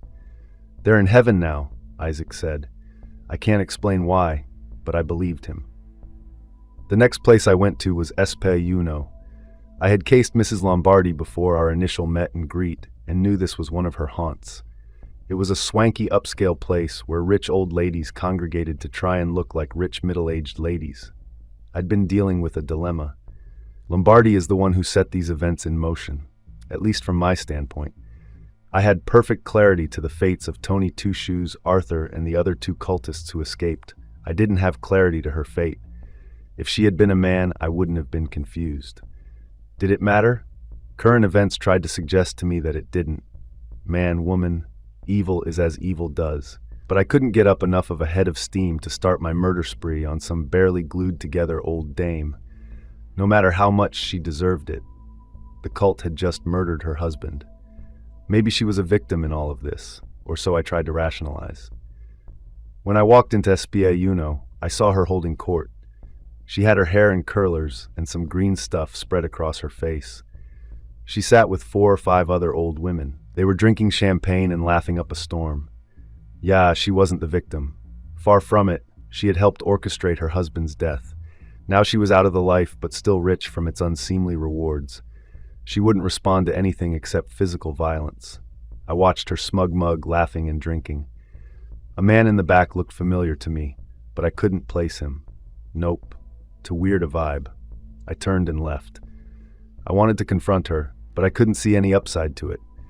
I would just get mad and beat her, or worse. That was no way to start my newfound mental stability. Someone like her, she'll be in her own hell. Time had already won. I got back in my car. It was midday, cool, sunny, pleasant. I missed Tank. I wasn't avoiding Buford and Candy. As a matter of fact, they were probably expecting me to show up and get the dog. It would be weird for me not to on my first day out. I turned south and began the 90-minute drive from AUDIOBOOK. I still needed a place to stay, even just temporarily. If Buford was staying with Candy, then maybe his place would be vacant. I could reunite with Tank and then drive down and crash there tonight. Then make a new domicile my top priority tomorrow. It all worked out. I made small talk when I picked up Tank. Buford wasn't there. He was working. I talked to Candy for a while, and her kid Diedrich. He was a good kid who they had managed to shield from most of this mess. Candy called Buford on his dispatch radio, and he agreed to meet me at his place in about half an hour. He rented a house a block west of the Plantation Key Sheriff's Station. I secured Tank and all his supplies and left, heading south. Tank was just as glad to see me as I was to see him. He sat on the passenger side of the front seat. Unlike my convertible, this was a bench seat that went all the way across. I got the feeling he didn't like it as he slid on it when I turned any corner. He knew not to interfere with me when I was operating the car, but he worked it so he was leaning up against me when he finally settled. When I pulled into the Plantation Key Station parking lot, Buford was there, standing outside, leaning against his cruiser, holding a 6-pack of some cheap red, white, and blue beer, watching me and Tank approach. The loony bin called to warn me about an escaped inmate. He smiled as I got out of the car. I walked around and opened Tank's door. He stepped out and looked around, then just decided to follow me and stay close. "I haven't had a chance to thank you for everything," I said. I shook his hand. He offered me a beer and I declined. "Part of staying lucid," I said. He nodded as though I was doing a wise thing. Tank started sniffing around the parking lot. Cars passed by on the road maybe 30 or 40 feet away. Buford popped the top off a can and took a long pull. I leaned on the car next to him. Apparently we were going to stand there for a while. "This sheriff gig is a sweet deal," he finally said. He finished one can. placed it on his car hood, and opened another. "I take it you're off duty?" I said, unable not to notice the rate at which he was drinking beers. He ignored my quip. "It comes with its own obligations," he said. I figured he was talking to me, but he could have just been talking to himself. "I can only imagine," I said to say something. "When you get appointed, you have to take an oath." I nodded that I had heard him. Then I understood. Somewhere in the oath, they outline that you can't go on murderous revenge-killing sprees, I said. He turned and focused on me like he hadn't realized I was standing right beside him. "They got something else," he said. I noticed his eyes were red. He continued, "They call it a duty to report." "Report what?" "Exactly." He turned back to look off to the horizon. I waited. Finally, "Exactly?" He nodded. "We're required to report illegal activity, even investigate it if it is within our jurisdiction." "Report to who?" He nodded again like I had hit the nail on the head. "Exactly," he said again like that was some kind of answer. "Clarence," I started to protest, but he cut me off. "Here is the way I figure it," he said, still looking away. "I figure tomorrow in the afternoon, once I get all the morning responsibilities out of the way, I figure then I'll need to open a case file." The old me would have been indignant. The new me was calm and processed the information easily. "What do they call those things? Cold cases?" I asked. He shook his head no. "The case only goes cold once all the leads have been tracked down and no suspect has been identified." "What would this case file even be about?" "Probably start with just an inquiry to see if any overt actions had been taken with the intent to commit a felony," he said. "Overt actions?" "Sure," he smiled. "We're not the thought police. A person can think whatever they want. However, if they start to perform actions that would bring those thoughts to reality, and if that reality is a crime." He looked at me sympathetically. "Well then, the case won't go cold if you follow." "Seems like it could tie a fella up," I said. Now both of us were wise old men, not just him. "It could," he agreed. "But as long as I open the case and work the leads in my jurisdiction, and if I properly respond to inquiries and requests for information, well then, it would all be proper and above board. Seems like the best outcome is that none of your leads develop much." He nodded and finished his second beer. He placed the can on the car next to the first and popped the top off a third.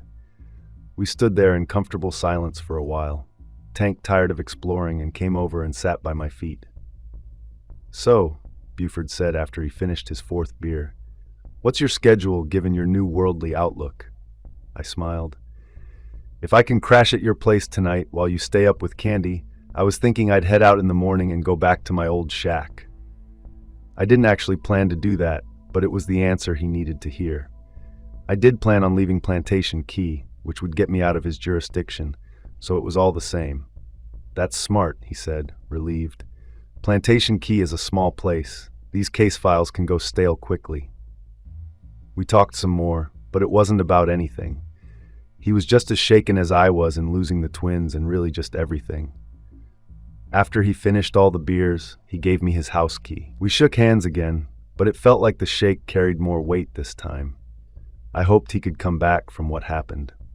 I watched him get into his car and drive north. He was drunk, but there wasn't anyone left to pull him over. Tank and I had a great reunion. Buford's place was small but clean. He had it well stocked with groceries. Both Tank and I had a steak I cooked on the grill as we sat on the back porch and looked west into the Gulf of Mexico. We went to bed early. I let Tank sleep on the bed with me, and he stayed close, always leaning into me or maintaining some form of contact. I woke up before the sun came up. I felt rested and ready to start the day. Tank and I enjoyed breakfast on Buford as well. I cleaned everything up, locked the door on the way out, and Tank and I were in my car driving north before dawn. I mentioned I had money. I wasn't rich by any stretch, but Noah had shaken Tony down for $100 grand, and the vending business had been profitable. I had maybe 110 or so in the bank. If I found one I liked in a nice neighborhood, a brand new house was maybe 30 grand. I figured Florida City was a good compromise. Florida City was south and west of Miami and east of the Glades. It was also central between both places in the Keys. Florida City was within a few minutes of Isaac's Bar in Homestead. I could look between there and Homestead to the north. I started to get melancholy. I had avoided negative emotions before all this, always chasing adventure and the rush of excitement. I was still very much invested in losing liberty and mercy. The feelings were still raw and ever present. I was behind the world, given I was just now coming to terms with everything. It felt like I just lost Buford as a friend, too. I knew that wasn't the case, but it felt that way to me in the moment. The sun came over the horizon just as I hit the Florida Peninsula on the South Dixie Highway. The melancholy persisted. I started to wonder if I really wanted to turn the volume back up to 11 and to put more violence in my future.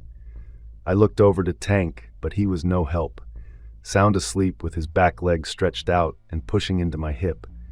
I looked out the front of the car. No help there either, just the empty road. "Wade," Noah said. This was one of the first times in a good while I could talk to him when I was relaxed, not when everything was falling apart, and he needed to swoop in and save the day. "Hi, Noah." I looked. He was sitting in the back seat. We could see each other through the rearview mirror. "You deserve a quiet life," he said. His voice was compassionate while still echoing with his inner strength. "Those two kids deserve to have a life," I returned. "Killing more people won't bring them back," he said. It wasn't like Noah to argue to inaction, so I decided to hear him out.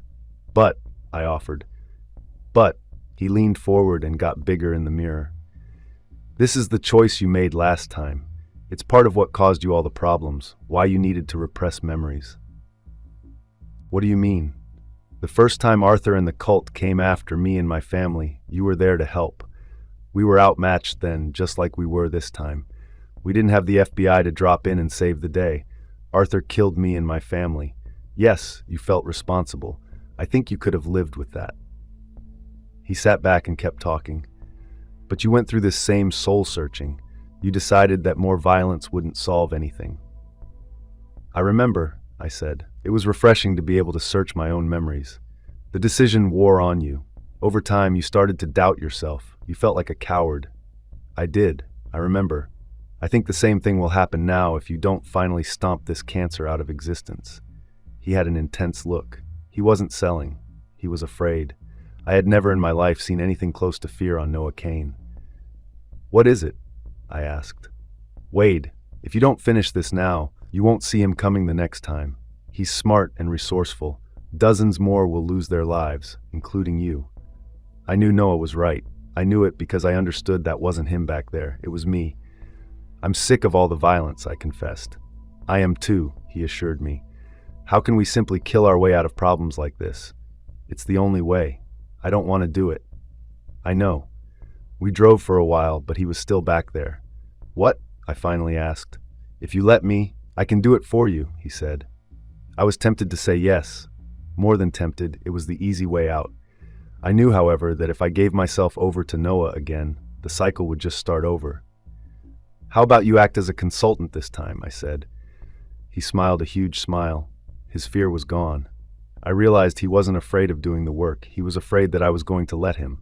Chapter 24. I drove around Florida City and Homestead. I didn't like anything I saw. It was all Leave It to Beaverland. I took Maury Drive east until it crossed SW 217th Ave. Now we were talking. This was more my style. It was farm country, large lots, maybe 5 or 10 acres, and the stuff on the western side butted up against the marsh that became the southern Everglades. There was a sign on some of the parcels, "For sale by owner," and a phone number. I pulled over and wrote the number down. It was the same for several of the plots. It looked like a farmer was subdividing his fields and selling out. It was still too early to call, so I put the paper in my pocket and sat in the car, thinking. I had this nagging feeling that I already knew what to do. It was wonderful having my memory working. I sat there and went over yesterday in my head. I still had the whole context. While many of the memories were painful, they were mine. I needed my memories and my pain. Then it clicked. The man I saw when I went to SPIUNO. It was the occult priest guy who had stood outside the metal shed and read me the charges. He had distinct mannerisms, and I had caught a glimpse of them yesterday. It actually made sense and closed some loops. It provided a connection between the Lombardi crime family, namely Mrs. Lombardi, and the Sun Dragon occultists. What was that guy's character? Right, Hazard. I slipped the car out of park and headed east and north. I connected with USHYY1, and it took about 90 minutes to make my way north past Miami proper. It was 9 a.m. when I pulled into the fancy strip mall parking lot that contained SPA Uno. This was a swanky part of town. My beat-up police auction car stood out like a sore thumb in the empty parking lot. I rolled up to the spa door and looked at the posted hours. They opened in about 2 hours at 11 a.m. I looked around. There was a Dunkin' Donuts with a drive-thru across the street.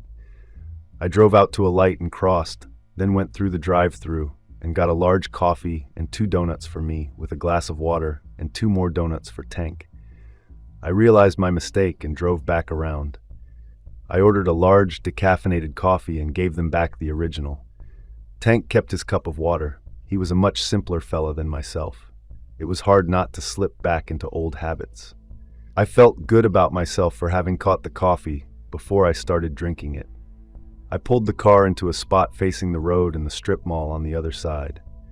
While my car stood out in the mall parking lot, it was right at home outside Dunkin' Donuts, even in this nice part of town.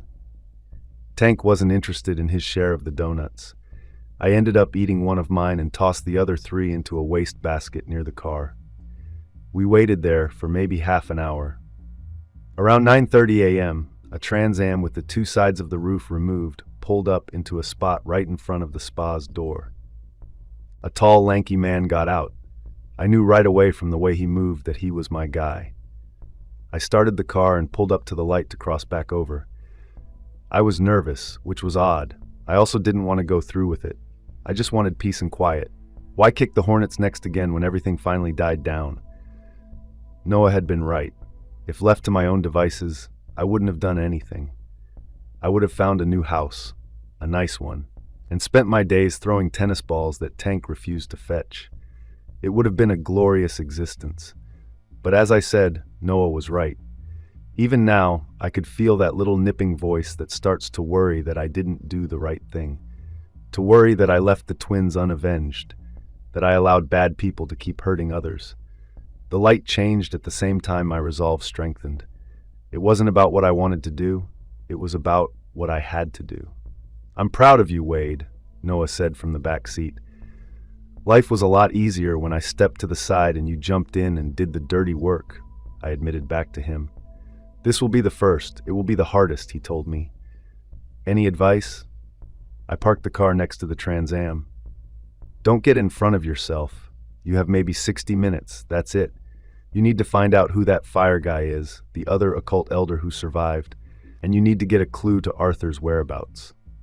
I let Tank out of the car and we both walked up to the door. The sign still said closed, but I could see the lock was open. I pushed in and let Tank go first. I hadn't thought to give him a command. It was easy to forget that he had his own memory and his own priority list. He stood blocking the door for a minute. I could see him sniffing the air and looking around like he recognized something. Then he shot forward so fast he just kind of disappeared. I stepped in and turned the big bolt to lock the door. No point in unexpected company now that we're committed. As I turned back around, I heard screaming and Tank growling. Of course, he recognized the guy too, and he was going to finish what we started in the pit. "Tank!" I yelled and ran forward.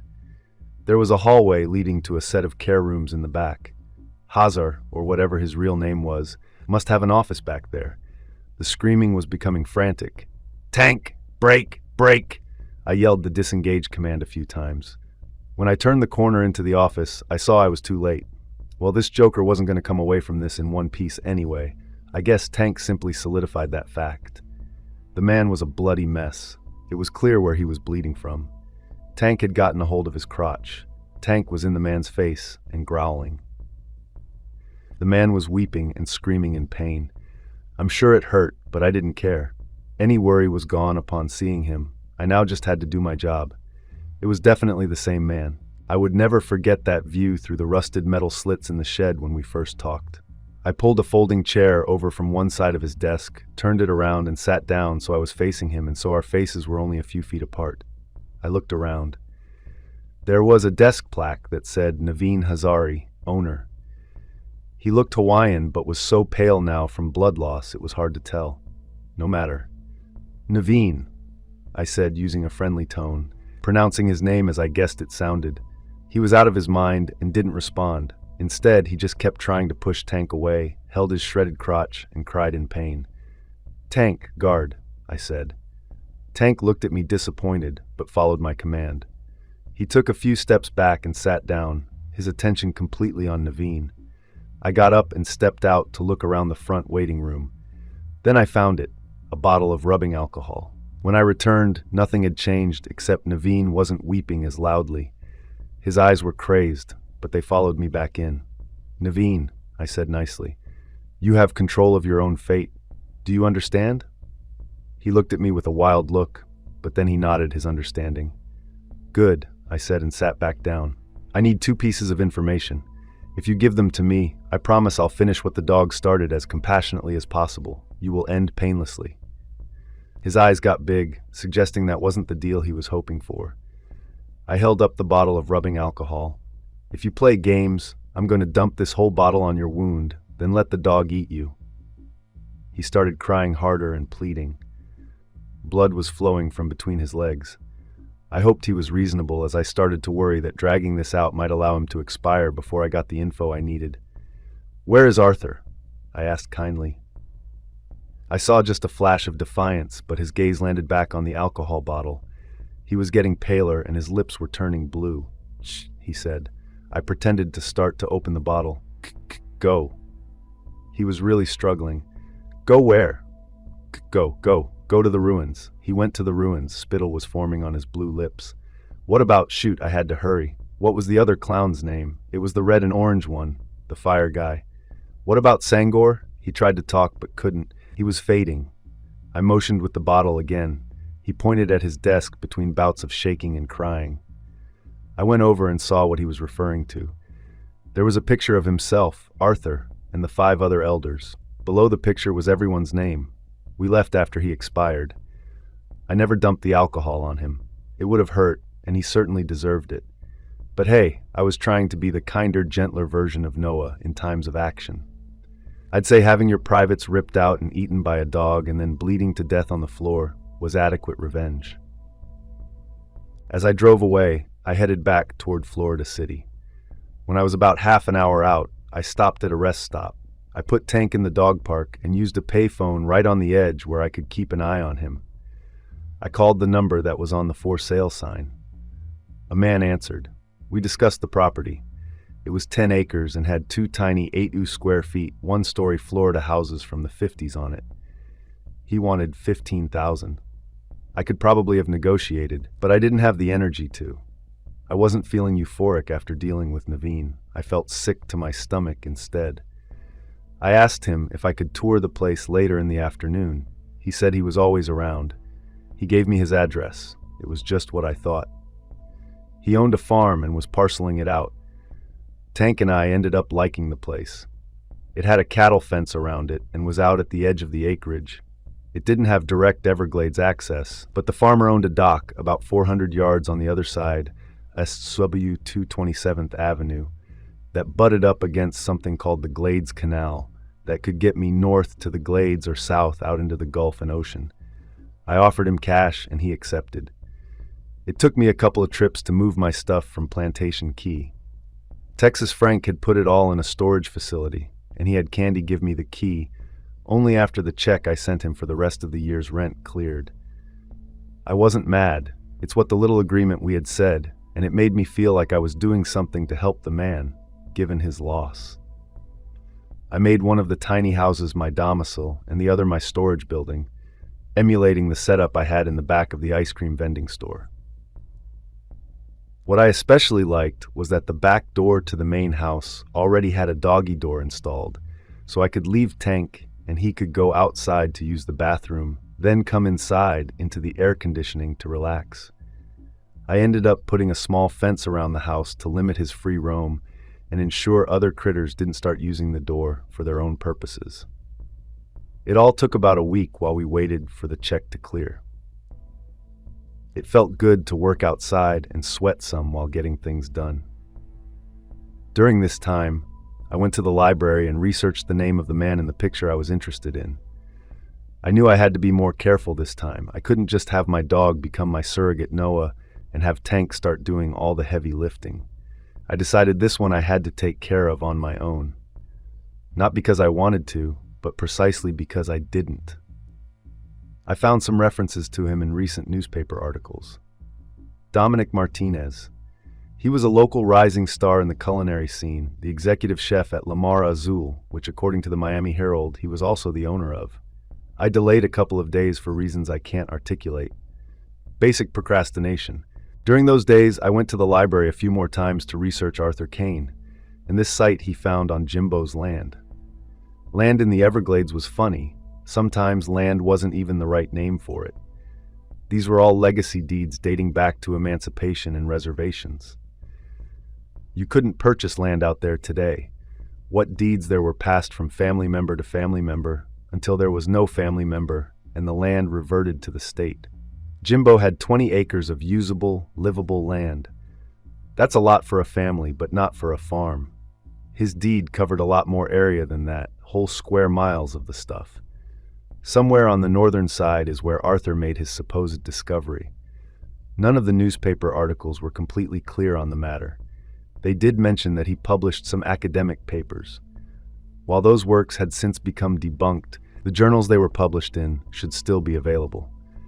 I had two tasks: deal with Dominic, then find Arthur and finish it for good. Chapter 25. Dominic Martinez, the man who once stood as the high priest of Sangor in the dragon cult, draped in red and orange robes, was now standing in the open kitchen in the middle of La Mar Azul. La Mar Azul was no ordinary seafood joint. I sat by myself. It had taken a week to get a reservation, a punishment for my earlier procrastination. Tucked away on the Miami shoreline, it boasted vibrant blue awnings that echoed the nearby ocean with waves laced with fire. Fire and water, how clever. Rustic wooden tables filled the dining space, the decor a harmonious blend of modern and nautical elements. A sweeping mural of the sea covered one wall, transporting anyone who glanced its way straight to the ocean. A bright sunset covered the other. In contrast to the blues of the water, the sun was a fierce fireball. The air in the place was a fragrant cocktail of fresh herbs, spices, and the unmistakable brine of seafood. Dominic moved with a purpose and intensity that was captivating. In the heat of the kitchen, he was in his element, a maestro conducting his symphony of flavors. His hands, which once had condemned liberty and mercy to death, now expertly wielded kitchen utensils, ending the lives of fish and game just as gleefully. His voice, which had once intoned dark incantations, now gave out orders in a steady, commanding pitch. I ordered a decaf coffee and avoided any of the food. It was nighttime. In addition to artwork depicting flames, there were large propane heaters all around to make sitting outside comfortable. Only in Miami would a place need to install heaters to chase off the 50-degree chill in the air. I looked back from the ocean, and Noah was seated across from me. "Hey, Noah," I said. "This is a swanky place," he smiled. It was a predator's smile, not a pleasant one. "It's funny," I said to him. "I just had the thought of going to the feds about this guy instead of murdering him myself, as soon as I thought that you showed up." He spread his hands in a pretend self-congratulation. "You're doing a good job without me," he said. "So, do you agree?" He pretended to reach for my water glass. I had the briefest of moments where I thought he would actually pick it up. Of course, he didn't. He wasn't really here. Not in the same way I was, anyway. After his joke, he looked over and studied Dominic. "You have an option here," he got serious. "I just want to ensure you understand there is no option with Arthur. He is your brother," I suggested, "and my executioner." I nodded. "Don't worry, Wade. I know you don't need me anymore, but I also know you are afraid you can't handle Arthur on your own." Obviously, he knew my inner fears. He was me, after all. I couldn't keep secrets from myself. Not anymore. When he showed up at your place and I confronted him, he beat me down in mere seconds. When he was raining down blows, Noah, honestly, he was much stronger than me. Noah nodded. "He was my older brother. I could never beat him, even at the end when my life depended on it." A few people kept looking over at me from time to time. I was fully engaged in a one-sided conversation with myself. I smiled back and drank some of my decaf coffee, then turned to Noah. I had been through enough not to care in the least what these rich dolls thought. If you couldn't best him, and I lost to him in around 2 seconds, why would I go back and let him finish the job? He nodded that he understood, but what he said wasn't compassionate at all. Because if you don't, you'll never be free from this. It's your greatest strength and weakness all at the same time. He paused as though thinking, then continued. It's a fact.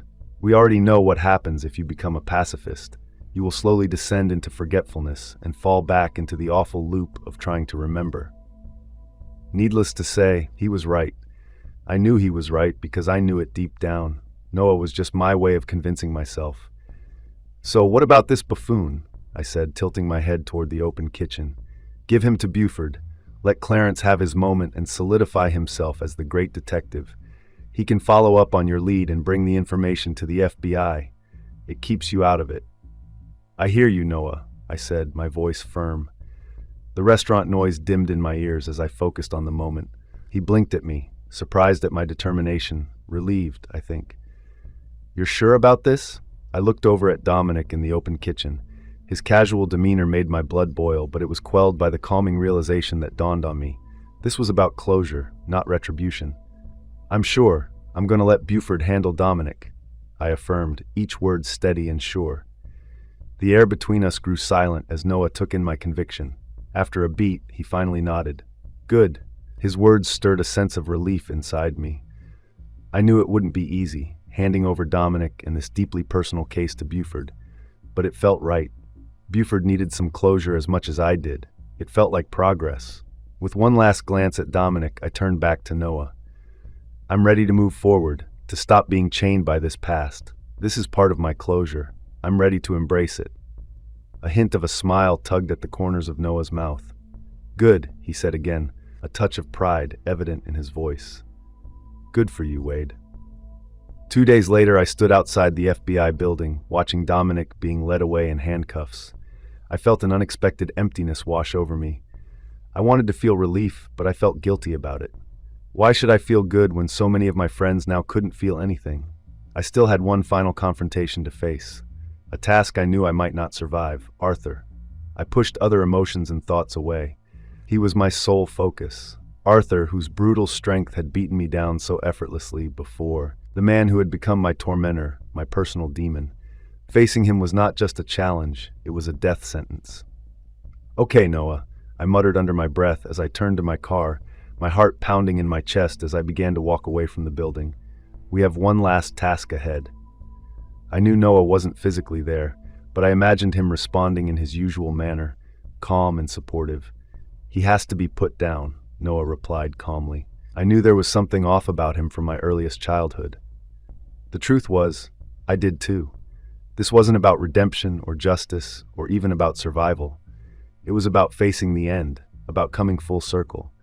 I had dealt with so many things, brought the cult down and put its reign of terror to an end. I needed to find some semblance of real peace. Now it was time to face Arthur, my greatest fear. The prospect of not surviving this final confrontation was real, almost palpable. As I got in my silly police auction car and closed the door, I felt an unfamiliar resolve solidify within me. I knew Buford and Candy would take care of Tank. I had no one left to worry about. I think this was the first time in my life that I didn't fear death. Certainly the first I could remember, and right now my memory was very good. I wasn't expecting to emerge victorious. I wasn't even expecting to survive. But I resolved to face this final challenge head-on. That's what it meant to truly close this chapter of my life. To not let fear or the odds of survival dictate my actions. Because, in the end, facing Arthur was not about living or dying, it was about facing myself, about confronting my past. It was about having the courage to complete this final task, regardless of the outcome. And I was ready. Ready to face whatever came my way. Ready to meet my fate. Chapter 26. The airboat cut through the water with purpose, parting the tall marsh reeds as I moved deeper into the wilderness. I had started farther south, so the trip was long, several hours. It was still dark. I could just see the sky starting to lighten in the east. I knew I was getting close, then I saw it. Ahead, the archaeological site loomed through the fog. Its ancient Mayan ruins stood like silent sentinels in the dim light of the pre-rising sun. Fragments of the stone structures jutted out of the fog like jagged teeth. I couldn't think of a more apropos look to suggest I was heading into the lair of the beast. The whole place was a stark reminder of Arthur's grand deception. Arthur deceived the world. I had just been deceiving myself. As I neared the site, I killed the engine and let the airboat glide to a stop near the land's edge. The roar of the engine was a clear signal of my arrival. Arthur would have heard it. There was no chance for surprise in this confrontation. The tools and equipment from the false excavation were still scattered around all this time later, their once bustling activity now replaced by an eerie silence. The crunch of my boots against the ground punctured the quiet. The fog began to lift, allowing the morning sun to cast long shadows across the stone structures. I could smell the damp earth and the moss on the stones, all adding to the mystical aura of the place. I felt like I had gone back in time. It was getting close to spring. The sunlight was hot where it penetrated the fog. Despite the eerie silence, I felt a sense of anticipation and doom in the air. This place held no hope. This was it. This was where I would face Arthur, right in the middle of his manufactured past, and mine.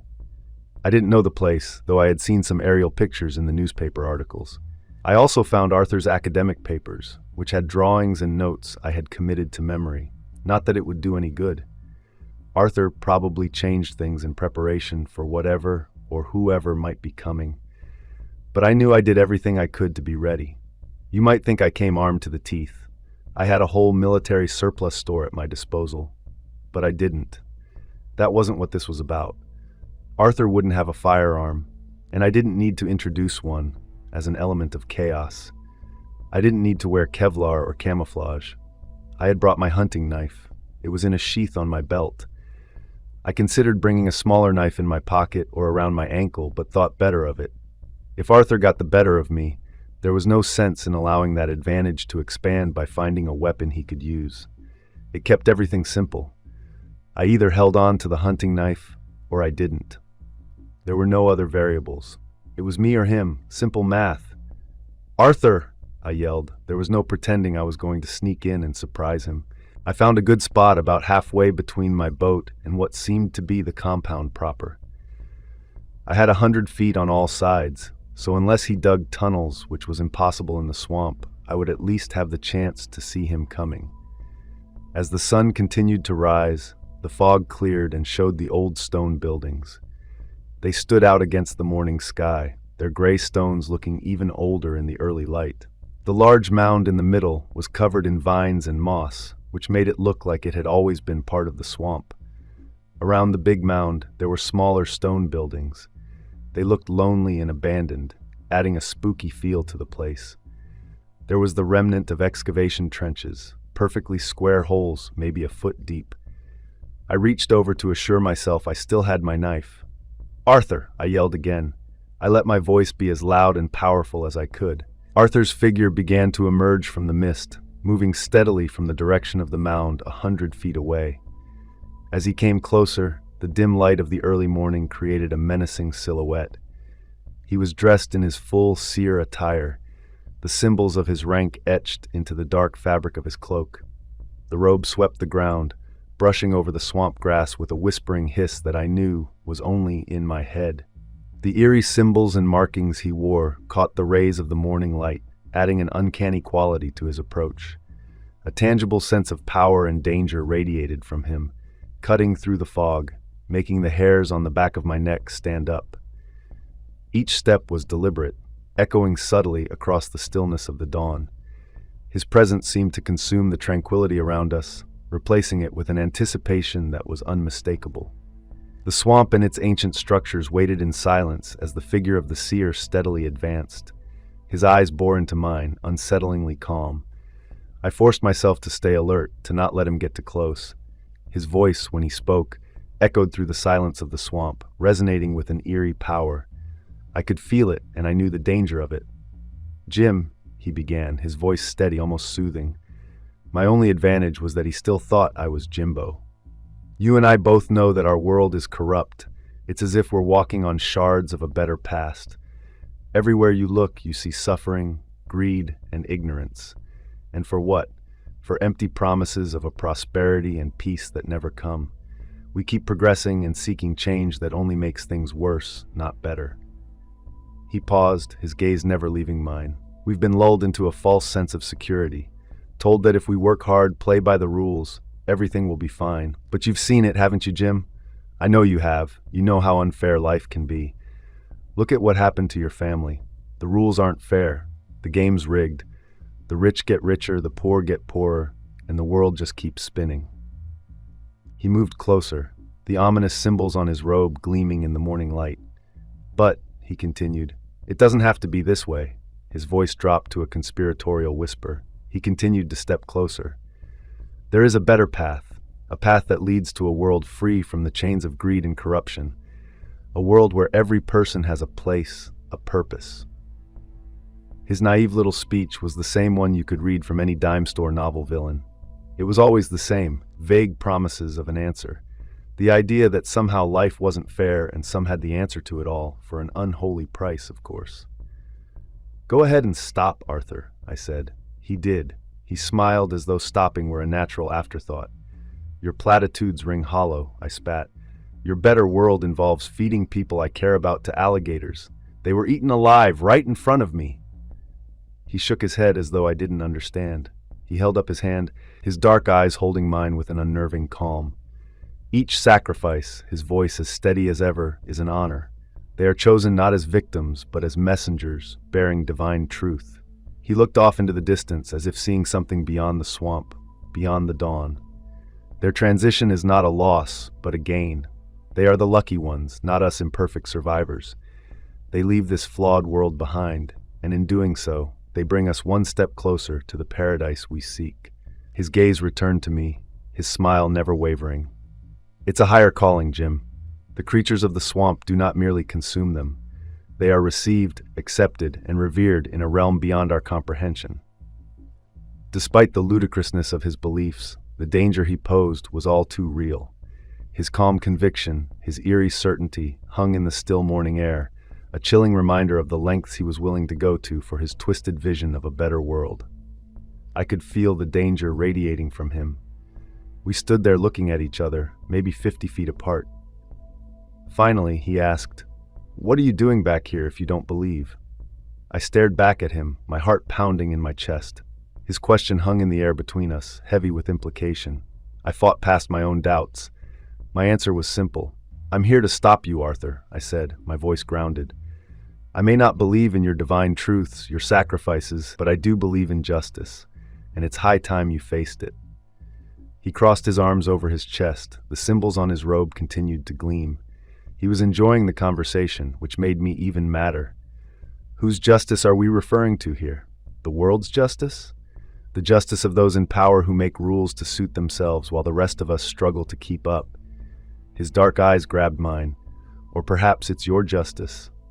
The justice of a man who has decided that his worldview is correct, and anyone who dares to differ is a threat to be eliminated. You see, justice is a malleable concept, easily molded to fit the whims and fancies of those wielding power. It's rarely about right or wrong, good or evil. It's about control. And right now you're trying to assert your control over something you do not fully understand. He swept his hand around the swamp, indicating the ancient ruins standing silent, witness to our confrontation. "But this," he said, his voice dropping to a whisper again, "is about something much bigger than you or me. This is about a divine truth, a vision of a better world. You may not see it now, but one day you will." Arthur's gaze shifted again from me to the horizon, where the sun was illuminating the ancient structures. He seemed to draw strength from the morning light, his posture straightening, his voice deepening. "And now," he began, his voice carrying an edge of excitement, "now comes the dawn of a new era, an era where the chosen will ascend to godhood." He leaned forward, his silhouette bathed in the glowing light. "I stand on the precipice of this new age, an age where the divine truth of the sun dragon will be revealed to all. I am not merely a messenger, I am a conduit for the divine power that will reshape this world." His eyes filled with a fervor that bordered on madness. "You see it as an end, but it's truly a beginning, a chance to start anew, unburdened by the chains of our flawed world." He spread his arms wide as if to embrace the whole world. And I am ready to ascend, ready to become more than just a man, ready to become a god. Arthur lowered his arms, his dark eyes still locked onto mine. The corners of his mouth twitched upwards into an eerie half-smile. But such a momentous occasion, he continued, his voice thoughtful and introspective. It needs a witness. It needs acknowledgement of the truth. It needs a sacrifice. His words continued to hang in the still air, a chill running down my spine as their whole meaning hit me. My anger flared. This was the same mumbo-jumbo he was spewing right before he sacrificed the twins. "You're here for a reason," he kept talking, lost in his own head. He took a step towards me. I felt the danger hit me like heat from an oven. Not merely to bear witness, he was preaching now as though we were in church, but to participate. Your presence here, it's essential for the transition. The rising sun's light cast long shadows around him, his figure looming ominously. "The ascension isn't just a personal journey, Jim," he murmured, his voice deadly calm. "It's a ritual, a dance of life and death, and you, my old friend, are the final piece." Arthur was 50 feet away, but closed that gap like a sprinter. I barely had time to pull my knife from its sheath before he was on me. He was just too fast, too wild, a blur of power and fury. As he came at me, I sidestepped just in time, swiping with my knife. The blade left a shallow cut on his arm, a red line blossoming on his skin. Arthur roared, but I didn't let it faze me. I was in the zone, focused and ready.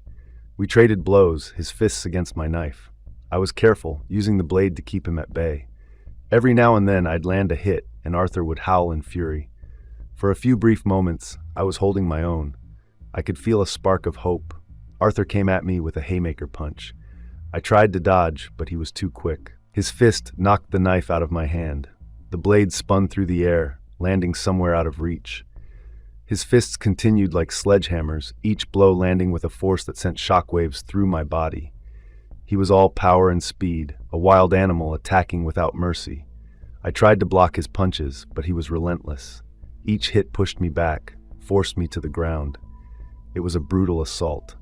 I needed to keep my wits. I rolled when he tried to stomp me with his boot, his powerful legs stronger even than his thick arms. It was like fighting Noah, only worse, as Noah had a sense of honor and compassion. Arthur had neither. I tried to roll away again. He walked after me. He landed a solid kick to my stomach. It took the wind from me. I was beaten. I fought it, but my stomach constricted. I was in the fetal position on the ground, helpless and bloody. I looked up, and Arthur stopped advancing, having kicked me so hard I slid a few feet away on the ground. He wasn't unscathed. My early knife work had landed in a few places. He wasn't 100%. Some of the wounds to his midsection were oozing dark red.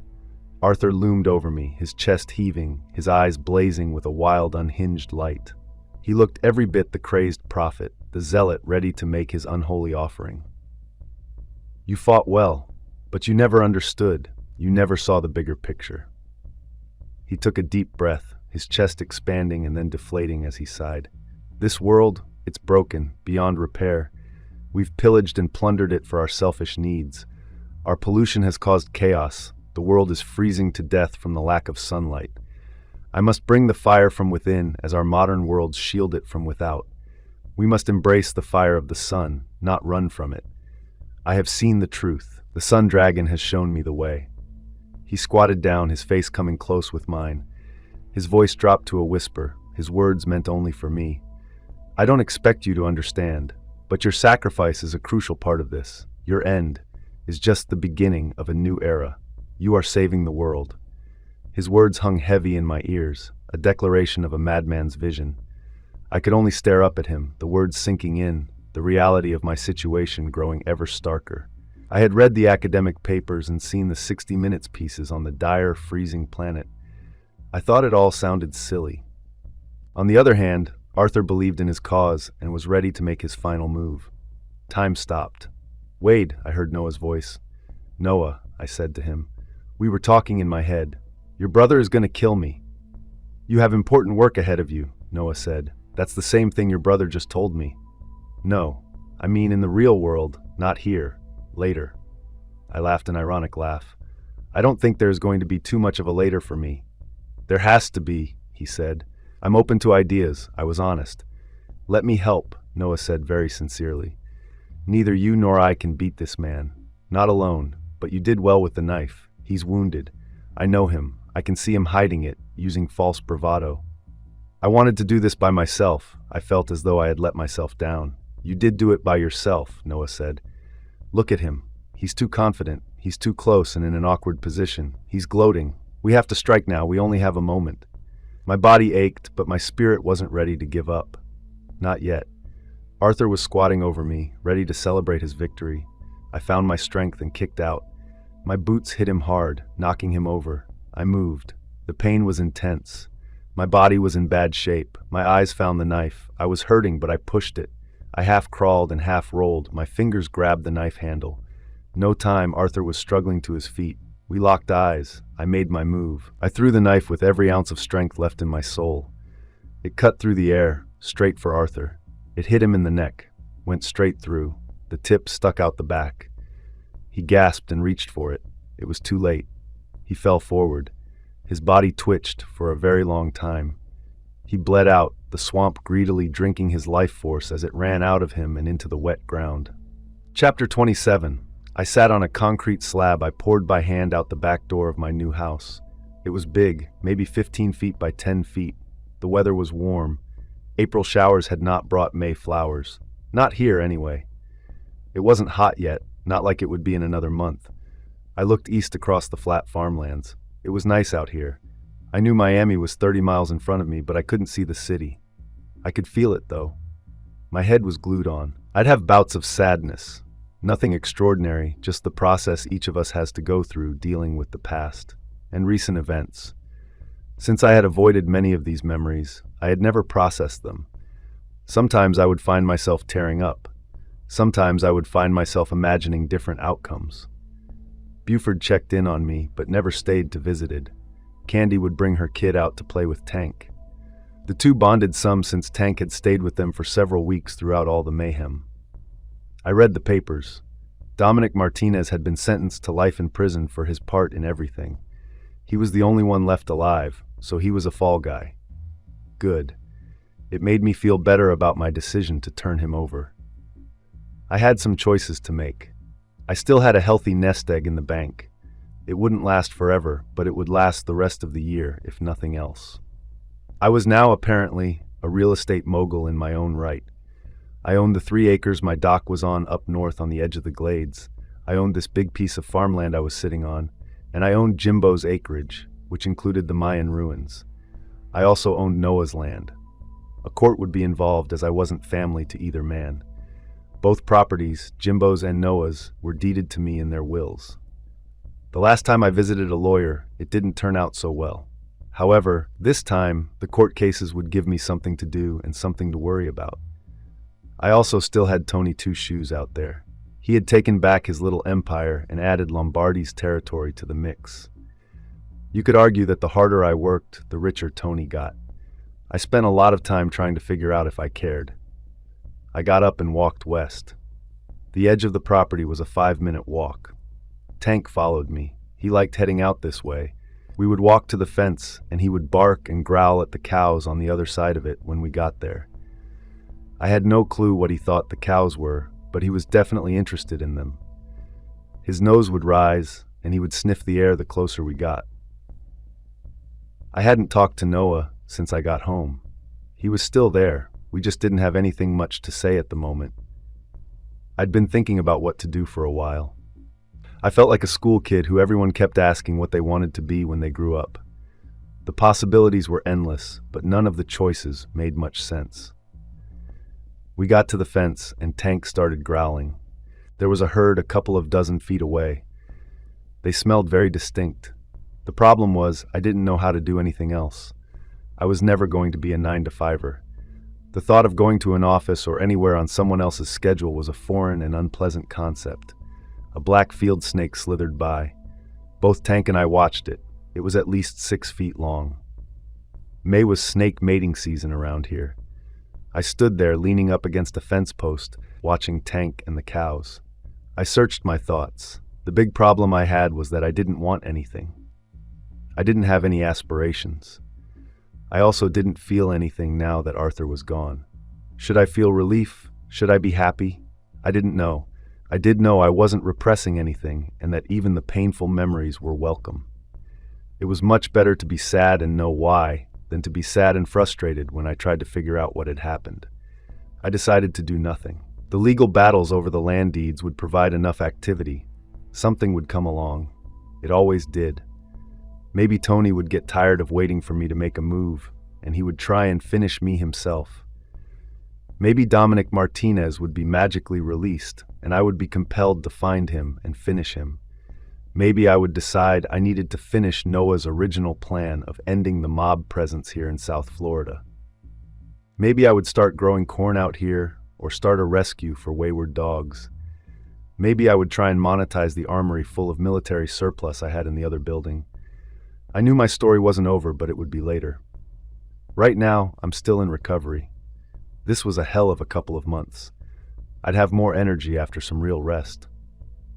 Arthur had beaten me. Some dogs reacted oddly when they lost a fight. I had some time now to see how I would respond to it. No matter what, I'd be back. The end.